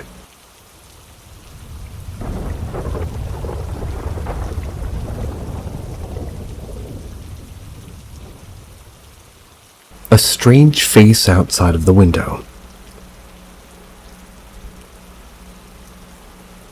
My family has two people, me and my mother. My mother is a teacher. She teaches literature in high school. I was still a middle school student at the time. Usually after a stressful day, my mother would go out with her friends. At about 2 a.m., she came home reeking of beer. On the occasion of her wearing nice clothes, she wanted me to take pictures for her. The front of my house is mostly a large glass door with iron bars crossed to make a frame. She modeled in front of that door, and after a while I reviewed what had just been took. Everything seemed so normal, until one picture that I noticed something strange. There's a white streak behind the glass door. It's next to my mother's face. I try to take a closer look, and unmistakable, it's a face. A white face with two black eyes looking straight into the camera in a creepy way. It's so black that it seems to just be an eye socket. Toothless, wide mouth. Everything seems to be twisted in the center of the face. I have a feeling that this is not something that should exist. Like I just saw something I shouldn't have. But it is clearly appearing right in front of my eyes. I started to feel cold. The more I looked, the more scared I became. My mother noticed. I wanted to see what I just took. I told her there was somebody behind the door. She yelled at me, called me nonsense. But I know my eyes don't deceive me, and of course her reaction confirmed everything. Her face darkened. She immediately sobered up, told me to remember to close and lock the door, turn off all the lights, told me to go to my bedroom. She also immediately entered her room and closed the door. The next day I checked the camera again, and I couldn't find the picture. Maybe she deleted it. Since then, she and I haven't talked about this anymore. It's been behind my mind for so many years. I really want to tell someone. There's probably crazy enough not to believe me, but I know I haven't lost my mind. I know what I've seen. And even my imagination is an element here because she sees it too. My family doesn't worship anything, and I'm not superstitious. Nor do I believe in ghosts. But it was an event that 8 years later I still can't forget.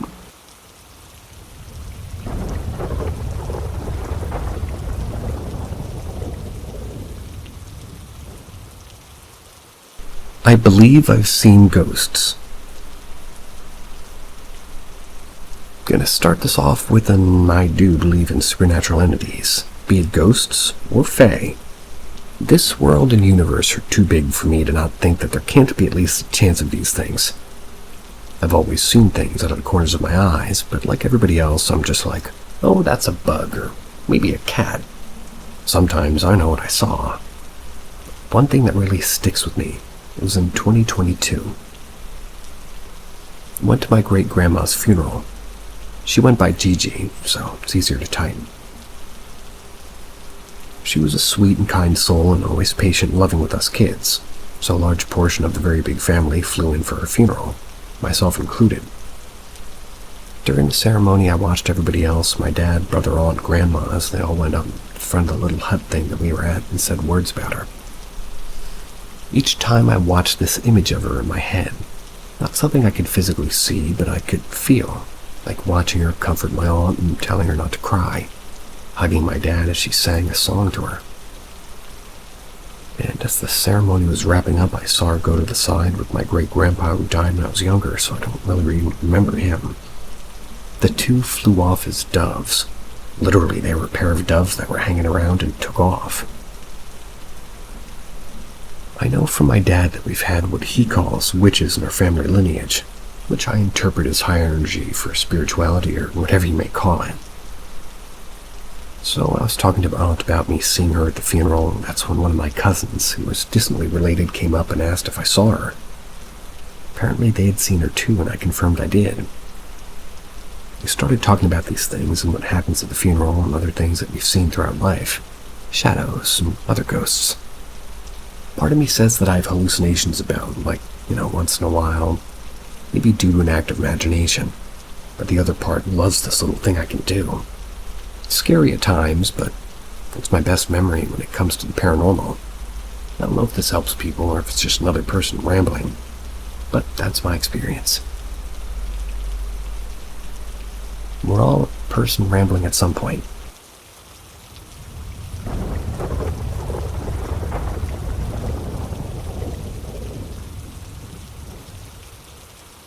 It started with death. Going into my senior year, we lost a fellow student in a car accident. Pretty intense situation. I knew the girl named Taylor. I had seen her in the hall only a few weeks before and said hi. We were never great friends, but we had a few mutual, and we spoke pretty recently on a chat about a guy we both knew named Eric. They were a few years older than us. After Taylor passed away so tragically, and a lot of hurt was seeping into our community, the mutual friend was devastated at the news. He became important to the story. He met with her family for the first time after her death. I'll start with a lucid dream, daily often. Or rather, they're saying that they start the story with stating that they lucid dream pretty often. They have a very good idea what's happening in their dreams. Taylor came to me in a dream that night. I was looking at her from across desks when I never had a class together. I said, "Taylor, why are you here? Shouldn't you shouldn't be here." In my dreams, my friend Jade turned around and said, "Who are you talking to?" Taylor was disappeared before I could point out she was clearly there. All of a sudden, I was in this local graveyard beneath this tree in a hill with her. She just kept repeating in sobs, "I'm so scared, I'm so cold, I don't know why I'm here, please help me. I want my mom, I want to go home." All I could do was try to get words out to comfort her or something, but nothing came out of it. I woke up. There was a service a few weeks later. A majority of our school attended. She was driven away in a hearse with her family behind her in a private burial in a local cemetery. I caught up with her friend Eric on the service, and he said that they'd locked the most beautiful spot for her in a hill. It was under a tree. I I had no way of knowing that, and I had dreamt of Taylor a few weeks prior to it, and to this day it seems so real when she came to me in my dream.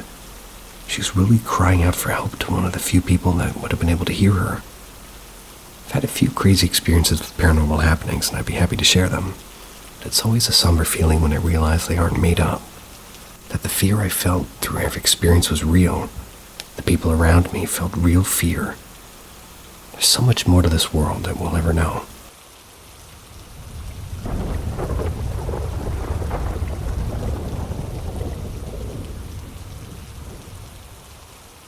I think my cat, my lost cat, helped me out of a weird bout of sleep paralysis.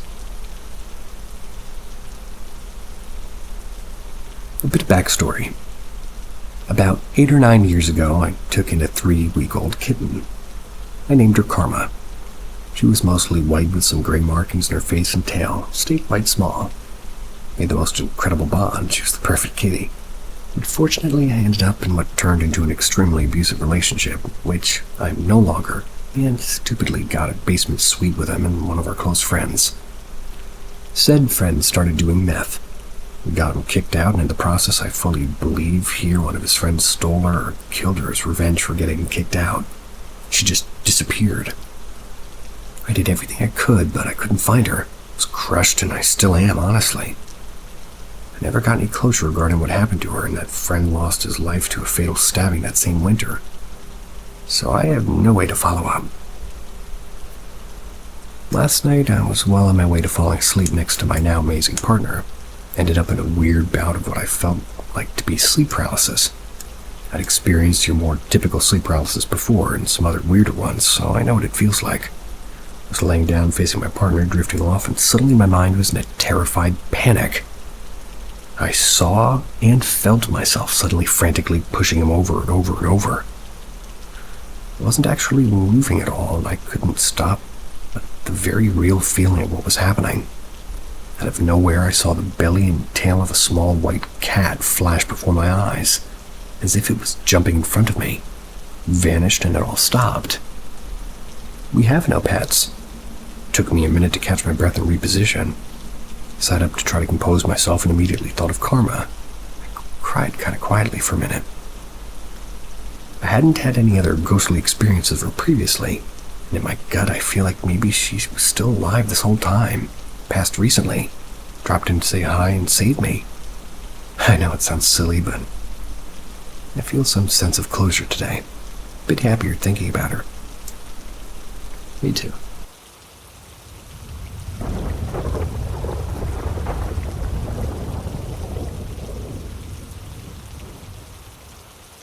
In 1998, I drowned, but I was saved by an angel.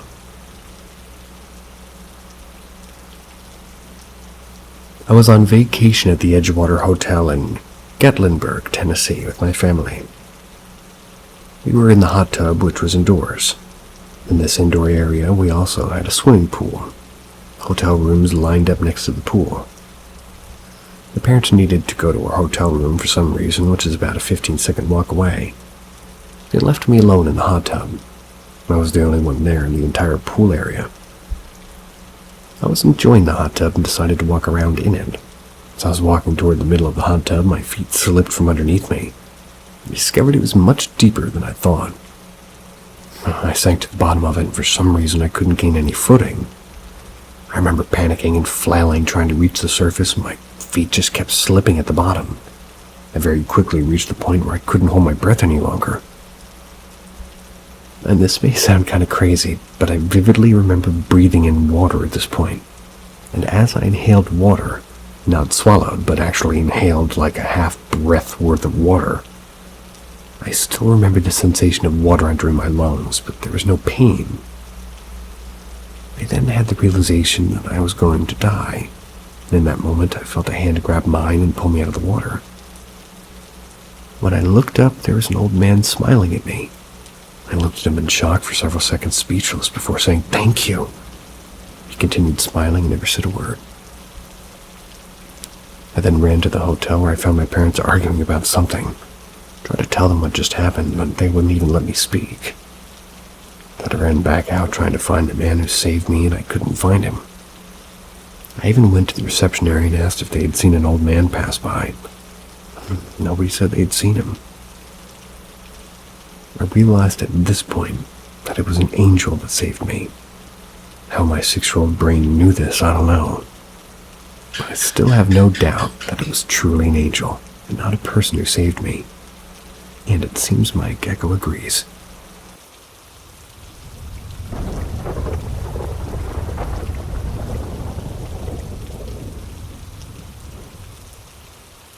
Locked in my deer stand. Anyways, just this last year we went deer hunting like we do every year. My brothers and uncles and grandpa all go, and we have deer stands spread out across 60 acres deep in the Chippewa National Forest. Chippewa.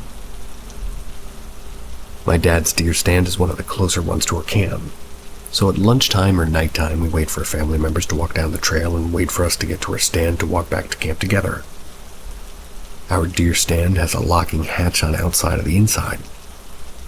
Oh, rather, on the outside and on the inside.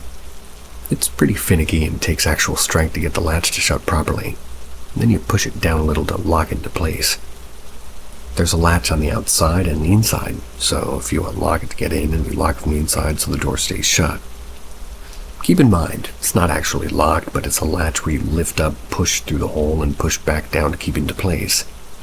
It's impossible, really, to lock yourself in a deer stand. It's pretty much completely dark out, and we're waiting for our family to come walk down the trail. We didn't see any headlamps yet, but we decided, okay, let's just get out and meet them on the trail for when they come. I tried to open the door, and it was stuck shut. My dad's like, what the hell? How would you lock us in? I said, Dad, there's no way for me to physically lock the outside after getting in. Not even reaching out the window could you get close to the door latch. We were completely dumbfounded and kind of freaked out. Eventually, my family came to the trail and we were just standing waiting for us to get out. My brother walked to our stand, opened the latch for us, also confused on how that could have possibly happened. Like I said, it takes some strength to push that latch up and through the hole and latched back down. There's absolutely no possible way we could have locked the outside from the inside. I still don't know how this had happened, and it freaks me out. I'm a little nervous to go hunting this year. I hate walking in the woods at 5 a.m. and back to the camp at dark. I hope I don't experience anything like that again.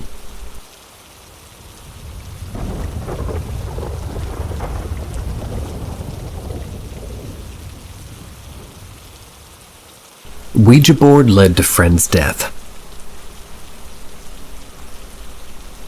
My brother worked at KFC. Him and a lot of his close buddies did too. They used to play with the Ouija board during the end hours. They did it a lot. It would make the telephone ring with no one there. One time they asked it what it wants. The board started spelling their friend's name who was working with them. They instantly took their hands off and didn't touch it again. A couple weeks later, my brother's friend died in a four-wheeling accident. My brother and his friend that were using the board has ever since felt like he caused the death of their friend. This was 12 years ago about. My brother's always felt eternal guilt over it, thinking he got his friend killed. I know why he clings so much to God now and wears his cross necklace. Since then, my brother's had an entity following and living with him. He's moved multiple times in this dark shadow man that's always been around him. Can't look right at it and see it there. Even his wife has seen it one night, months before they had their third child. The shadow man was standing at the edge of their bed.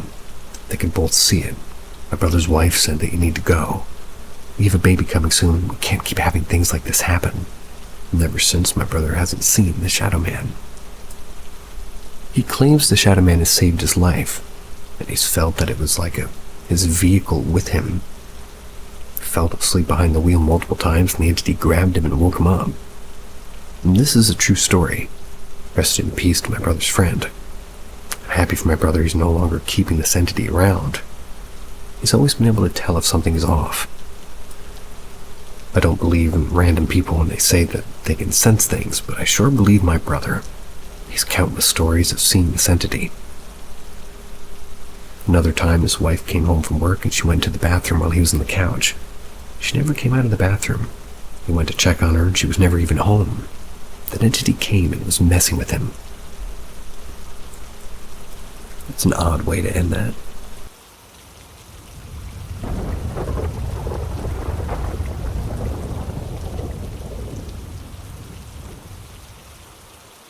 Cousins passing in return. So I'm adding to this story due to seeing a wholesome post in here that reminded me of my experience. Back when I was 14, my cousin moved in with my parents, and due to her state not having a good rehab, my mom helped a lot with getting rehab for alcoholism, trying to help her with her anorexia. Excuse me. Too busy wondering if I was reading the same story. Same author, slightly different thing.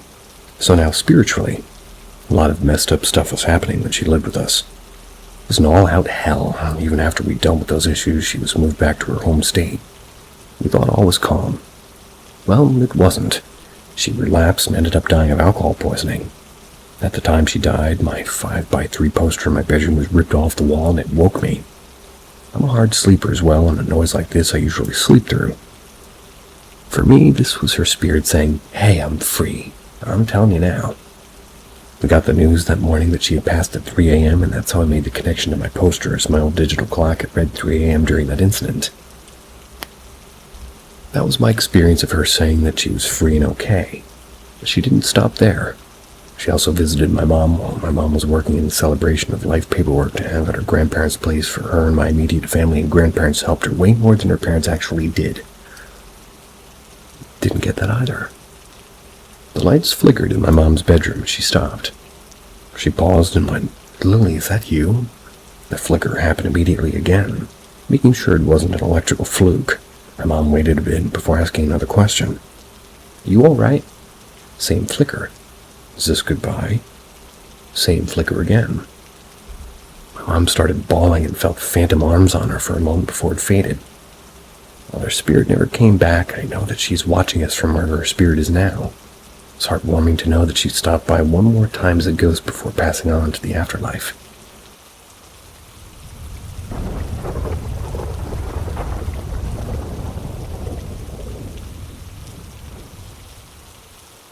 I saw the same person in every window. Now onto the story.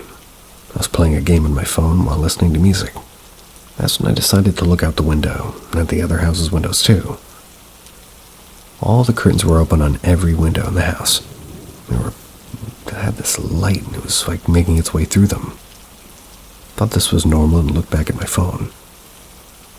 My dad was doing the roundabout. I decided to look out the window again. One of the windows was a woman. She was slim and had her hips on one side of her chest to another. It was as well as being very black, so black in fact I couldn't make out what she was wearing, or her face like a silhouette. Still though, I thought nothing of it and continued playing. I wish I didn't, but I did. I looked out the window one last time after a couple more minutes. The exact same woman was in the same window in every house.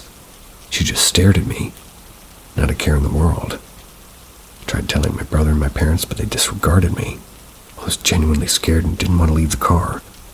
I was forced to, but when I did, I immediately rushed toward the door, praying that the woman wouldn't answer. Luckily it wasn't, and for a good hour or two I felt safe. However, my phone died.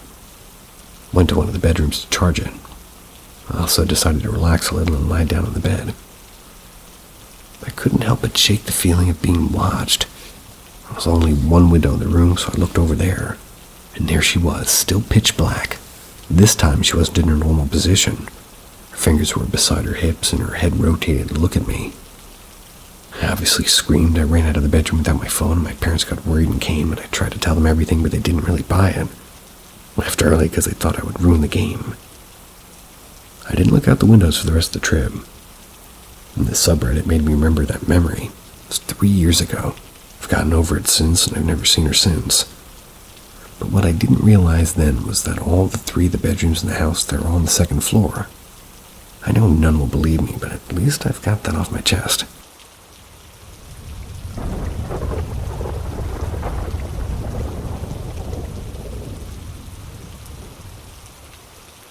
Weird bell ringing in the woods. I'd love to know if anybody knows what this means or could debunk this, but this happened in our Upper Peninsula of Michigan. This is 2 weeks ago. Me and two of my friends were going on a walk at his papa's cabin, which is very isolated. The closest neighbor is over 5 miles away. We were going on a walk to like a bear blind his papa has made. A bear blind, never heard of that. It's about a mile-long trail of rugged snow-covered hilly terrain, very dense bush. We began walking around 4:45 p.m. Everything was great. The sunset, skies are clear, 50-degree breeze blowing. About 3/4 of the way, though, one of my other friends hears a bell ring. It's pretty close to us. It sounded maybe 15 feet away. We look over and there's nothing but trees, leaves, and endless woods. We both stared at each other with our eyes wide, just asking if we heard that bell. We both nod, but my other friend didn't hear it. I believe it's because he was wearing a ski mask and a hoodie over his ears, while me and my other friend had nothing over our ears. We were questioning whether to go toward it, but I said we probably shouldn't. His papa has nothing built out there except tree stands and trail cams. I feel like there shouldn't be anything that, would make that noise, especially as close as it was. Both described the bell to have a pitch of the doors that have bells on them when a door swings open, but it was a singular ding. What's weird was the direction of where the sound came from was a drop-off to a steep hill that goes down about 40 feet. I just read some stories about hearing bells in the woods, and some people were saying it was spirits warning you to get away from their area. But I don't know. If anybody knows what it could mean, that'd be awesome. It was very creepy. Never made it to the bear blind. I don't know if anybody else knows what you mean more than you.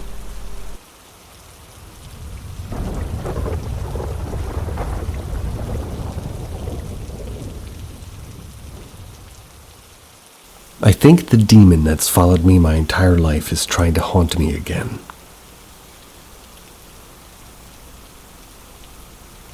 I've had something haunting me my entire life. My older sister, who's had the same experiences, believes it happened when we played with the Ouija board without knowing the possible consequences. Anyway, the point of this post is that I thought it was gone. 2+ smudgings, but tonight makes me believe it's not. I also say demon because it tries to scare or upset me. It tends to bring the foul odor of feces. From what I've learned over the years, demons have a foul odor, usually of feces. They can get their energy from negative emotions, usually anger, but anything vulnerable works. Tonight I was taking a short nap after Thanksgiving with the family. I was woken up by a strong smell of feces. Now I have cats, so it's entirely possible it was one of them having a particularly bad night. However, the litter box are on the opposite side of the house, and it was so strong that realistically the cat would have had to poop right next to my bed or something. And then I have to wave it under my nose. None of these were the case, so I wake up trying to ignore the smell, thinking it was a particularly bad night for one of the cats, and go to my computer to relax. I'm not sure how much time was in between my waking up and the next incident, but it was at least a couple of hours. I look down toward my tower and I can see my cat that I had put asleep like 2 weeks ago. Only, it was his dead, lifeless body. This is different than all the other times I've seen this cat since he's passed. They usually seem like sleeping, curled up, or sitting there looking at me. This is particularly upsetting because I loved that cat like he was a child. And he only lived half of his life, but his body was shutting down on him. This thing knows how to get at me. I think it never left, just grew weak. Now that my family's been dealing with an early loss, it's gained some strength back.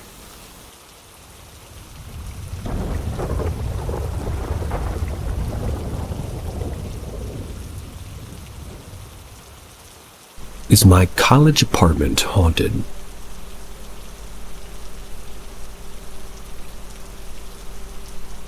Me and my roommate just moved into our new college apartment 3 weeks ago. And from the first weekend, we had been having, issues. first weekend we got drunk. I was laying in bed, and that's when I saw a tall black shadow-over person walk out of my bedroom. I was too drunk to care and just assumed it was my roommate checking on me. But it wasn't. After a couple of days, I kept seeing things out of the corner of my vision. But that honestly isn't new for me. But then one night, my roommate messaged me, asked if I was knocking on her door. I was in bed. She said she kept hearing knocking all along her walls. At one point, it was at her door, and it was so loud she genuinely thought it was me. At first, I just thought she was hearing the stairs or the neighbors, but the next night I heard loud knocking on the wall next to my bed. It sounded just like a person knocking, like my wall's sort of next to the living room, not another unit. The other night, I thought I heard her yell something to me. I messaged her and asked if she said something. She said no. Asked if I just knocked on her door. I said no. Right after this exchange, my cats in the living room started going crazy and hissing. At this point, we both thought somebody had broken into our apartment. Walked into the living room, no one was there. Went into her room. She said she heard what sounded like somebody in boots walking in her living room. Her door faces the living room, by the way. At this point, me and her freaking out, it sounds like somebody was in her living room. Ever since that night, 2 nights ago, we've both been hearing voices, knocking and walking. But this morning she said that she saw a full-on shadow of a person walking alongside a wall. As after that happened, I decided to make this post. We've also been smelling a rotting smell that we can't exactly identify. Any help debunking or similar stories would be appreciated.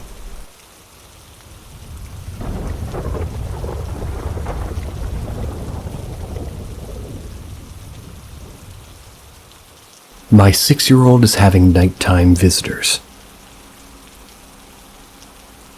I have a long history in life of my own personal supernatural paranormal experiences, good and bad. However, this is not something I discuss with my kids. I tend to follow the when they ask the question, they're ready for the answer policy on most topics. It's just never come up, especially with my little 6-year-old daughter. She and her 11-year-old sister share a room, but she goes to bed about an hour earlier. She has a bedtime ritual of a song and some hugs. We did our song. I leaned over and hugged her and cupped her cheek with my hands, so I told her I loved her and rubbed it a little bit. When I stood up to leave, she grabbed my hand and said something. At night, somebody rubs her cheek just like that. She thought it was her sister. When she opens her eyes to see who it is, she sees her sister in bed and nobody else in the room.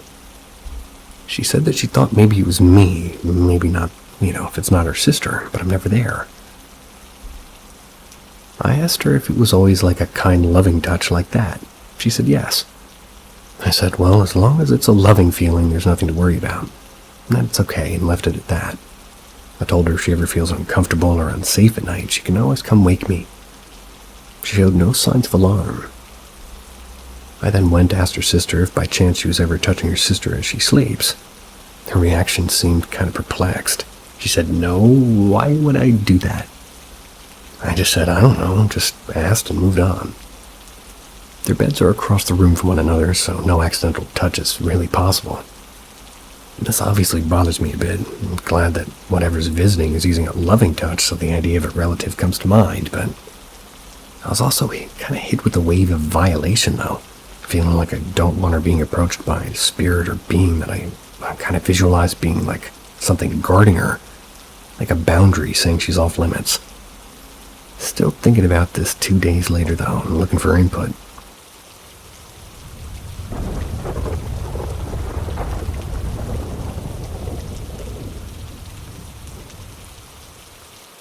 My mother and I had the same dream on the same night.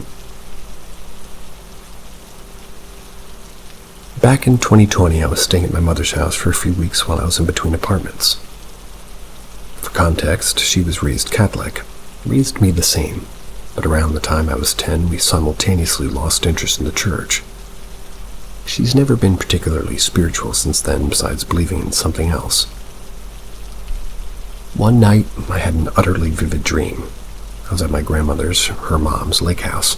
It was a beautiful day. All of my dead relatives were there, my great-grandparents who lived well into my teens, my grandmother who had died in 2016 from cancer, her siblings who had gone before her, and all the rest. I remember that somebody said something to the effect of, "We're so glad you're here. We've missed you so much." The next morning, I walked into the kitchen, started my morning routine. As my mother and I started getting to talking, I told her about this crazy dream I'd had. Everyone was so happy, and it felt as immediate and as convincing as waking life. She got very quiet and put her phone down. And the great-grandmother and great-grandfather were there. Yeah, and so was their son. They had died when she was pregnant with me. I had the same dream last night. My mom, perhaps the most level-headed, rational, reasonable person I've ever known, went on to describe in great detail the dream she'd had that last night, telling me about how she was at a party at her mother's house with all of her past loved ones. She even went so far as to include names and details I left out of my own off-the-cuff account that matched my recollection precisely. And if I remember correctly, I think she might have even started crying a little. The only conclusion we could draw is that they were visiting, reminding us that they loved us. I'm sure I could rationalize it or find an empirical justification, but I'd like to think that it wasn't a coincidence.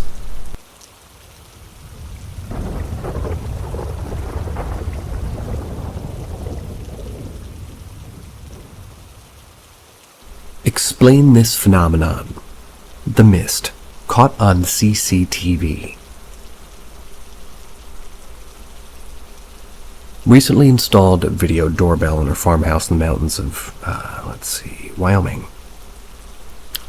I got up at about 5:15 a.m. This is Thursday, 9/21.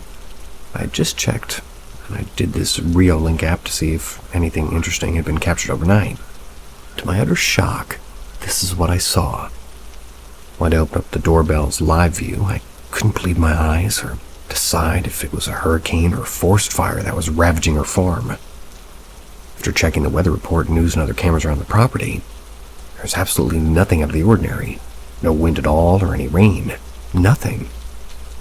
Every other cam with different views around the house showed, nothing. Looked like a completely normal view, and in fact the recordings from the other cams were so still while playing them back I had a hard time telling if it was playing or paused. If anybody has any ideas to what this phenomenon may be, sure, put my inquisitive and slightly spooked mind at ease.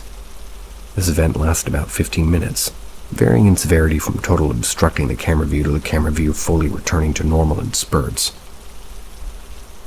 I pulled the footage from the only other camera that showed that side of the house. It's arguably even weirder than the original submission. You can see what normal water vapor coming off of the ground in the first 13 seconds of the video looks like, but what follows doesn't appear to be a vapor.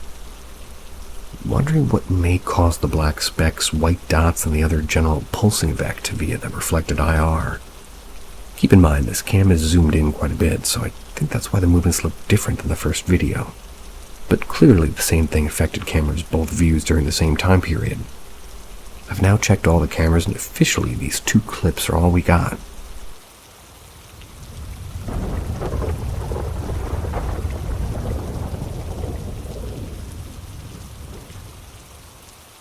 Did I encounter a cult? To start off, I live in rural southern France. I'm in an area which is at the foothills of the Pyrenees mountain range, and the town closer to the mountains, like all the mountain towns, have weird stuff happening in them. But I live in a sort of flatter area about 30 minutes from there, so paranormal encounters aren't really a thing.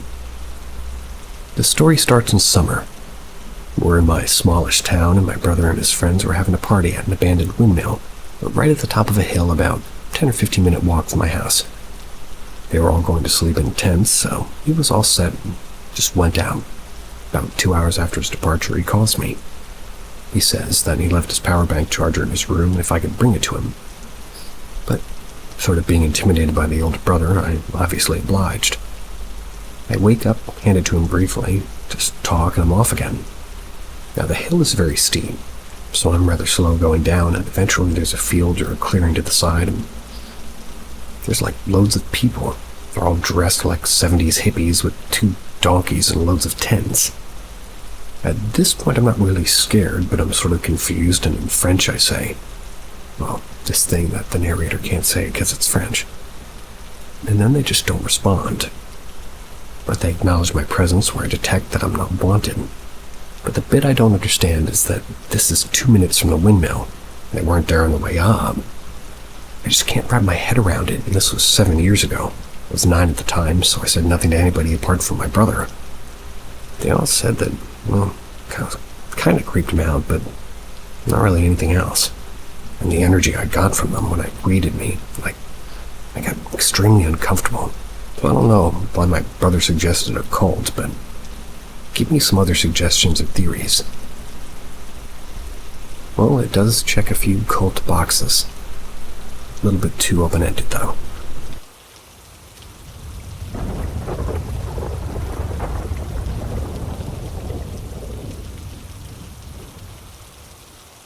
Can something attached to me and my pets not notice? I'm not sure if I'm in the right place, but my past 3 nights have been hell. I've recently moved into a new home and I had it cleansed by a close family friend. I do dream pretty frequently, but I haven't in this new house for a month that we've been here. That was until 3 days ago. I kinda suspected that maybe we had some slight odd activity, but kinda put it off as nothing as my dog hasn't been acting weird. I started feeling this way maybe a week ago. So 3 days ago I've started having the worst sleep paralysis nightmare lucid dreams of my life. I do have lucid dreams pretty commonly, but more so when I was younger. And also from about 6 to 9 I would almost have sleep paralysis every night. Lots of times where I left my body to look around my house and then came back. They've been all feeling like an odd message. I've every day gotten more violent and gruesome, terrifying. And usually when my dreams get bad, I can tell myself it's a dream and to wake myself up. I haven't been able to find that, exit point. Like tonight I was already wary of falling asleep. So I finally fell asleep at 3:30 a.m. I woke up at 6 a.m. on the dot, screaming and having a panic attack and crying maybe harder than I ever have. That's never happened in my life. So, long story short, I guess I'm asking if it's possible for something to be, attached to me and my pet's not noticing. My dog is sort of an ESA. She didn't even budge or anything. I woke up in a panic and nothing. So I don't know if my mind or everything, if I'm just scared, but I've had my fair share of nightmares throughout my life, but nothing this real, this detailed. Please let me know if you want more details.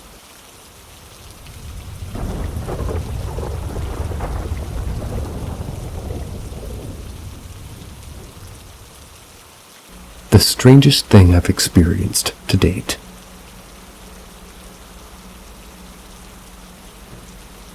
My name is Trevor and I live in southern Maine. My whole life I felt connected to something other than what's in front of me. Everywhere I experience small things. Sometimes those things aren't easily explained. My most recent and strange experience happened just last night, the night of October 17th. I moved into a new apartment in June. It's owned by a family friend. So before I moved in, I painted the walls and did some other personalization just for fun. The first time I stepped foot into this apartment, I felt very uneasy. I'm not sure what it is, but the place just doesn't feel right. Many things have happened while I've been here, but last night was by far the worst. Maine was being hit by a thunderstorm. I'd gone to bed expecting to lose power at some point in the night. I woke up around 3:30 a.m. and felt like someone or something was watching me. I had a nightlight near my bed, which was projecting a shadow onto my wall and ceiling. The shadow became bigger and bigger until I felt like whatever was there was right behind me. It started to roll over when the power went out and I could no longer see anything. I don't remember falling back asleep. I woke up for work around 6:15 a.m. per usual, but felt very strange. After getting up and walking to the bathroom, I realized my jaw was very sore. I also had a gash on the inside of my lip that wasn't there before. It's like I'd been punched in the face and my jaw still sore at the same time writing this. I really don't know what this was. I absolutely could have been dreaming. I just want to share this in case anybody else has experienced anything similar.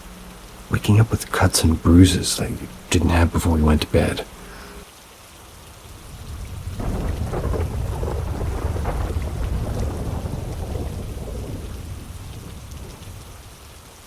Nothing very wild happened, but I have a fairly creepy story about this morning.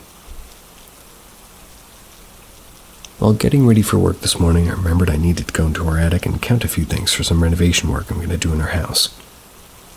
We have a pull-down attic access that's located in the ceiling of our main hallway. It's almost directly above our bathroom door. My wife was in the bathroom applying makeup in front of the sink while my 22-month-old daughter was sitting in the bathroom counter, just 6 inches away from my wife.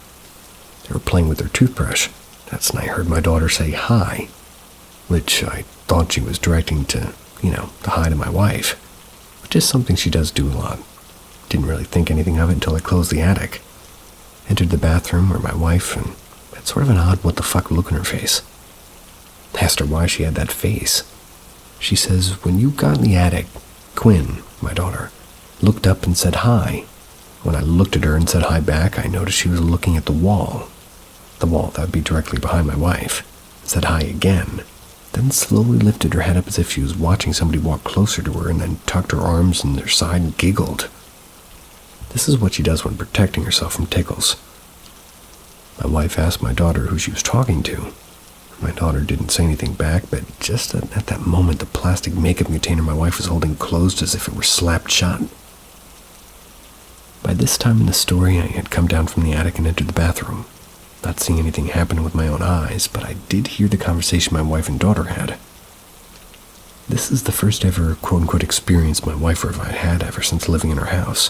4 years. Beside maybe some odd giggling and random pointing that my daughter's done. But like I said, nothing wild, but definitely made an impact on my wife, who isn't a I believe in ghosts type of person. Usually calls bullshit on ghost stories.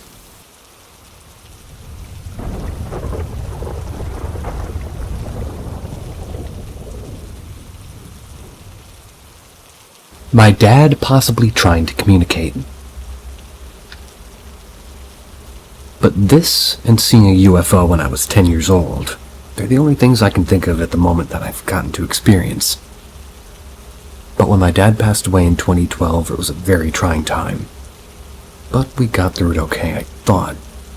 But within a month or so, I kept getting woke up by what felt like somebody grabbing my toes or my foot. It probably happened at least 4 or 5 different times. That's how my dad used to wake me up for school when I was younger. I was probably 40 years old when my dad passed, so he'd not woke me up like that for well over 25 years. Then I asked my mom, who said that she'd been woken similarly after I'd mentioned it some months, maybe years later. I was really hesitant to mention it to her, because she doesn't believe in anything. She still doesn't even believe that dinosaurs ever existed.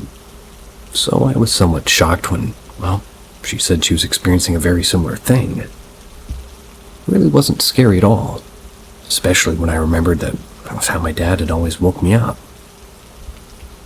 But if any of you have ever had anything to add to what I've experienced, I'd appreciate hearing from you guys. I know many of you are dealing with so much more scary types of paranormal events. I've been following the show, The Secret Skinwalker Ranch, and some of the hitchhiker experiences for some of these people are beyond frightening. If you guys don't follow this show, and you like learning about these things, you may really want to watch and read a few of their super crazy happenings, or high strangeness, as the owner of the ranch likes to call it. Also, it shows how dark apparitions and UFOs go hand in hand. Well, thanks for reading my story. Hope you all remember God is always there for you.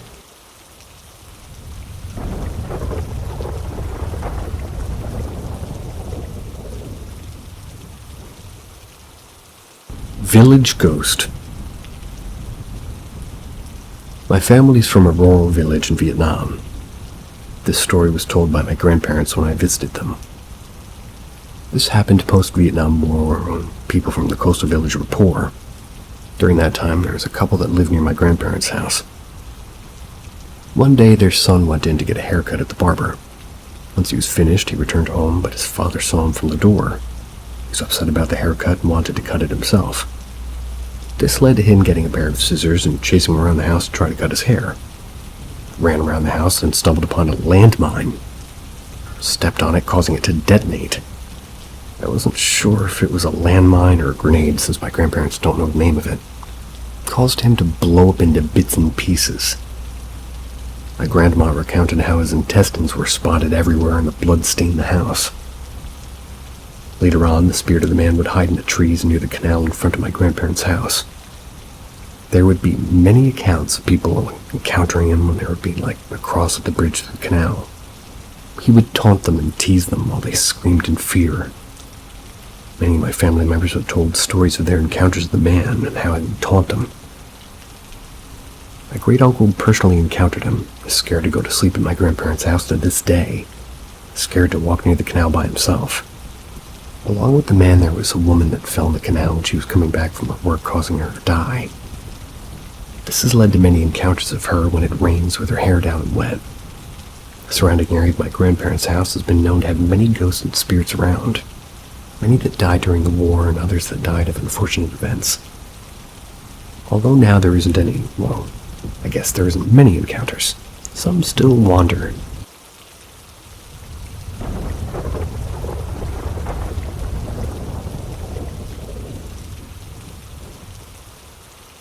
My dog's spirit visited me in a dream tonight. My lifetime dog sadly passed away last week. We spent all my childhood together, and he was also a very smart dog. Knew all of his toys by his name. Never barked at people randomly without any special training whatsoever. We always treated him like family. For the last couple of years, he's living with my mom in another country, but they visited our hometown 4 weeks ago. He stayed with me for about a week, and fortunately I had my vacations booked, and when I was leaving at night, he seemed so stressed. Gave him a kiss on his forehead and I left. After 2 weeks, he passed away back in our other country, so I couldn't even see him the last time to say a final goodbye. Last night I had a pretty vivid dream. I was sitting on my bed in my house and everything was looking exactly as it is. I was just in my room, and then I just heard him stepping on the floor. When I saw him, I was so happy and shocked at the same time. Felt very strong feelings, and he came to me as soon as possible and he was wiggling his tail. Gave him some pets and belly rubs and also recorded him on my phone because I wanted to show everybody that he's back. I stepped into the living room with my dog beside my legs, still petting him, and I asked my father if he sees him. He answered that he didn't see anything.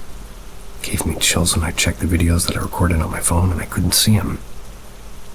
I was saddened when I woke up, but came to the conclusion that my buddy just wanted to say a final goodbye. So, he visited me. Has anyone experienced anything like that with their pets? That question goes out to anybody listening and in the comments section. Or you can keep your eyes closed or get back to your work.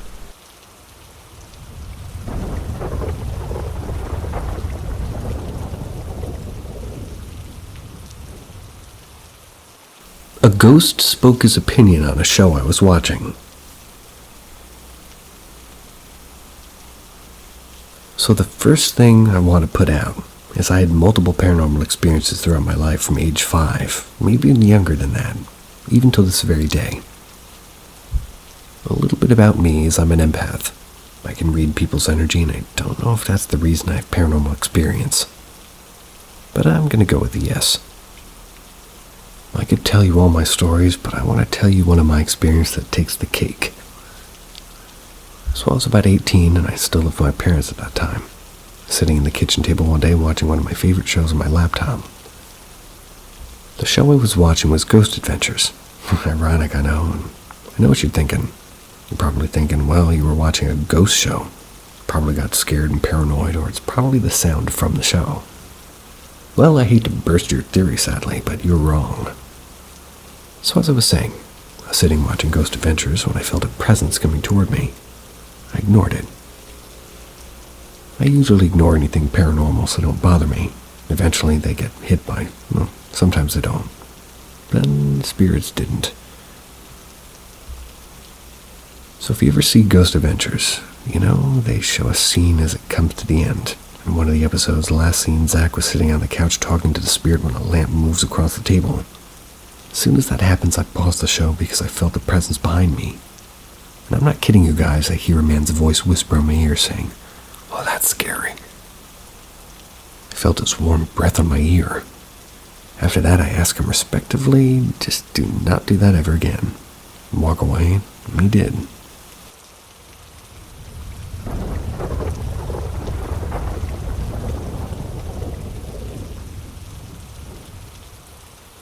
Strange encounter on Countryside Road. I was on a car ride with my mother earlier today, going back to family house from the city. We were taking the usual road when about 6 minutes from our destination in an area just behind our neighborhood, we saw what seemed to be a mass of dim light, smoke or fog. It moved slightly from the tree area down to the side of the road and then flew away at a considerable speed. It disappeared into thin air as soon as we approached it with the car. I'm really trying to figure out a more, let's say, realistic explanation for this.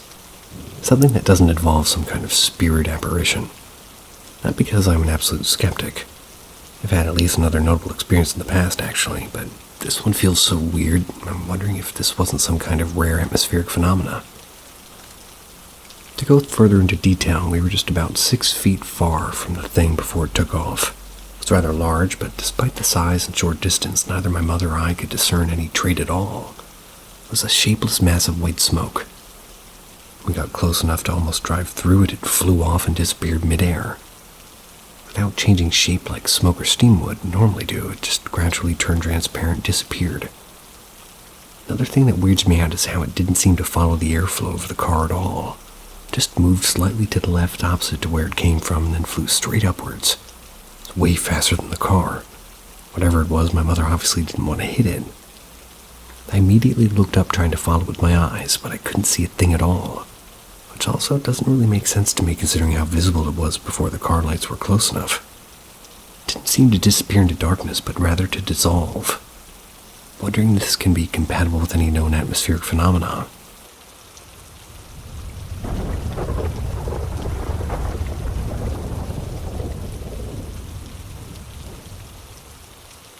My daughter died.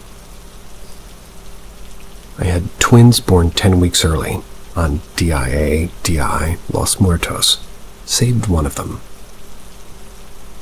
My husband and I went to Mexico for the Day of the Dead in 2016. It was an amazing experience. I found out I was pregnant with our eldest son a few weeks later. Our beautiful daughter Claire came to the world in 2019. She died in 2020 from brain atrophy. After her death, I found out I was pregnant with twins.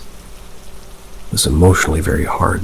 In that 30 weeks, one day, on the Day of the Dead in 2020, I went into spontaneous labor. I had an emergency C-section. Turns out one of my twins, boy/girl twins, girl, twin A, had a true knot in her umbilical cord. My OB told me that had I not spontaneously gone into labor and given birth, my girl twin would have most likely passed. Now my twins are 3. My daughter's obsessed with Halloween and ghosts and skeletons. We live in a country that doesn't traditionally celebrate Halloween, but that's always her request when watching something on TV. It's probably a coincidence, but logically I know it is, but maybe my Claire was watching over my twins and something else in the universe knew the twins had to be born. Another odd thing is that when Claire died, we told her older son that Claire painted the sky pink at sunsets. I stopped saying this after the twins were born.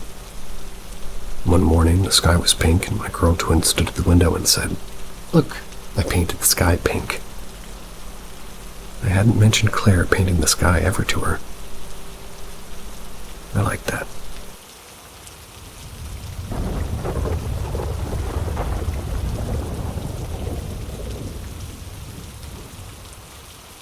The 90s Curious Experience. We lived in a 2-flat in the Portage Park area of Chicago. From a young age, I saw and I felt things in that place that I've never felt since. We had an enclosed back porch, and at the landing between the upper and bottom floors, I always sensed a presence. Now, as a small child, I threw stuff at it. Mostly crayons and one time an unlit candle. It scared me, and I think as a kid in my mind, I was trying to provoke it. Physically, it appeared to be a weird gray shadow or like a slightly dark static haze. But I could feel his presence. It was there until we moved away in 2001. Also, my brothers and I saw shadow people in our flat regularly. The most prominent experience was on Easter in 1997. I was 9. I woke up early to check my Easter basket. I stepped into the dining room. I saw a kid standing under the couch cover in as they put it, the front room. I thought it was my youngest brother. He was 3. Walked over to the couch, touched it to remove it. The clearly outlined child's shape, and once I touched the cover, it literally collapsed back into a flat couch cover. I remember it literally stood there for like 5 minutes trying to understand what the heck I just experienced. It was bizarre, because after the cover settled back, it was like nothing happened. Still don't know what happened, and I have no explanation for the child's outline under the couch cover. I've never experienced anything like that again. See you guys in the front room tomorrow. Good night.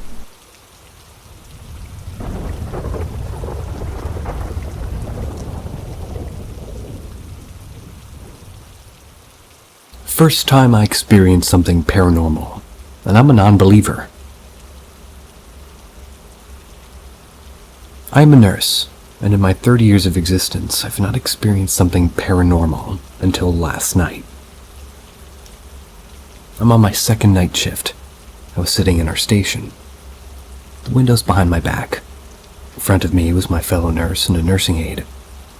I was busy charting when suddenly I heard somebody whispered, "Psst," behind me. I immediately looked to the window behind me where I thought the sound was coming from. I wondered who would dare to do that. You're on the second floor and it's 1:30 a.m. My colleagues were confused as they looked at me.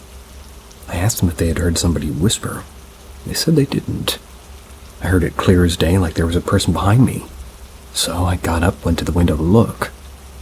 There's nobody down there. It's already the back of the hospital where the electrical room and morgue is.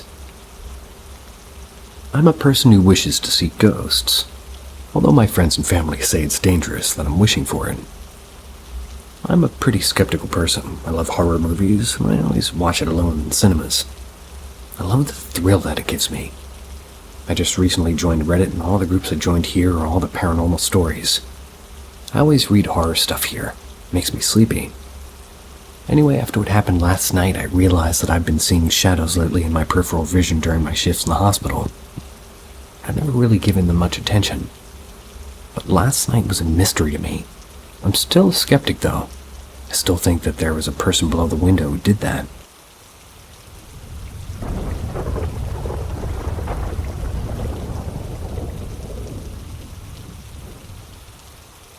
Unexplained voices in my house. Have you experienced similar? Regardless of my skepticism, I've experienced 3 incidents that I've never been able to explain. They happened between the ages of 13 and 18. Even now, more than 20 years later, they keep me up at night as I try to make sense of them. The first incident is as follows. Back when I was 13 years old, I was living in Manchester. I was with my mother. We'd been staying in a semi-detached house for a few years, but we're in the process of packing for a move to a new house in the same area. One night at approximately 7 p.m., my mother and I were sat at the living table watching TV. There was a knock at the door, so I got up and answered it. A friend wanted to know if I was playing out, but just ended up chatting in front of the doorstep. Suddenly, in the middle of the conversation, I heard a woman's voice shouting from upstairs. The voice said, "Hello, can you hear me? I'm over here, can you see me?" Immediately, my mother screamed hysterically from the living room. I ran into the room to check on her. She was sat on the couch shaking and truly looked terrified. I asked her what had happened. She told me that a woman's voice had whispered something into her ear. "What did it say?" I asked. "Hello, can you hear me? I'm over here, can you see me?" Word for word, my mom told me the same thing that I'd heard shouted from upstairs. The first half-decent weapon I found was a tennis racket. Took it upstairs and searched everywhere. Looked in every room under the beds and the wardrobes. Couldn't find anyone. My friend didn't see anybody come down the stairs.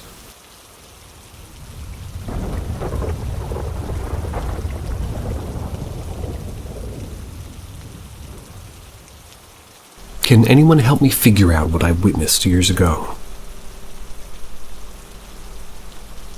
Okay, this happened years ago, and I mean decades when I say that. I was driving down a pretty rural road in Alabama with my now ex-husband. And there was what I can only describe, and I've attempted to draw what I say as a red stick figure with a triangular head run across the road in front of my car. I was running from left to right, and if that matters, in a sort of strangled, wobbly fashion. Its head seemed to move back and forth in an unsteady, unbalanced way, almost as if it could fall backwards if it ran too fast. Its arms flailed up and down in a horrible imitation of how we use our arms when running. It was more like a flail as well. The legs were bent backwards at the knee like some birds. I don't remember getting any feelings from it. It just happened so fast there was much time besides glancing at my ex and, well, did you just see that? He described exactly what I saw, so I know it wasn't a hallucination. Several years later, I saw the Coco Pelli statue in Utah. I was reminded of what I saw, and the movement presented by examples of the petroglyphs displayed there. I've attempted to draw what I saw, and I've no artistic talent at all, but hopefully it helps if my description isn't clear enough. Does anybody know what this could be? It reminds me of the wacky waving, inflatable arm flailing two men outside of used car lots. Except scary.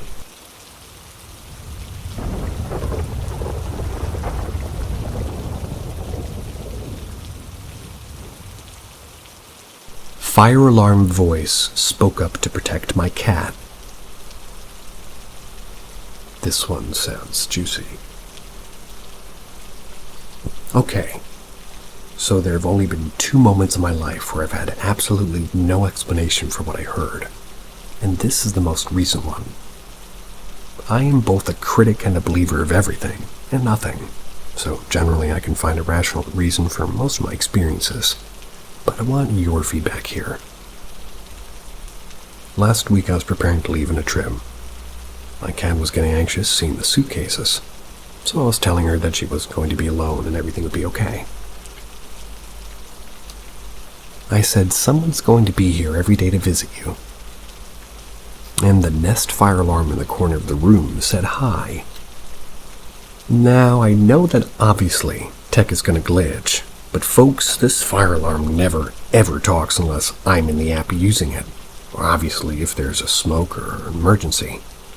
I've never once heard it say hi, and I've gone through all of its prompts and updates. So what do you think of this? Was it something trying to, tell Sushi and I that she'd be extra not alone? Well, I don't know about that, but I'm also here to make you feel extra not alone, if that's worth anything. See ya.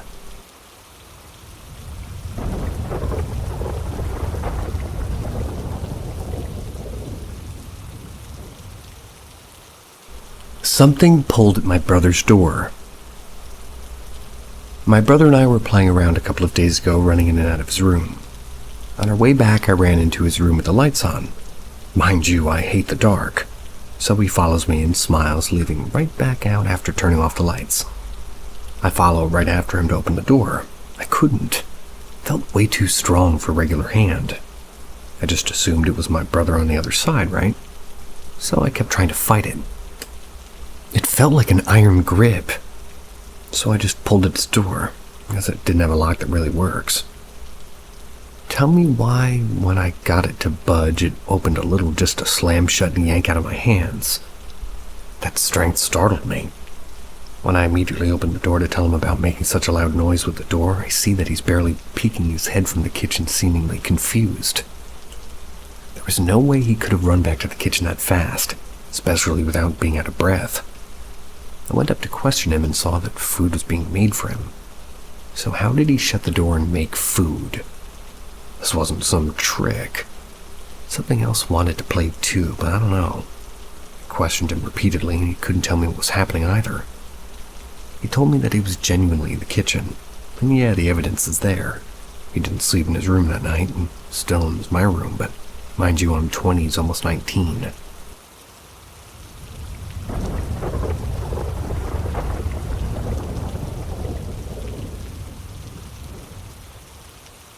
something playing with my hair. When I was 19, I fell asleep on the living room couch in my apartment. Kind of started to wake up because I could see the light from the sun starting to come up. It was still very early in the morning. I remember I clearly heard defined footsteps. They were right outside my door. These were the kind of apartments with thin walls. The footsteps stopped right at my door, and I remember thinking, oh no, maybe I left my keys in the door. I thought maybe a neighbor was about to knock and inform me. But the next thing I knew, I heard heavy breathing like above my head. That's when I started to panic. I realized I'm fully awake now, but I pretended to be asleep because I legitimately thought somebody was inside my apartment behind me breathing. Then whatever it was started to rub the top of my head lightly and play with my hair. I was so scared I started to sweat and I was trying to figure out my next move. Then I started to feel my own breath coming back into my face, like there was a hand about to cover my mouth, if that makes sense. That's when I started to pray in my head, asking for strength to get up and fight this person. I honestly didn't know what else to do. Eventually it stopped, and I got the courage to finally get up. And, well, there's just nobody there. Checked the whole apartment. Nada. Such a wildly creepy experience.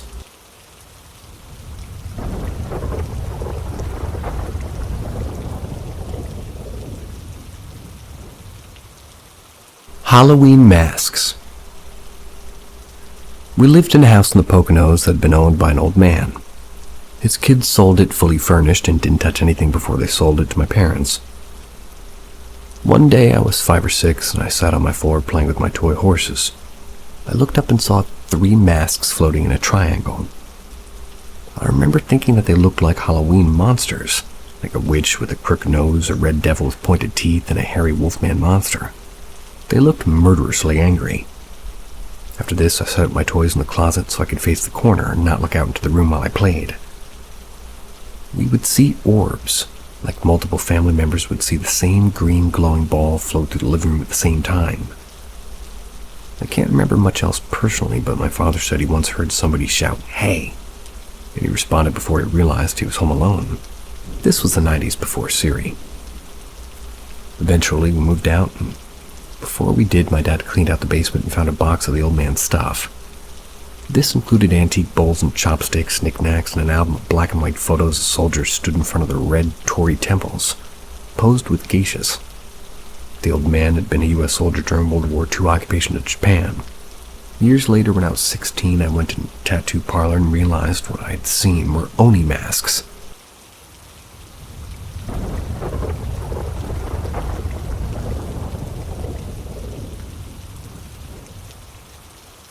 Is it normal that I keep seeing things? Since I was like 4 years old, I saw spirits and things that I can't explain. When I was 4, I used to get scared a lot because I didn't understand what they were. I remember when I was staying at my sister's house, I woke up at around 3 a.m. and wanted to use the bathroom. Back then we were in Sudan. People there would sleep outside in their compounds when it's hot. So that night we were all sleeping outside. But to get to the bathroom, we had to use the door to get inside the house through the seating room. I remember seeing many skeleton-looking spirits and figures, and they were all looking at me, as if they knew I could see them. They seemed like they were in like a party or something. I remember seeing many skeletal-looking spirits, and, well, I remember refusing and crying to walk through the sitting room, so instead I used the corridor that's like at the compound at the back of the house. I remember when I was in the bathroom, I saw flying toothbrushes. They were leading me to the gate of the house. When I reached the gate of the house, I saw my other sister leaving with my niece. I was so hurt that she left me behind and didn't take me with her, so I ran following her.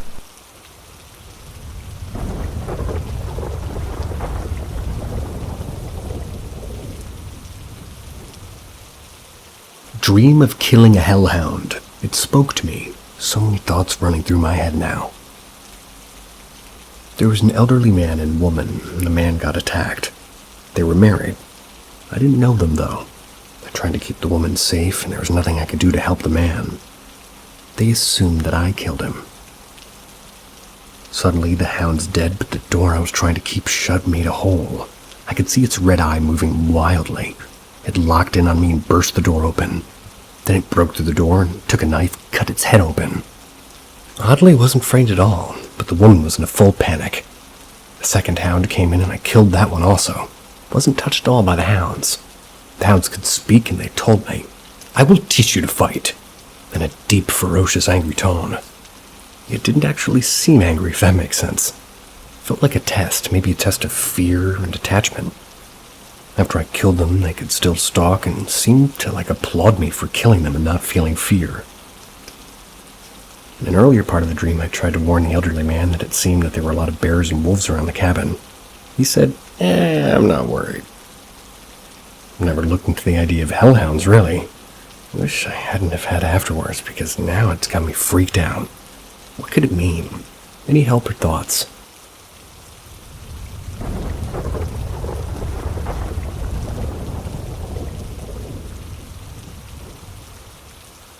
Traffic disappeared in seconds. 3 years ago, my dad and I were coming into Minneapolis riding in his truck. He was driving and I'm passenger. It's a 4-lane road getting into the cities. Traffic was backed up super far. I could see the car crash and tow truck and cops way ahead as they're sitting in the second lane. There's a semi in the third lane with enough room for us to get behind it and get into the fourth lane. Traffic is still backed up. We were sitting forever. As soon as the spot opened up to get around the semi, we did. It only took 5 seconds. As soon as we got on the other side of the semi, all traffic was completely gone. There was no accident, no cops, no debris, not even a bunch of free-flowing traffic in front of us. The cars and the accident were just completely gone as if nothing ever happened. We still talk about this experience, easily one of the weirdest fucking things either of us have ever seen. It was like we slipped through time or into a different dimension. There was absolutely no traffic or accident or anything at all as we passed that semi, switching from second to fourth lane. One of my weirdest experiences for sure. Has anybody had something similar happen?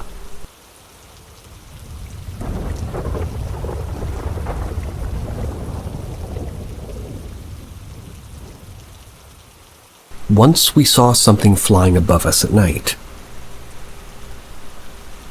There we were, 2 friends, me all at 12 or 13 years, talking shit at night in the sidewalk. I saw above us something flying in circles. It looked like a piece of cloth, like a dementor, but smaller, maybe 5 feet long and 30 feet above us. I said nothing trying to play it cool. I've already told my friends above other supernatural things happening in my house, and I didn't want it to be again something for them to not give a fuck again.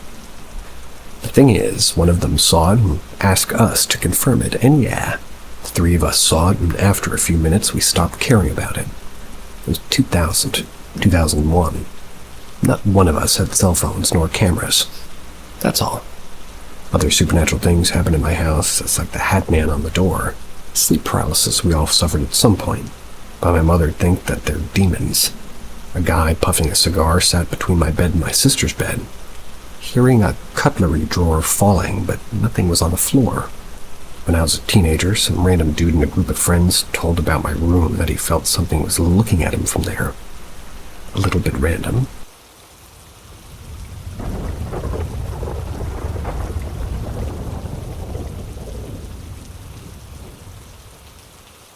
How to handle something mimicking voices. So I've noticed this happening in my home for at least maybe 4 or so years. There's voices of either my parents or pets that I hear, and they're not there. While one was simply my mom's voice soothing her most recent dog, which I believe was a ghost in the house that doesn't like him barking, so they kind of mimicked my mom to calm the mama's boy. Almost all other mimic encounters are outside and at nighttime. For location help, I'm in Michigan, just a bit south of where the Ottawa tribes would have been way back in the day. I know there's paranormal beings that I won't mention by name, but I'm unsure all the tribes, besides the obvious Navajo. These mimics outside have mimicked our current dog, my dad yelling out in pain, and one they still do, my dog that passed in 2020. They know I loved her dearly, would run to open the door and get her if she barked. And that instinct is still there. Makes me fearful for her little brother we rescued a year after her passing. Hard to keep an eye on him at night for nighttime potties. He's a black dog. What could be causing this, and what protections can I do as a medium and witch myself for my family, home, and current dog?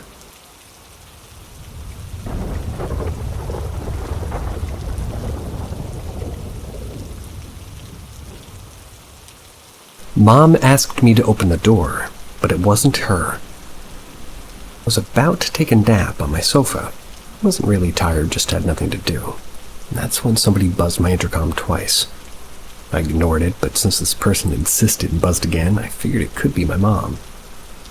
She had forgotten her keys that day, so I assumed it was her coming back from work. When I asked who that person was, they replied with, "Open, it's Mom." I didn't think anything of it since it was her exact same voice. I heard it clearly. I left the door to her house open and went back to my sofa. While I was waiting for her, at least 5 minutes had passed and nobody came. Thought it was weird and called her. She didn't answer. I got tired and decided to take my nap. When I woke up around an hour later, door still open, I went to check and there's no one in the house. So a couple of hours later, she came back from work and I asked for an explanation. She said that by the time I had heard this intercom, it was 4 p.m. and she was at work. Explained that what had happened, and she's basically just as shocked as me. She then later told me that she'd received an SMS from our local post office saying that the mailman had come by her house, but no one answered. So we thought there was nobody in and left, and at the same time I had heard the intercom and actually answered.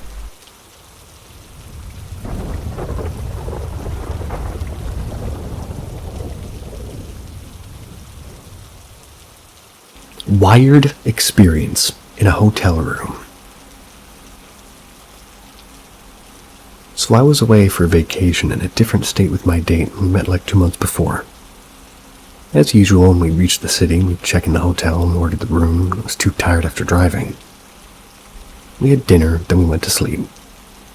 As soon as I went to sleep, I started feeling uneasiness in my chest. Thought it was due to food. Thought about going for a little bit of a walk alone. When I was walking, I saw a random lady on the street, which I had just glanced at. Came back to my hotel while walking in the lobby and I saw that strange lady again. Thought maybe she's hotel staff or something, then I laid my bed. As soon as I went to sleep, I could see the lady in my dreams and her point of view. She came inside the room and was watching both of us sleep. Then she started crawling on the bed. I could even feel compression on the mattress, and this dream continued for a long time. Crawling on the mattress and me seeing that lady's point of view.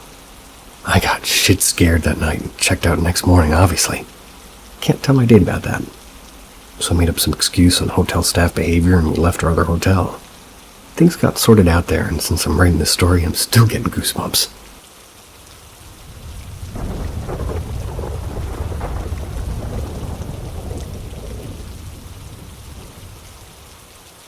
Ghosts are just unfortunate short-time travelers.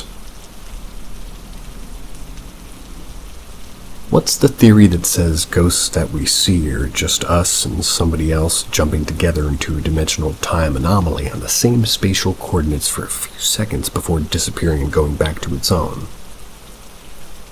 All of the encounters and witnesses I heard up to today seem like they lead to this. I tilted when some child imitating a ghost with some white sheets ran behind me and terrorized all of the friends in front of me. I feel like ghosts or spirits couldn't be stupid enough to cosplay ghosts themselves, so we all agreed to call this kid from 17th century, because the little dude looked like, medieval. My friend who also witnessed some medieval-like guy who was watching him go into his car. Dude looked terrified as my friend from the window of his house, which is quite old. Of course, nobody was there. My grandma also saw some 19th century-like dressed guy spawning in her room, checking the TV like, the fuck is this window? Is it what we call residual activity?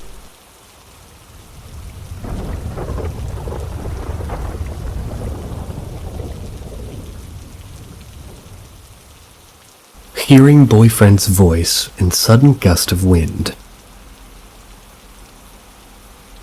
I was in bed sleeping. My boyfriend had already left for work. I sleep with a compression mask for my frequent headaches, so I wasn't able to see anything. When I awoke a few hours later, I woke up to my boyfriend's voice in front of me, asking if he could borrow my headphones. They're kept on the bed frame behind me. It's a shelf-type bed frame, so I'd have to take the mask off and look behind me to get it. But I felt off. I remembered him leaving for work earlier that morning. Felt like I responded and said, "Sure." But there was no response, and then I stayed still, and my anxiety rose. All of a sudden I felt and I heard a huge gust of wind, like it was funneling around me, and my ears popped. I laid still for a second, and then I took my mask off, and nothing and no one was there. Felt pretty off since, and I don't really know what that was, or if it was actually anything at all. I know I could have been dreaming it, but it felt so real, like too real. I've never had a dream that vivid before.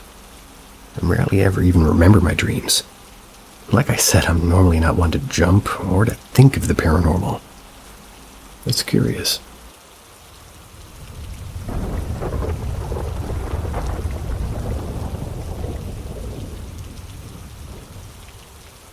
Seemingly supernatural help in a graveyard near me. A few years ago, I was trying to find my granddad, great-granddad, my nan, and step-nan's grave on my father's side. I spent over 2 hours looking, and I was giving up, and I prayed for help. A leaf fell from a tree. It moved very strangely. It was spiraling supernaturally slowly toward the right, quite a distance away. It landed on a grave, one of 100. It was the correct one, my nan and step-nan's grave. This was in midsummer, so you don't get many leaf droppings. My wife even witnessed this, and actually in the same graveyard 30 years before, I went with my mom and dad, and the same thing happened. Couldn't find the graves. 2 years later, my mom prayed, and a black cat jumped up onto a fence from a garden on the outside of the graveyard. It just stopped, and it looked at us. And then it proceeded to jump down and walk to a grave and sat there looking at us. And it was my great-granddad's grave. I just feel like life is more than what we think it is. Very short, but sweet and to the point. I love it.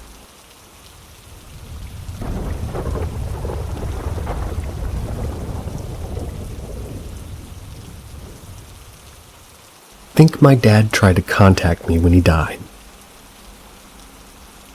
On the day my father died, I was in the car park at my workplace walking in.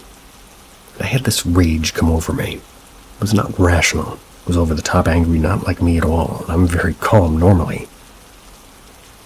I worked a couple of hours, then suddenly I had this feeling come over me of a great, great emptiness inside me.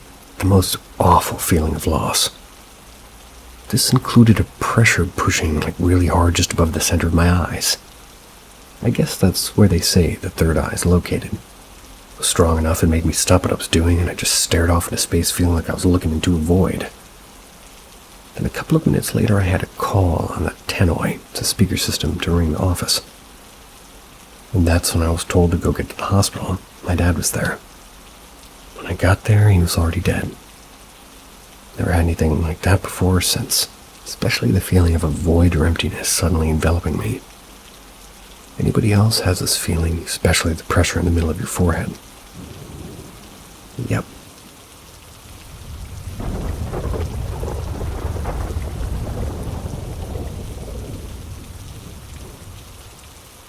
My only paranormal experience. Trigger warning. Domestic abuse is mentioned once. But keeping it vague to make it anonymous. My grandmother was a very strong-willed person. She could do anything that she set her mind to, and I always was very impressed by her. The thing is, I was always aware from a young age that she didn't like my father, probably because he hid my mother. That would do it. My grandmother fell ill, and after some time in a nursing home, a shadow of her former self, she passed away. Truthfully, it was a blessing, because she was suffering. But 2 things happened the day she passed away. A very old clock that we had owned for 30-plus years stopped, never worked again. Personal belonging of my father's that was always kept in the same place went missing. was later found in the back of a cupboard that had no reason to be in. It was bizarre. I like to think my grandmother was playing a prank on my father from beyond the grave. Yeah, me too.